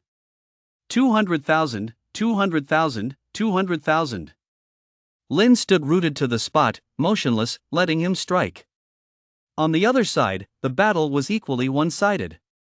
Taizhan charged at Lin, only to be swatted aside with a casual slap. Feng Wuying ambushed Shadow, but Shadow countered with a backhand slash to his shoulder, sending him reeling backward with a scream. Fire dance's flames engulfed Flame and Frost, but the two didn't even try to dodge, they charged straight through the fire, each dispatching a little kid with a single sword strike. Water Mirror tried to heal, but was interrupted by US silence spell. 30 seconds later. All 5 members of Sky Dome Academy lay sprawled on the ground. White Knight lay at Lin's feet, covered in blood, gasping for breath. Lin looked down at him. Is this what you meant by telling me to prepare properly? Bai Yi opened his mouth but couldn't speak. The entire arena fell deathly silent. Then. Boom! The crowd erupted. Holy shit! 30 seconds? The match ended in 30 seconds? Sky Dome Academy's top-tier lineup got wiped out in 30 seconds? What the hell kind of monster is that? God tier. That's God tier. The commentator's voice cracked with excitement. They won. Dragon City Battle Academy won. 30 seconds. They swept Sky Academy in 30 seconds. Lin single-handedly withstood all the attacks, and his teammates remained unscathed the entire time. This is just insane. The referee raised his hand. Dragon City Battle Academy wins. Lin turned and walked toward his teammates. Flame rushed over and hugged him tight. Holy shit. Lin, you're a beast. You sent Bei flying with a single slap. I'm fucking dying of laughter. Frost was flushed with excitement. 30 seconds. We broke the record. The fastest match in the history of the Grand Tournament. Shadow smiled, a rare sight. That kid Bei must be regretting showing off right now. You stood to the side, watching Lin with a complex expression. Lin glanced at her and nodded. It was only fair. The five of them walked down from the stage. Reporters swarmed them, cameras and microphones trained on them. Lin. You ended the match in 30 seconds. What are your thoughts? Lin paused for a moment, then said calmly, I don't have any thoughts. My opponent was too weak. The crowd erupted in an uproar. Too weak? Last year's champion, and he called them too weak? The reporters went even wilder. On the other side, the students from Sky Dome Academy were being carried off. Bai Yi lay on a stretcher, his face deathly pale, his eyes fixed intently on Lin's retreating figure. He recalled the words he had spoken yesterday. I want to see just how strong God tier is. Now he had seen it. So strong that he didn't even have a chance to fight back. After the match, the five returned to their living quarters. As soon as they walked in, they saw Jin standing in the living room, grinning from ear to ear. Great! Great job! Taking down Sky Dome Academy in 30 seconds let those brats show off. Zhang was there too, patting Lin on the shoulder with a look of satisfaction on his face. Kid, you did a great job. Keep it up tomorrow. Lin nodded. Flame leaned in, who are we playing tomorrow? Jin flipped open the schedule. Tomorrow we're up against Magic City Academy's second team. Their average shouldn't be a problem. Frost let out a sigh of relief. That's good. Shadow said lazily, with Lin on the team, every team's just average. You smiled, a rare sight, though it was just a slight upturn of the corners of her mouth. Lin looked at the four of them, feeling a warm glow in his heart. Tomorrow, we'll keep playing. The day after tomorrow, we'll keep playing. We'll keep playing until we win the championship. And then... He thought of Chen. Chen wasn't among the players who took the field for Tianxiong Academy today. Where had Chen gone? He didn't know. But he knew that if Chen had played, he would have been one of the ones lying on the ground today. Chapter 24, The Awkward Jintian Family. The banquet was held that very night after the first match. The top-floor banquet hall of the Kyoto Grand Hotel. The lights were dazzling, and glasses clinked in a constant stream. Not a single normal person had stepped through those doors. Representatives from various academies, heads of major clans, high-ranking members of the Awakened Guild, and those top-tier powerhouses usually seen only on TV, all were now holding glasses, chatting in small groups. Lin stood in a corner, holding a glass of orange juice. He didn't want to drink, and no one dared to force him. Lin! A cheerful voice called out. Lin turned and saw a middle-aged man striding toward him, followed by several others. The man wore a crisp suit with a badge pinned to his lapel, the emblem of the Kyoto Lin family. I am Lin Jinnan of the Lin family of Kyoto, the man said, extending his hand with a broad smile. I watched your match today, sweeping Tianxiong Academy in 30 seconds. Impressive, truly impressive. Lin shook his hand. Head of the Lin family, you're too kind. Lin Jinnan's eyes lit up. Oh, calling me head of the Lin family is too formal. I'm a few years older than your father. Oh no, I'm just a few years older than Jintian. Just call me Uncle Lin. Lin didn't pick up on the joke. Lin Jinnan didn't seem embarrassed. He turned to introduce the person behind him. This is my daughter, Lin Yue. She is also a level 10 this year, an SSS class talent. Yue, go ahead and say hello to Lin. A girl in a light blue formal dress stepped forward. She was about 17 or 18, with delicate features and slightly flushed cheeks. Hello, brother Lin. Lin nodded. Hello. Lin Yue's eyes sparkled. She wanted to say something but was too shy to speak. Lin Jinan chuckled. Yue has always wanted to meet you, and today she finally has the chance. Lin, if you ever have time to visit the capital, let Yue show you around. Someone nearby chimed in, Lin Jinan, you're moving a bit too fast, aren't you? I haven't even had a chance to speak yet. The speaker was a plump middle-aged man wearing a dark gray long robe, grinning broadly. Lin Jinan laughed heartily. Old Zhou, why is the Zhou family of Jiangnan butting in? Don't you have any eligible young ladies in your family? The portly man Zhou Sihai, head of the Zhou family, rolled his eyes. Does that mean we can't make new acquaintances just because we don't have any young ladies? My son, Zhou Yuan, is also a level 10, SSS ranked talent. Lin, you young people should get to know each other better. Standing behind him was a teenager, about 17 or 18, with thick eyebrows and large eyes, looking honest and straightforward. Hearing his father call his name, he scratched his head and grinned at Lin. Brother Lin, you fought so cool today. That slap you gave Bai Yi, it even hurt just watching it. Zhou Yuan leaned in and whispered, Brother Lin, let me tell you, that Bai Yi guy is usually so cocky. He thinks he is the captain of the Sky Academy team and looks down on everyone. That move of yours today totally shut him down. It was so satisfying. Lin Yue whispered from the side, actually, Bai Yi is pretty strong. It's just that he ran into Brother Lin. Zhou Yuan scoffed, strong? Getting knocked out in 30 seconds, is that what you call strong? Just as they were talking, another group approached. Leading them was a white-haired old man dressed in a simple, old-fashioned robe, exuding a profound aura. Behind him followed several middle-aged men and a few young people. Lin Jinan's expression shifted slightly as he whispered, people from the Wang family of the capital. The one in the lead is the head of the Wang family, Wang Tiangang, an 84th level cultivator. Lin looked up. Wang Tiangang stepped forward, sizing Lin up from head to toe with a gaze as sharp as a knife. You're Lin? Lin nodded. Yes. Wang Tiangang fell silent for a few seconds, then suddenly smiled. Good, good, good. He repeated the word good 3 times, then patted Lin on the shoulder. Kid, I watched your match. 100 million HP, level 10, taking 200,000 damage like it's a tickle. That kind of talent, it's so strong it doesn't even feel like talent. He paused, then lowered his voice. If you ever need anything, come find me at the Wang family in the capital. I, Wang Tiangang, consider you a friend.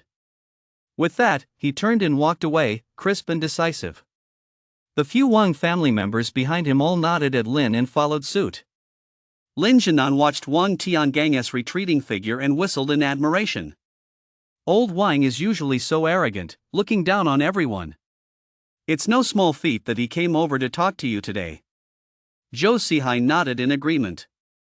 Lin, you're a hot commodity right now. These old-timers are all desperate to get on your good side.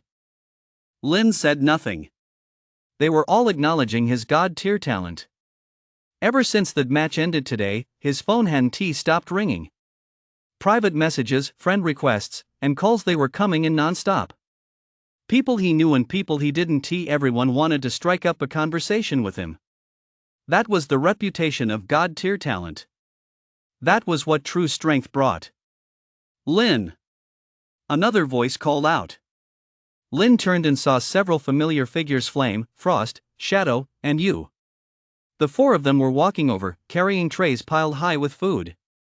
Flame had a piece of cake stuffed in his mouth and mumbled, "You were hiding out here? We've been looking for you forever." Frost was holding a chicken drumstick. Those people out there were terrifying. They kept grabbing us and asking where Lin was, and after asking, they made us pass along their business cards. Look. He pulled a handful of colorful business cards out of his pocket, at least 20 of them. Shadow, unusually not yawning, said lazily, "Someone even shoved a card at me. claiming it was a VIP card for some merchant guild, and told me to give it to you. I didn't take it. You stood nearby, holding a glass of juice. She was quiet, but her eyes kept glancing toward Lin. Lin took the business cards and gave them a quick scan. There were cards from major clans, various chambers of commerce, and even a few from school admissions offices. Even though he'd already been accepted into Dragon City Battle Academy, these people just wouldn't give up. He put the cards away and said to the four of them, "You guys just eat. Don't worry about me." Flame rolled his eyes. "Come on. You think we came here for you? We came for the food. I heard the buffet here costs thousands of tower points a meal, might as well eat our fill." Frost nodded wildly. Right. Look at that lobster, it's bigger than my face. And that crab, its legs are thicker than my arms. Shadow smiled, a rare sight. "You two, can't you act a little more like adults?" Flame and Frost chimed in unison, "No way." You couldn't help but smile slightly, though it was faint. Lin noticed it. It was the first time he'd ever seen you smile. Meanwhile, on the other side of the banquet hall, Jintian stood in a corner, holding a wineglass. There was no one around him. It wasn't that no one recognized him. Quite the opposite, almost everyone who passed by would glance at him with a complex look in their eyes, a mix of mockery, pity, and schadenfreude, but none of the awe and flattery he used to receive. But no one came over to speak to him. Not a single person. Wan Qing stood beside him, her face pale. She wore a carefully chosen evening gown and had applied meticulous makeup, but at that moment, none of it mattered. Because no one was looking at her. "Jintian," she whispered, "why don't we go home?" Jintian said nothing, merely holding his glass, motionless. Yao stood a short distance away, clutching a glass of wine so tightly her knuckles had turned white. She spotted a few close girlfriends she used to hang out with, huddled together laughing and chatting. She walked over to say hello, but the moment they saw her, their smiles froze, and they pretended not to notice her before turning and walking away. Yao froze in place, her face burning red. Ling was in much the same state. She spotted a boy who had once pursued her, chatting with a few friends. She walked over, intending to say hello, but the boy glanced at her with a look of complexity in his eyes, then lowered his head, pretending not to see her. Ling bit her lip and turned to leave. Only Xiao Xiao remained, hiding in a corner, secretly watching the figure in the center of the banquet hall, surrounded by a crowd. It was Lin. Her older brother. The brother she had once despised, ignored, and bullied. Now, he stood in the brightest spot under the lights, surrounded by a crowd. The heads of major clans, representatives of powerful factions, and influential figures she usually only saw on TV one after another, they smiled as they spoke to him, handed him business cards, and invited him to their homes. And he simply nodded faintly, his face expressionless. Xiao Xiao recalled a time when she was little and had secretly given Lin a piece of candy. Lin had paused for a moment, then smiled and whispered, "Thank you." That was the first time she'd ever seen Lin smile. After that, she never gave him candy again. Because her older sisters had told her not to play with that good-for-nothing. Xiao Xiao lowered her head, her eyes stinging with tears. "Xiao Xiao." Wan Qing's voice rang out, "Let us go." Xiao Xiao looked up and saw her mother standing before her, her eyes red as well. Yao and Ling had also approached, both looked grim. Jintian stood at the back, his face expressionless, but the knuckles of his fingers, clenched around a wineglass, had turned white. "Let us go," he repeated. The family made their way toward the door. As they passed through the center of the banquet hall, Jintian suddenly paused. He saw Lin surrounded by a crowd, talking to a white-haired old man. That old man was Wang Tiangang, the head of the Wang family of the capital. An 84th level powerhouse, a contemporary of his own. Wang Tiangang was laughing loudly, patting Lin on the shoulder as he did so. His demeanor was as affectionate as if he were speaking to his own grandson. Jintian averted his gaze and continued walking. They stepped out of the banquet hall, and the door closed behind them. It shut out the lights, laughter, and clinking of glasses from within. It also shut out that young man. Wanqing finally couldn't hold back any longer, and tears fell from her eyes. Zhentian, we were truly wrong. Zhentian said nothing. He stood in the hallway, his back to everyone, motionless. It was a long time before he spoke. His voice was hoarse, as if squeezed out of sand. We'll talk about this when we get back. Inside the banquet hall, Lin had just seen Wang Tiangang off when another group of people surrounded him. Student Lin, I'm from the Yi family of Jiangnan. Our family had sent me to greet you. Student Lin, here is our Chamber of Commerce as Supreme card. Keep it, you'll get 20% off all future purchases. Student Lin, my daughter is also a level 10 with S-rank talent. You two should meet. Lin dealt with them one by one, his face remaining expressionless throughout. But deep down, he was actually feeling a bit worn out. Some of these people were sincere, some were insincere, some wanted to win him over, while others sought to use him. But regardless of their motives, they all smiled and spoke flattering words. This was what power brought. It was also something that family had never given him. Flame had squeezed her way over at some point and whispered in his ear, Lin, did you see that? Zhentian and the others just laughed. Lin paused for a moment, then nodded. He had seen it. From where he stood, he had a clear view of that corner. Zhentian stood there, holding a glass of wine, with no one else around him. Wanqing looked pale, Yeling kept her head down, and Xiaoxiao was hiding in the corner. The family of 5 looked like 5 isolated islands. But in his heart, he felt neither satisfaction nor sympathy. Only calm. Lin. Another voice rang out. Lin turned and saw a middle-aged man in military uniform walking toward him, standing tall with a sharp gaze. A Class 75 insignia was pinned to his chest. Behind him followed several young men dressed in the same military uniforms. I'm the military representative. My surname is Zhao Shanhe. The middle-aged man extended his hand. Senior Tianxiong asked me to tell you to keep up the good work tomorrow. Zhao Shanhe smiled and gave him a firm handshake. Kid, play your best. The military has high hopes for you. With that, he turned and walked away, crisp and decisive. The young men nodded to Lin and followed suit. Flame whistled in admiration. The military is here. You've got some serious clout. Frost leaned in, I heard the military has been recruiting geniuses for years now, with perks even better than the 3 great academies. Lin, are you tempted? Lin shook his head, I'm doing just fine at Dragon City Battle Academy. Shadow, who rarely spoke, chimed in, Dragon City Battle Academy is backed by the military anyway, it's pretty much the same thing.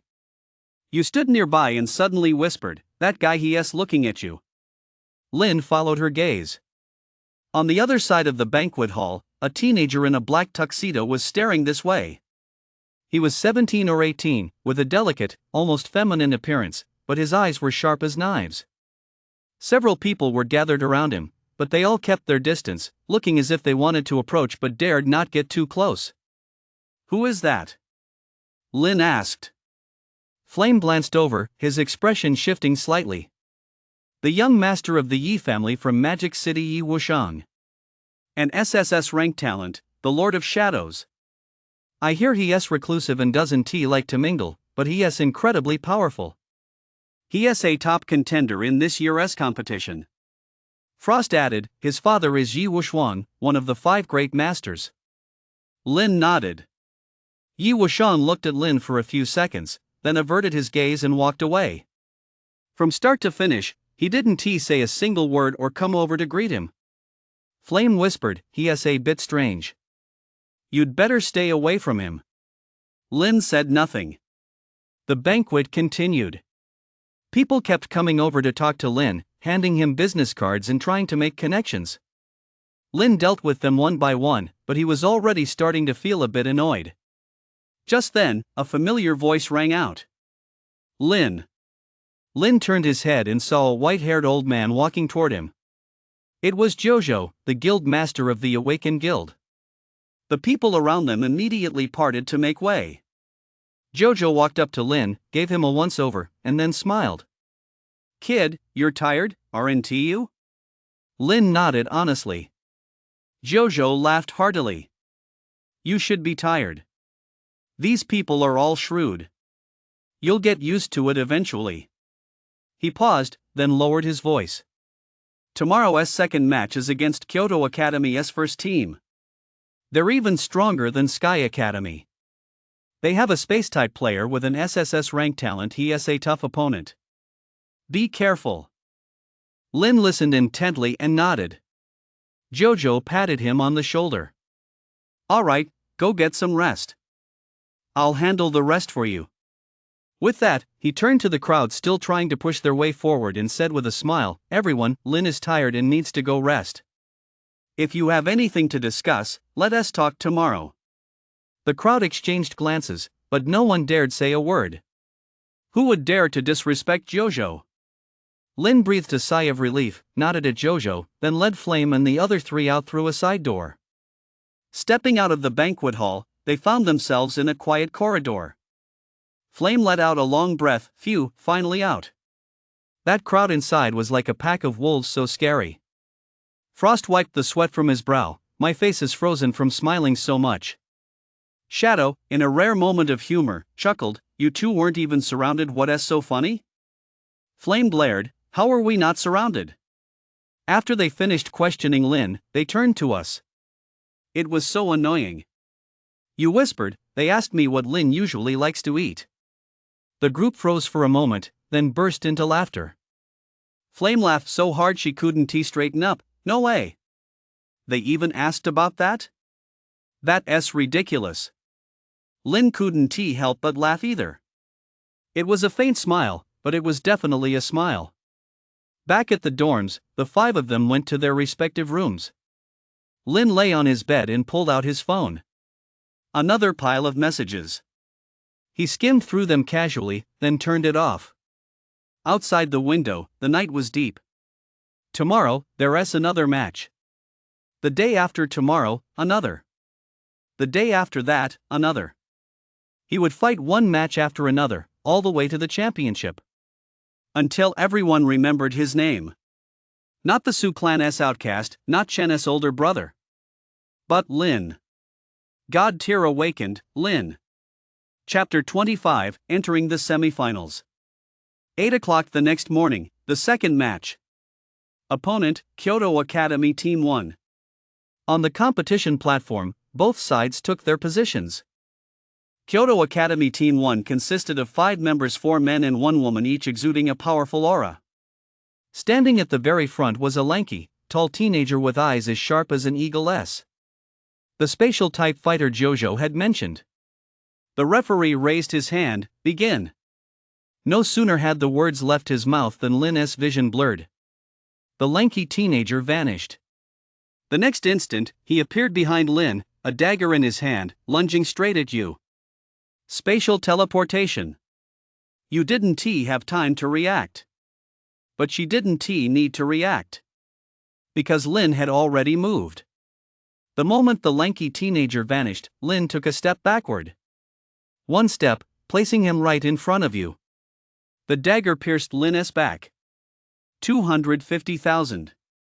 Lin didn't even bat an eyelid. He reached back and grabbed the lanky teenager's wrist. The teenager's expression changed. He tried to teleport away, only to find his wrist clamped so tightly he couldn't move an inch. Teleportation? Lin looked at him and said calmly, "Will teleportation even work?" The lanky teenager's pupils contracted.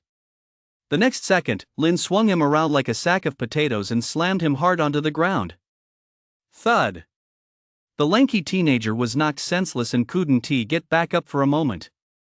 The entire arena fell silent for a second. Then, Flame charged forward. Frost charged out. Shadow charged out. 3 people, 3 beams of light, charging straight at the remaining 4 opponents. You stood behind Lin, a white glow emanating from her hands, ready to heal at any moment. 30 seconds later. All 5 members of Kyoto Academy's Team 1 lay on the ground. The commentator's voice cracked with excitement. Another win. Another 30 seconds. Dragon City Battle Academy takes another victory. The entire arena erupted. Lin stood in the center of the arena, his face expressionless. He glanced at the lanky teenager lying on the ground. The boy was glaring at him, his eyes filled with resentment. Lin looked away and turned to walk off the arena. The reporters swarmed him again. Lin, you've ended 2 consecutive matches in 30 seconds. What are your thoughts? Lin paused for a moment, then said calmly, same as before, our opponents were too weak. The crowd gasped. Too weak? The Kyoto Academy first team ranked in the top 3 nationally too weak? But no one could argue. Because the facts were right there. 30 seconds. It really was 30 seconds. After the match, the 5 returned to the rest area. Jin came up to them, beaming, great. Well done. Tomorrow's third match is against Jiangnan Academy. Keep playing like this. Zhang was there too, patting Lin on the shoulder with a huge grin. Lin nodded. But deep down, he felt a bit uneasy. From the start of the tournament until now, he'd only played in the 0-10 grade bracket. He hadn't paid any attention to the other 2 brackets 11-20 and 21-30. Coach Lei, he asked, how did the other 2 brackets go? Jin's smile froze for a moment. Then he sighed. They lost. Lin froze. Zhang chimed in from the side, both groups lost in the first round. The 11-20 group got crushed by Magic City Academy's second team. The 21-30 group fared even worse, they were completely overwhelmed by Kyoto Academy's third team. Jin looked grim. The instructors for those 2 teams are still in the conference room getting chewed out. Lin fell silent. He recalled the upperclassmen he'd seen in the cafeteria that morning. They all looked glum and had eaten their meals in a hurry. So that's why. Flame whispered, does that mean our team is now the village's only hope? Frost nodded. It looks that way. Shadow, unusually free of yawns, said lazily, with the other 2 teams losing, the pressure on us is huge. If we lose too, Longqing War Academy will be wiped out this year. You didn't speak, but his eyes held a hint of gravity. Lin was silent for a few seconds, then said, we won lose. The 4 turned to look at him. He gazed into the distance and said calmly, I've said it before, we're bringing the championship back. Then we'll definitely bring it back. That afternoon, Lin was summoned to a meeting. In the conference room sat Zhang, Jin, and 2 other instructors, one surnamed Liu, in charge of the 11th-20th grade group, the other surnamed Sun, in charge of the 21st-30th grade group. Both men looked grim. Instructor Liu kept his head down, afraid to look at Zhang. Instructor Sun kept wiping sweat from his brow, his hands were trembling. Zhang sat in the head seat, his face ashen. Speak up, he said in a deep voice. What happened? Instructor Liu said in a low voice, I didn't expect it either. The captain of Magic Capital Academy's second team, his talent is actually a rare illusionist. Our guys got hit the moment they stepped onto the field, there was no way to fight back. Instructor Sun also spoke up, the captain of Team 3 from Kyoto Academy has an SSS rank lightning type talent. His attacks are too powerful, our guys just couldn't hold up. Zhang slammed his fist on the table, couldn't hold up? What were you doing during training? The 2 men lowered their heads, not daring to utter a word. Jin stepped in to smooth things over. Zhang, calm down. We lost, so we lost. Let us learn from this and try again next year. Zhang glared at him, try again next year? Do you know how many people are watching us this year? The better Lin's team performs, the worse the other 2 teams look. How do you expect outsiders to view our Longqing Battle Academy? Relying on a level 10 freshman to carry the team? Jin fell silent. Zhang took a deep breath and looked at Lin. Lin, he said, your team must win. You can't lose a single match. Lin stood up, yes. Zhang nodded and waved his hand, all right, everyone else, get out. Lin, stay behind. After the others had left, Zhang looked at Lin and remained silent for a few seconds. Then he sighed.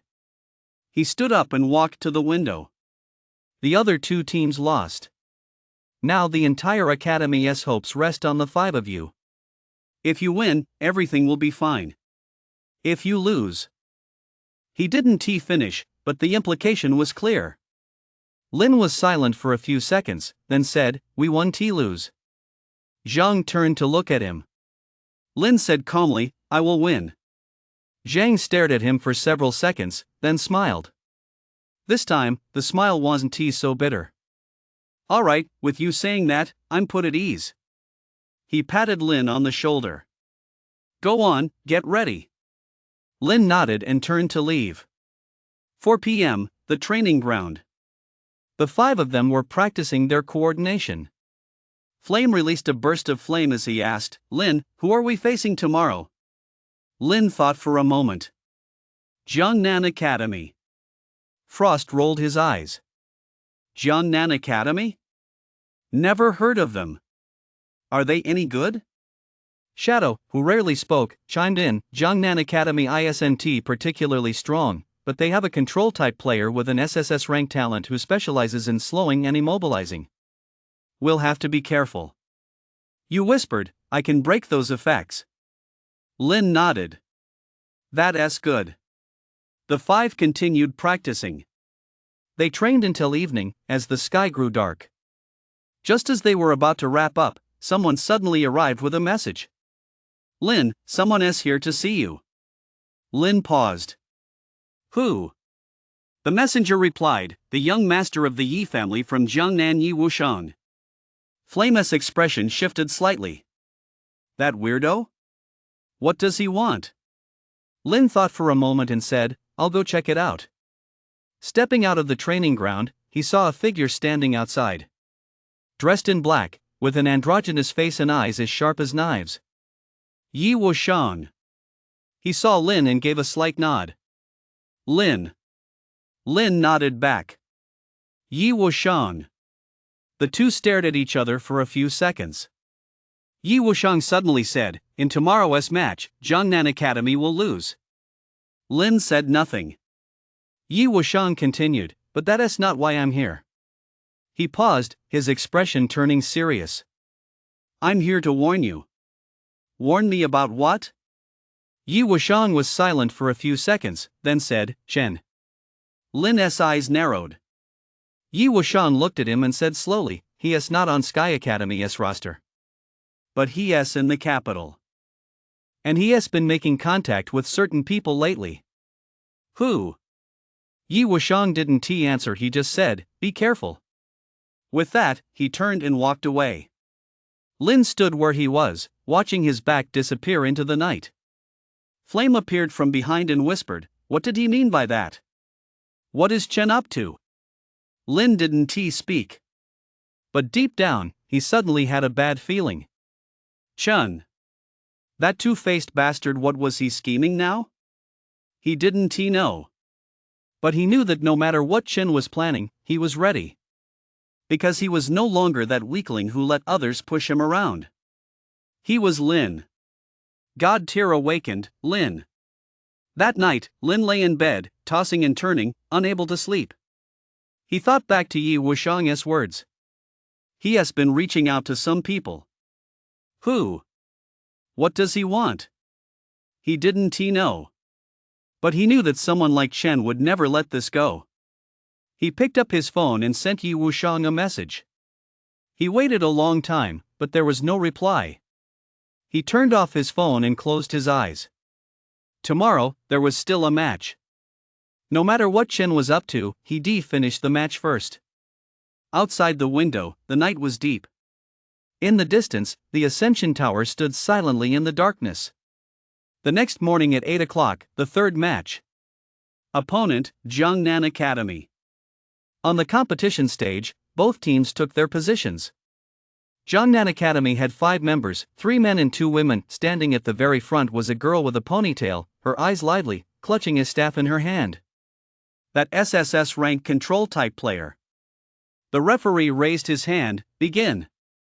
No sooner had the words left his mouth than the girl swung her staff. Suddenly, several vines sprouted from beneath Lin's feet, wrapping around his ankles. 0. 0 damage. But Lin felt his speed slow down. A slowing effect. Lin glanced down, then looked back up. The girl's expression shifted slightly. Her slow skill could reduce the speed of opponents of the same rank by 70% for 5 seconds. But against this man, it seemed useless. Lin took a step forward. The vines snapped cleanly. The girl's eyes widened. This can't be. Lin looked at her and said calmly, "You can't control me." Then he walked toward her. 1 step, 2 steps, 3 steps. Each step was slow, but each step was steady. The girl panicked and swung her staff wildly. Vines, frost, stuns, roots. All kinds of crowd control skills were hurled at Lin at once. 0, 0, 0, 0. Lin seemed completely unfazed as he continued walking forward. When he reached the girl, he reached out and gently patted her on the head. Finished? The girl stood frozen in place, unable to utter a single word. The entire arena fell silent for a second. Then, Flame charged forward. Frost charged forward. Shadow charged out. 30 seconds later, all 5 members of Jiangnan Academy lay on the ground. The commentator's voice trembled with excitement. 30 seconds. 30 seconds again. Dragon City Battle Academy's 3rd consecutive victory. The entire arena erupted. Lin stood in the center of the stage and glanced down at his ankle. The vines were still there, but they had withered. He crouched down, tore off the withered vines, stood up, and turned to walk off the stage. The reporters swarmed him again. "Lin, you've ended 3 consecutive matches in 30 seconds. What is your goal?" Lin stopped in his tracks and glanced at the reporter. Then he said calmly, "The championship." With that, he turned and walked away. The reporters stood frozen in place. The championship? Did he say that so casually? As if the championship were already in the bag. But no one dared to argue. Because the facts were right there. 3 matches, 3 30-second finishes. His opponents included last year's champion, a team ranked in the top 3 nationally, and a control-type player reputed to be the toughest to handle. But in front of Lin, they were all the same. 30 seconds, and they all fell. This is God tier. After the match, the 5 returned to the rest area. Jin came over, beaming, "Great. Well played. Tomorrow's the semi-finals. Our opponent is Team 1 from Magic City Academy. They're very strong. Keep playing like this." Zhang was there too, patting Lin on the shoulder, grinning from ear to ear. Lin nodded. But in his heart, he was still thinking about Yi Wuxiang's words. Chun. He's in Kyoto. He's making contact with certain people. Who? What does he want? He doesn't know. But whatever Chen has in mind, bring it on. I'm waiting. Chapter 26, Chen, who won T give up. Day 4, the semifinals. 9 a.m., Kyoto Gymnasium. The venue was exceptionally lively today. The stands were packed to capacity, and even the aisles were filled with people. The reason was simple: the semifinals, Longqing Battle Academy versus Magic City Academy's first team. Magic City Academy's first team was ranked 2nd in the nation. Their lineup was nothing short of stellar. All 5 members were SSS tier talents, and their captain was none other than Lei Dong, the SSS tier lightning type genius hailed as the light of Magic City. As for Longqing Battle Academy, they had Lin. God tier versus SSS tier. This was already a final level showdown. The commentator was hyping up the crowd. "Ladies and gentlemen, welcome to the semi-finals of the National Academy Tournament. Today's match is sure to be a clash of titans. Dragon City Battle Academy, the God tier team that swept their opponents in 3 30-second matches. Magic City Academy Team 1, a squad of top-tier talent. Who will advance to the finals? Let us wait and see." In the stands, representatives from all major factions had gathered. In the Kyoto royal family's box, a young girl in a pale yellow long dress was idly scrolling through her phone. "Shi Qing, put your phone away. The match is about to begin, said a middle-aged man beside her. The girl didn't even look up. What's so interesting about it? It's just a fight. I watch this every day, it's so annoying. This girl was none other than Wang Shiqing, the eldest daughter of the Wang family of the capital. 17 years old, level 10, with an SSS rank talent in psychokinesis, but she never bothered to train properly. Relying on the fact that her grandfather was Wang Tiangang, a level 84, she walked all over the capital. Spoiled, willful, and lawless, she was known as a little witch. Wang Tiangang sat nearby, watching his granddaughter's demeanor, and shook his head in exasperation. Today's match is different, he said. That Lin is in it, a god tier awakened. Only then did Wang Shiqing look up, pursing her lips. God tier? He's just bragging, right? I've seen the videos, he's just got a lot of HP. What's so great about that? Wang Tiangang chuckled. A lot of HP, do you know how much HP he has? How much? 100 million. Wang Shiqing froze for a moment, then continued to pout. So what? Having high HP doesn't mean he can't be killed. How much attack power does he have? 1,000? I could beat him. Wang Tiangang burst out laughing. You? With your measly attack power, you couldn't kill him even if you fought him for a year. Wang Shiqing snorted and fell silent, but her eyes darted toward the competition stage. On the stage, both sides had taken their positions. For the Dragon City Battle Academy, Lin stood at the front, with Flame, Frost, Shadow, and Yu behind him. The 5 of them wore black combat uniforms and wore expressionless faces. On the side of the Magic Capital Academy's first team, Captain Lei Dong stood at the front, his silver hair gleaming and his gaze as sharp as lightning. Behind him stood 4 teammates, each exuding a powerful aura. Lei Dong looked at Lin, a smirk curving his lips. Lin, I've heard a lot about you. Lin looked at him but said nothing. Lei Dong didn't mind, he continued, sweeping Tianxiang Academy in 30 seconds. Impressive. But today, you're going to lose. Flame couldn't hold back. Lose? Are you dreaming? Lei Dong glanced at her, smiled, and said nothing. The referee raised his hand. Rules of the match: the match ends when one side is completely defeated or surrenders. The use of lethal weapons is prohibited. Ready. Go. No sooner had the words left his mouth than Lei Dong flung his hands upward. Boom! Countless bolts of lightning surged from his palms, forming an electric grid that engulfed the 5 members of Dragon City Battle Academy. Area attack. Lei Dong's tactic was clear. Lin had high health and was hard to damage, but his teammates might not be. First, use an area attack to force them to spread out, then take them down one by one. But Lin didn't give him the chance. The moment Lei Dong struck, Lin took a step forward. One step, placing himself in front of everyone. The lightning struck him, sizzling loudly. 200,000, 200,000, 200,000. The damage numbers flashed frantically.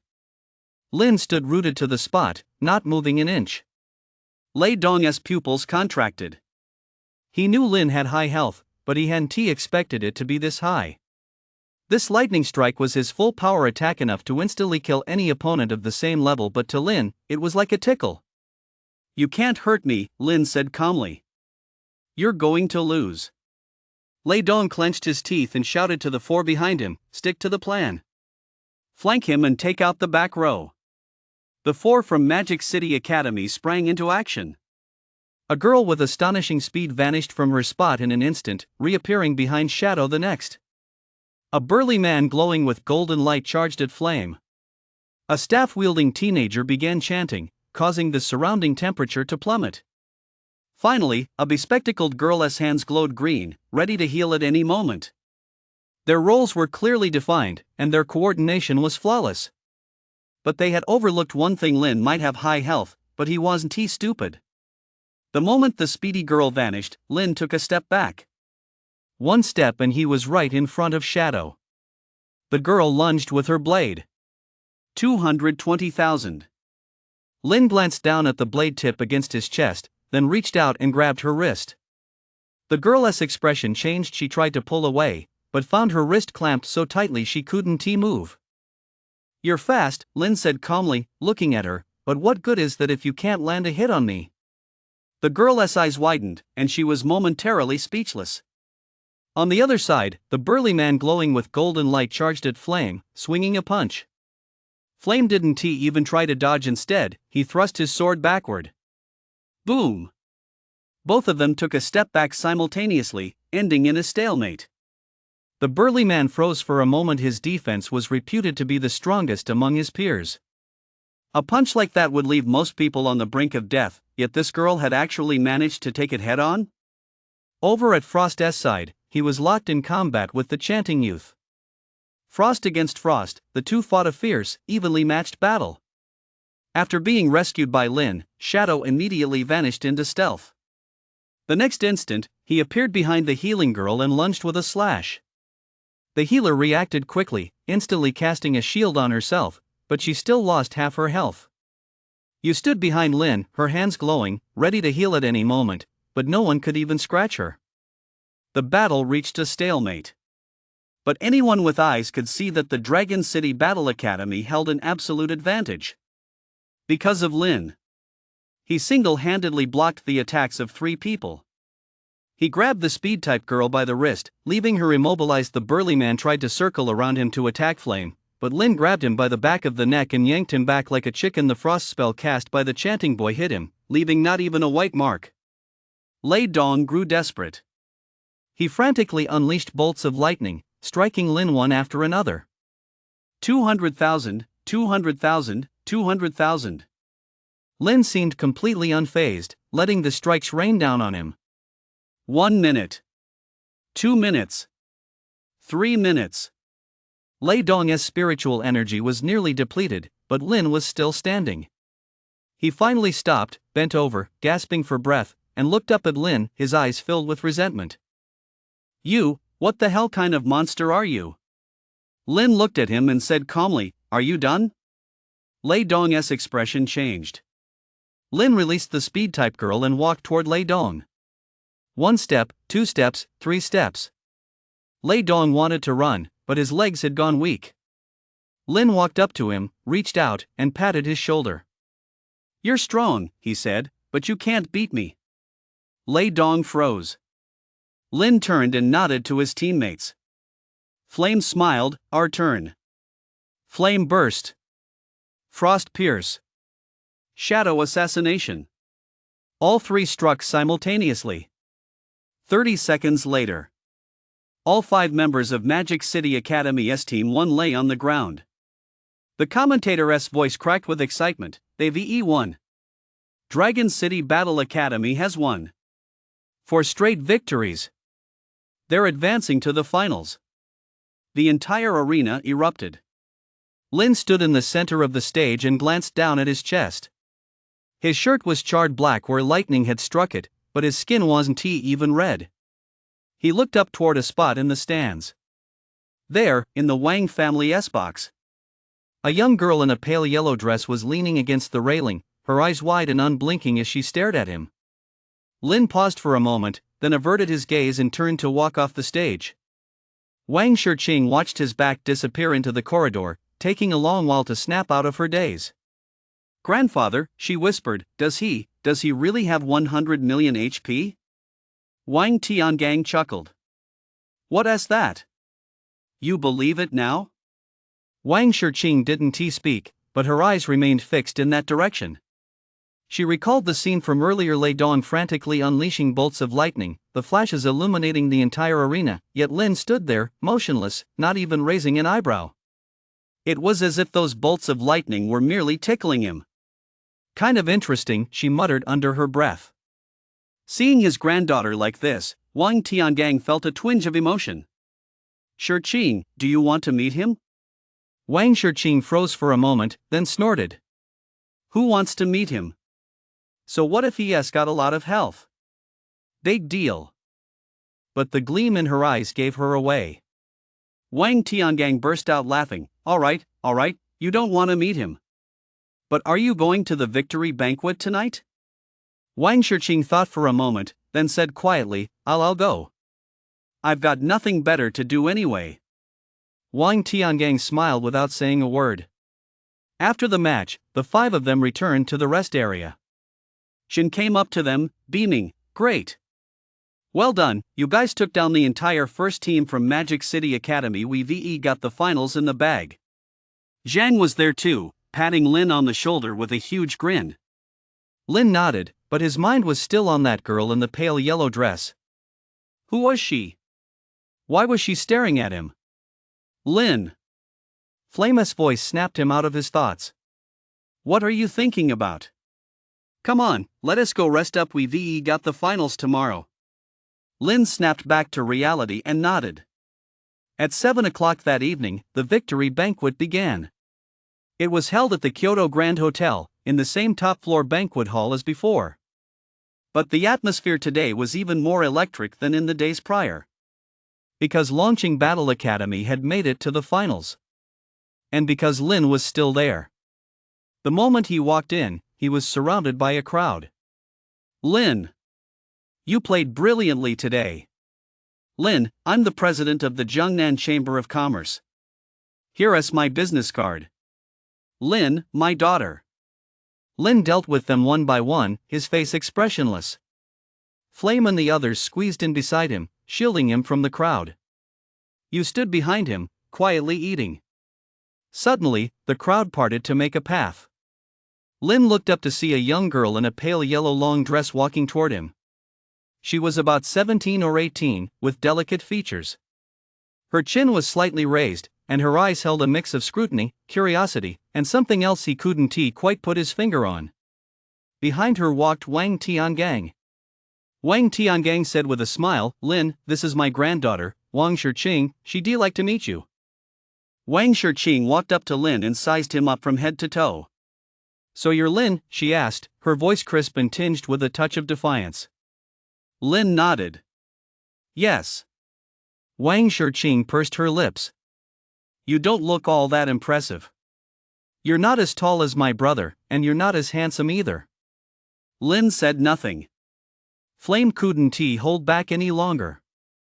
"Hey, who do you think you are? How dare you talk like that?" Wang Shiqing glanced at her and snorted.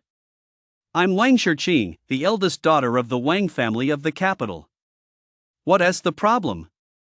Flame was at a loss for words. The Wang family that was one of the 5 great clans, even more powerful than the Su clan. Lin said calmly, "No problem." Wang Shiqing stared at him for a few seconds, then suddenly smiled. "You're an interesting one. I said all that about you, and you're not even angry?" Lin thought for a moment and said, "You're telling the truth. I'm not very tall, and I'm just average looking." Wang Shiqing froze for a moment, then burst out laughing. "Ah, you're so funny." She laughed so hard she could barely catch her breath, tears welling up in her eyes. The people around them exchanged puzzled glances, wondering what the young lady was laughing at. Wang Tiangang shook his head helplessly. "Shiqing, stop fooling around." Wang Shiqing had laughed her fill. She wiped the corners of her eyes and looked at Lin, her eyes sparkling. "Hey, Lin, who are you playing in the finals tomorrow?" Lin replied, "Kyoto Academy's first team." Wang Shiqing nodded. "Kyoto Academy, huh?" "Their captain is my cousin, Xinhao. He is an SSS rank talent with dual spatial and lightning attributes. He is really strong." Lin looked at her, waiting for her to continue. Wang Shiqing blinked. "But don't worry, I'll be there to cheer you on." With that, she turned and walked away, leaving behind one last remark: "Don't lose tomorrow. It won't be any fun if you do." Wang Tiangang nodded at Lin and followed her. Flame watched her retreating figure and muttered, "Is that girl out of her mind?" Frost grumbled, "The Wang family's young miss, her reputation is well deserved.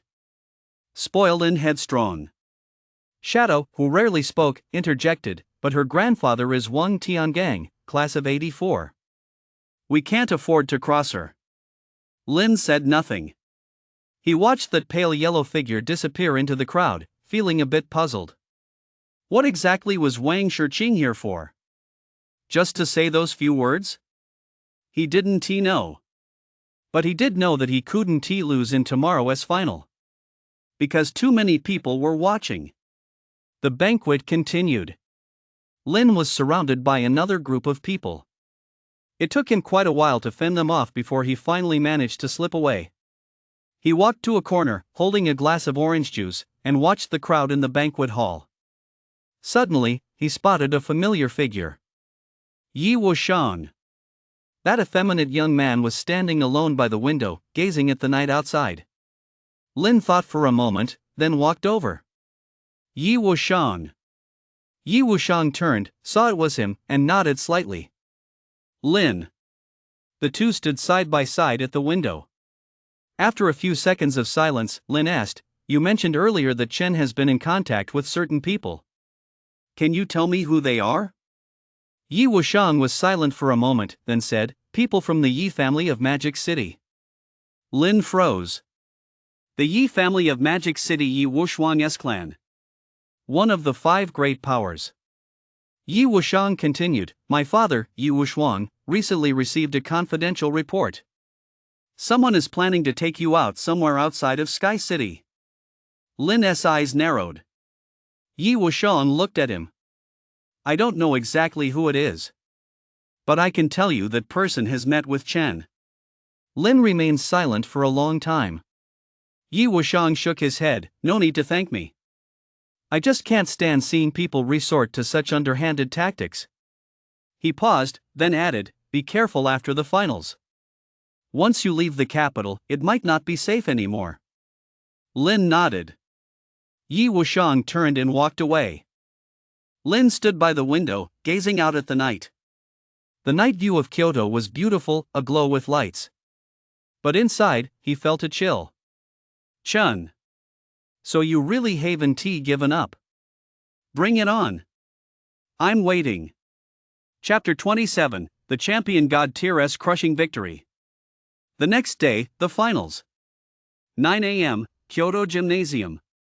The venue was packed to capacity today, even the aisles were crammed with people, the nationally televised cameras were trained on the competition stage, and the commentator was hyping up the crowd with excitement. "Ladies and gentlemen, welcome to the finals of the National College Tournament.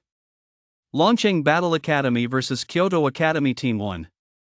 God Tier vs SSS Rank Dual Attribute. Who will claim the championship? Let us wait and see." In the stands, inside the Wang family S-box, Wang Shiqing was wearing a red long dress today, making her stand out. Leaning against the railing, she stared intently at the arena without blinking. "Grandpa, who do you think will win?" Wang Tiangang chuckled. "Who do you want to win?"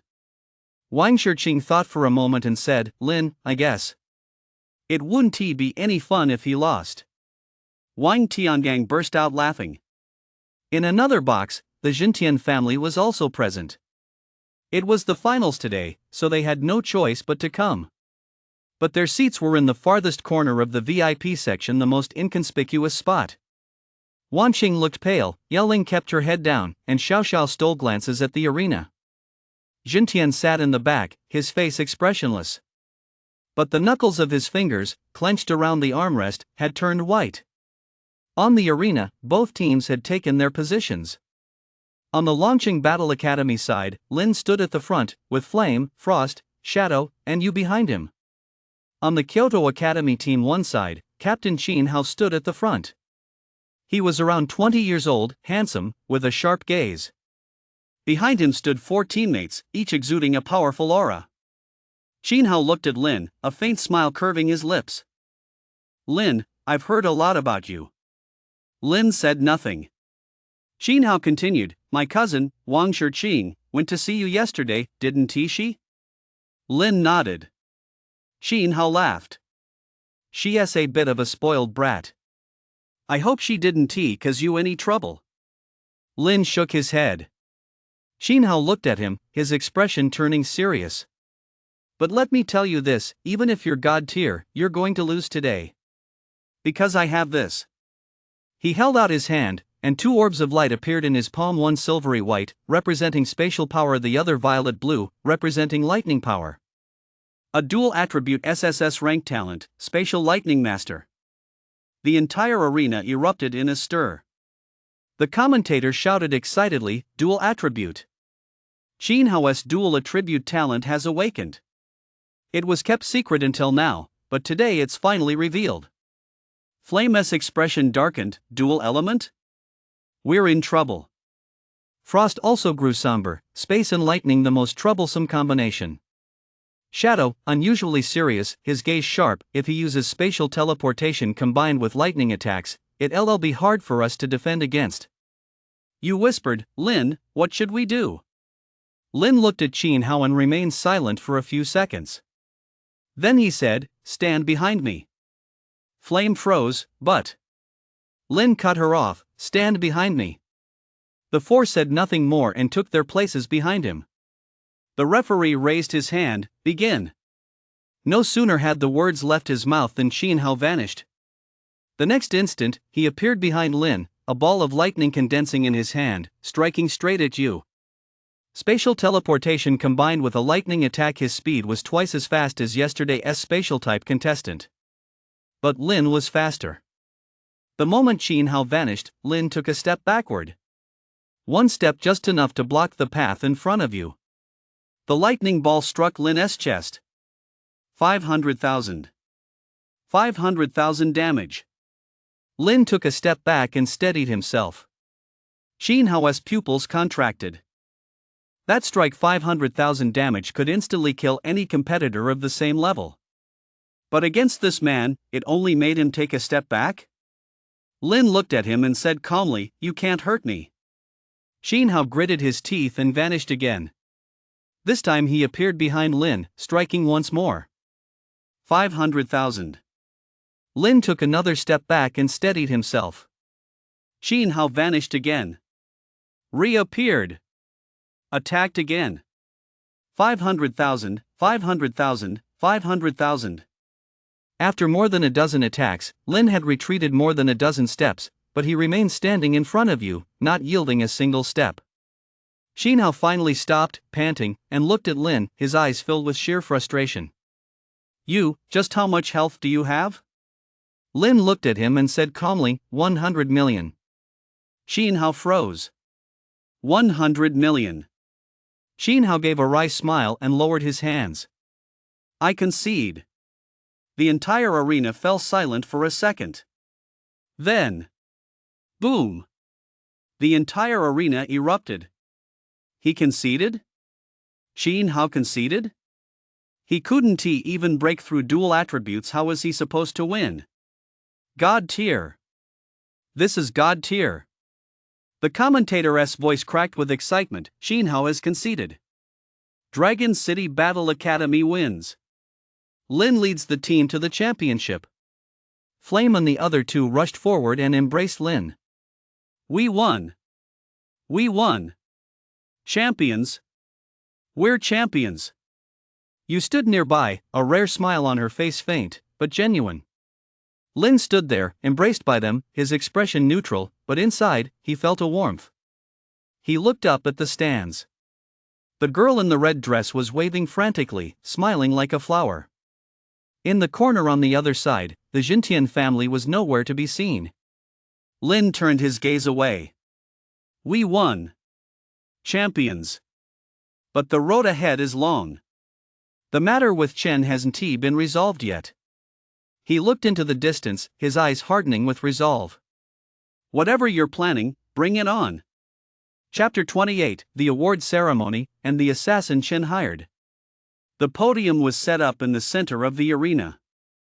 Sunlight poured down from the stadium's dome, bathing the golden trophy in a dazzling glow. Lin stood at the front of the line, with Flame, Frost, Shadow, and you behind him. The five of them, clad in black combat uniforms, stood in a row. Deafening cheers filled the air. The 50,000-seat arena was like a boiling cauldron at that moment. Dragon City Battle Academy. Dragon City Battle Academy. Dragon City Battle Academy. The chants grew louder with each wave. The announcer's voice boomed over the PA system, and now, please welcome our award presenters, Mr. Jojo, Guild Master of the Awakened Guild. Mr. Wang Tiangang, head of the Royal House of Kyoto. and General Zhao Shanhe, representative of the military. 3 figures rose from the VIP section and made their way toward the podium. Jojo led the way, his hair snow white but his stride steady. Today he wore a deep gray robe, with an 85th level insignia pinned to his chest, gleaming in the sunlight. Wang Tiangang followed behind him, dressed in a black Tang-style robe, a smile on his face. As he walked, he waved to the stands, sparking a wave of screams from the Wang family section. Zhao Shanhe brought up the rear, his military uniform crisp and his stride resolute. His face was expressionless, but when his gaze swept past Lin, he gave a slight nod. The 3 stepped onto the podium. Jojo picked up the golden trophy, examined it briefly, then handed it to Lin. "Student Lin, congratulations to you." Lin accepted the trophy with both hands. It felt heavy and slightly cool to the touch. He looked at the trophy, feeling neither excitement nor calm, yet sensing something stirring within him. 18 years. For the first time, he held something that truly belonged to him. Not a handout from the Su clan, not something given to him by others. It was something he had earned through his own efforts. Jojo smiled and patted him on the shoulder. Wang Tiangang stepped forward, holding 5 gold medals. The medals weren't large, but they were exquisitely crafted. The front was engraved with the words National College Competition Champion, and the back bore the emblem of Longqing Battle Academy. He placed the first one on Lin, then proceeded to Flame, Frost, Shadow, and Yu in turn. When he reached Yu, Wang Tiangang gave her an extra glance and said with a smile, "Young lady, your healing was very steady." Yu paused for a moment, then lowered her head and whispered, "Thank you, head of the Wang clan." Wang Tiangang laughed heartily and continued on his way. Zhao Shanhe stepped forward last, holding an envelope in his hand. He stood before Lin and handed her the envelope. "A small token of appreciation from the military," he said, his voice deep and resonant. "Senior Tianxiong asked me to pass this on to you." He said, "This is just the beginning." Lin took the envelope but didn't open it right away. He simply nodded. "Thank you, General Zhao." Zhao Shanhe looked at him, a hint of admiration flashing in his eyes. "Kid, fight well. You've got a long road ahead of you." With that, he turned and walked away, crisp and decisive. The awards ceremony concluded, and the 5 of them raised their trophies for the reporters to photograph. The flashes formed a blinding wall of light, making it impossible to keep one's eyes open. Flame was grinning from ear to ear, waving nonstop like a celebrity. Frost stood beside her, smiling too, but his smile was a bit goofy, like a simple-minded son of a wealthy family. Shadow, unusually free of yawns, stood there with the corners of his mouth turned up slightly. Although he tried hard to act indifferent, the sparkle in his eyes gave him away. Yu stood on the far end, head bowed, trying to avoid the cameras, but the reporter's Wen Ti let her off the hook, shouting, "Yu, look this way! Look this way!" She had no choice but to lift her head, forcing a smile, then quickly looking down again. Lin stood in the center, holding the trophy, his face expressionless.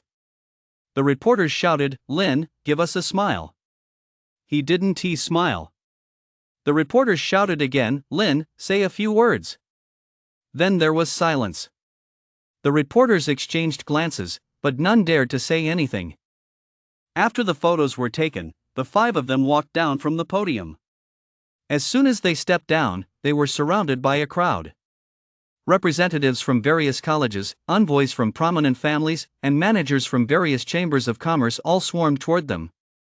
"Lin, congratulations! Here's an invitation from our college. You can come here as a day student next year." "Lin, here's our Chamber of Commerce's black gold card. Keep it, you'll get a 30% discount on future purchases." Lin stood in the center of the crowd, responding impassively. Flame and the other 2 were also surrounded, though by a smaller crowd. Most of the questions were directed at Lin. "Flame, what does Lin usually like to eat?" "Frost, does Lin have a girlfriend?" "Shadow, is Lin's training usually exhausting?" Flame grew annoyed by the barrage of questions and rolled his eyes. "Why are you asking me?" "Go ask him." The crowd laughed awkwardly. He's not very talkative." Flame was speechless. Over by Yu, things were the quietest. Only a few people asked her some questions about healing, then left. She didn't mind. She stood quietly on the edge of the crowd, watching Lin as he was surrounded. Suddenly, the crowd parted to make a path. A girl in a pale yellow long dress strutted in. Wang Shichang. She walked up to Lin and looked up at him. "Hey, Lin, congratulations." Wang Shichang blinked. "Did you hear me cheering for you just now?" Lin thought for a moment and answered honestly, "I didn't hear it." Wang Shichang's expression froze, then she snorted, "You're such a bore." But she didn't leave. Instead, she stepped closer and whispered, "Hey, there's a victory party tonight. Are you coming?" Lin said, "I'll be there." Wang Shichang's eyes lit up. "Then I'm going too." With that, she turned and walked away, leaving one last remark, "Don't try to avoid me, I'm sitting right next to you." The people around them exchanged puzzled glances. Flame leaned in and whispered, "What's up with that Miss Wang?" Frost muttered, "Think she's got her eye on you?" Shadow, who rarely spoke up, interjected, "Don't be ridiculous. You don't mess with the Wang family." Lin said nothing.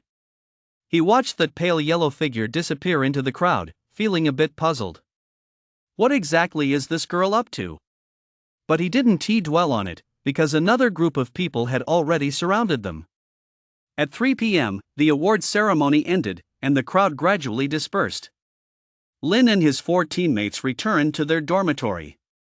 As soon as they walked in, they were stopped by Jin and Zhang. Zhang couldn't stop grinning. "Great! Great match! Champions! How many years has it been since launching War Academy last won the championship?" Jin chimed in from the side, "The last time was 13 years ago." Zhang waved his hand dismissively, "That doesn't matter. What matters is that we won this year. And with a perfect record. 30 seconds per match. Let those who look down on us see." Lin stood there, listening to them talk, feeling nothing in his heart. Flame couldn't help but ask, "Dean Zhang, what about the other 2 teams?" Zhang's smile froze for a moment, then he sighed. The 11th 20th grade team lost to Magic City Academy's second team, then lost to Jiangnan Academy. They're currently in the relegation matches. The 21st 30th grade team fared even worse. They lost 3 straight matches and are now at the bottom of the standings. Jin's expression darkened. The instructors for those 2 teams are going to get in trouble when they get back. Frost whispered, "Doesn't that make our team the only bright spot?" Zhang nodded. "Right. That's why the 5 of you are the stars of tonight's victory banquet." Shadow, unusually curious, asked, "Where is it being held?" Zhang replied, "The Kyoto Grand Hotel, in that top-floor banquet hall again. It starts at 7. Don't be late. 7 p.m., Kyoto Grand Hotel." The banquet hall was even livelier tonight than it had been in the past few days. Because the champion had been decided. Because Lin had arrived. The moment he walked in, he was surrounded by a crowd. There were more people than during the day, and they were even more enthusiastic. "Lin, congratulations! This is a gift from the Yi family." "Lin, this is our Chamber of Commerce's gift." "Lin, these are pastries I made myself, please try some." Lin stood in the center of the crowd, responding impassively. Flame and the others were also surrounded, but by an even larger crowd because the questions they hadn't gotten answers to during the day were being asked again that night. Flame, what does Lin actually like to eat? Frost, what's Lin's favorite color? Shadow, what does Lin do in his free time? Flame was about to lose it. Can you guys just stop asking? I'm not his damn mother. The crowd chuckled awkwardly. Well, you're the one who knows him best. Frost was on the verge of breaking down too. He likes black. Is black okay? Stop asking already. Shadow, who rarely spoke, said lazily, he sleeps when he's resting. Okay, everyone, let us go. But no one left. Instead, they gathered even closer. Over at US side, the crowd had grown larger today. A few girls surrounded her, chattering away. How do you usually treat him? Can you teach us? Yu lowered her head and whispered, it's just that's how I treat it. The girls exchanged glances and continued asking, are you close with Lin? Is he usually nice to you guys? You thought for a moment and said, "He is pretty nice." How is he nice? You thought for a moment longer and said, "He has shielded me from attacks before." The girl's eyes lit up, and they wanted to ask more, but you had already lowered her head and stopped speaking. On the other side of the banquet hall, Wang Shiqing sat at a table, idly playing with her phone. Sitting next to her was Wang Tiangang, chatting with a few old friends. "Old Wang, why is your granddaughter so quiet today?" an elderly man asked with a smile. Wang Tiangang glanced at Wang Shiqing and chuckled, "Oh, her? She is waiting for someone." Waiting for someone? Who? Wang Shiqing looked up and glared at the old man. What is it to you? The old man burst out laughing, not taking offense. Wang Shiqing snorted and went back to her phone, but her eyes kept darting toward the entrance. Finally, she spotted that familiar figure pushing through the crowd and heading toward the corner. She immediately stood up and walked over. "Hey, Lin!" Lin turned around, saw it was her, and nodded. "Miss Wang." Wang Shiqing pursed her lips. "Don't call me Miss Wang, just call me Shiqing." Lin didn't say anything. Wang Shiqing didn't mind. She grabbed his arm and pulled him aside. Come on, I'll take you somewhere." Lin let her lead him through the crowd to a floor-to-ceiling window. Outside the window lay the night view of Kyoto. Thousands of lights twinkled, and traffic flowed like a river. Wang Shiqing pointed out the window and said, "Pretty, isn't it? This was my favorite spot when I was a kid. Whenever I was feeling down, I'd come here to look at the night view." Lin looked out the window, saying nothing. Wang Shiqing turned to look at him and suddenly asked, "Hey, Lin, you weren't happy before, were you?" Lin froze for a moment. Wang Shiqing blinked. "I heard about it. What happened in your family?" Lin was silent for a few seconds, then said, "It's all in the past." Wang Shiqing looked at him, a complex expression flashing across her eyes. "You know, I used to think my family was terrible, too.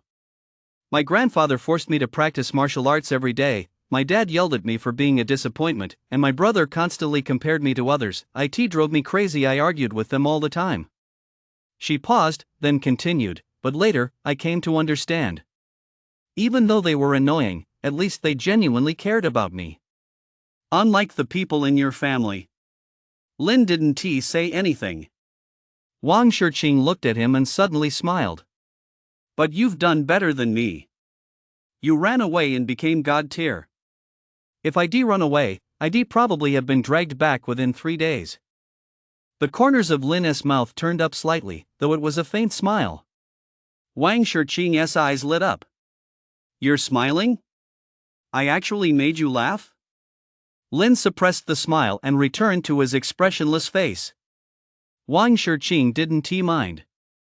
She carried on, "Hey, Lin, let us be friends. I'm bored to death in Kyoto. All I do is train. I don't even have anyone to talk to." Lin looked at her, remained silent for a few seconds, then nodded. Wang Shiqing beamed and held out her hand. "Cross my heart." Lin looked at her hand, hesitated for a moment, then reached out and clasped hers. Wang Shiqing smiled like a blooming flower. "All right, you're my friend now. If anyone bullies you in Kyoto from now on, just mention my name." Lin looked at her, feeling a bit puzzled. This girl was spoiled, headstrong, and wild, but somehow, she wasn't unpleasant. In the distance, Flame and the others were being surrounded by a crowd, suffering terribly. Flame saw Lin and Wang Shiqing standing by the window talking and muttered under his breath, "That guy sure knows how to get out of the way." Frost noticed too and clicked his tongue twice. "Miss Wang, have you really taken a shine to him?" Shadow said lazily, "Stop speculating. Mind your own business." You stood nearby, watching the two figures by the window with a complex look in her eyes, but she quickly lowered her head. The banquet continued. People kept coming over to talk to Lin, handing him business cards and trying to make connections. Lin dealt with them one by one, but he was already feeling a bit worn out inside. Wang Shiqing sat beside him the whole time, shielding him from the crowd. All right, stop crowding around him. Let him rest for a bit." She waved her hand, as if shooing away flies. Though reluctant, who dared to offend the eldest Miss Wang? They could only disperse sheepishly. Flame finally squeezed his way over, plopping down next to Lin and letting out a long sigh. Man, I'm exhausted. Frost squeezed in too, wiping the sweat from his brow. Those reporters are terrifying. Shadow walked over unusually without yawning and said lazily, "You'll get used to it." You walked over and sat down quietly. The five of them, plus Wang Shiqing, gathered around the table. Wang Shiqing looked at the four of them and blinked. So you're Lin's teammates? Flame nodded. Yeah, I'm Flame. Frost. Shadow. You said quietly, you. Wang Shiqing looked them over one by one, then nodded. Not bad. You all seem pretty reliable. From now on, in Kyoto, just mention my name, and no one will dare to mess with you. Flame paused for a moment, then laughed. Miss Wang, are you going to look out for us? Wang Shiqing lifted her chin. What, is that a problem? Flame burst out laughing. Sure. From now on, we'll be counting on Miss Wang's protection. Frost laughed too. Right. Miss Wang is awesome. Shadow smiled, a rare sight, though it was faint. You couldn't help but let the corners of his mouth turn up slightly. Lin watched them, feeling a warmth in his heart. This was the first time he had friends. Real friends.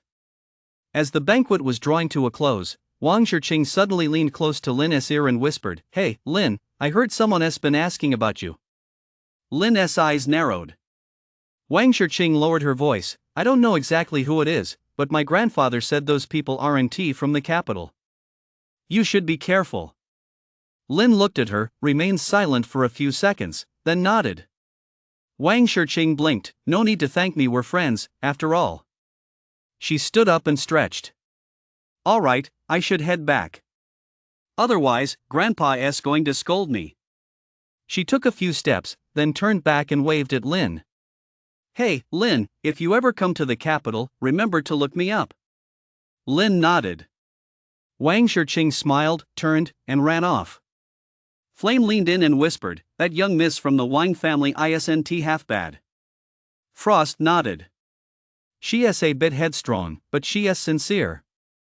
You said nothing, but as she watched the receding figure, a hint of envy flashed in her eyes.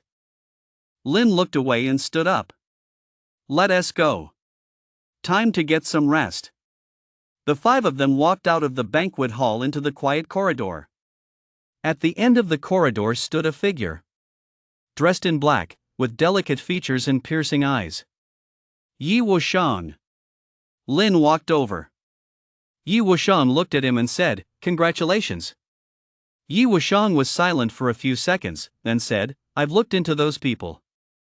Lin's eyes narrowed. Yi Wuxiang continued, "They're from the Yi family of Magic City, but not from the main branch. They're from a collateral branch. They've been bribed." "The one who bribed them is Chen."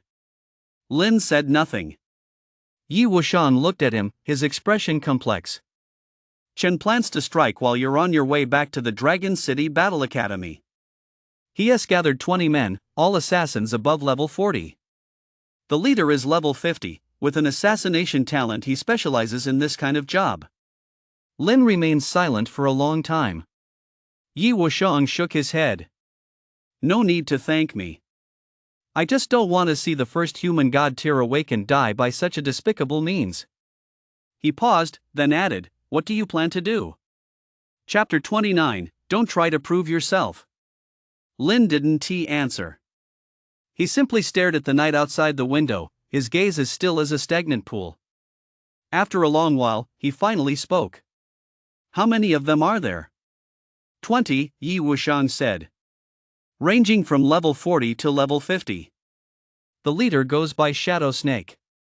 He is level 50 with an assassination type talent and is quite famous in assassin circles. His strikes never miss, and his targets never survive." Lin nodded, saying nothing. Yi Wuxiang looked at him and couldn't help but ask, "Aren't you afraid?" Lin turned to look at him and asked in return, "Afraid of what?" Yi Wuxiang paused for a moment. Lin looked away and said calmly, at level 50, how much damage can a single punch deal? Yi Wuxiang thought for a moment. A level 50 base attack is 1 million. Add in talents, gear, and passive skills, and a single punch would deal at least 50 million. Lin nodded. 50 million. He had 1 trillion HP. 50 million, that would take 20,000 punches. 20,000 punches. Even if he stood still and let the opponent hit him, it would take half a day. Not to mention, he wouldn't just stand there. Yi Wuxiang looked at him, his expression complex. So what do you plan to do? Yi Wuxiang asked again. Just let them kill you? Lin thought for a moment and said, no. Then what do you plan to do? Lin looked at him and said calmly, tell the higher-ups. Yi Wuxiang froze. Tell the higher-ups? Lin nodded. I'm a god-tier awakened now, and I just won the national championship.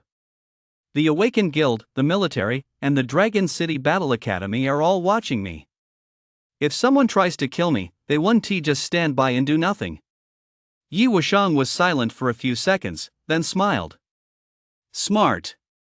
Your 100 million HP at level 10 is impressive, but against someone at level 40 or 50, you'd be down in 2 punches. He turned and walked away, leaving one parting remark, then I won't get involved. Watch your back. Lin watched his back disappear at the end of the corridor, then turned and walked back. Back in his room, he pulled out his phone and called Jojo directly. The phone rang twice before being picked up. Lin? Jojo's voice carried a hint of surprise. It's so late.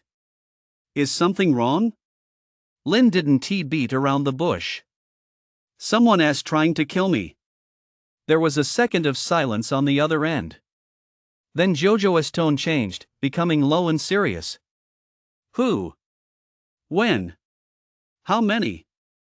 Lin replied, people Chin hired. 20 assassins, levels 40 to 50. The leader is called Shadow Snake, level 50. They plan to strike on my way back to the launching Battle Academy. Jojo was silent for a few seconds. Then he asked, are you sure? I'm sure. Jojo asked again, is your source reliable? Lin replied, Yi Wuxiang, the young master of the Yi family in Magic City, told me. He said he uncovered it. Jojo fell silent again. This time, the silence lasted longer. Then he spoke, a hint of coldness in his voice, Chen he has got some nerve. Lin didn't say anything. Jojo said, where are you right now? In the dormitory, in my room. Don't go out, Jojo said. I'll send someone over immediately. Stay in your room tonight, don't go anywhere. Lin said, okay. After hanging up, he lay on the bed, staring at the ceiling. Less than 10 minutes later, footsteps sounded outside the door. There was a knock at the door. Lin opened the door. 4 people stood outside, led by a middle-aged man in his 50s with a deep, commanding presence. A level 70 badge was pinned to his chest. He nodded at Lin, Student Lin, I'm from the Awakened Guild. Chairman Chen sent us to protect you. We'll be standing guard at the door tonight, so you can rest easy. He closed the door and lay back down on the bed. Outside the window, the night was deep. Chen, you really won't give up, will you? 20 assassins, levels 40 to 50, led by a level 50 assassination expert. That's quite the operation. Too bad you miscalculated one thing. I'm not the same weakling you used to bully anymore. The next morning, Lin was awakened by a knock on the door. He opened the door to find Jojo standing there, followed by several others. Awake? Jojo said. Let us go. We'll have breakfast and talk over it. Lin followed them to the cafeteria. There weren't many people there. Jojo found a corner and sat down, motioning for Lin to sit across from him. We've verified the intelligence you provided, Jojo said straight to the point. A group of assassins has indeed infiltrated Kyoto, and you're their target. The leader is indeed Shadow Snake, a level 50 who ranks among the top in the assassin community. Lin nodded, saying nothing. Jojo looked at him, a hint of admiration in his eyes. Kid, you're not bad. You knew to report it right away and didn't try to take on more than you could handle. A lot of young people get a little power and get cocky, thinking they're invincible, only to end up not even knowing how they died. Lin said, I can't beat a level 50. Jojo laughed. You have 100 million HP. No one at levels 20 or 30 can hurt you, but those at levels 40 or 50 can deal tens of millions of damage with a single strike. You wouldn't last more than a few hits. Lin nodded. Although his actual HP was 1 trillion, not the 100 million he disclosed to the outside world, levels 40 and 50 represented a comprehensive upgrade. They could wear him down and kill him. Jojo continued, you don't need to worry about this. The association and the military have joined forces. By the end of the day, not a single one of these assassins will escape. He paused, his gaze turning sharp. As for Chen, he didn't finish, but the implication was clear. Lin looked at him and asked, are you going to take action against him? Jojo was silent for a few seconds, then shook his head. It's difficult. He is Xintian's adopted son. We can't directly interfere in the Su clan's affairs. Unless we have concrete evidence proving he was the mastermind, we can't touch him. Lin said nothing. Jojo looked at him and sighed. Kid, I know you hate him. But some things can't be rushed. You're god tier now, the hope of the entire nation. Focus on your training. When you're strong enough that even Xintian 1T dare touch you, you can do whatever you want. Lin nodded. He knew Jojo was right. He couldn't rush things. But as for Chen, he would settle the score with him sooner or later. Not now, but someday. After finishing breakfast, Lin returned to his room. The moment he walked in, his phone rang. It was Wang Shicheng. Hey, Lin. Wang Shicheng's voice was as crisp as ever on the other end. I heard someone trying to kill you? Lin paused for a moment. How do you know? Wang Shicheng snorted. My grandpa told me. He said the Awakened Guild and the military launched an operation early this morning and arrested a bunch of people. My grandpa said they were after you. Lin didn't say anything. Wang Shicheng continued, where are you right now? Are you safe? Do you want to come hide at my place? My house is totally safe with my level 85 grandpa on guard. No one dares to come near. Lin's lips curled up slightly. No need. I've got people protecting me here. Wang Shicheng let out an "oh," sounding a bit disappointed. But she quickly added, well, just be careful. If you need anything, give me a call. I'll have my grandpa step in. He'll swat those guys to death with a single slap. Wang Shicheng laughed. Don't thank me. We're friends, after all. All right, you go ahead with your business. I'm hanging up. After hanging up, Lin looked at his phone, feeling a bit warm inside. This girl was actually quite interesting. Around noon, Jojo showed up again. It's taken care of, he said, sounding relaxed. Out of 20 assassins, we caught 18. 2 got away. The leader, Shadow Snake, was also captured and is currently being interrogated. Lin froze for a moment. 2 got away? Jojo waved his hand dismissively. They won't get far. The military is already on their trail. Don't worry, they won't cause much trouble. Lin nodded. Jojo looked at him, hesitated, then added, as for Chen, we can't touch him for now. But if Shadow Snake spills the beans about him, that's a different story. Lin asked, will he talk? Jojo smiled. Assassins have their own code, they generally don't betray their employers. But with Shadow Snake in our hands, we've plenty of ways to make him talk. Lin said nothing. Jojo patted him on the shoulder. All right, get some rest. You'll return to the Dragon City Military Academy tomorrow. The military will send a special escort, your safety is guaranteed. The next morning, Lin and his 4 companions prepared to return. At Kyoto Airport, a large aircraft bearing military insignia was already waiting for them. Zhao Shanha stood beside the aircraft and nodded as he saw Lin and the others approach. "Lin, I'll see you off personally." Flame's eyes widened. "General Zhao is seeing us off personally? That's way too much of an honor." Zhao Shanha replied calmly, "A god-tier awakened deserves this treatment." The 5 boarded the aircraft.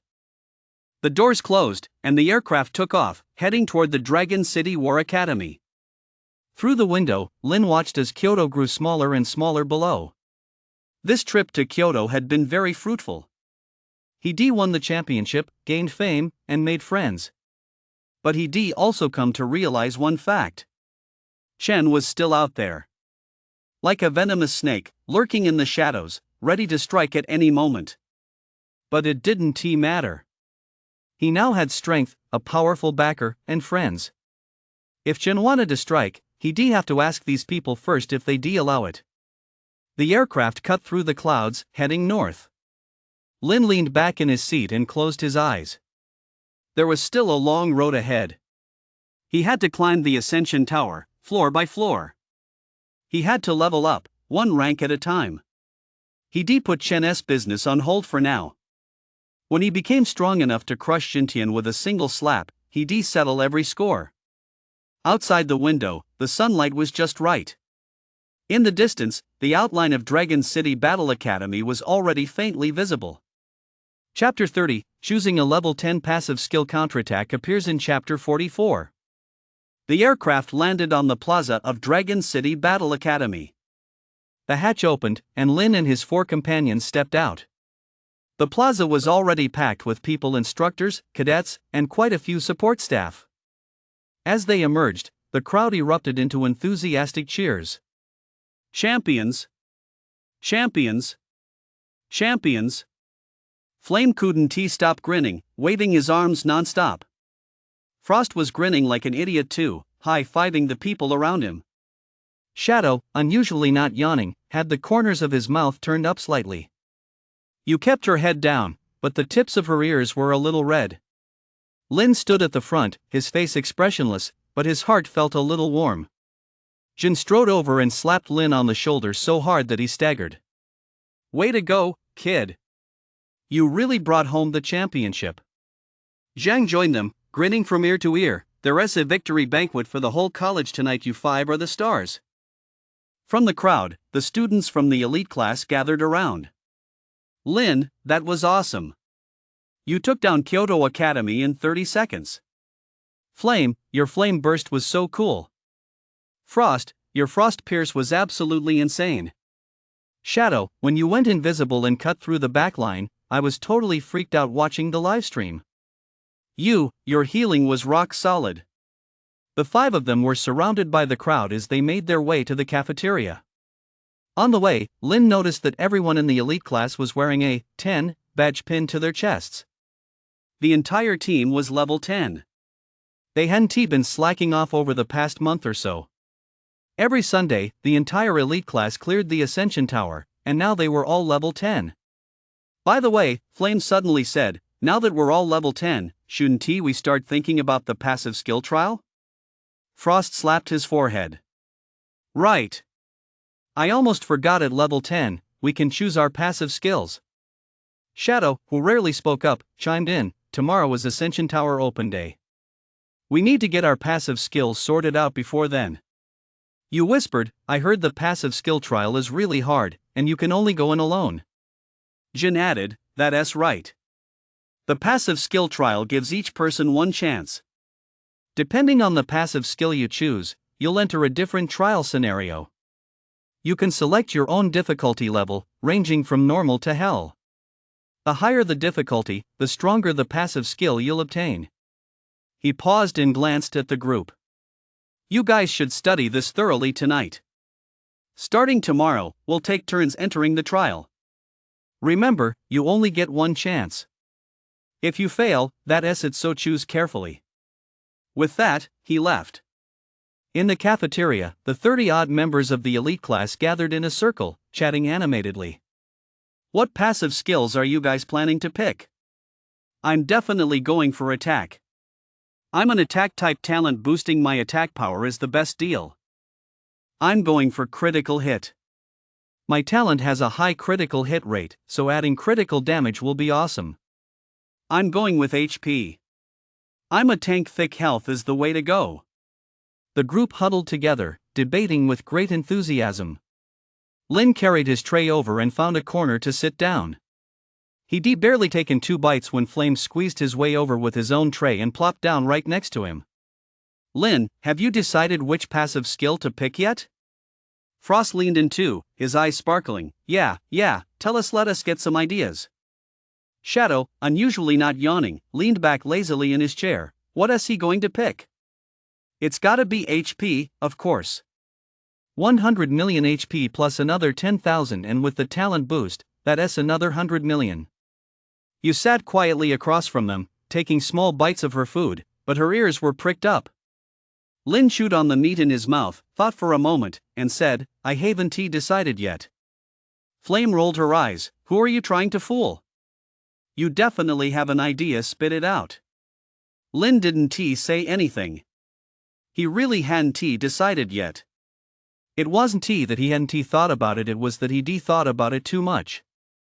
The passive skill trial, once at level 10, once at level 20, once at level 30. An opportunity every 10 levels. The choice of passive skill for the first trial directly determines the path he'll take from there on. He couldn't just pick one at random. Alright, don't pressure him, Shadow said, speaking up for once. He knows what he is doing. Flame snorted, but didn't ask any further. After dinner, the 5 of them returned to the dorm. Lin lay on his bed, pulled out his phone, opened the Ascension Tower encyclopedia, and flipped to the page on the passive skill trial. Passive skill trial description. You may enter the passive skill trial space once every 10 levels. After selecting the type of passive skill you wish to obtain, the trial space will generate corresponding stages based on your choice. Upon clearing the trial, you will obtain the corresponding passive skill. Skill strength is graded according to the difficulty level: normal, hard, nightmare, and hell. The higher the difficulty, the stronger the skill effect. However, if you fail the trial, you will not obtain the passive skill this time and must wait until the next level 10 to try again. It is recommended to choose a difficulty level based on your own strength. Do not bite off more than you can chew. Below was a long list of passive skills. Lin scanned through them one by one. Attack boost fixed value, clearing normal difficulty grants plus 100 attack, hard plus 300, nightmare plus 1000, and hell plus 5000. Attack boost percentage, clearing normal difficulty grants plus 5% attack, hard plus 10%, nightmare plus 20%, and hell plus 50%. HP enhancement fixed value, normal plus 1000 HP, hard plus 3000, nightmare plus 5000, hell plus 10,000. HP enhancement percentage, normal plus 5% HP, hard plus 10%, nightmare plus 20%, hell plus 50%. Talent enhancement effect boost, increases talent effects, normal plus 5%, hard plus 10%, nightmare plus 20%, hell plus 50%. Talent enhancement cooldown reduction, reduces talent cooldown, normal 5%, hard 10%, nightmare 15%, hell 20%. Healing enhancement fixed per second, restores a fixed amount of HP per second, normal plus 100 seconds, hard plus 300 seconds, nightmare plus 1000 seconds, hell plus 3000 seconds. Healing boost percentage, restores a percentage of maximum HP per second.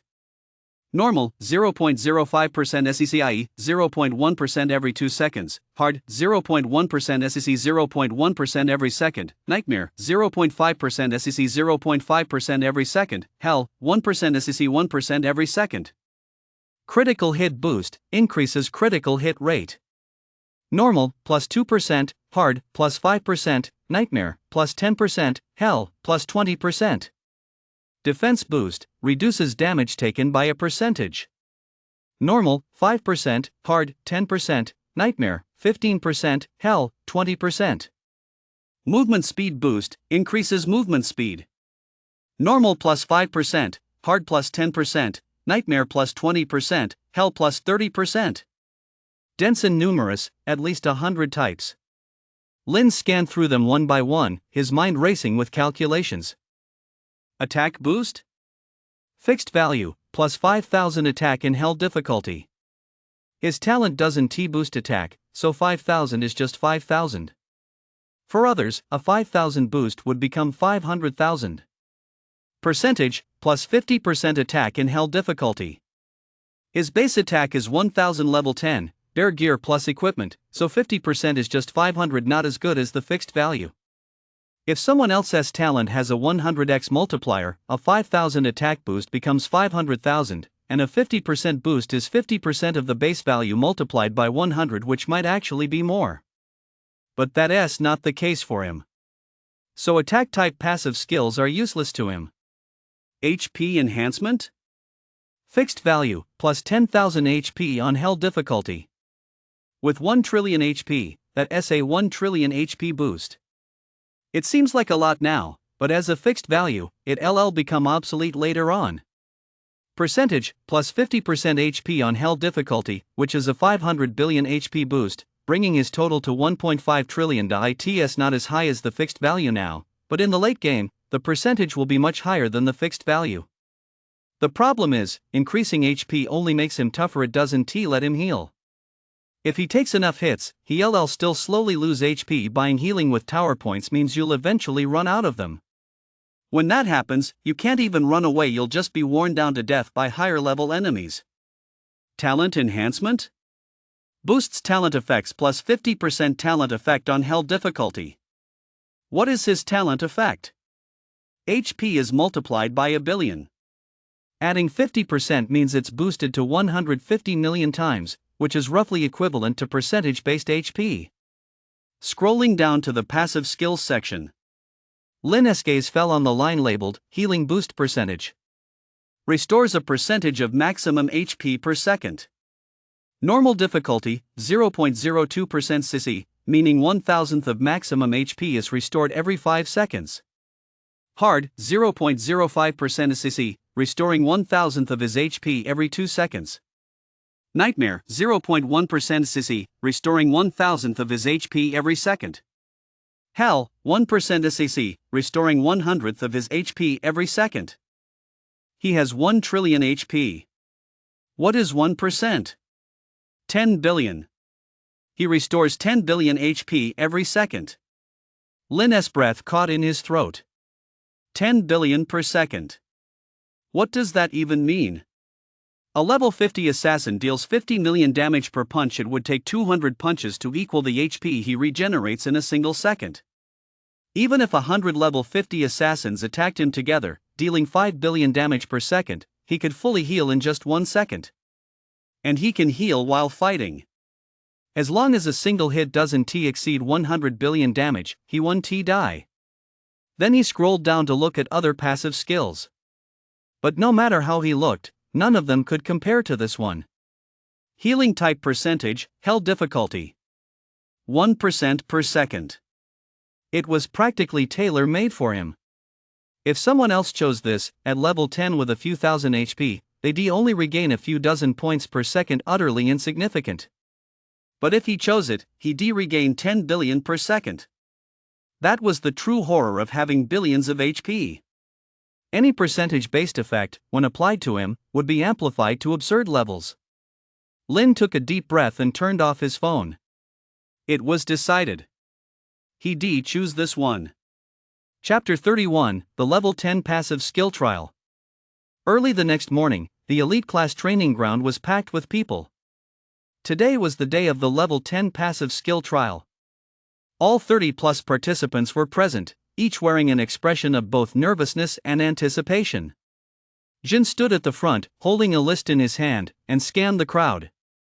"You all know the rules, so I won't beat around the bush," he said in a deep voice. "The passive skill trial, you only get one chance. Choose your difficulty level wisely. Don't aim too high, and don't be a coward." He paused. There's a trial every 10 levels. The outcome of each choice determines how far you'll go. Choose wrong, and your foundation crumbles, then there is no future for you. I trust you've all thought this through carefully. I hope your choices are the right ones. Jin clapped his hands. Alright, enter one by one in order of student ID. Number 1, Flame. Flame took a deep breath and pumped her fist at Lin and the others. Wait and see, I'll show you how it's done. With that, she strode toward the trial gate at the center of the training ground. It was a glowing portal radiating a pale blue light, standing 3 meters tall and 2 meters wide, its frame engraved with intricate runes. It was said to be a projection of the Ascension Tower. Stepping through it led to a separate trial space. Flame stood before the gate, glanced back at the group, then took a step inside. A flash of light, and her figure vanished. The training ground fell silent as everyone stared at the gate. Above the entrance to the trial space, a massive light screen materialized, displaying Flame's trial progress in real time. Trialist, Flame. Level, 10. Selected passive skill, attack enhancement percentage. Selected difficulty, Hell. Trial objective, defeat 100 elite level fire elementals of the same level within 10 minutes. On the screen, Flame had already appeared in a sea of fire. He was surrounded by a dense swarm of elemental creatures, all ablaze, at least 100 of them.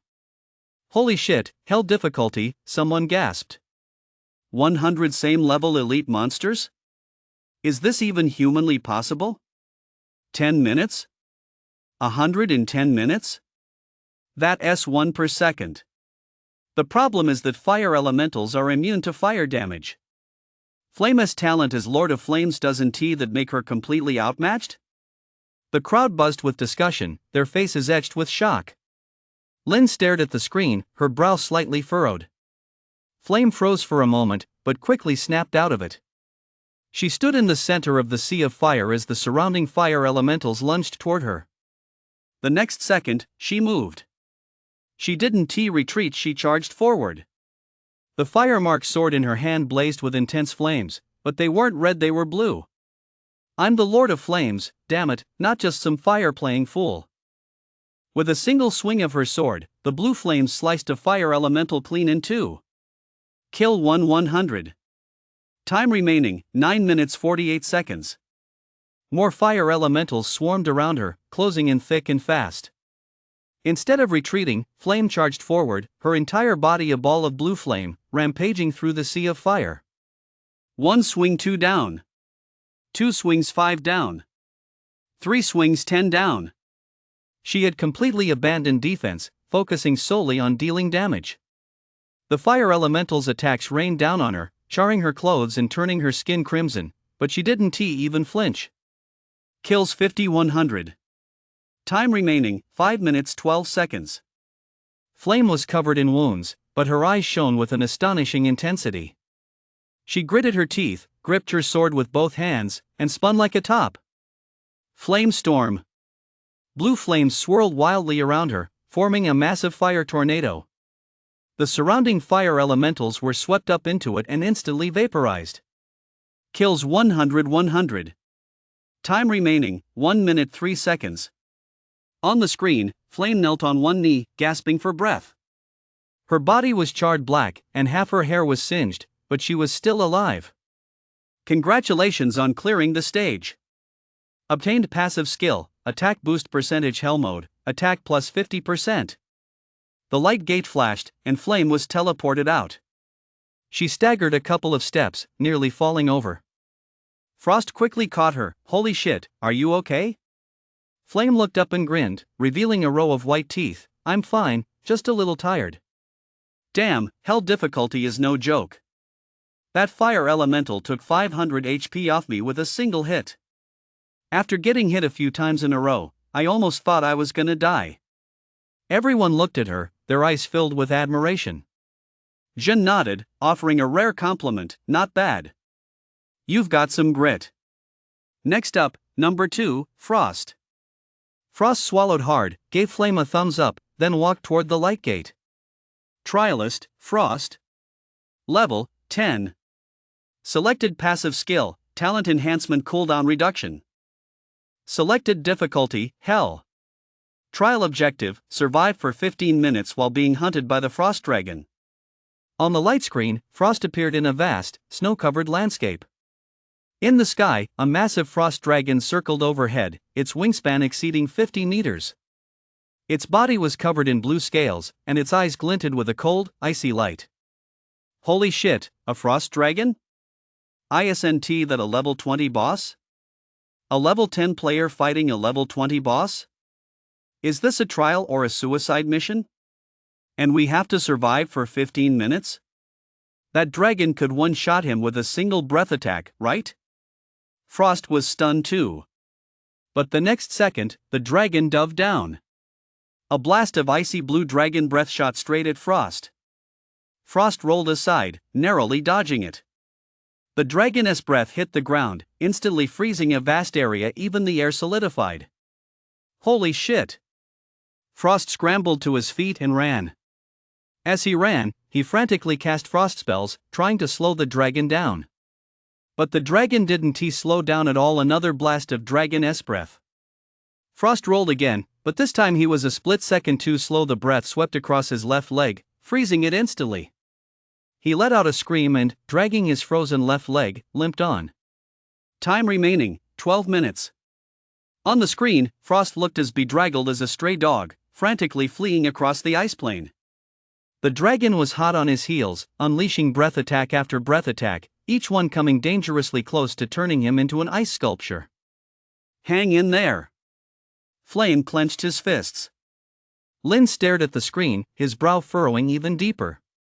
Frost's HP was dropping rapidly. He'd already lost a third of it. But he kept running. As he ran, he used his talent to boost his speed. Time remaining, 6 minutes. Frost's HP was down to half. He was covered in injuries, frostbite, bruises from falls, and burns from dragon breath, and he was a mess. But he kept running. Time remaining, 4 minutes. Frost's HP was down to 1/3. He couldn't run anymore and began crawling. The dragon is behind him, diving down once more. A breath of fire. Frost gives it his all and rolls to the side. The fire grazes his body, hits the ground, and freezes half of him solid. Time remaining, 3 minutes. Frost is frozen to the ground, unable to move. The dragon lands in front of him, opens its massive jaws, and snaps down. Shit! Flame cries out in shock. But at that very moment, a blinding blue light suddenly erupted from Frost's body. His talent, at this critical moment, seemed to unleash its full power. An ice wall instantly rose up, blocking the dragon's massive jaws. The next second, Frost mustered all his strength, broke free from the ice, and scrambled forward, rolling and crawling. Time remaining, 1 minute. 30 seconds. 10 seconds. 5 seconds. 3 seconds. 1 second. Congratulations on clearing the stage. You have obtained the passive skill, Talent Enhancement Cooldown Reduction Hell Mode, talent cooldown reduced by 20%. A flash of light appeared, and Frost was teleported out. He collapsed onto the ground, covered in blood, suffering from frostbite, burns, and bruises, looking as if he had crawled straight out of hell. But he was still alive. I fucking did it, he gave a weak laugh, then his head lolled to the side, and he passed out. You rushed over, a white light glowing from her hands as she began to heal him. Jin nodded, a hint of satisfaction in his eyes. Not bad. Breaking through in the heat of battle, that's interesting. Next up, number 3, Shadow. Rarely without a yawn, Shadow stood up and walked toward the light gate. Trialist, Shadow. Level, 10. Selected passive skill, Critical Strike Enhancement. Selected difficulty, Hell. Trial content, in the dark maze, eliminate the shadow assassins lurking in the shadows. On the light screen, Shadow appeared in a pitch-black maze. It was pitch black, he couldn't even see his own hand. But he didn't panic. He closed his eyes and pricked up his ears. The sound of breathing. Very faint, very distant, but definitely there. The next second, a dark figure lunged from the side. Shadow vanished in an instant. The next moment, he appeared behind the shadow and stabbed downward. The shadow vanished too. The two clashed furiously in the darkness, blades flashing, neither could see the other, relying solely on instinct. Kills 01. Time remaining, 14 minutes. A gash appeared on Shadow's arm, blood flowing freely. But he didn't stop, continuing to move through the darkness. Another shadow. He struck with a backhand slash. This time, he hit his mark. The shadow let out a blood-curdling scream and dissolved into a cloud of black mist. But the next second, more shadows appeared. At least 10 of them. Shadow's eyes narrowed, and he vanished into the darkness in an instant. For the next 10 minutes, the screen showed only flickering shadows, with the occasional flash of a blade and the occasional scream. No one could make out what was happening. All that was known was that when the remaining time hit 0, Shadow stood in the center of the maze, covered in blood, clutching two short blades, with the corpses of over a dozen shadows lying at his feet. Congratulations on clearing the stage. Acquired passive skill, critical strike enhancement hell tier, critical strike rate plus 20%. The light gate flashed, and Shadow was teleported out. He staggered a step but quickly regained his balance. "Not bad," he said flatly, his face expressionless, though the hand gripping the blades was trembling slightly. Flame's eyes widened. "Holy shit, are you even human? You're fine after that?" Shadow glanced at her and, in a rare moment, tugged at the corner of his mouth. "You guess. After healing Frost, you cast a healing spell on Shadow as well." Jin nodded and looked at the list. "Number 4, you." You stood up, head bowed, and walked toward the light gate. Trialist, you. Level, 10. Selected passive skill, talent enhancement effect boost, increases talent effect by plus 50%. Difficulty selected, hell. Trial content, in the plague lands, heal 100 plague-infected casualties while protecting yourself from infection. On the light screen, you appeared in a gloomy, desolate land. Rotting corpses littered the ground, and a foul stench filled the air.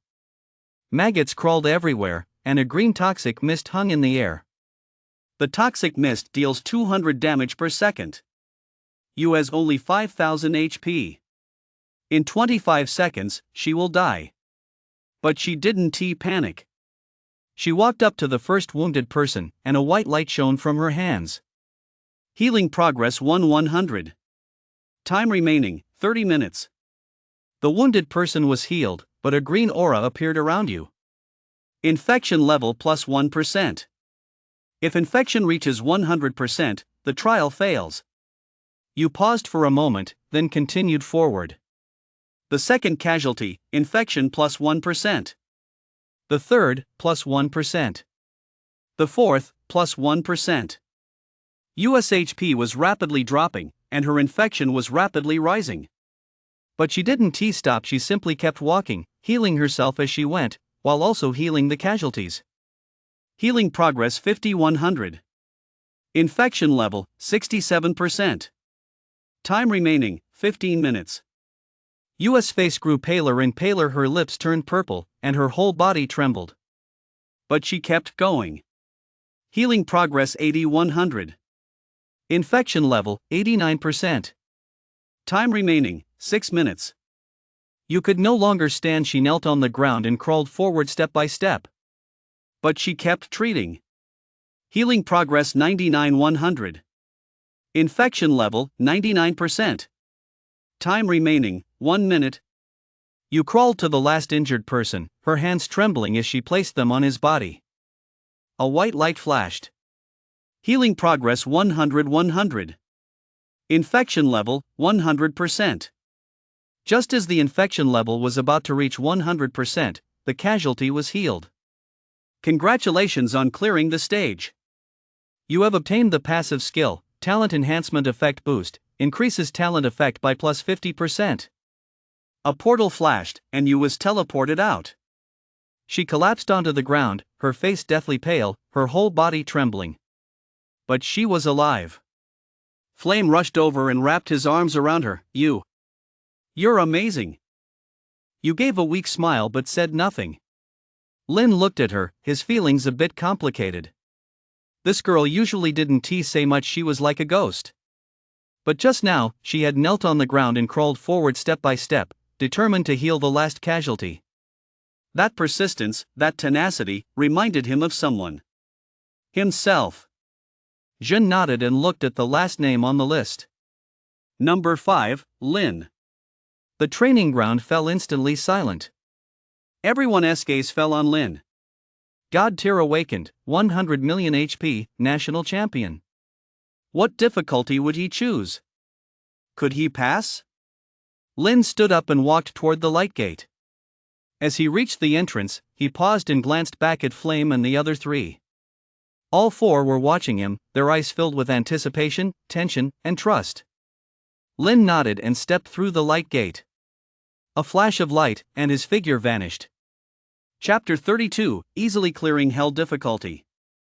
Lin stood on a barren, scorched wasteland as several lines of small golden text appeared before his eyes. Trialist, Lin.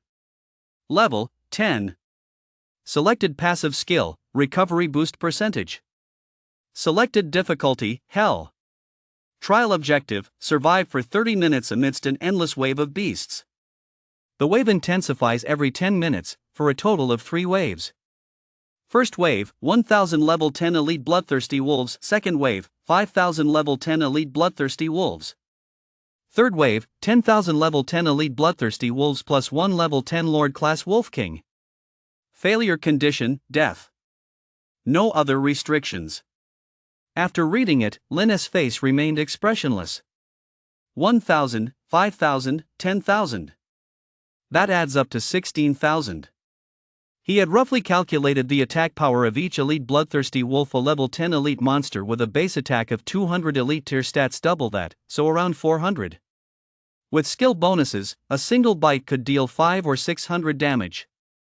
16,000 of them if they all pounced on him at once, they could chip away 8 to 10 million HP in a single round.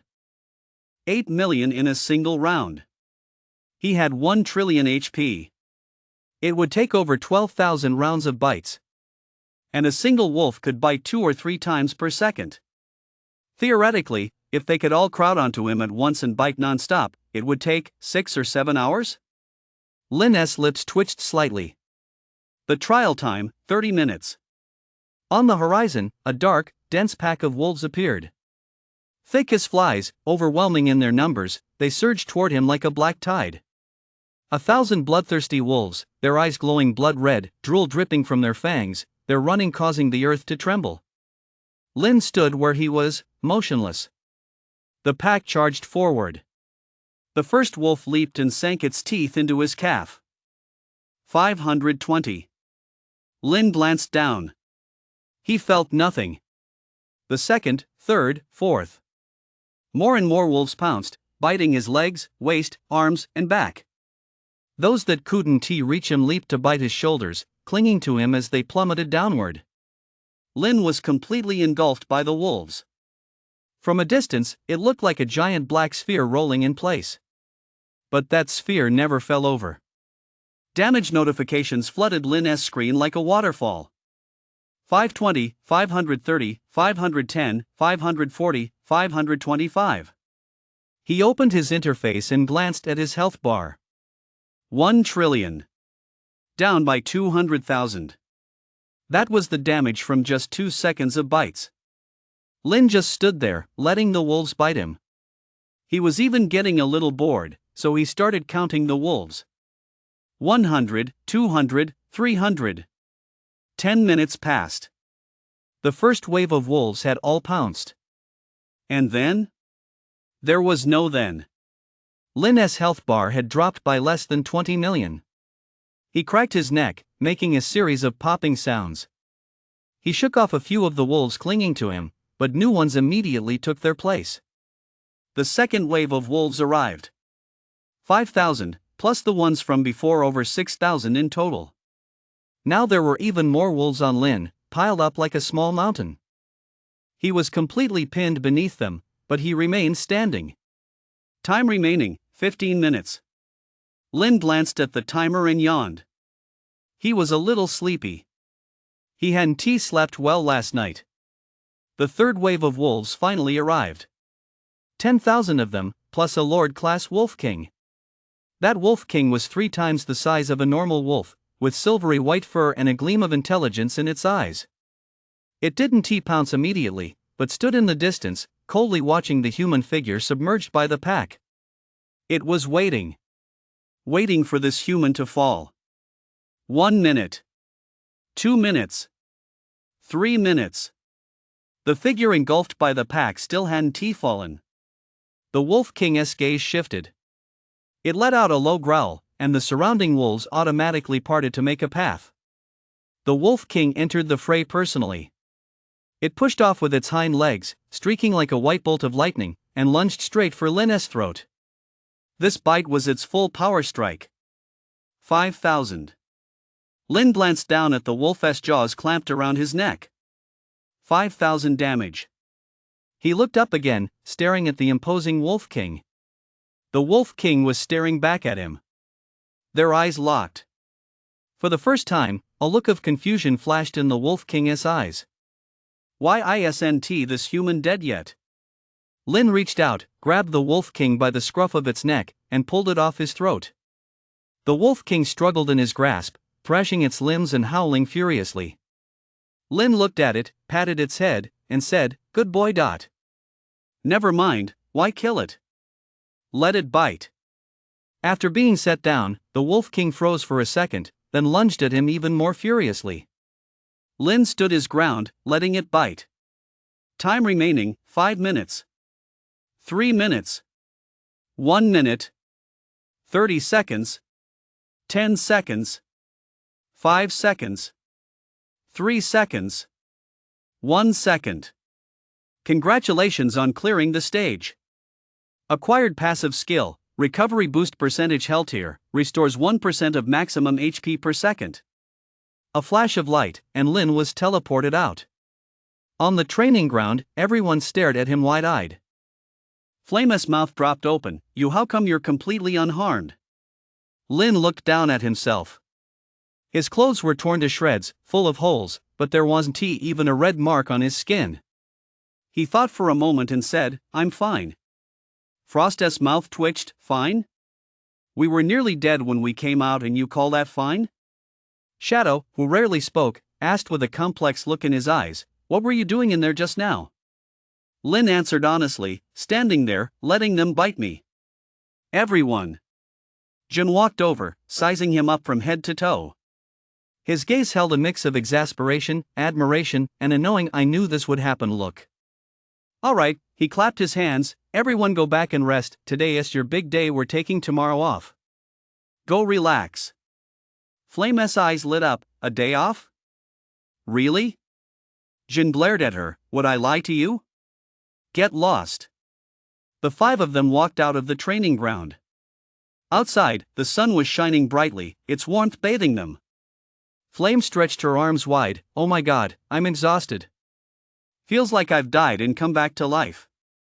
Frost rubbed his chest. "My legs are still wobbly." That dragon was terrifying. Shadow, unusually not yawning, looked a bit pale. The dark maze was harder than I imagined. You walked with her head down, her steps still a bit unsteady, but she was much better now. Lin brought up the rear, his clothes torn and tattered, looking like a beggar. Flame glanced back at him and couldn't help but laugh. "Lin, with that look, you could go stand under a bridge and hold out a bowl." Frost laughed along. Yeah, just right. God tier awakened begging for food, and someone's bound to give you something." Shadow's lips curled up slightly. You couldn't help but purse her lips. Lin looked down at his clothes. He didn't say anything, but the corner of his mouth twitched. Chapter 33, The Elite Class Trial Results. The 5 of them chatted and laughed as they walked toward the dormitory. When they reached the bottom of the dorm building, Flame suddenly stopped. "Hey, let us go out for a nice meal tonight," she said, her eyes sparkling. "Today's a big day for us. We cleared all the hell level trials. Don't we deserve to celebrate?" Frost immediately raised her hand. "I'm in. I want barbecue." Shadow, unusually, didn't object. "Whatever you whispered, I am fine with anything." Flame looked at Lin. "What about you?" Lin thought for a moment, then nodded. Flame beamed. Alright, it's settled. Meet at the school gate at 6 tonight. It's on me. Frost's eyes widened. You're treating us? The sun's rising in the west? Flame rolled her eyes. What, is that a problem? I'm in a good mood today, is that not allowed? Frost quickly forced a smile. Sure. You're the boss, you're the boss. That afternoon, the 5 of them returned to their dorms to rest. Lin took a shower, changed into clean clothes, and lay down on her bed. He pulled out his phone and opened the elite class group chat. The chat was already buzzing. Lei, holy shit. Guess what difficulty I beat? Hard. I fucking beat hard. Attack plus 10%. It feels so good. Han Nini, congrats. I picked normal, beat it, got plus 1000 HP. I'm set. Wang Taiju, I didn't make it. I picked hard, and I got one shot the moment I went in. The group went silent for a second. Then someone sent a hug emoji. Lei, Taiju, don't lose heart. You'll have another chance at level 20. Wang Taiju, but now I'm missing a passive skill. How am I supposed to compete with you guys later? No one replied. No one dared to answer that question. Because everyone knew, the earlier you get a passive skill, the better. If you're missing one at level 10, even if you get it at level 20, you're still 10 levels behind in experience. If you're missing one at level 30, the gap will be even wider. Missing a single passive skill might mean you'll never catch up to others. That's the cruelty of the passive skill trial. Succeed, and you soar to the top. Fail, and half your life is ruined. The group chat filled with words of comfort. But everyone knew that comfort was useless. This regret would haunt him for the rest of his life. Lin looked at the messages, his face expressionless. Then he saw a message from Flame. Flame, ha. Sis cleared hell difficulty. Attack plus 50%. How awesome is that? The chat immediately erupted with exclamations. Lei, holy shit. Hell mode? Sister Flame is a badass. Han Nini, Sister Flame is awesome. Wang Taiju, I'm so jealous I could cry. Zhao Gang, Sister Flame is too strong. Sun Xian, I bow down to the master. Then Frost popped up too. Frost, I cleared hell mode too. Talent cooldown 20%. He. Lei, holy crap, another hell mode? Han Nini, Frost, you're way too low key. Zhao Gang, your team is going to break the game. Zhou Qiang, I just want to die. Then Shadow sent a message. Shadow, cleared it. Critical hit plus 20%. The group chat exploded. Lei, holy shit. 3 hell modes already? Han Nini, is your team a monster nest or something? Zhao Gang, the strongest squad in Dragon City Academy history has been born. Sun Qian, where's you? Did you clear it? The group went quiet for a moment. Then you sent a message, a very short one. You cleared. Hell. Talent enhancement effect boost, increases talent effect by 50%. The group went completely wild. Lei, holy shit. 4 hell runs.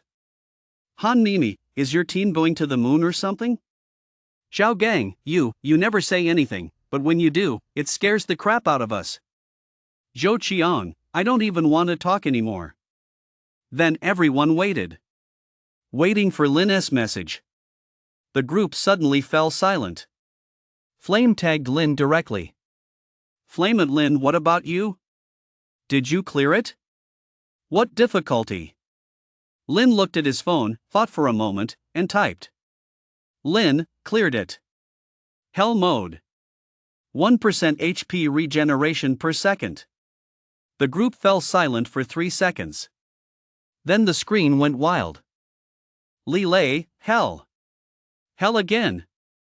Han Mimi, 5 hell modes. 5. Zhao Gang, did your team sweep all the hell modes? Sun Qian, is this what God tier is? Zhou Qiang, I'm already dead. Don't bother saving me. Wang Taizhu, my mom asked why I was kneeling while looking at my phone. Li Lei, from now on, the 5 of you are my own flesh and blood. Flame sent another message. Flame, ha ha ha ha. We're going out to celebrate tonight. Don't be jealous. Frost, yeah, let us go for barbecue. Shadow. U-M-M. The group chat erupted in another wave of wailing. Li Lei, I want to eat with the big shots too. Han Mimi, take me along, please. Zhao Gang, I can be the one to carry the plates. Lin looked at the messages, the corners of his mouth curving slightly upward. It was faint, but it was definitely a smile. 6 o'clock in the evening, at the school gate. The 5 of them gathered. Flame was wearing a red dress, a rare occasion for her to dress up. Frost was in casual clothes, his hair still damp, clearly having just gotten out of the shower. Shadow was still in his usual black outfit, leaning lazily against the wall. You wore a white t-shirt and jeans, standing quietly to the side. Lin wore the most ordinary black jacket, his hair still a bit messy. Flame gave him a once-over and pouted, couldn't you at least spruce yourself up a bit? Lin looked down at himself. What's wrong? Flame sighed. Never mind, let us go. I know a barbecue place that's really good. The 5 of them took a ride to a food street near Longqing Battle Academy. The street was bustling with people, and all kinds of aromas wafted through the air. Skewers, hot pot, spicy noodles, they had it all. Flame led them into a small shop with ease. The shop wasn't too big, but it was clean and packed with people. The owner was a man in his 50s wearing an apron, busy at the grill. Owner, our usual spot. Flame waved. The owner looked up at her and smiled, little Yen-S here? Come on in, come on in. I've saved your usual spot for you. The 5 of them walked to the back and sat down around a square table. Flame picked up the menu and quickly ordered a bunch of items.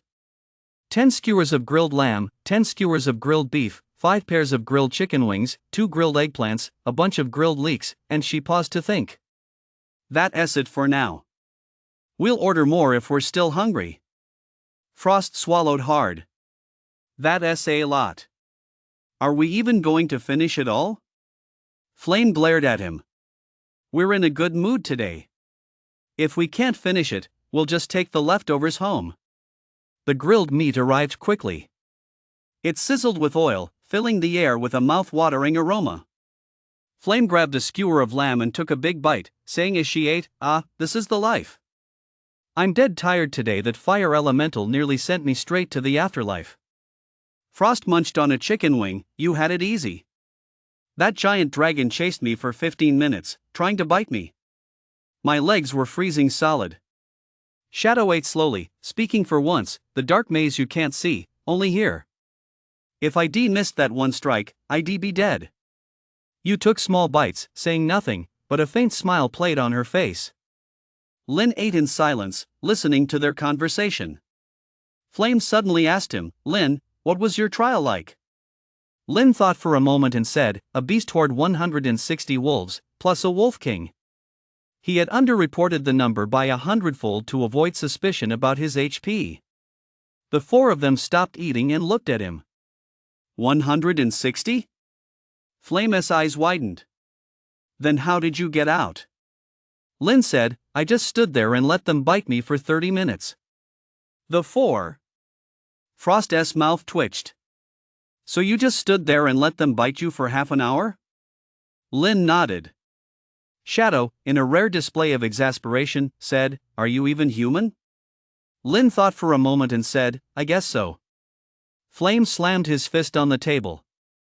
Damn it, compared to you, what we went through was pure torture. If I'd known, I would just picked a tank talent too. Frost rolled his eyes. Could you even pick one? Your talent is naturally offensive. Flame snorted and went back to eating.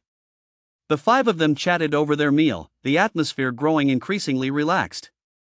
The restaurant was bustling with noise, and the streets outside were brightly lit. Flame paused. "What are you thanking us for?" You lowered his head. "If it weren't for you guys, I probably wouldn't have picked hell difficulty."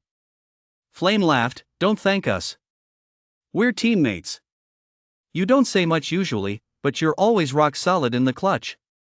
Frost nodded in agreement. "Exactly. The five of us, we can't do without a single one of us." Lynn looked at the four of them, feeling a warm glow in her heart. After dinner, the five of them strolled down the street. The night market was bustling, with all kinds of food and goods on offer. Grilled squid, candied hawthorn, cotton candy, fried skewers. Flame bought a stick of candied hawthorn and munched on it as she walked. Frost followed behind her, carrying several takeout boxes. Shadow walked behind them, unusually free of yawns. You and Lynn brought up the rear, quietly watching the two in front of them banter. "Lynn," you suddenly whispered to him. Lynn turned to look at her. You kept her head down, her voice soft. "From now on, I'd appreciate your guidance." Lynn looked at her and nodded. You looked up, glanced at him, then quickly looked down again. But Lynn saw it. The corners of her mouth turned up slightly, and she smiled. By the time they returned to the dorm, it was already 10 p.m. Lynn lay on his bed and pulled out his phone. He opened the group chat. "Jin, I've tallied up the results of today's trial." The group fell silent instantly. Jin, 37 students in the class, hell difficulty, 5 successful. Hard difficulty, 12 successful. Normal difficulty, 17 successful. Failures, 3. Jin, the 3 who failed still have one more chance at level 20. Lower the difficulty then and don't take any more risks. Jin, to the 34 who succeeded, congratulations. Starting today, you have a 1 passive skill advantage over your peers at other schools. Jin, but don't get too excited just yet. The passive skill is just the beginning, there's still a long road ahead. Get some rest this week. Next Sunday, we're tackling the 10th floor of the Ascension Tower, and the difficulty will be doubled. Anyone who drops the ball can just get lost. The group chat was flooded with "got it, understood," and "yes." Lynn looked at the messages, feeling a bit conflicted. 3 failures. They must be feeling pretty lousy right now. But that's reality. The world of the awakened is just that cruel. One misstep leads to a chain of failures. And he hadn't made a single mistake. Hell difficulty cleared perfectly. Starting today, he regains 100 billion HP per second. As long as a single hit doesn't deal more than 100 billion damage, he can't die. Of course, to the outside world, he'll have to say he regains 1 million HP per second. That's the only way it aligns with his 10,000x amplification. Lynn turned off his phone and closed his eyes. Outside the window, the night was deep and dark. In the distance, the Ascension Tower stood silently, waiting for his next challenge. Tomorrow, he had the day off. He was going to rest well. And then, continue to grow stronger. Chapter 34, Chen is saved. The next day, Dragon City Battle Academy, early morning. Sunlight streamed through the cracks in the curtains into the dormitory. Lin opened his eyes and glanced at his phone. 7 a.m. A rare day off. Lying in bed, he opened his personal panel. Name, Lin. Level, 10. HP, 100 billion. Base 1100 million plus equipment. Attack, 1000. Base 1000 plus equipment. Talent? HP cap increased by 100 million times. Passive skill, recovery boost percentage. Health tier, restores 1% of max HP per second. Tower points, 150,000. 10 billion HP restored per second. Lin stared at the line for a few seconds, the corners of his mouth curving slightly upward. 10 billion, what does that even mean? Yesterday, over 16,000 level 10 wolves took a full round of coordinated bites to deal just 8 million damage. The HP he regenerates in a single second is enough to withstand over 100 rounds of their attacks. In other words, unless he encounters an opponent capable of dealing over 10 billion damage in a single strike, he simply cannot die.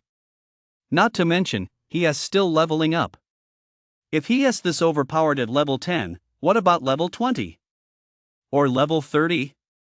Lin put away his phone and got up to wash up.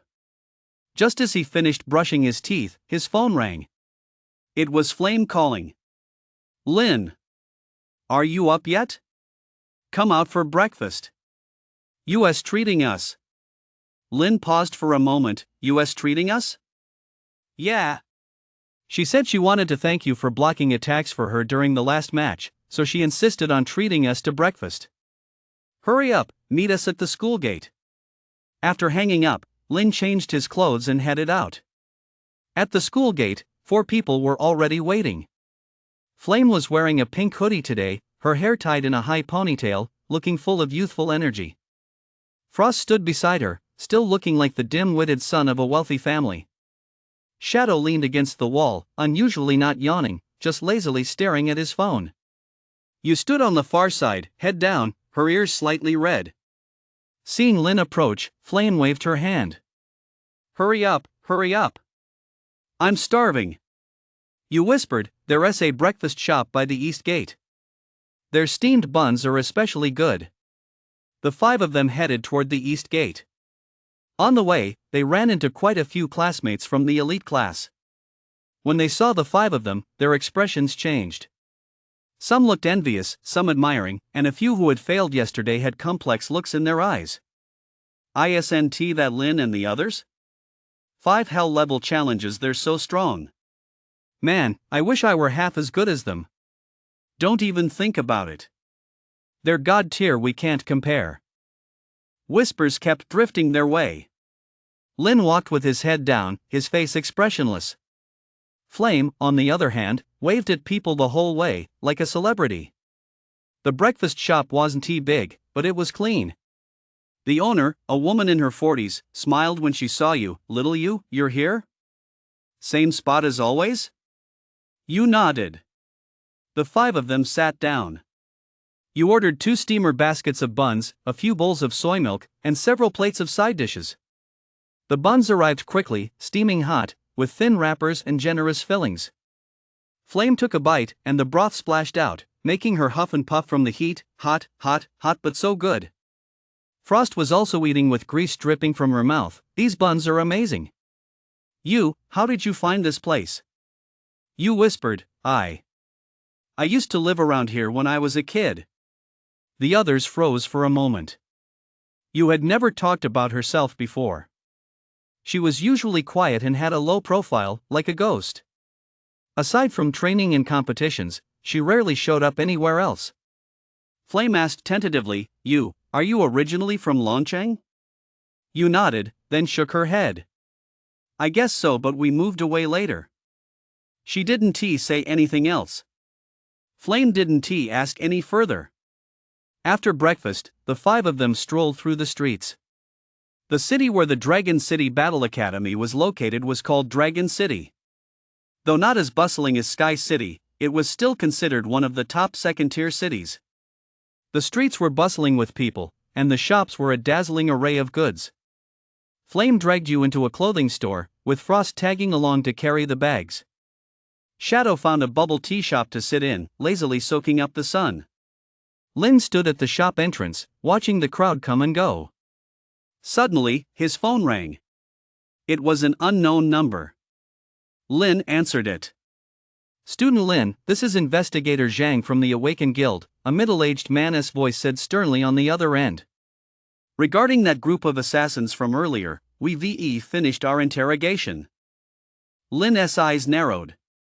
Shadow Snake has spoken, Investigator Zhang said. The person he named is Chen. Lin remained silent. He said Chen found him through a middleman, paid a 5 million tower points deposit, and promised another 5 million upon completion. The target is you, and the order was to strike while you're on your way back to the Dragon City Battle Academy. Lin was silent for a few seconds before asking, do you have any evidence? We have the transfer records, the middleman's testimony, and a recording of Shadow Snake. Investigator Zhang paused. But the problem is, Chen denies it. He claims he knows nothing and that someone is framing him. Lin let out a cold laugh. Framed? That excuse sounded all too familiar. What about Jintian? He asked. Investigator Zhang paused. Jintian stepped in personally, claiming Chen has been at home the whole time and couldn't have contacted anyone outside. He demanded we produce evidence of Chen making direct contact. We can't. The money transfer went through an intermediary, and Shadow Snake never met Chen face to face. Legally, this is called an indirect chain of evidence, which isn't enough for a conviction. Lin said nothing. Investigator Zhang sighed. Lin, I know you're not satisfied with this. But the Su clan is, after all, one of the 5 great clans. With Jintian personally vouching for him, we can't just force the issue. Unless we have ironclad evidence, we can't touch him. But rest assured, those assassins have been taken care of. Shadow Snake and the middlemen will both be punished. As for Chen, we'll keep a close eye on him. After hanging up, Lin stood at the entrance of the bubble tea shop, watching the crowds passing by on the street. The sunlight was lovely, warming his body. But inside, he felt a chill. Chun. It's you again. Last time it was Wang Fu, this time it's the assassins. Every time, you hide in the shadows and let others do your dirty work. Every time something goes wrong, you put on that innocent act, crying, I didn't know, I was wrong, I don't blame him. And then? And then nothing happens. You go back to being the young master of the Su clan, keep up your act of kindness, and continue watching him from the shadows, waiting for your next chance. Lin? Shadow's voice interrupted his thoughts. Lin turned his head and saw Shadow standing beside him, holding a cup of milk tea. For once, he wasn't yawning, his eyes held a hint of inquiry. Whose call? Lin paused for a moment before saying, from the association. They finished the interrogation regarding the assassin. Shadow's eyes narrowed. Is it Chen? Lin nodded. Shadow didn't speak, he just took a sip of his milk tea. After a few seconds, he finally spoke, but we can't touch him, right? Lin looked at him. Shadow was unusually serious. Let me guess, you have circumstantial evidence, but no hard proof. Jintian is protecting him, so the association can't do anything. Lin nodded. Shadow sighed. That's the disgusting thing about powerful families. As long as they aren't caught red-handed, they can use every means possible to protect their people, money, power, connections, they'll use anything. He glanced at Lin. What are you going to do? Lin was silent for a few seconds. Then he said, wait. Wait? Wait until I reach level 89. Wait until I'm strong enough to crush Jintian with a single slap. Lin said calmly. By then, no one's protection will matter. Shadow paused for a moment, then smiled. It was a rare moment when his smile felt so genuine. All right, that's the spirit. He patted Lin on the shoulder. I'll be waiting to see that day. Flame and the other 2 emerged from the store, carrying bags of all sizes. We're done shopping. We're done. Flame exclaimed cheerfully. You has such great taste, she picked out 2 really cute outfits for me. You trailed behind, a bag in hand, head bowed, but a faint smile playing at the corners of her mouth. Frost was drenched in sweat, carrying 7 or 8 bags in both hands, looking like a walking shelf. Sis, my dear sis, can we go home now? He asked, a pained expression on his face. My hands are about to fall off. Flame glared at him. We're not even halfway done. We're continuing this afternoon. Frost's face turned green. Shadow, in a rare moment, chuckled. Serves you right. Lin couldn't help but let the corners of her mouth turn up slightly. That afternoon, the 5 of them visited a few more places. Flame was on a roll, hopping from clothing stores to accessory shops, then from accessory shops to food stalls, buying everything in sight. Frost trailed behind her, his bags piling up until they were taller than he was. Yu, unusually relaxed, followed Flame as she tried on clothes and picked out jewelry, a much broader smile on her face. Shadow still looked as lazy as ever, but he kept up, never falling behind. Lin brought up the rear, watching the four of them banter and playfully bicker ahead of her, a warm feeling in her heart. Days like this were something she never even dared to imagine before. By evening, the five of them returned to school. As soon as they entered the gate, they saw Jin standing below the dormitory building, looking rather grim. Lin, come with me. Lin paused for a moment, said goodbye to Flame and the others, and followed Jin. Jin led him into the administration building, up to the third floor, and pushed open the door to a conference room. Several people were seated inside. Zhang, Jojo, and two men in military uniforms. Lin recognized one of them, Zhao Shanhe, the military representative. The other was older, in his 60s, with graying hair, but he sat with his back straight as a rod, his eyes as sharp as an eagle's. A Class 85 insignia was pinned to his chest. Sitting next to Zhao Shanhe was someone else Lin recognized, Tianxiong, the leader of the five great powers, the military's top figure. Tianxiong saw Lin enter and gave a slight nod. Sit. Lin sat down. Jojo spoke first, his tone serious. Lin, I called you here today because there are a few matters I need to discuss with you. He paused. First, regarding the assassin, you must already be aware of the situation. Lin nodded. Jojo sighed. As for Chen, there is nothing we can do. Xintian personally intervened to protect him, and there really is no direct evidence. Unless you can produce irrefutable proof, this matter will have to end here. Lin said nothing. Tianxiong suddenly spoke, his voice low and forceful. Kid, do you think this is unfair? Lin looked at him, remained silent for a few seconds, then said, yes. Tianxiong smiled a cold smile. It's unfair, and that's exactly the point. This world isn't fair to begin with. He stood up, walked to the window, and turned his back to everyone. When I was young, I went through something like this too. Framed, hunted down, driven into a corner with no way out. Back then, I thought it was unfair too. Why should the bad guys get off scot-free while the good guys have to suffer? He turned around and looked at Lin. Later, I came to understand. Fairness isn't something others give you, it's something you earn yourself. If you're strong, you are fairness. If you're weak, you deserve it. Lin looked at him, saying nothing. Tianxiong walked back and stopped in front of him. You're god tier now, the hope of the entire nation. But you're still not strong enough. Xintian protects Chen, dare you say anything? It wouldn't do any good, because Xintian is stronger than you. So don't count on others to give you justice. If you want revenge, get stronger yourself. When you're strong enough that no one dares to stop you, you can do whatever you want. Lin was silent for a long time. Then he stood up, looked at Tianxiong, and said, word by word, I will. Tianxiong stared at him for a few seconds, then smiled. This time, the smile wasn't quite so cold.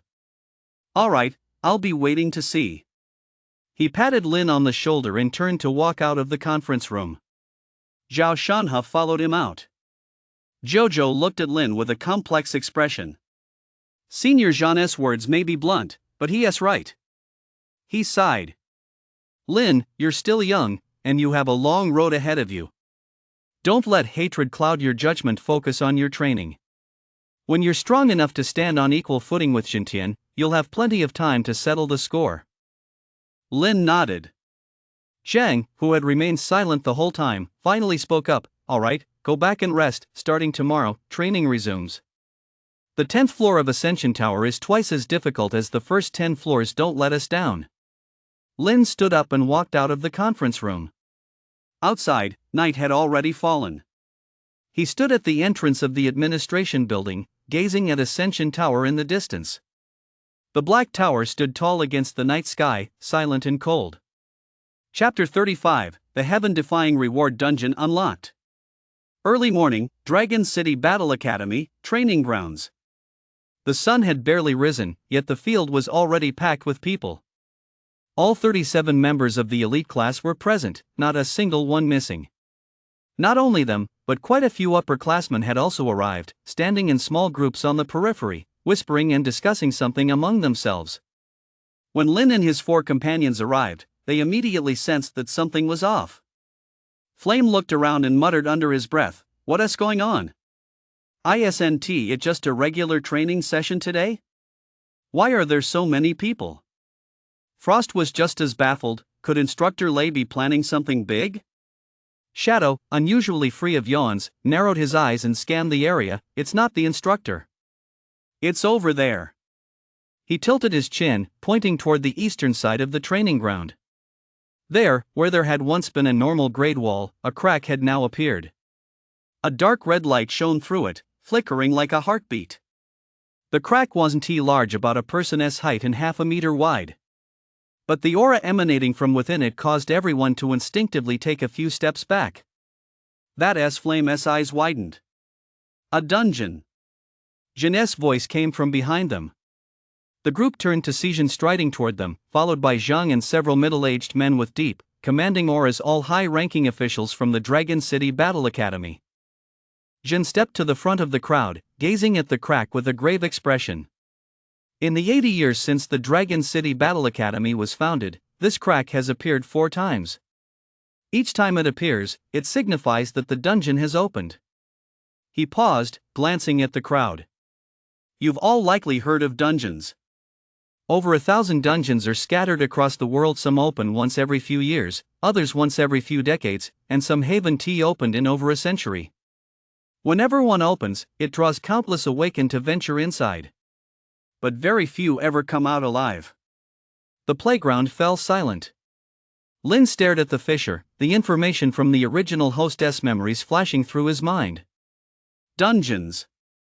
Most are solo dungeons. There are only 2 outcomes: clear the dungeon, or die. There is no third option. Out of over 1,000 dungeons, only a dozen or so have been cleared to date. And those dozen individuals are now among the absolute elite among the 5 great powers. Both Tianxiong and Jintian have cleared dungeons, and Cloud has cleared one as well. In other words, those who emerge alive from a dungeon are beings at the pinnacle of humanity. As for those who perish inside, at least hundreds of thousands. Instructor Lay, Flame couldn't help but ask, "What type of dungeon is this? Is there any public information?" Jin nodded and pulled a piece of paper from his pocket, bearing a few lines of text. When the dungeon opened last night, the Awakened Guild received this simultaneously. He unfolded the paper for everyone to see. Dungeon name, Blood Hell Abyss. Duration, 7 days. Level restriction, level 1030. Dungeon type, solo dungeon. Difficulty rating, 345. Known information: this dungeon places extremely high demands on the HP of those who attempt it. During the first 4 openings, a total of 872 people entered, none cleared it, and none survived. Special note: this dungeon will close permanently after being cleared, and its rewards are unique. No one obtained them during the first 4 openings. The playground was deathly quiet. 872 people. All dead. Not a single one came out. Flame's face went pale, his lips moved, but no words came out. Frost swallowed hard and whispered, 800 and some people all dead? Shadow, unusually silent, furrowed his brow deeply. You kept her head down, her expression hidden, but her fingers were clenched so tightly around the hem of her shirt that her knuckles had turned white. The senior students around them were buzzing with discussion. Blood Hell Abyss? I've heard of it. It opened once 10 years ago. Over 100 top-tier players in their 20s went in, and not a single one came out. My uncle wanted to go in back then, but my grandfather stopped him. Later, when he heard that the whole group that went in had died, my uncle was so scared he couldn't sleep for half a year. A test of HP. Isn't this just made for tank-type characters? What good are tanks? Over 800 people died. There must be been some with S and SS rank HP among them, and they still didn't make it out? That dungeon is cursed. Don't go in. Only a fool would go in. Lin stood in the crowd, staring at the words on the paper. Extremely high HP requirements. 872 people. All dead. No one has cleared it. He looked up at the dark red fissure. The light seeping from the fissure was as red as blood. All day long, the entire Dragon City Battle Academy was abuzz with talk of this. In the cafeteria, the dorms, and the training grounds wherever you went, you could hear the words dungeon, blood hell abyss, and over 800 people all dead. The forums were in an uproar. Shocking. A dungeon has opened near Dragon City Battle Academy. The blood hell abyss has returned. Not a single survivor in the first 4 attempts who dares to enter? Expert analysis. Just how difficult is the blood hell abyss? One of the 5 great masters, Tianxiong, cleared a dungeon that was ranked only 526th in difficulty. The blood hell abyss is ranked 345th. The comments section was filled with shock and fear. Ranked 345th in difficulty? Holy shit, doesn't that mean it's even harder than the one senior Tianxiong cleared? Over 800 people died in the first 4 attempts. Who the hell would dare go in? I heard this dungeon only has HP requirements. Maybe those with blood tank talents should give it a shot? Give it a shot my ass. There must be been SSS tier HP players among those 800 people and they still died? My cousin's teacher's senior went in 10 years ago and never came out. That's terrifying. I don't even dare to think about it.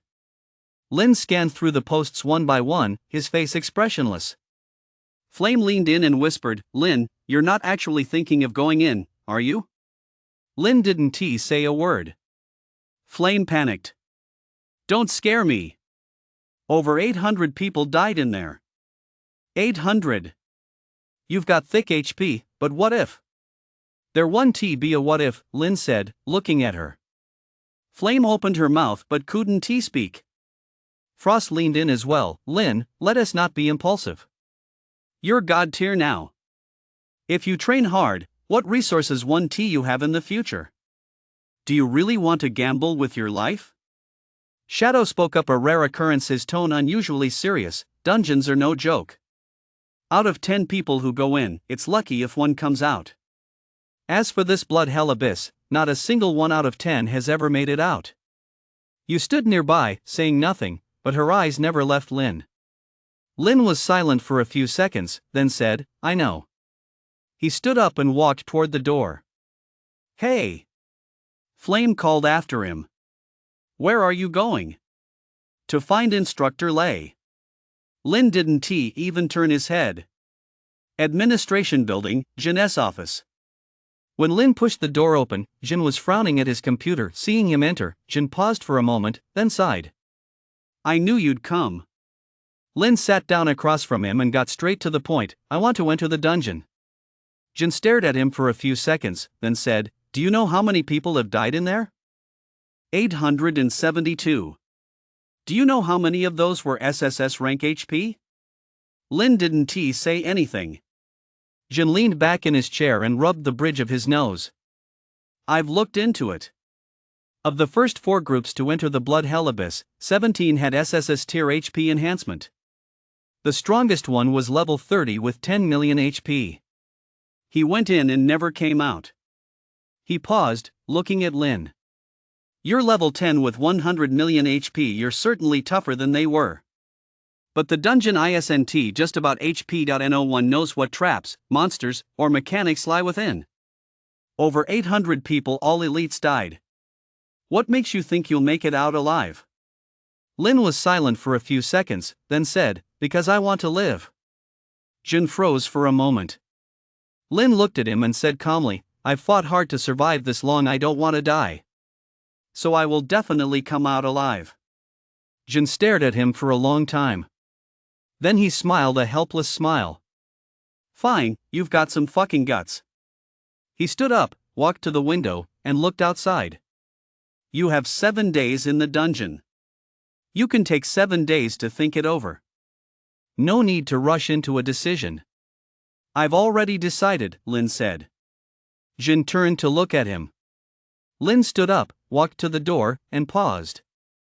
Instructor Lei, I'm going in tomorrow. The door closed. Jin stood by the window, watching the receding figure, silent for a long time. Then he pulled out his phone and dialed a number. Zhang, that kid-s going into the dungeon.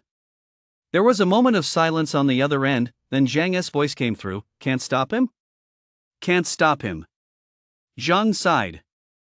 Then let him go in. That kid-s got a strong will he might actually make it out alive. Jin hung up the phone and looked out the window.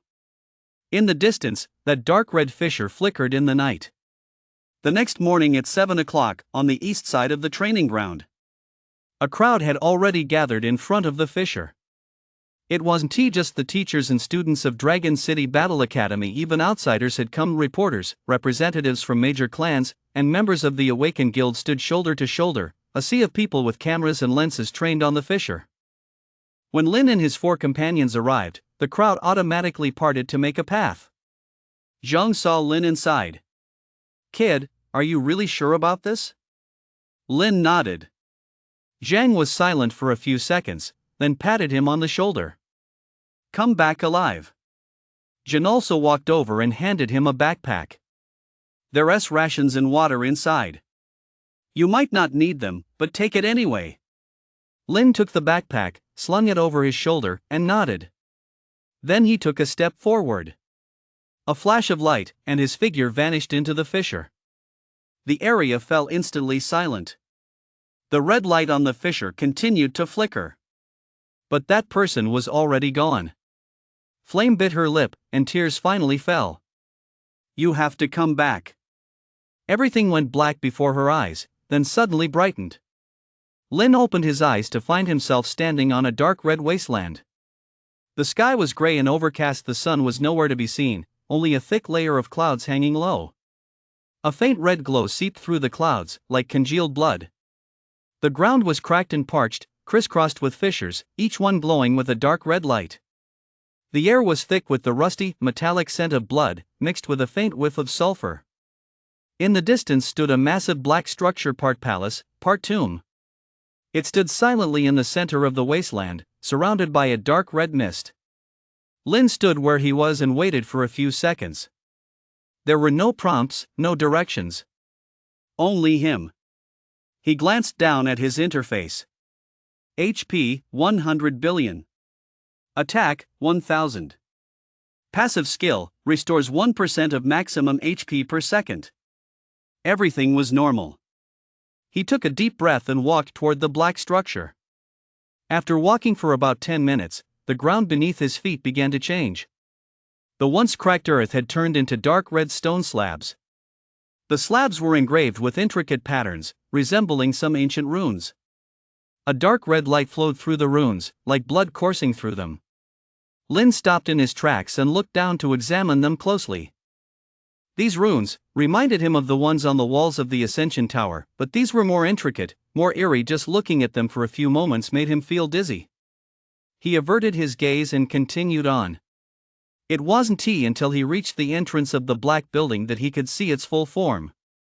It resembled a massive palace, yet also a tomb. Dark red vines, bearing sharp barbs, crawled up the black stone walls. The entrance consisted of 2 massive stone doors, each carved with a colossal design and eye, from which blood-red tears streamed. Lin stood before the doors and reached out to push them open. The stone doors didn't budge an inch. He pushed harder. Still, they remained motionless. He took a step back and examined them closely. There were no handles, no keyholes, and nothing at all to operate. Only that eye, weeping blood-red tears. Lin stared at the eye for a few seconds. Suddenly, the eye moved. It blinked once, then fixed its gaze on Lin. The next second, a voice echoed in his mind. Trialist, welcome to the Blood Hell Abyss.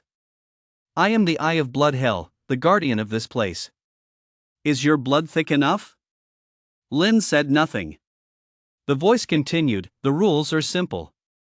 Pass the 3 trials, and you'll leave alive. Fail, and your blood will become part of this place. Each trial will make you bleed profusely. Are you ready? Lin was silent for a second, then said, let us begin. The voice laughed, a sinister laugh. Very well. No sooner had the words left its mouth than the stone door burst open. Beyond the door lay utter darkness, he could see nothing. Lin took a deep breath and stepped inside. the door slammed shut behind him. The darkness lasted 3 seconds. Then, the room suddenly burst into light. Lin found himself standing in a blood-red space. Blood-red light surrounded him on all sides. He could see no walls, no ceiling, no floor, only beneath his feet was a transparent platform, suspended within the crimson glow. In the center of the platform stood a thing. It was humanoid, yet not quite human. Its body was covered in dark red scales, and its hands were massive claws stained with blood. Its face was concealed by a mask, revealing only a pair of blood-red eyes. Those eyes were fixed on Lin. First trial, blood battle. Trial objective, defeat 100 blood hell guards. Rules: for every guard you defeat, the next guard's stats will increase by 5%. Defeated guards leave behind blood orbs. Consuming these orbs restores a small amount of HP. Restrictions: none. The voice sounded again. Lin listened, his expression unchanged. 100 guards, each 5% stronger than the last.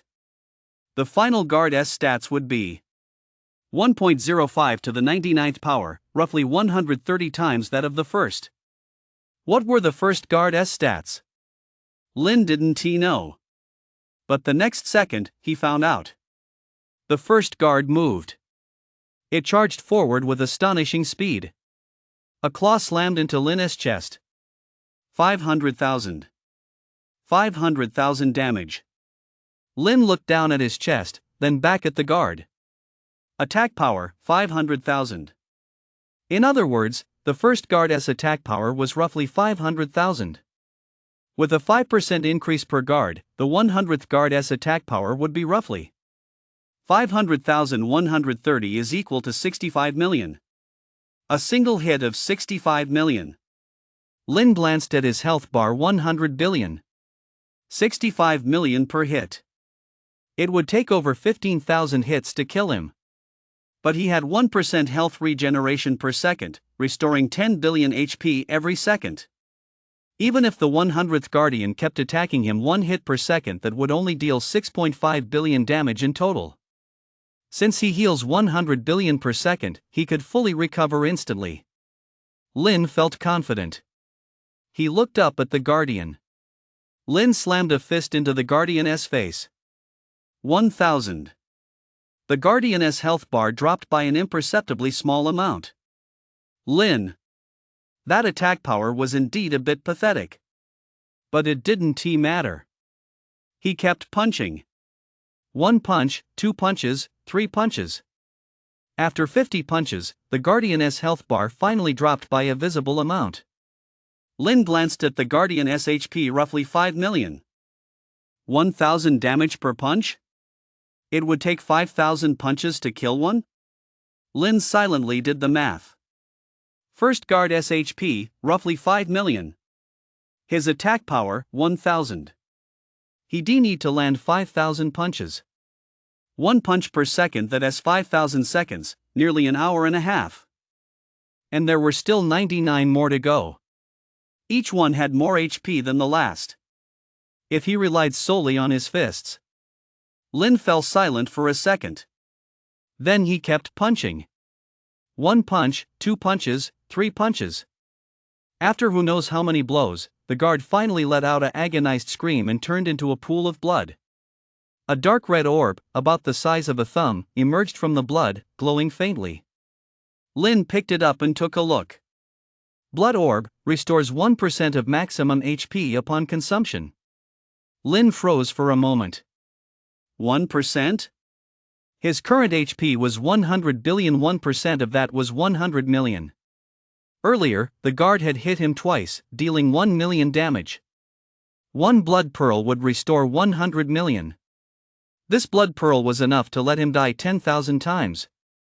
He had a passive skill that restored 1% HP per second, so he didn't need to consume it. Lin silently put the blood pearl away without consuming it. The second guard appeared. Stats increased by 5%. Lin kept pounding away.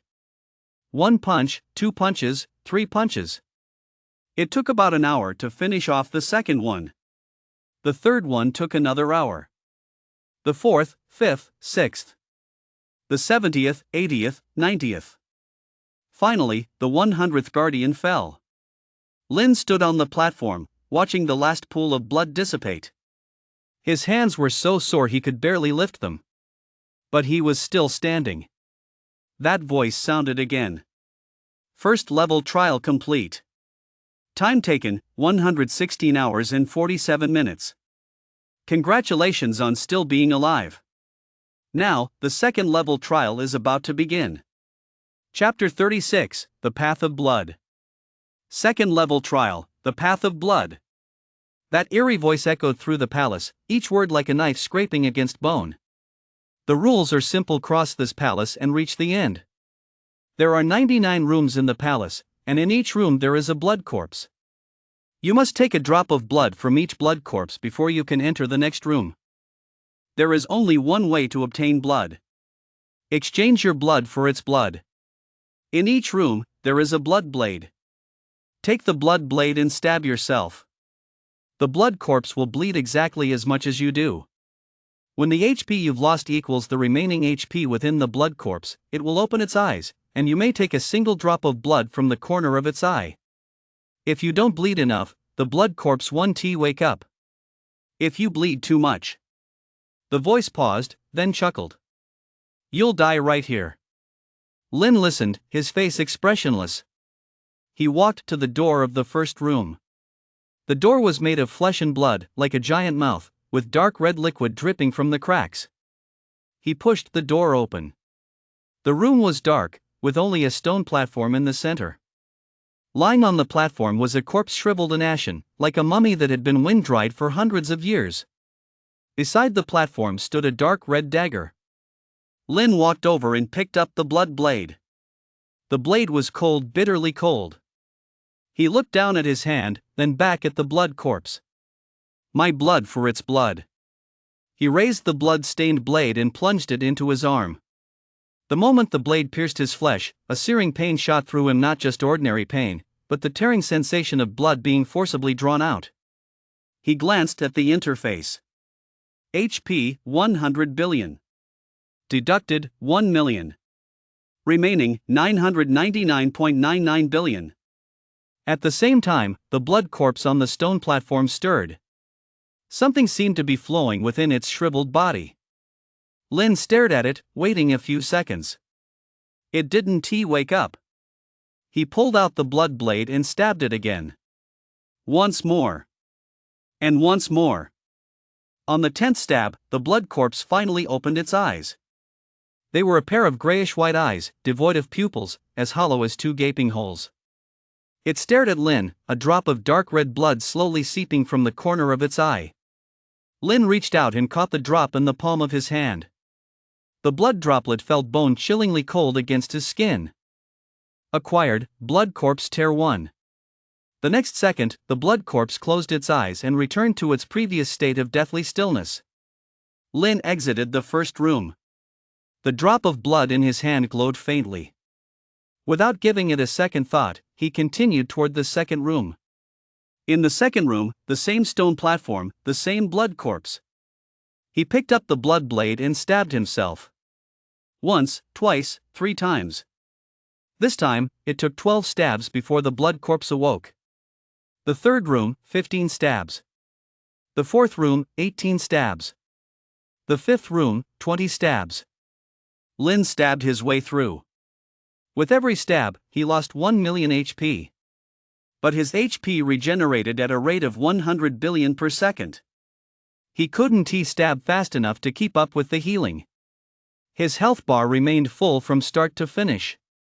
But the pain was real. That sensation of blood being forcibly drained felt 10 times worse than a normal knife wound. Every stab felt like someone was drilling into his bones with a drill. Lin gritted his teeth and stabbed, one after another. The 6th chamber, 23 stabs. The 7th chamber, 27 stabs. The 8th chamber, 31 stabs. When he reached the 20th chamber, he paused and glanced at the blood-stained blade in his hand. The blade had changed color. The originally dark red edge now glowed with a faint golden sheen. He checked his stats panel. HP, 100 billion. Deducted, 20 million cumulative. Remaining, 100 billion fully restored. The health bar was still full. But he had already collected 20 blood orbs in his hand. He put the orbs away and continued. The 21st segment, 35 stabs. The 22nd segment, 39 stabs. The 23rd segment, 43 stabs. By the time he reached the 30th compartment, Lin's hand began to tremble. It wasn't from exhaustion. It was from the pain. With every stab, the tearing sensation intensified.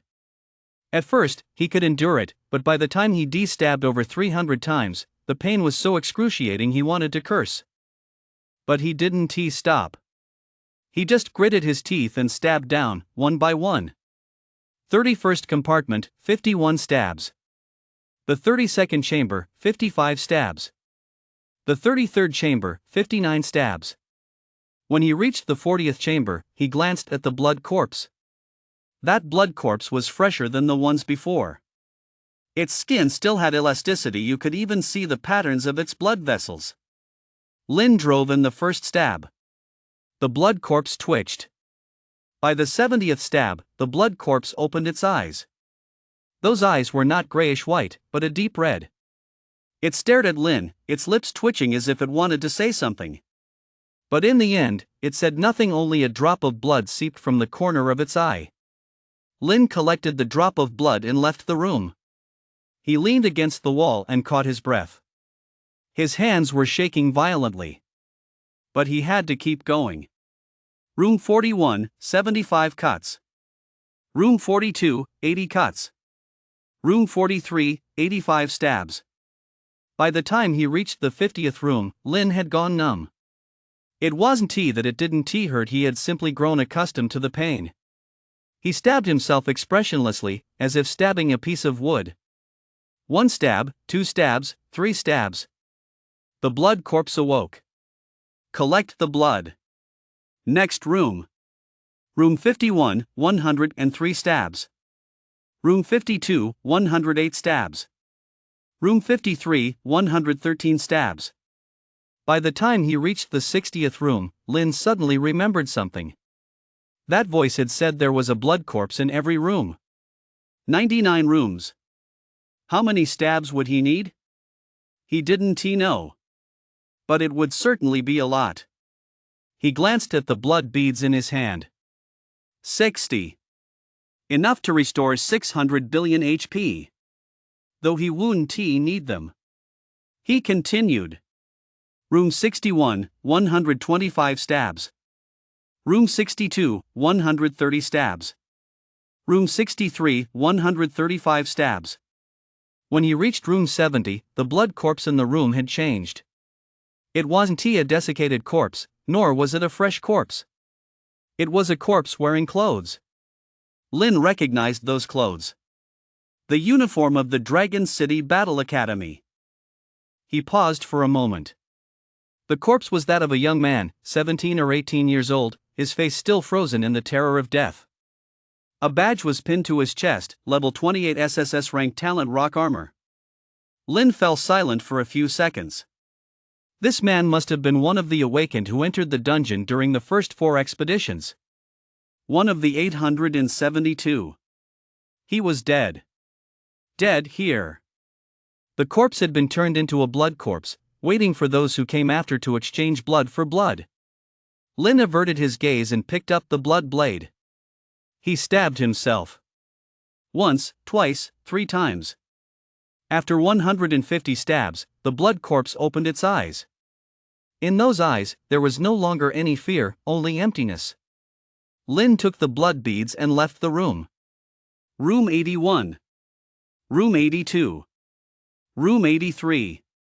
By the time he reached room 90, Lin could no longer remember how many stabs he had made. He only knew that he had collected 90 blood beads in his hand. Every single one had been traded for blood. Though his blood regenerated quickly, the pain was real. He leaned against the wall, gasping for breath. 9 more rooms. Almost there. He stood up and walked toward the 91st room. He pushed open the door. Inside, a blood corpse lay on a stone platform. The blood corpse wore black clothes, with a badge pinned to its chest, level 29 SSS rank talent source of life. Lin froze for a moment. An SSS rank HP enhancement. The one at level 30 with 10 million HP. He was dead too. Dead right here. The corpse had been turned into a blood corpse. Lin remained silent for a long time. Then he picked up the blood blade. 1 slash. 2 slashes. 3 slashes. When he had stabbed it 300 times, the blood corpse opened its eyes. Those eyes were hollow and grayish white. Lin took the blood pearl. He left the room. Room 92. Room 93. Room 94. Finally, the 99th room. Lin stood at the doorway and took a deep breath. He pushed open the door. Inside the room, a blood corpse lay on a stone platform. The blood corpse wore tattered clothes, and its face was indistinct. But as Lin approached, he suddenly stopped. There was a scar on the blood corpse's chest. He recognized the shape of that scar. It was his own. The scar left behind when he was beaten in the Su Clan's basement. Lin's pupils contracted. He studied the blood-soaked corpse's face closely. That face was exactly like his own. He froze. The voice suddenly rang out. Room 99, it is you. If you wish to take the last drop of blood, you must trade your own blood for it. Are you willing? Lin remained silent for a long time. Then he picked up the blood blade. He plunged it into his own chest. 1 stab. 2 stabs. 3 stabs. He didn't know how long he'd been stabbing. It felt like an eternity, half a month, or perhaps half a year. He had grown numb to the pain. When he reached the millionth stab, the blood corpse opened its eyes. 1 million stabs equaled exactly 1 trillion drops of blood. The blood corpse had no passive skill to regenerate health. He did. Those eyes were exactly like his own.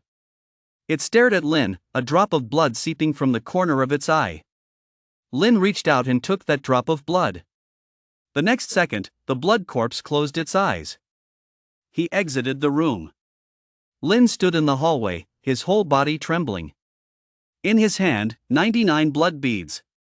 That voice sounded again. The second trial is complete. Time taken, 29 days, 5 hours, 22 minutes. Congratulations on still being alive. Now, the third trial is about to begin.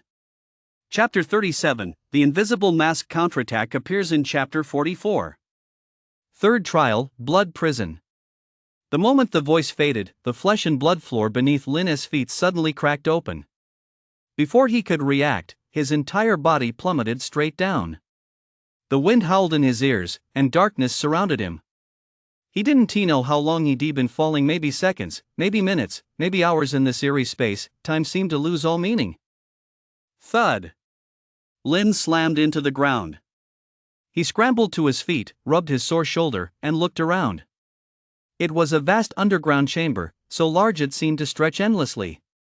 Above him hung thick, blood-red clouds, while the floor was covered in bleached bones, some human, some monstrous, and others from creatures he couldn't identify. The bones piled up like mountains and formed paths that stretched all the way to the horizon. The air was thick with the stench of decay, mixed with an indescribable, eerie aura. The voice sounded again, this time tinged with a hint of mockery. The third trial, Blood Prison. The rules are simple: walk out alive. But here, there is no direction, no end, and no time. You can only walk, keep walking, until you die, or until you find your way out. One more thing, here, your HP 1T regenerate automatically. Lin froze for a moment, then looked down at his status panel. HP, 100 billion. Passive skill, regeneration boost percentage. Hell tier restores 1% of max HP per second. Current status, passive skill sealed. Lin's pupils contracted. A passive skill that restores 100 billion HP per second sealed? He tried moving his body slightly, but he certainly didn't feel that warm, healing energy. His health bar remained frozen at 100 billion, unmoving. That voice laughed again, a sinister, chilling laugh. I forgot to tell you, I make the rules in the blood prison. Your passive skill is useless here. Every drop of your blood is precious. Cherish it. The voice faded away. Lin stood where he was, silent for a long time. Then he lifted his head and gazed out at the endless wasteland of white bones. Fine, I'll go. He took a step forward and began walking. Day 1. Lin didn't know how long he had been walking. In the barren wasteland of bones, there were no landmarks.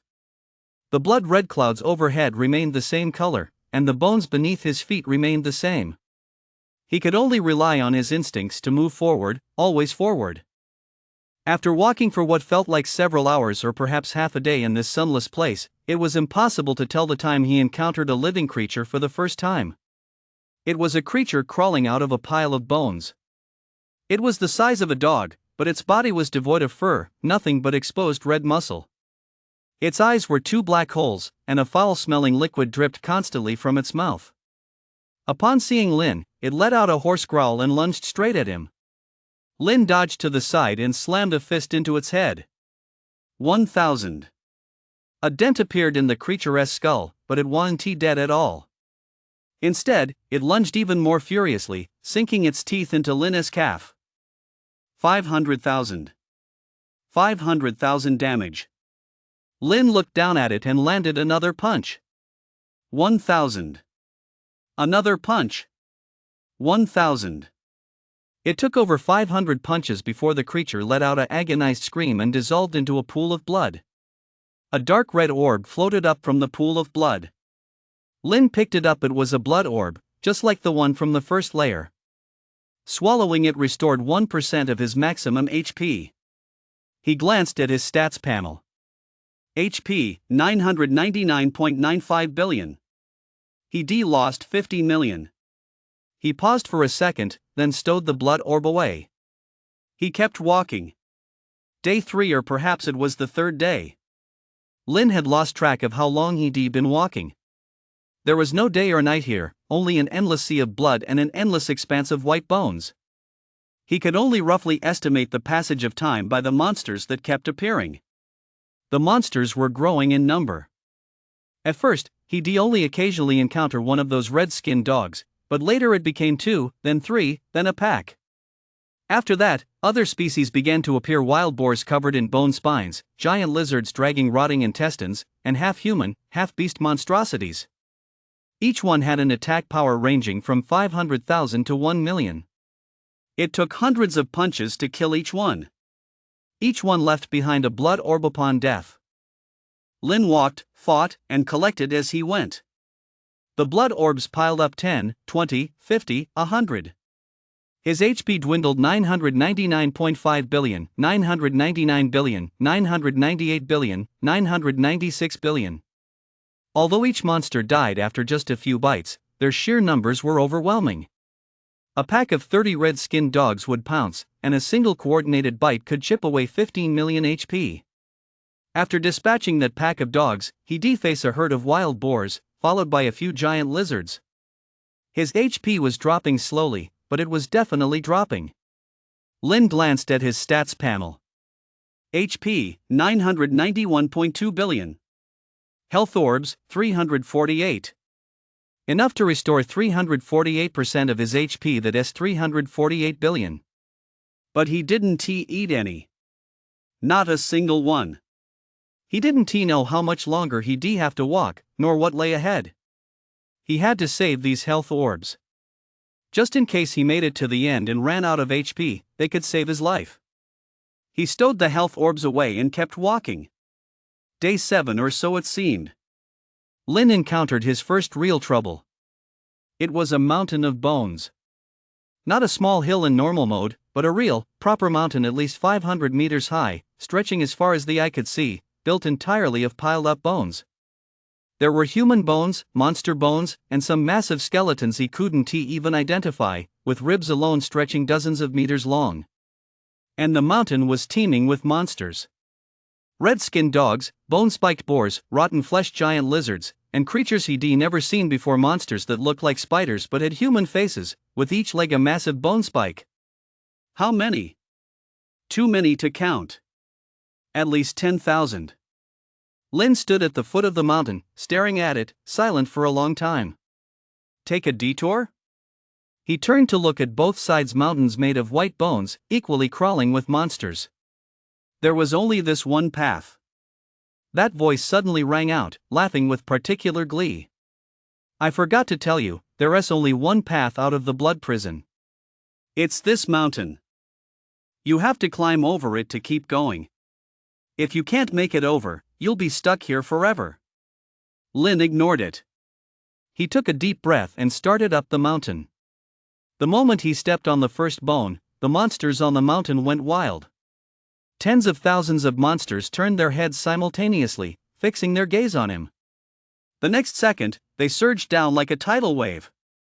The red-skinned dogs charged at the forefront, moving with astonishing speed. Bone-spiked boars followed behind, the ground trembling with every step. Rotten-fleshed monitor lizards wriggled their obese bodies, foul-smelling drool dripping from their mouths, and those human-faced spiders flanked him from both sides, their 8 legs crunching against the white bones. Lin stood rooted to the spot, not moving. The first red-skinned dog lunged forward and bit his leg. 500,000. The second, the third, the fourth. Dozens of red-skinned dogs pounced simultaneously, completely engulfing him. Lin clenched his fists and began to strike. One punch, another, and another. He didn't know how many punches he'd thrown. He only knew that the dogs were piling up on him, their bites growing more and more painful. Just as he knocked one down, 3 more would rush in to take its place. Just as he cleared a small patch, more would surge in. He just stood there, letting them bite him, then punching back, blow after blow. His HP was dropping. 992 billion, 991.5 billion, 991 billion, 990 billion. Slowly, but surely, it was dropping. He didn't know how long he'd been standing there. Maybe an hour, maybe 3 hours, maybe an entire day. All he knew was that when the last red-skinned dog fell, his HP had dropped to 985 billion. He looked up at the mountainside. 2/3 of the way to the top remained. He kept going. Day 10, probably day 10. When Lin climbed halfway up the mountain, he encountered his second wave of trouble. A herd of bone-spined boars. These boars were far tougher than the red-skinned dogs. They were massive, with thick, tough hides. A single punch would only chip away a few hundred HP, and it took 700 or 800 punches to take one down. Plus, their attack power was higher. A single charge dealt 800,000 damage, and during a full charge, it could reach 1.2 million. A herd of 300 boars charged at him. Lin was knocked back repeatedly, but he didn't retreat a single step down the mountain. He withstood the herd's charges while landing punch after punch. His arms went numb, the skin on his knuckles split open, and his hands were covered in blood. But he didn't stop. After dispatching all 300 boars, his HP dropped to 873 billion. He had gained over 100 more health orbs. He continued climbing upward. Day 15 or so it seemed. Rotten flesh monitor lizards. These creatures were even more disgusting than the wild boars. Their attack power wasn't high, only around 600,000, but their mouths contained a rotting poison. A single bite not only dealt damage but also inflicted a persistent poison effect, causing an additional 50,000 HP loss per second for 30 seconds. And there were so many of them, a pack of 500. Lin was surrounded in the middle, getting bitten on the left, then the right, then in front, then behind. The poison stacks piled up one after another, and his HP loss per second went from 50,000 to 100,000, then 200,000, then 500,000. His HP began to plummet. 872 billion, 871 billion, 870 billion, 868 billion. Lin glanced at his stats panel and frowned. Then he kept smashing. One punch, one down, one punch, one down, one punch, one down. After smashing for who knows how long, the last giant lizard finally fell. His HP had dropped to 851 billion. He looked at the blood pool formed by the giant lizards, then glanced at his stats panel, and fell silent for a second. Then he continued climbing upward. Day 20 or so it should be. Human-faced spiders. These things are the most disgusting. Their attack power isn't high, only 400,000, but they spit spider silk. When the silk wraps around you, it doesn't deal damage, but it slows you down and makes your movements sluggish. Lin was wrapped in layer after layer of web, until his entire body was encased in a white cocoon, with only his head exposed. Then the spiders pounced, biting him one after another. He couldn't move, he could only stand there and let them bite him. His HP was dropping faster. 850 billion, 848 billion, 845 billion, 841 billion. He tried to struggle, but the silk tightened with every movement. All he could do was wait. Wait for the spiders to finish biting, wait for the silk to fall away on its own. After about 3 hours, the silk finally began to loosen. He struggled free with all his might, then punched the nearest spider. It took over 800 punches to kill just one. There were still hundreds left. He was entangled by the spider webs again. This time, it lasted 6 hours. Break free, strike, get entangled again. The cycle repeated. By the time he finished striking every single spider, he had no idea how much time had passed. His HP had dropped to 802 billion. He collected over 500 health orbs. He leaned against a pile of white bones, gasping for breath. His hands were completely numb, they didn't feel like his own. But he was still alive. He stood up and continued climbing upward. Day 25 or so. The mountaintop was finally within reach. Lin could see the outline of the summit, a flat platform of white bones, with a blood-red portal of light standing at its center. That was the exit. But before him lay one final obstacle. Crouching atop the peak was a colossal monster. It was larger than any creature he had ever encountered, like a small mountain, its body covered in pitch-black bone armor, 3 curved bone horns protruding from its head, and dark red flames burning in its eyes. It stood at least 100 meters tall. Lin stood at its feet, looking like an ant. The voice rang out again, laughing with particular glee. I forgot to tell you, there's a Lord-class blood beast on the mountain. You have to kill it to get through. If you can't kill it, you'll stay here and keep it company. Lin looked up at the colossal beast. A Lord-class blood beast. He took a deep breath. The next second, the blood beast moved. It raised its massive paw and stomped down. Lin rolled to the side. Boom! The ground was crushed into a massive crater, bones scattered everywhere, and the shockwave sent Lin tumbling several times. 5 million.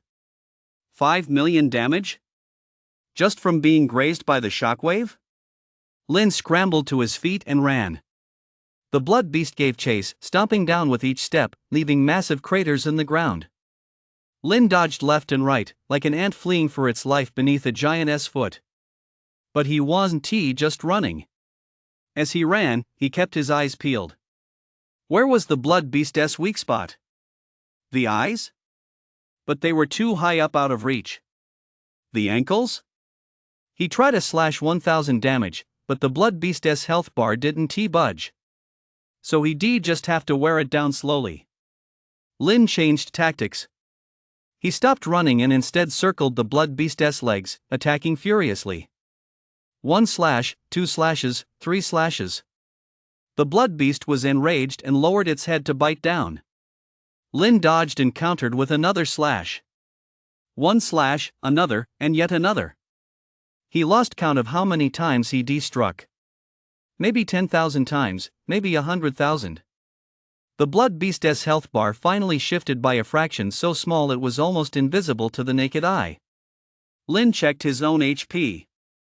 790 billion. Still plenty left. He kept slashing. Day 30 perhaps. The blood beast's health bar had dropped by a third. Lin's HP had fallen to 800 billion. He was still slashing. His hands were no longer hands, they were 2 wooden sticks.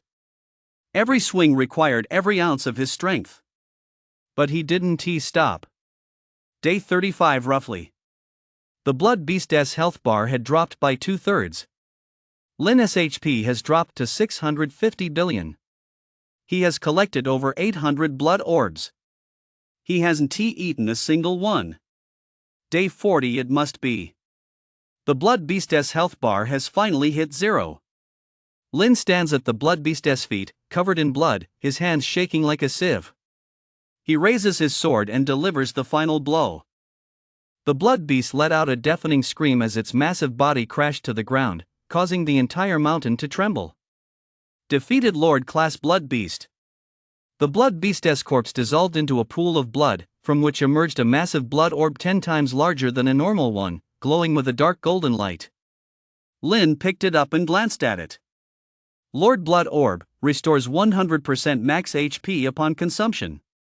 He paused for a second, then stowed the blood orb away. Then he looked up at the blood-red portal of light. 42 days. The time had finally come. He took a step toward the portal. He stepped inside. A flash of light, and the scene before him changed completely. No longer a wasteland of bones, no longer an endless path of blood, no longer a sinister palace. Instead, a vast hall. The hall was resplendent with gold and splendor, a stark contrast to the style of the blood prison he had just left. The floor was paved with white jade slabs, the walls inlaid with various gems, and the dome adorned with intricate murals. In the center of the hall stood a figure. To be precise, it was the owner of that voice. An elderly man clad in a blood-red robe, his hair as white as snow, wore an eerie smile on his face. "Congratulations, trialist." He spoke, his voice as sinister as before, yet tinged with a touch of sincere admiration. "You are the first to make it here alive." Lin looked at him but said nothing. The old man didn't seem to mind. He continued speaking on his own. "The blood hell abyss has opened 4 times before. 872 people entered, and all died. You are the 873rd. And the only one to survive." He held out his hand, and a crimson glow appeared in his palm. "According to the rules, you are eligible for a reward. The size of the reward depends on the number of blood beads in your possession." Lin paused for a moment, then reached into his pocket. 1 handful, 2 handfuls, 3 handfuls. He pulled out all the blood beads and piled them on the ground. 1 pile, 2 piles, 3 piles. Eventually, they formed a small mountain. The old man stared at the small mountain, his smile freezing on his face. This is. He crouched down and began counting them one by one. He counted for a long time. Then he stood up, looked at Lin, and his expression changed completely. 1,372 normal blood pearls, and 1 Lord Blood Pearl. How did you do that?" Lin said calmly, "I didn't use them." The old man froze. "Didn't use them?" Over 1,370 blood orbs, each restoring 1% of health. Together, they could restore 1,300% of health, enough to bring him back from the dead 13 times. But he hadn't used a single one. He just toughed it out and fought his way through like that? The old man was silent for a long time. Then he suddenly smiled, a smile filled with profound complexity. Good. He repeated the word good 3 times, then waved his hand, and the pile of blood orbs vanished. "I'll take these blood orbs. In exchange, I'll reward you with a top quality item." An item suddenly appeared in his hand. It was a mask. Translucent, like a thin film of water, it glowed with a faint, dark light. There was no description beside it, only a few words. "Invisible mask unique." Lin pointed at it and asked, "What is this?" The old man was silent for a few seconds, then spoke slowly. "The invisible mask, the only unique item in the blood hell abyss. Wear it, and you can alter your appearance, physique, aura, and even your talent fluctuations. Even if a level 99 overlord stood before you, they wouldn't recognize who you are." This item was left behind by the overlord who created the blood hell abyss back then. He himself used this mask to move freely among the major factions, with no one able to uncover his true identity. Lin listened, but said nothing. He simply stared at the mask for a long time. Alter 1's appearance, physique, aura, and talent fluctuations. Even a level 99 powerhouse Woon T recognize him. This thing. The old man waved his hand, and the mask floated toward Lin. Take it. From now on, you can be whoever you wish. Lin reached out and caught the mask. It felt bone-chillingly cold to the touch, but in the next instant, it melted into the palm of his hand and vanished. Acquired, invisible mask unique. Bound, cannot be dropped, cannot be traded. Usage, mind-controlled, can alter appearance, physique, aura, and talent level fluctuations at any time. Function, no one of level 100 or below can see your true appearance when standing before you. Lin stared at the text on the interface for a few seconds. Then he looked up at the old man. How do I get out? The old man pointed to the far end of the hall where a portal glowed with a soft white light. Go through that portal, and you'll return to the Dragon City Battle Academy. Lin nodded and walked toward the light gate. When he reached the entrance, he suddenly stopped. Oh, right, he said without turning back. My name is Lin. The old man paused for a moment, then smiled. I know. Number 873 and the only one who survived. Lin, I'll remember you. Lin took a step and stepped through the light gate. A flash of light, and his figure vanished. The hall fell silent. The old man stood where he was, staring at the light gate, muttering to himself. Over 1,300 blood pearls, not a single one used. This kid, he is quite interesting. Chapter 38, Shocking News. Before the fissure, the crowd grew larger and larger. 3 hours. It had been exactly 3 hours since Lin went in. The open area on the east side of the training ground was packed with people. Not only were the teachers and students of Dragon City Battle Academy there, but even the reporters and members of the major clans from outside Henti left a single one. Everyone was waiting for a result. Flame stood at the very front, staring intently at the dark red fissure, not blinking once. 3 hours, she muttered under her breath, her voice tight. Why isn't he coming out yet?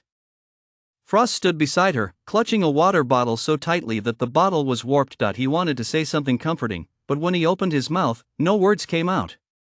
Shadow leaned against the wall, unusually not yawning or playing with his phone. He just stared at the crack, his gaze eerily intense.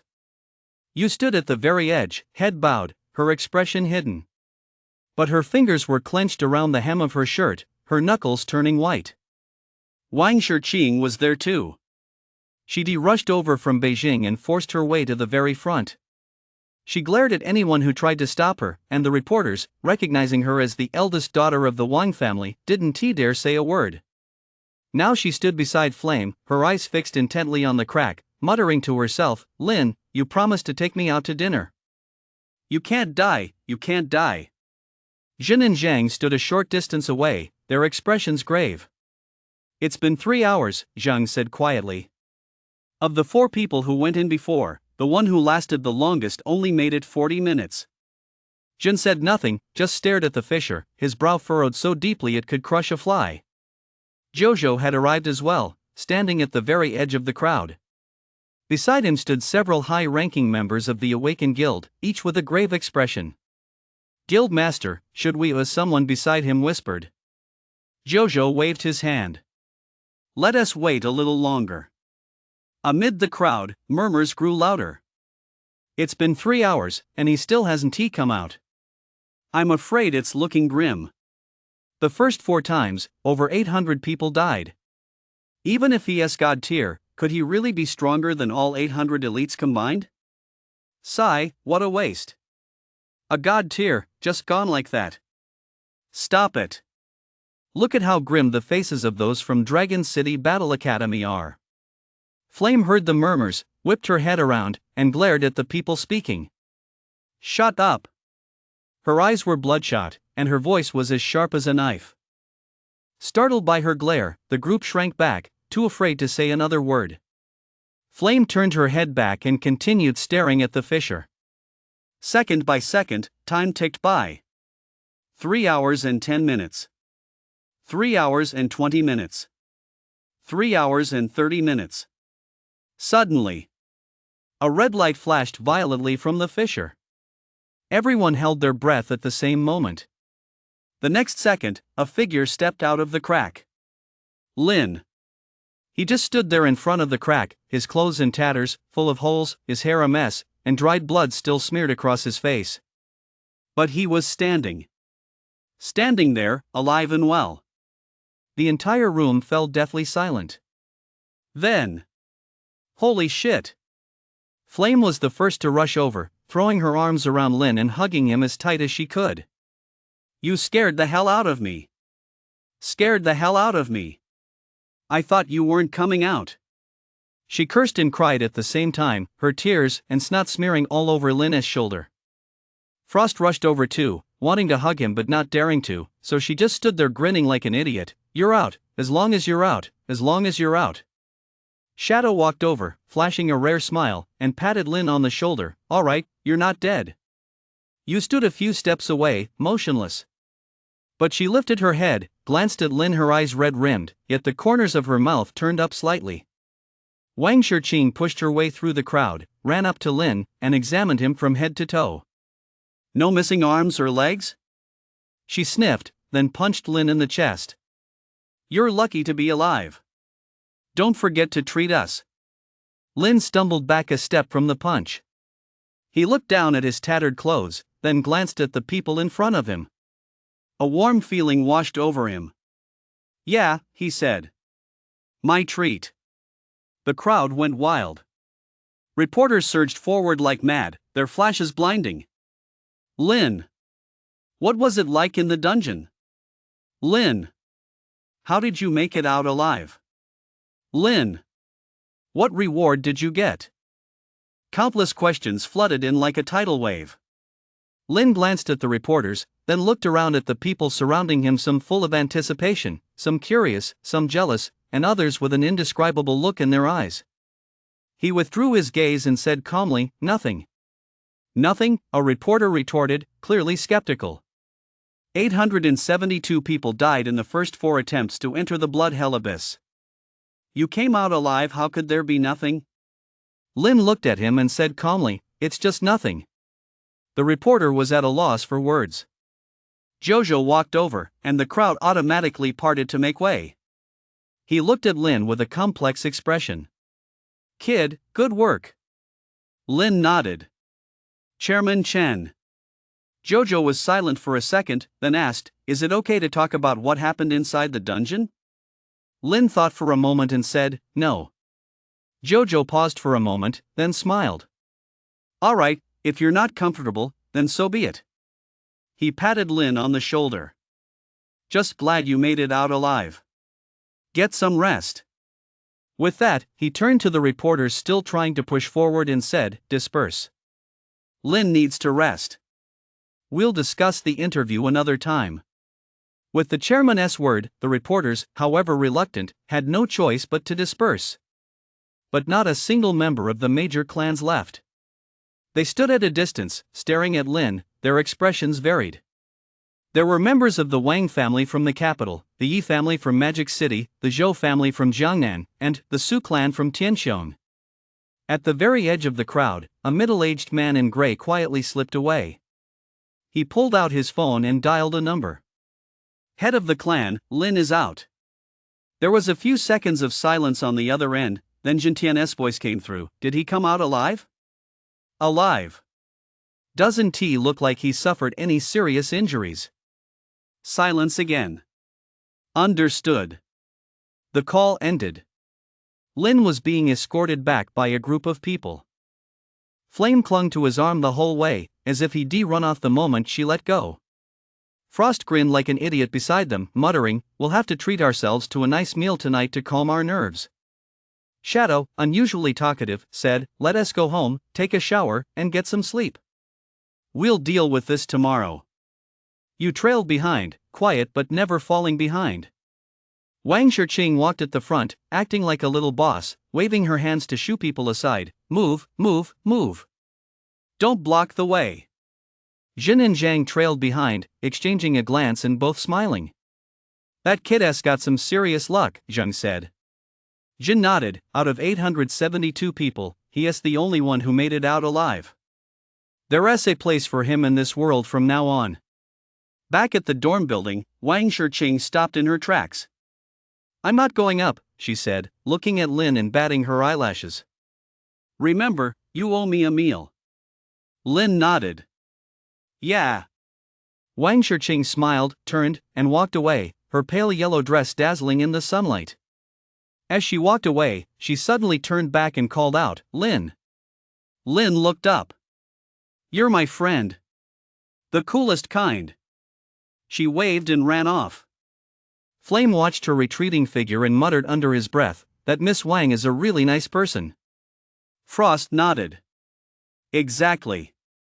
Shadow, who rarely spoke, said, "Let us go. Let us head upstairs.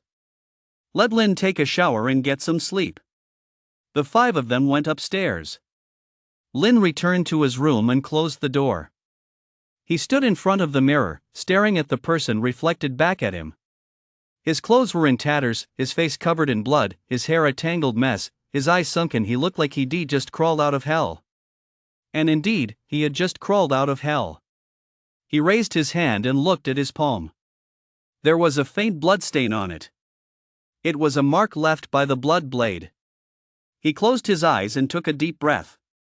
Images flashed through his mind, an endless wasteland of white bones, monsters swarming from every direction, carving a path through the blood with each stroke of his blade, and that colossal lord-class blood beast. He didn't know how many days he'd spent in there. But outside, only 3 hours had passed.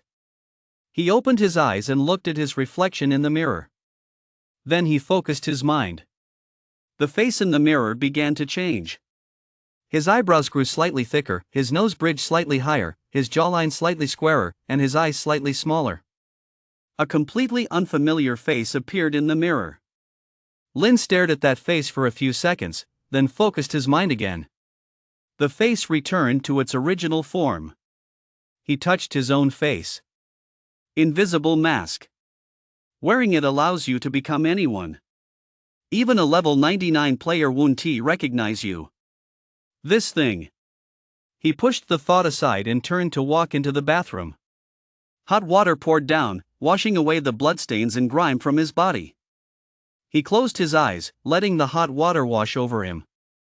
After his shower, having changed into clean clothes, Lin lay down on the bed. He pulled out his phone. 999 plus messages. Class group chats, private messages, friend requests, they were flooding in. He skimmed through them casually, then shut it off. Then he opened the forum. Trending number 1, shocking. Lin walked out of the blood hell abyss alive. Trending number 2, exclusive analysis, what did Lin experience in the dungeon? Trending number 3, expert interpretation, what exactly is the clear reward for the blood hell abyss? He scrolled through them one by one, his face expressionless. The comments section below was already in an uproar. Holy shit! 872 people all died, and he came out alive? Is he even human? God tier. This is God tier. I'd call him the strongest. What reward did he get? I really want to know. Come on, no one who clears a dungeon ever reveals what they got. Tenxiang didn't say, Jintian didn't say, Cloud didn't say, why would he? True, but the less they say, the more curious we get. I bet it's divine tier gear. The legendary kind. Possible. Or maybe a unique tier item. Stop guessing. We'll never figure it out. Lin closed the forum and set his phone aside. Outside the window, the sunlight was just right. He closed his eyes, a faint smile curving his lips. You can all keep guessing. That evening, at the Dragon City War Academy cafeteria, the elite class had reserved a large private room. Over 30 people were crammed together, bustling with the energy of a New Year's celebration. Lin was seated at the head of the table, with a feast spread out before him. Roast whole lamb, braised pork hocks, steamed sea bass, stir-fried jumbo shrimp, the table was absolutely packed. Flame sat to his left, constantly piling food into his bowl. Eat, eat, eat. Have more, look how skinny you are. Frost sat to his right, raising a glass. Come on, Lin, here's to you. Tea instead of wine you're not used to drinking. Lin picked up his teacup and clinked it against us.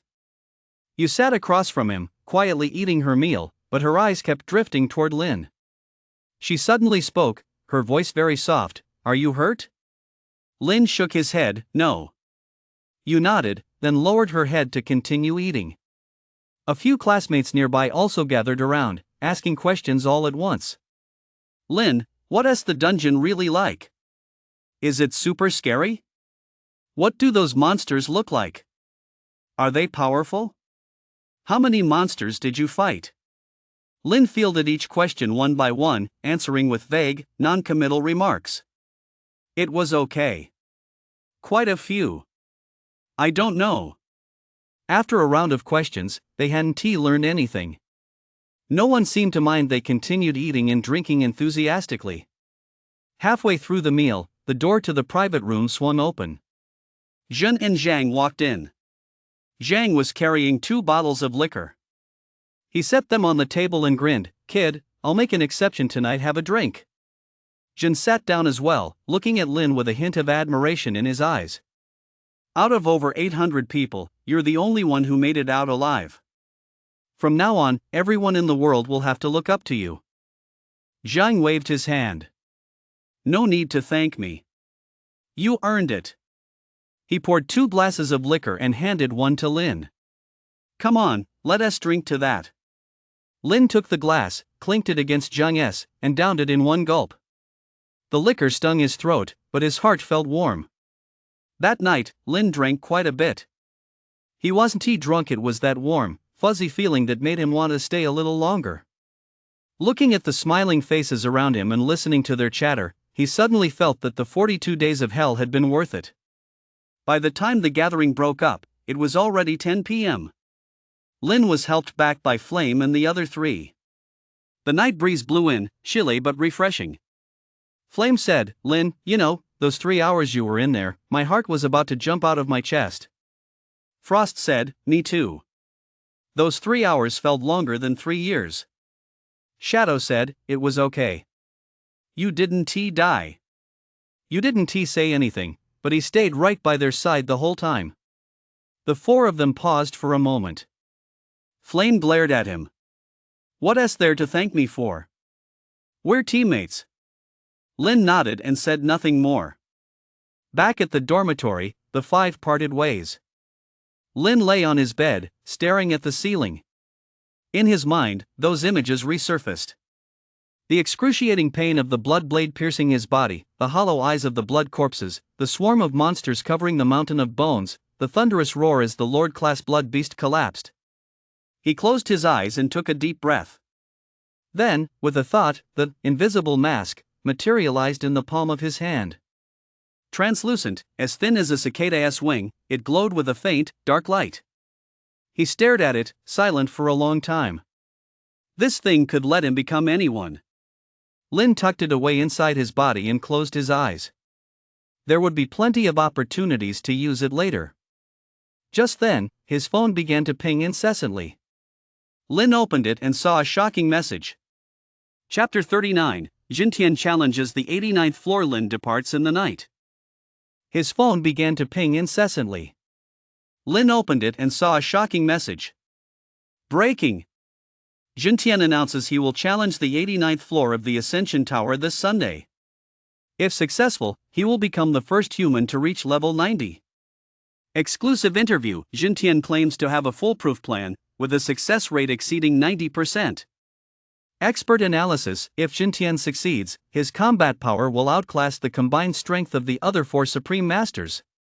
In-depth analysis. What does level 90 mean? Not only will stats skyrocket, but he'll also gain a chance to test for a 9th passive skill. Lin read through each message, his expression growing colder by the second. He quickly skimmed through various analysis posts. No one in human history had ever reached level 90, and no one knew what the 9th passive skill would be. But everyone knew that each additional passive skill meant an exponential increase in combat power. One expert asserted, if Jintian successfully clears the dungeon, he will become the true number one in the world. Even if the other four supreme masters join forces, they wouldn't stand a chance against him alone.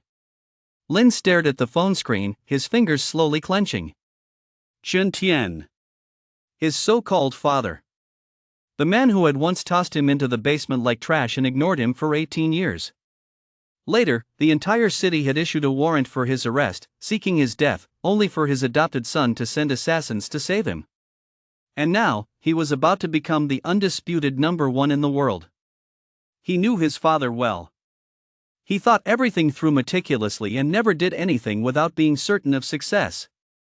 Since he had chosen to tackle the 89th floor, there was virtually no doubt he would clear it. Once he reached level 90, who would be the first person he'd kill? Lin could guess the answer with his toes. Himself.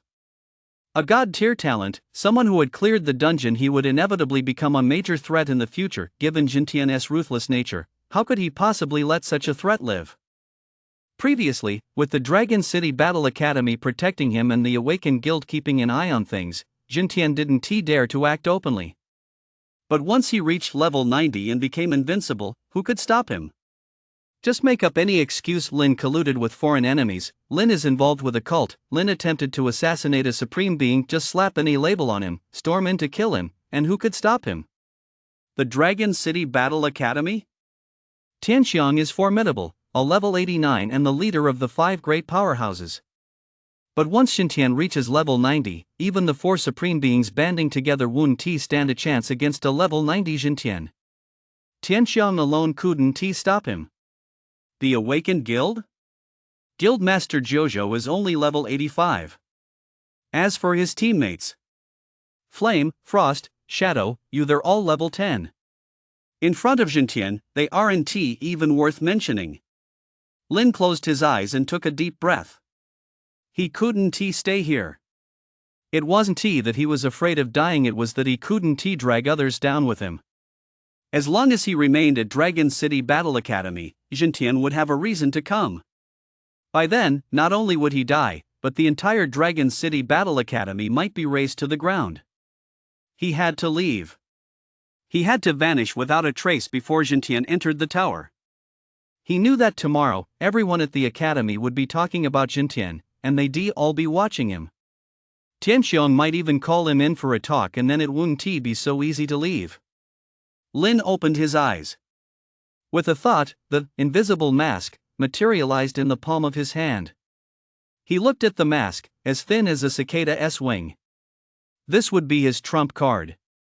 Once he stepped outside and changed his appearance, even a level 100 martial artist wouldn't be able to recognize him. But there was one problem: where to go? He couldn't stay in a normal city. Every legitimate city had an identity verification system. You need to swipe your ID to enter, register at a hotel, and verify your identity when entering or leaving.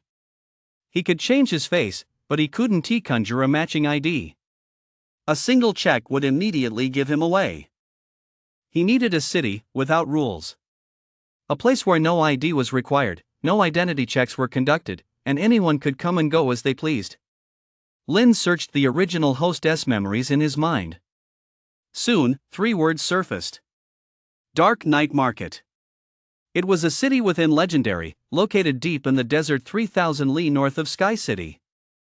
Rumor had it that it was originally an abandoned mining area, later taken over by a group of outlaws, and gradually developed into a massive underground black market. No military, no government, no administrators. Only tens of thousands of factions, large and small, keeping each other in check and fighting each other. The permanent population was over 30 million, all undocumented. What does undocumented mean? It means people without ID cards. Wanted fugitives, defected awakened, desperate outlaws, those hunted down for offending powerful clans, and a few madmen who simply refused to be bound by rules. In short, not a single one of them has a clean record. There is no need to check IDs there, because you don't have one to begin with. And no one has one, so no one is more noble than anyone else. As long as you're ruthless enough, you can survive. As long as you're strong enough, you can live well. The more Lin looked around, the more he felt this place was tailor-made for him. He had the invisible mask, which allowed him to become anyone. In the dark night market, he could be Zhang San today, Li Si tomorrow, and Wang Wu the day after. No one would ask, and no one could check. He also remembered there were spatial rifts around the dark night market, from which monsters poured out endlessly. And just like dungeons, these spatial rifts had a clear the stage mode, clearing them rewarded players with a unique item or a passive skill. Historically, anyone who cleared them, provided they didn't die, would use the rewards to grow into a powerful figure in their own right. He glanced at the time on his phone. It was 11 p.m. on Tuesday. Jintian's tower run was on Sunday, 5 days from now. He had to leave the Dragon City Battle Academy today, leave this place where he could be found. And he couldn't let anyone know where he was going. Not even Flame and the others. It wasn't that he didn't trust them, he simply couldn't risk dragging them into this. What if Jintian couldn't find him and took it out on his teammates? What if those people targeted his friends to force him out? The best solution was to vanish completely. Let everyone think he'd gone missing, died, or fled to the ends of the earth. Only then would his friends be safe. Lin sat up and began packing. There wasn't much to pack, really. A few changes of clothes, some rations, and his gear. His gear was already on him, ready for use at any moment. He thought for a moment, stuffed the clothes into his backpack, then pulled out his phone. He opened his contacts and looked at those 4 names: Flame, Frost, Shadow, Yu. He stared at them for a long time. Then he pulled out the SIM card, snapped it in half, and tossed it into the trash can. He still had some store-bought rations and water left, enough to last a few days. He slipped the phone into his pocket, stood up, and took one last look at the room he'd lived in for over a month. It was very ordinary, but very warm. It was the best place he'd ever lived in his life.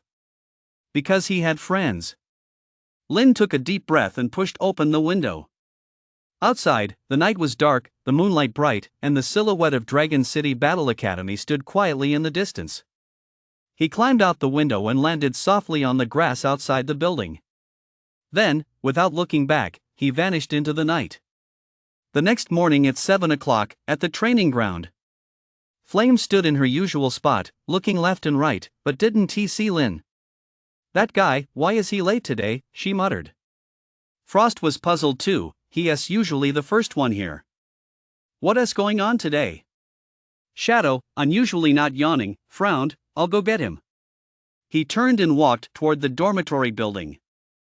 10 minutes later, he returned. His expression was grim. He's not there. The room is empty, his things are gone, and the window is open. Flame froze. "What do you mean?" Shadow looked at her and said, slowly and deliberately, "He's gone." Flame's face went pale instantly. She turned and ran toward the dormitory building. Frost and Yu followed close behind. They pushed open the door to Lin's room. It was empty. The bed was neatly made, and there was a letter on the desk. Flame's hands trembled as she opened the letter. Inside were just a few lines. "I'm gone. Don't look for me, you won't find me. Jintian is about to reach level 90, he'll come to kill me. I can't drag you all down with me. Don't worry, I'll find a way to survive. If I get the chance, I'll come back to see you all. Lin." After reading it, tears streamed down Flame's face. You fucking idiot," she clenched the letter, her voice trembling. "Why did you have to take this on alone? We're not afraid of dragging you down." Frost stood beside her, her eyes reddening. Shadow said nothing, but his fists were clenched tight. Yu kept her head down, her shoulders trembling slightly. Jin and Zhang had arrived as well. Zhang read the letter, remained silent for a long time, then sighed. "That kid, he's afraid of dragging us down." Jin gritted his teeth. "That bastard Jintian. Once I hit level 90, he'll be the first one I take out." But everyone knew those were just angry words. Jin was only level 80, reaching level 90 would take a long time, or perhaps he'd never make it. Meanwhile, Jintian was just 5 days away from level 90. Meanwhile, at the Su clan in Sky City, Jintian stood by the window, listening to the report coming over the phone. Head of the clan, Lin has gone missing. He left the Dragon City Battle Academy last night, and his whereabouts are unknown. Jintian narrowed his eyes. Missing? Yes. Our men went to keep watch this morning and found he was no longer in his dorm. His cell phone is unreachable, his SIM card has been discarded, no one knows where he has gone. Jintian was silent for a few seconds. Then he smiled a cold smile. He sure ran fast. He turned and looked at the calendar hanging on the wall. Sunday. 5 days left. Issue the order, a nationwide manhunt, he said flatly. Bring him back alive or dead. Yes, sir. The man withdrew. Jintian stood by the window, gazing at the silhouette of Ascension Tower in the distance. Run, then. The farther you run, the better. Once I reach level 90, there won't be a single place in this world where you can hide. After 2 days of traveling by car, changing vehicles multiple times. 3,000 li north of the Dragon City War Academy, deep within the desert. Lin stood before the entrance to a massive underground city. The entrance was a gigantic sinkhole 100 meters in diameter, its rim reinforced with steel bars. Countless iron chains hung down from the rim, leading into a bottomless darkness. The area around the sinkhole was packed with people. There were burly men carrying greatswords, skinny guys covered in tattoos, strange figures wearing masks, and elderly people in ragged clothes. Everyone was armed, and everyone's eyes were as wary as a wolf's. No one spoke, no one lined up, everyone waited in silence. Suddenly, a voice rang out from the bottom of the pit. Go down! The crowd began to move. People grabbed the chains and slid down one after another. Lin walked over, grabbed a chain, took a deep breath, and began to slide down. The chain was long, it took a full 5 minutes of sliding before his feet touched solid ground. The scene before him opened up. It was a vast underground space, so large that its edges were invisible. Above him were thick layers of rock, with a massive floodlight suspended every 100 meters, illuminating the entire space as bright as day. Beneath his feet was a hard, rocky floor, worn smooth and shiny from constant foot traffic. All around were densely packed structures, houses converted from abandoned mine cars, high-rises welded together from steel pipes, and neighborhoods built from stacked shipping containers. The streets were teeming with people, every skin tone, every style of dress, every kind of aura, all jostling together like a pot of boiling water. The sounds of hawking, haggling, cursing, and screams blended into a single cacophony. Welcome to Dark Knight City, a hoarse voice rang out beside him. Lin turned his head and saw a one-eyed old man standing there, grinning widely, revealing a mouthful of yellow teeth. New here? Want a map? 100 tower points a copy. Lin looked at him and said calmly, no, thanks. The one-eyed old man didn't seem to mind, he just chuckled, alright, then take your time looking around. Just a word of warning around here, don't trust anyone, don't follow anyone, and don't walk into any shop without thinking. Otherwise, you won't even know how you died. With that, he turned and vanished into the crowd. Lin stood where he was, surveying the chaotic city. The Dark Night Market. A gathering place for over 30 million undocumented residents. No laws, no rules, only fists and knives. With a flick of his mind, the muscles in his face began to shift. His eyes narrowed slightly, his nose flattened a bit, his jawline squared out, and his cheekbones rose. In less than a second, his face had transformed into a completely unfamiliar one. Then he turned his shirt inside out and stood up the collar of his jacket to cover half his face. Now, even if Flame stood right in front of him, he wouldn't recognize him. Lin took a step forward and walked into the crowd. Behind him, the beam of a searchlight fell on his back, casting a long shadow on the ground. That shadow mingled with the shadows of countless others, making it impossible to tell one person from another. From this day forward, Lin was dead. The one who lived was someone else. A person with no name, no past, and no identity. And the man who was out to kill him would soon become the greatest in the land. Chapter 40, a Rift Dungeon with rewards equivalent to dungeon clear rewards. The night in Dark Knight City is never truly dark. Neon lights stabbed in from all directions, red, green, blue, and purple, slicing the entire city into countless fragments. Huge holographic advertisements flickered in the air, one moment promoting a weapons shop, the next a recruitment notice from some faction, and the next the face of a woman with blood-red lips, smiling seductively. Lin stood by the street, watching it all unfold before him. The street was wide, but packed to the brim with all kinds of stalls. There were vendors selling weapons, potions, intelligence, their bodies, and their lives, you name it. The crowd jostled back and forth, a cacophony of languages mingling together so loudly it made your ears ache. The air was thick with an indescribable scent: grilled meat, blood, gunpowder, perfume, and a certain sweet, rotten odor, all mixed together. He took a step forward and felt something soft under his foot. Looking down, he saw a severed hand. A ring still adorned the finger. The cut was clean, as if severed by a single stroke of a blade. A middle-aged man selling grilled meat nearby glanced up at him and said expressionlessly, "New here? Don't step on that. Someone come to collect it later." Lin nodded, stepped around the hand, and kept walking. He hadn't gone a few steps when he suddenly heard a commotion behind him. Turning around, he saw several men in matching uniforms pushing their way through the crowd, weapons in hand. Leading them was a bald man with a rugged face and a scorpion tattooed on his neck. "Move aside. Move aside. The Scorpion Gang is on a mission." The crowd immediately parted like a tide, moving with such practiced ease it seemed they'd rehearsed it countless times. The bald man walked over to the severed hand, crouched down to examine it, then stood up and said to a trembling man standing nearby, "Did you kill him?" The man's face was deathly pale as he shook his head frantically. "No, it wasn't me." The bald man grinned, revealing a mouthful of gold teeth. "Not you?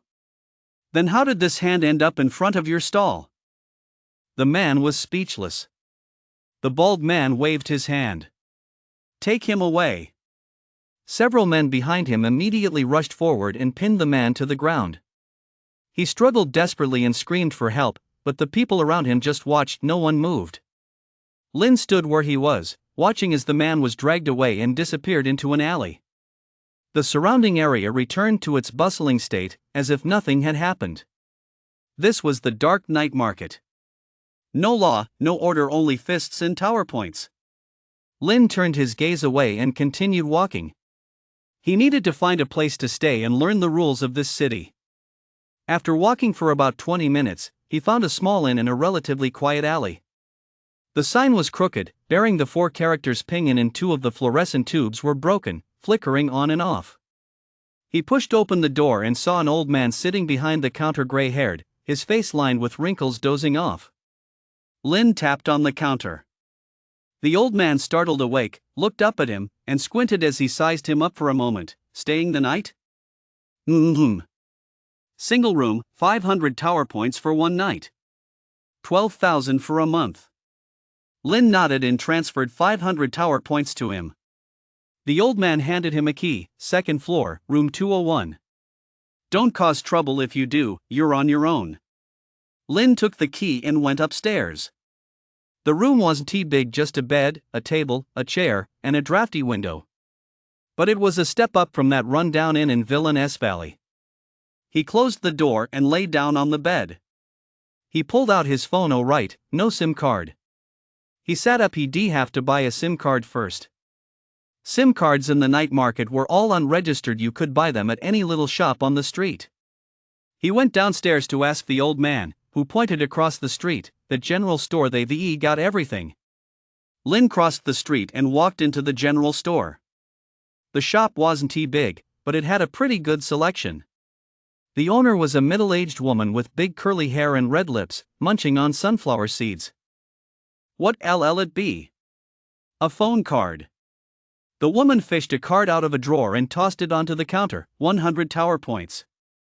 Anonymous. Use it however you like. Lin paid with tower points, picked up the card, and inserted it right there. Full signal. Back at the inn, lying in bed. He opened his browser and began searching for information. Dark night market, rifts. These were the 2 terms he'd been tracking even before arriving here. He searched quickly, and information popped up one after another. Rift Encyclopedia. Rift, unlike dungeons, a rift is a spatial fissure that continuously spews out monsters. Once a rift forms, monsters will keep appearing until the rift is closed. How to close a rift, dungeon mode. Each rift contains an independent space. Upon entering, you can choose to tackle the dungeon.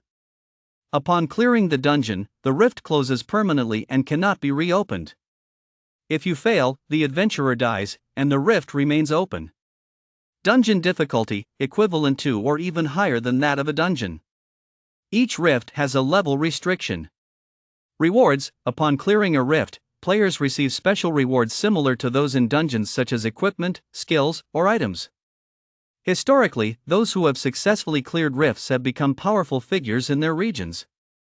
Number of rifts nationwide. According to incomplete statistics, there are approximately 3,200 rifts, of which about 2,800 are located in uninhabited wilderness areas and 400 are near human settlements. High-risk fissures. Fissures located within or near cities must be sealed immediately, otherwise, they may lead to the annihilation of the city. Historically, 17 cities have been destroyed by monster outbreaks from fissures. The most recent incident occurred 2 years ago in Xinghe City, resulting in 370,000 casualties. Fissure Response Team, a specialized agency established by the state to clear fissures. It currently has approximately 32,000 active members and countless reserves. On average, over 3,000 people die each year while attempting to clear the rifts. Dark Knight City Rift, designated CN0374, level cap 30 or below, located in the eastern district of Dark Knight City. This rift has existed for 23 years. Over 600 adventurers have attempted to clear it, but none have succeeded, and none have returned alive. The government has abandoned efforts to address it currently. Over 2,000 people die annually in Dark Knight City due to monsters emerging from the rift. Lin read through the entries one by one, his finger slowly swiping across the screen. Over 600 people attempted it, all died. No one cleared it. No one survived. Statistics similar to those of the Blood Hell Abyss. And every day, people continue to die from the monsters pouring out. He closed the page and opened another. Dark Knight Market Fissure details unofficial, for reference only. Fissure name, Bloodbone Abyss. Colloquial name. Level restriction, level 30 and below. Opened 23 years ago. Number of entrants, approximate 620. Incomplete statistics. Survivors, 0. Known monster types, undead, flesh, shadow. Known hazard mechanisms. According to analysis of footage captured by early explorers, the interior resembles a massive tomb filled with hordes of undead creatures possessing an infection trait. Players killed by monsters will transform into monsters themselves. Special note, this place is a bottomless pit. Don't go in. Under no circumstances should you go in. Lin finished reading, his face expressionless. He looked up and gazed out the window. The night in Dark Knight City remained bustling, with neon lights flickering. He recalled those days in the Blood Hell Abyss. Endless monsters, endless pain, endless darkness. But he had come out alive. No matter how difficult this rift might be, could it possibly be harder than the Blood Hell Abyss? He didn't know. But he knew he needed to get stronger. He needed the reward for clearing this rift. And the fastest way to get stronger was to gamble with his life. Dungeons and rifts were all casinos. Win the bet, and you'd soar to the top. Lose the bet, and you'd die. He won once in the Blood Hell Abyss, he could win a second time. Lin stood up and went downstairs. The old man was still dozing. "Boss, I've got a question." The old man opened his eyes and glanced at him. "A question? Pay up." Lin transferred 100 tower points to him. The old man nodded in satisfaction. "Ask away. How do I get to that fissure over east?" The old man paused, sizing him up from head to toe, a strange look in his eyes. "You're going to try to clear it?" Lin didn't say anything. The old man was silent for a few seconds, then sighed. "Kid, you're young. Don't do anything rash. That fissure, it's been there for 23 years. Over 600 people have gone in, and every single one of them died. Why would you go in? To die? Lin replied calmly, just curious. Wanted to ask. The old man stared at him for a long moment, then shook his head. Fine. If you're set on dying, no one can stop you. He pointed eastward. Head east. Go all the way to the end. You'll see a red tower that's the entrance to the fissure. Lin nodded. Thanks. He turned and walked away. The East District, the fissure. The further east he went, the more dilapidated the streets became, and the fewer people there were. The shops along the road went from flashing neon signs to shacks made of broken wooden planks, and the lighting changed from bright incandescent bulbs to dim oil lamps. Trash piled up on the ground, and the air was thick with a stench of decay. Occasionally, a few drunken men would stagger out of the alleys. When they saw Lin, their eyes would size him up, but none of them made a move. After walking for about an hour, a red tower finally came into view ahead. It wasn't a normal tower, it was a colossal structure, 10 stories tall, built from blood-red stone. The tower's surface was covered in cracks, from which a dark red light shone, flickering like a heartbeat. A makeshift wall surrounded the tower, topped with sharp iron spikes. At the entrance stood a dozen or so people dressed in red, each with a blood-red axe tattooed on their chest. The Blood Axe Gang, they were probably farming monsters at the gate. Lin shifted her appearance, taking on the form of a woman in her 40s, and walked over. A burly man at the gate blocked her path, sizing her up from head to toe with a look of disdain in his eyes. "What's your business here?" Lin said, "I'm going in." The man paused for a moment, then burst out laughing, his laughter booming. Ha ha ha ha. Who's next to come and die? Blinded by the rewards for clearing the rift, are you? You're quite a looker. Come work for me and I'll make sure you live the high life. Why risk your neck trying to clear the rift? What do you say? A few other burly men nearby joined in the laughter. They even started whistling. Lin ignored them and walked straight toward the small door. Seeing that she was serious about going through, the burly man looked astonished, but didn't he get up to stop her? They had been sent to clear out the monsters emerging from the rift. Their lives were on the line. They never knew when a monster might slip past them unnoticed, or when a powerful one might appear and swallow them whole in a single bite. The door was made of wood, very old, with twisted runes carved into it. He pushed it open, and it creaked as it swung aside. Beyond the door lay utter darkness. He could see nothing. Lin took a deep breath and stepped inside. The door slammed shut behind him. Lin opened his eyes. Complete darkness surrounded him. It was pitch black, so dark he couldn't see his hand in front of his face. He stood still for a few seconds, waiting for his eyes to adjust to the darkness. Then he could see. It was a massive tomb. Above him was a heavy stone vaulted ceiling. Beneath his feet lay rough stone slabs engraved with intricate runes that glowed with a dark red light. Embedded in the walls on either side were countless skulls, their eye sockets flickering with ghostly blue flames. In the distance, a rustling sound reached his ears, as if something were crawling. He took a step forward, walking deeper into the darkness. Behind him, the door through which he had entered had vanished completely.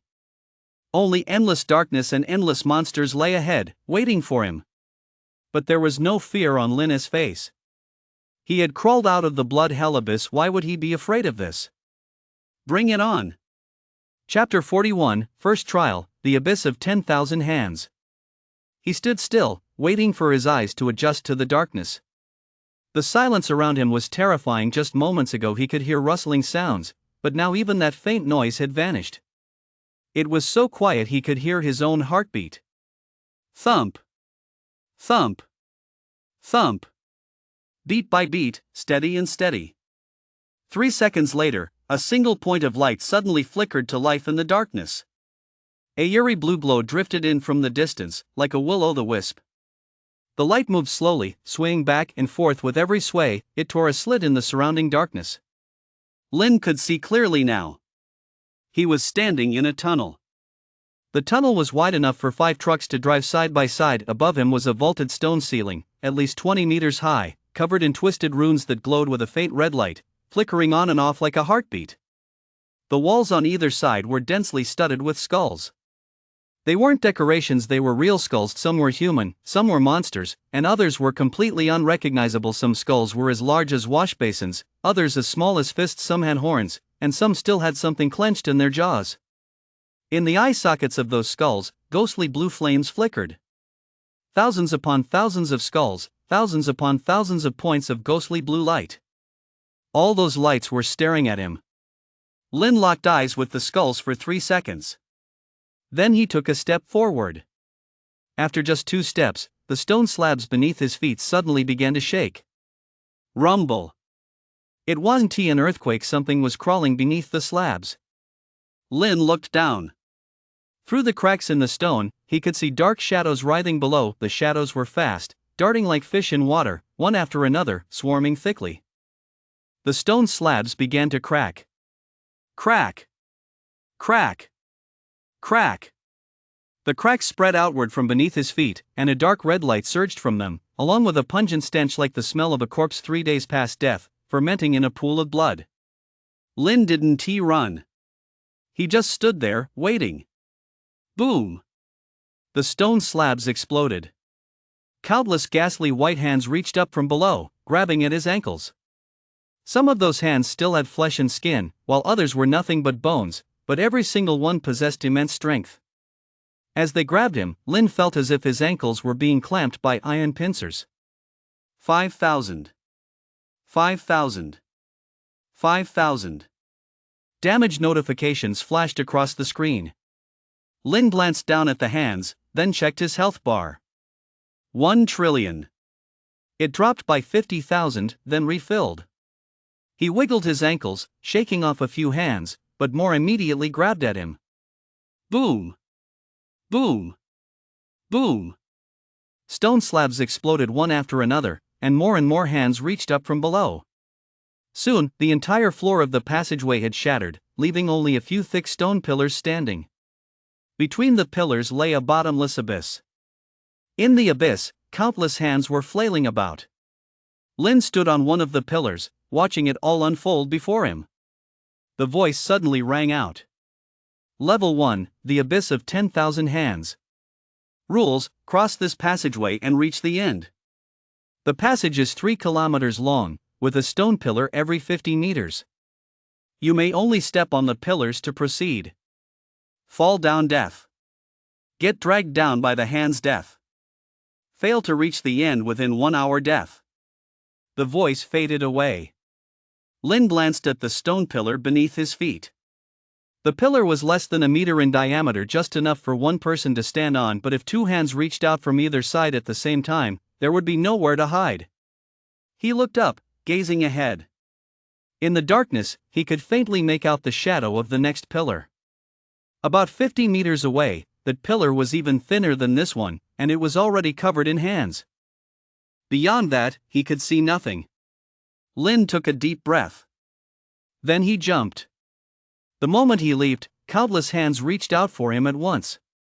Legs, waist, arms, neck, hair, every part of his body was grabbed. Those hands pulled him down with all their might. 5,000. 5,000. 5,000. Damage notifications flooded the screen. But Lin didn't care. As he fell, he spotted the next stone pillar and kicked off a hand clutching his leg. Using the momentum, he lunged forward, grabbed another hand, and swung himself forward with all his might. Like a monkey, he forced his way through the grasping hands, propelling himself more than 30 meters forward. Then he landed on the second stone pillar. No sooner had he steadied himself than hands on the pillar reached out to grab him. Lin didn't stop at all. The moment he touched down, he leaped again. Once more he plunged into the abyss, once more he was seized by countless hands, and once more he used their momentum to swing forward. The third pillar. The fourth pillar. The fifth pillar. He kept leaping forward like this. With every leap, his body became covered in hands. With every swing, tens of thousands of health points were torn away. But he didn't care at all. He was losing health faster than he could regain it. He just kept moving forward. When he reached the 23rd stone pillar, the situation changed. Those hands suddenly stopped grabbing him. They retreated. Lin paused for a moment, standing on the pillar and looking down. In the abyss, the hands were retreating, as if something even more terrifying was approaching. The next second, a roar echoed from the bottom of the abyss. The sound was so loud it made the stone pillar tremble. Then, a massive black shadow rose from below. It was a hand. But not like the pale, ghastly hands before. This hand was as big as a house, pitch black all over, with blood-red nails, each one like a sword. It reached up from the bottom of the abyss and lunged straight for Lin. Lin didn't dodge. He stood on the stone pillar, watching the giant hand slam down. Boom! The giant hand smashed him right into the stone pillar. 5 million. 5 million damage. Lin was slammed so hard he sank into the stone pillar, leaving a human-shaped indentation. But the next second, he struggled to crawl out of the hole. The giant hand slammed down again. Boom! Another blow. 5 million. Lin was slammed into the pillar again. He crawled out again. Boom! Slammed back in. Boom! Boom! Boom! The giant hand smacked Lin over and over, as if swatting a fly. Each blow dealt 5 million damage, each one slamming him into the stone pillar. After dozens of strikes, the pillar finally gave way. Crack! The pillar snapped in two. Lin plummeted downward along with countless shards of rock. Hands from the abyss surged up, frantically grabbing at him. That giant hand also chased him down from above, slapping him again and again. As Lin fell, he was grabbed by hands and slapped by the giant hand. Not a single part of his body was spared from taking damage. But he just looked up, waiting. Waiting for the giant hand to strike down again. He suddenly reached out and grabbed one of the giant hand's fingers. The giant hand froze. Using the momentum of his fall, Lin swung himself with all his might, flipping his entire body onto the back of the giant hand. Then, using the giant hand as a foothold, he sprinted upward. The giant hand flailed wildly, trying to shake him off. But Lin clung like a gecko, planting his feet firmly with every step, using the hand's own momentum to climb higher. 30 meters. 50 meters. 80 meters. He saw at the next stone pillar. Just as the giant hand reached its highest point, Lin leaped. His body soared through the air, tracing an arc, and landed steadily on the 107th stone pillar. Behind him, the giant hand let out a growl of frustration and slowly sank back into the abyss. Lin stood on the stone pillar and caught his breath. He glanced down at his status panel. HP 100 billion. All his lost health had been instantly restored. He looked ahead again. The end was finally in sight. There were roughly 30 more stone pillars. Beyond them lay a massive stone door. The door was tightly shut, with a dark red glow seeping through the cracks. Lin took a deep breath and continued jumping. This time, the hands did not appear. He made his way unimpeded, leaping across the final 30 stone pillars and landing before the stone gate. The gate was massive, 20 meters high and 10 meters wide, with a gigantic eye carved into it exactly like the one in the blood hell abyss. The eye shifted slightly, turning to look at him. Then, the gate opened. Beyond the door lay a sea of blood-red light. Lin took a step forward and walked inside. Chapter 42, Second Stage, The Bone Forest Maze. The scene before him had completely changed. No longer was it a dark passageway, nor an abyss with stone pillars. Instead, it was a forest.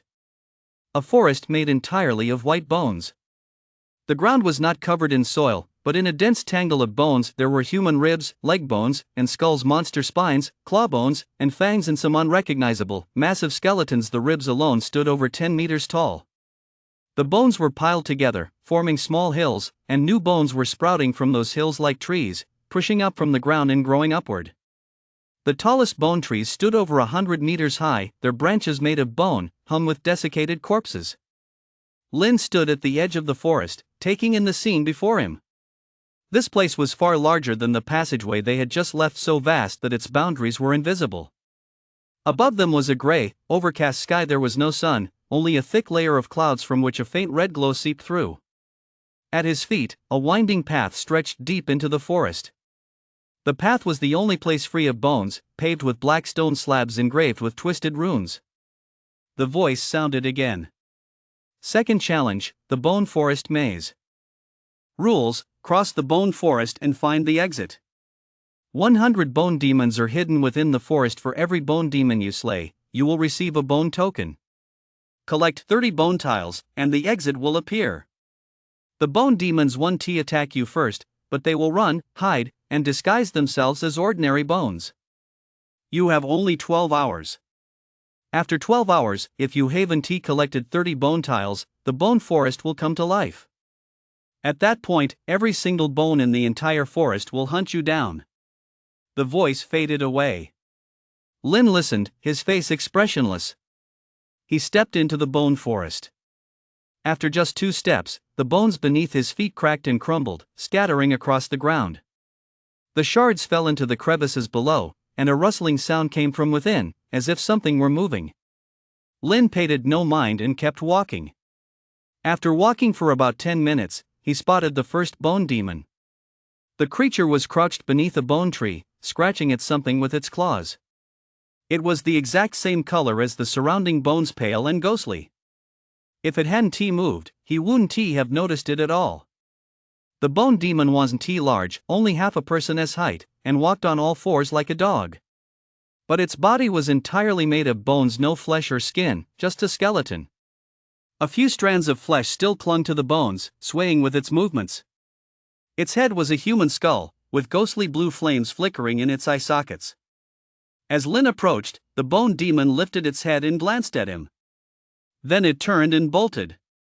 Its speed was astonishing. Its 4 bony legs scraped the ground, sending bones flying in all directions, and in the blink of an eye, it darted into another pile of bones and vanished. Lin froze for a moment. Then he gave chase. The terrain in the bone forest was complex, littered with piles of bones, bone trees, and bone mountains. The bone demon knew the place like the back of its hand, darting left and right, slipping into cover every time Lin was about to catch it.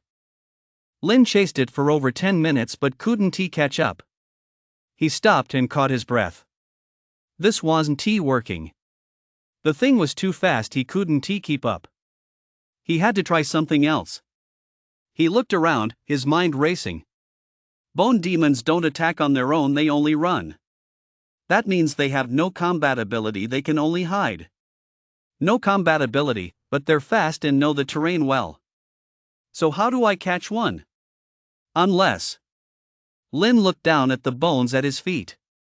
He crouched down, scooped up a handful of bone fragments, and weighed them in his hand. Then he stood up, closed his eyes, and pricked up his ears. It was quiet all around, with only the whooshing sound of the wind through the bone trees. But if he listened closely, he could hear a faint crunching in the distance, the sound of bones being crushed underfoot. That bone demon was still running. Lin opened his eyes and set off in that direction. This time he didn't run, he simply walked briskly. As he walked, he listened intently. Crunch! Crunch! Crunch! The sound grew closer. He rounded a pile of bones and spotted the bone demon. It was crouching behind a bone tree, watching its surroundings warily. Lin stopped in his tracks, slowly crouched down, and hid behind a pile of bones. Then he picked up the pile of broken bones in his hand and threw it in the opposite direction. Clatter, clatter, clatter. The sound of broken bones hitting the ground. The bone demon heard it and immediately looked in that direction. The moment it turned its head, Lin darted out from his hiding spot. His speed was astonishing. By the time the bone demon realized what was happening, Lin had already charged right in front of it. The bone demon let out a shriek and turned to flee. But this time, Lin was ready. He didn't even try to grab it. Instead, he hurled a handful of bone fragments directly at the direction it was running. The bones struck the pile of bones in front of the bone demon, making a clattering sound. Startled, the bone demon instinctively dodged to the side.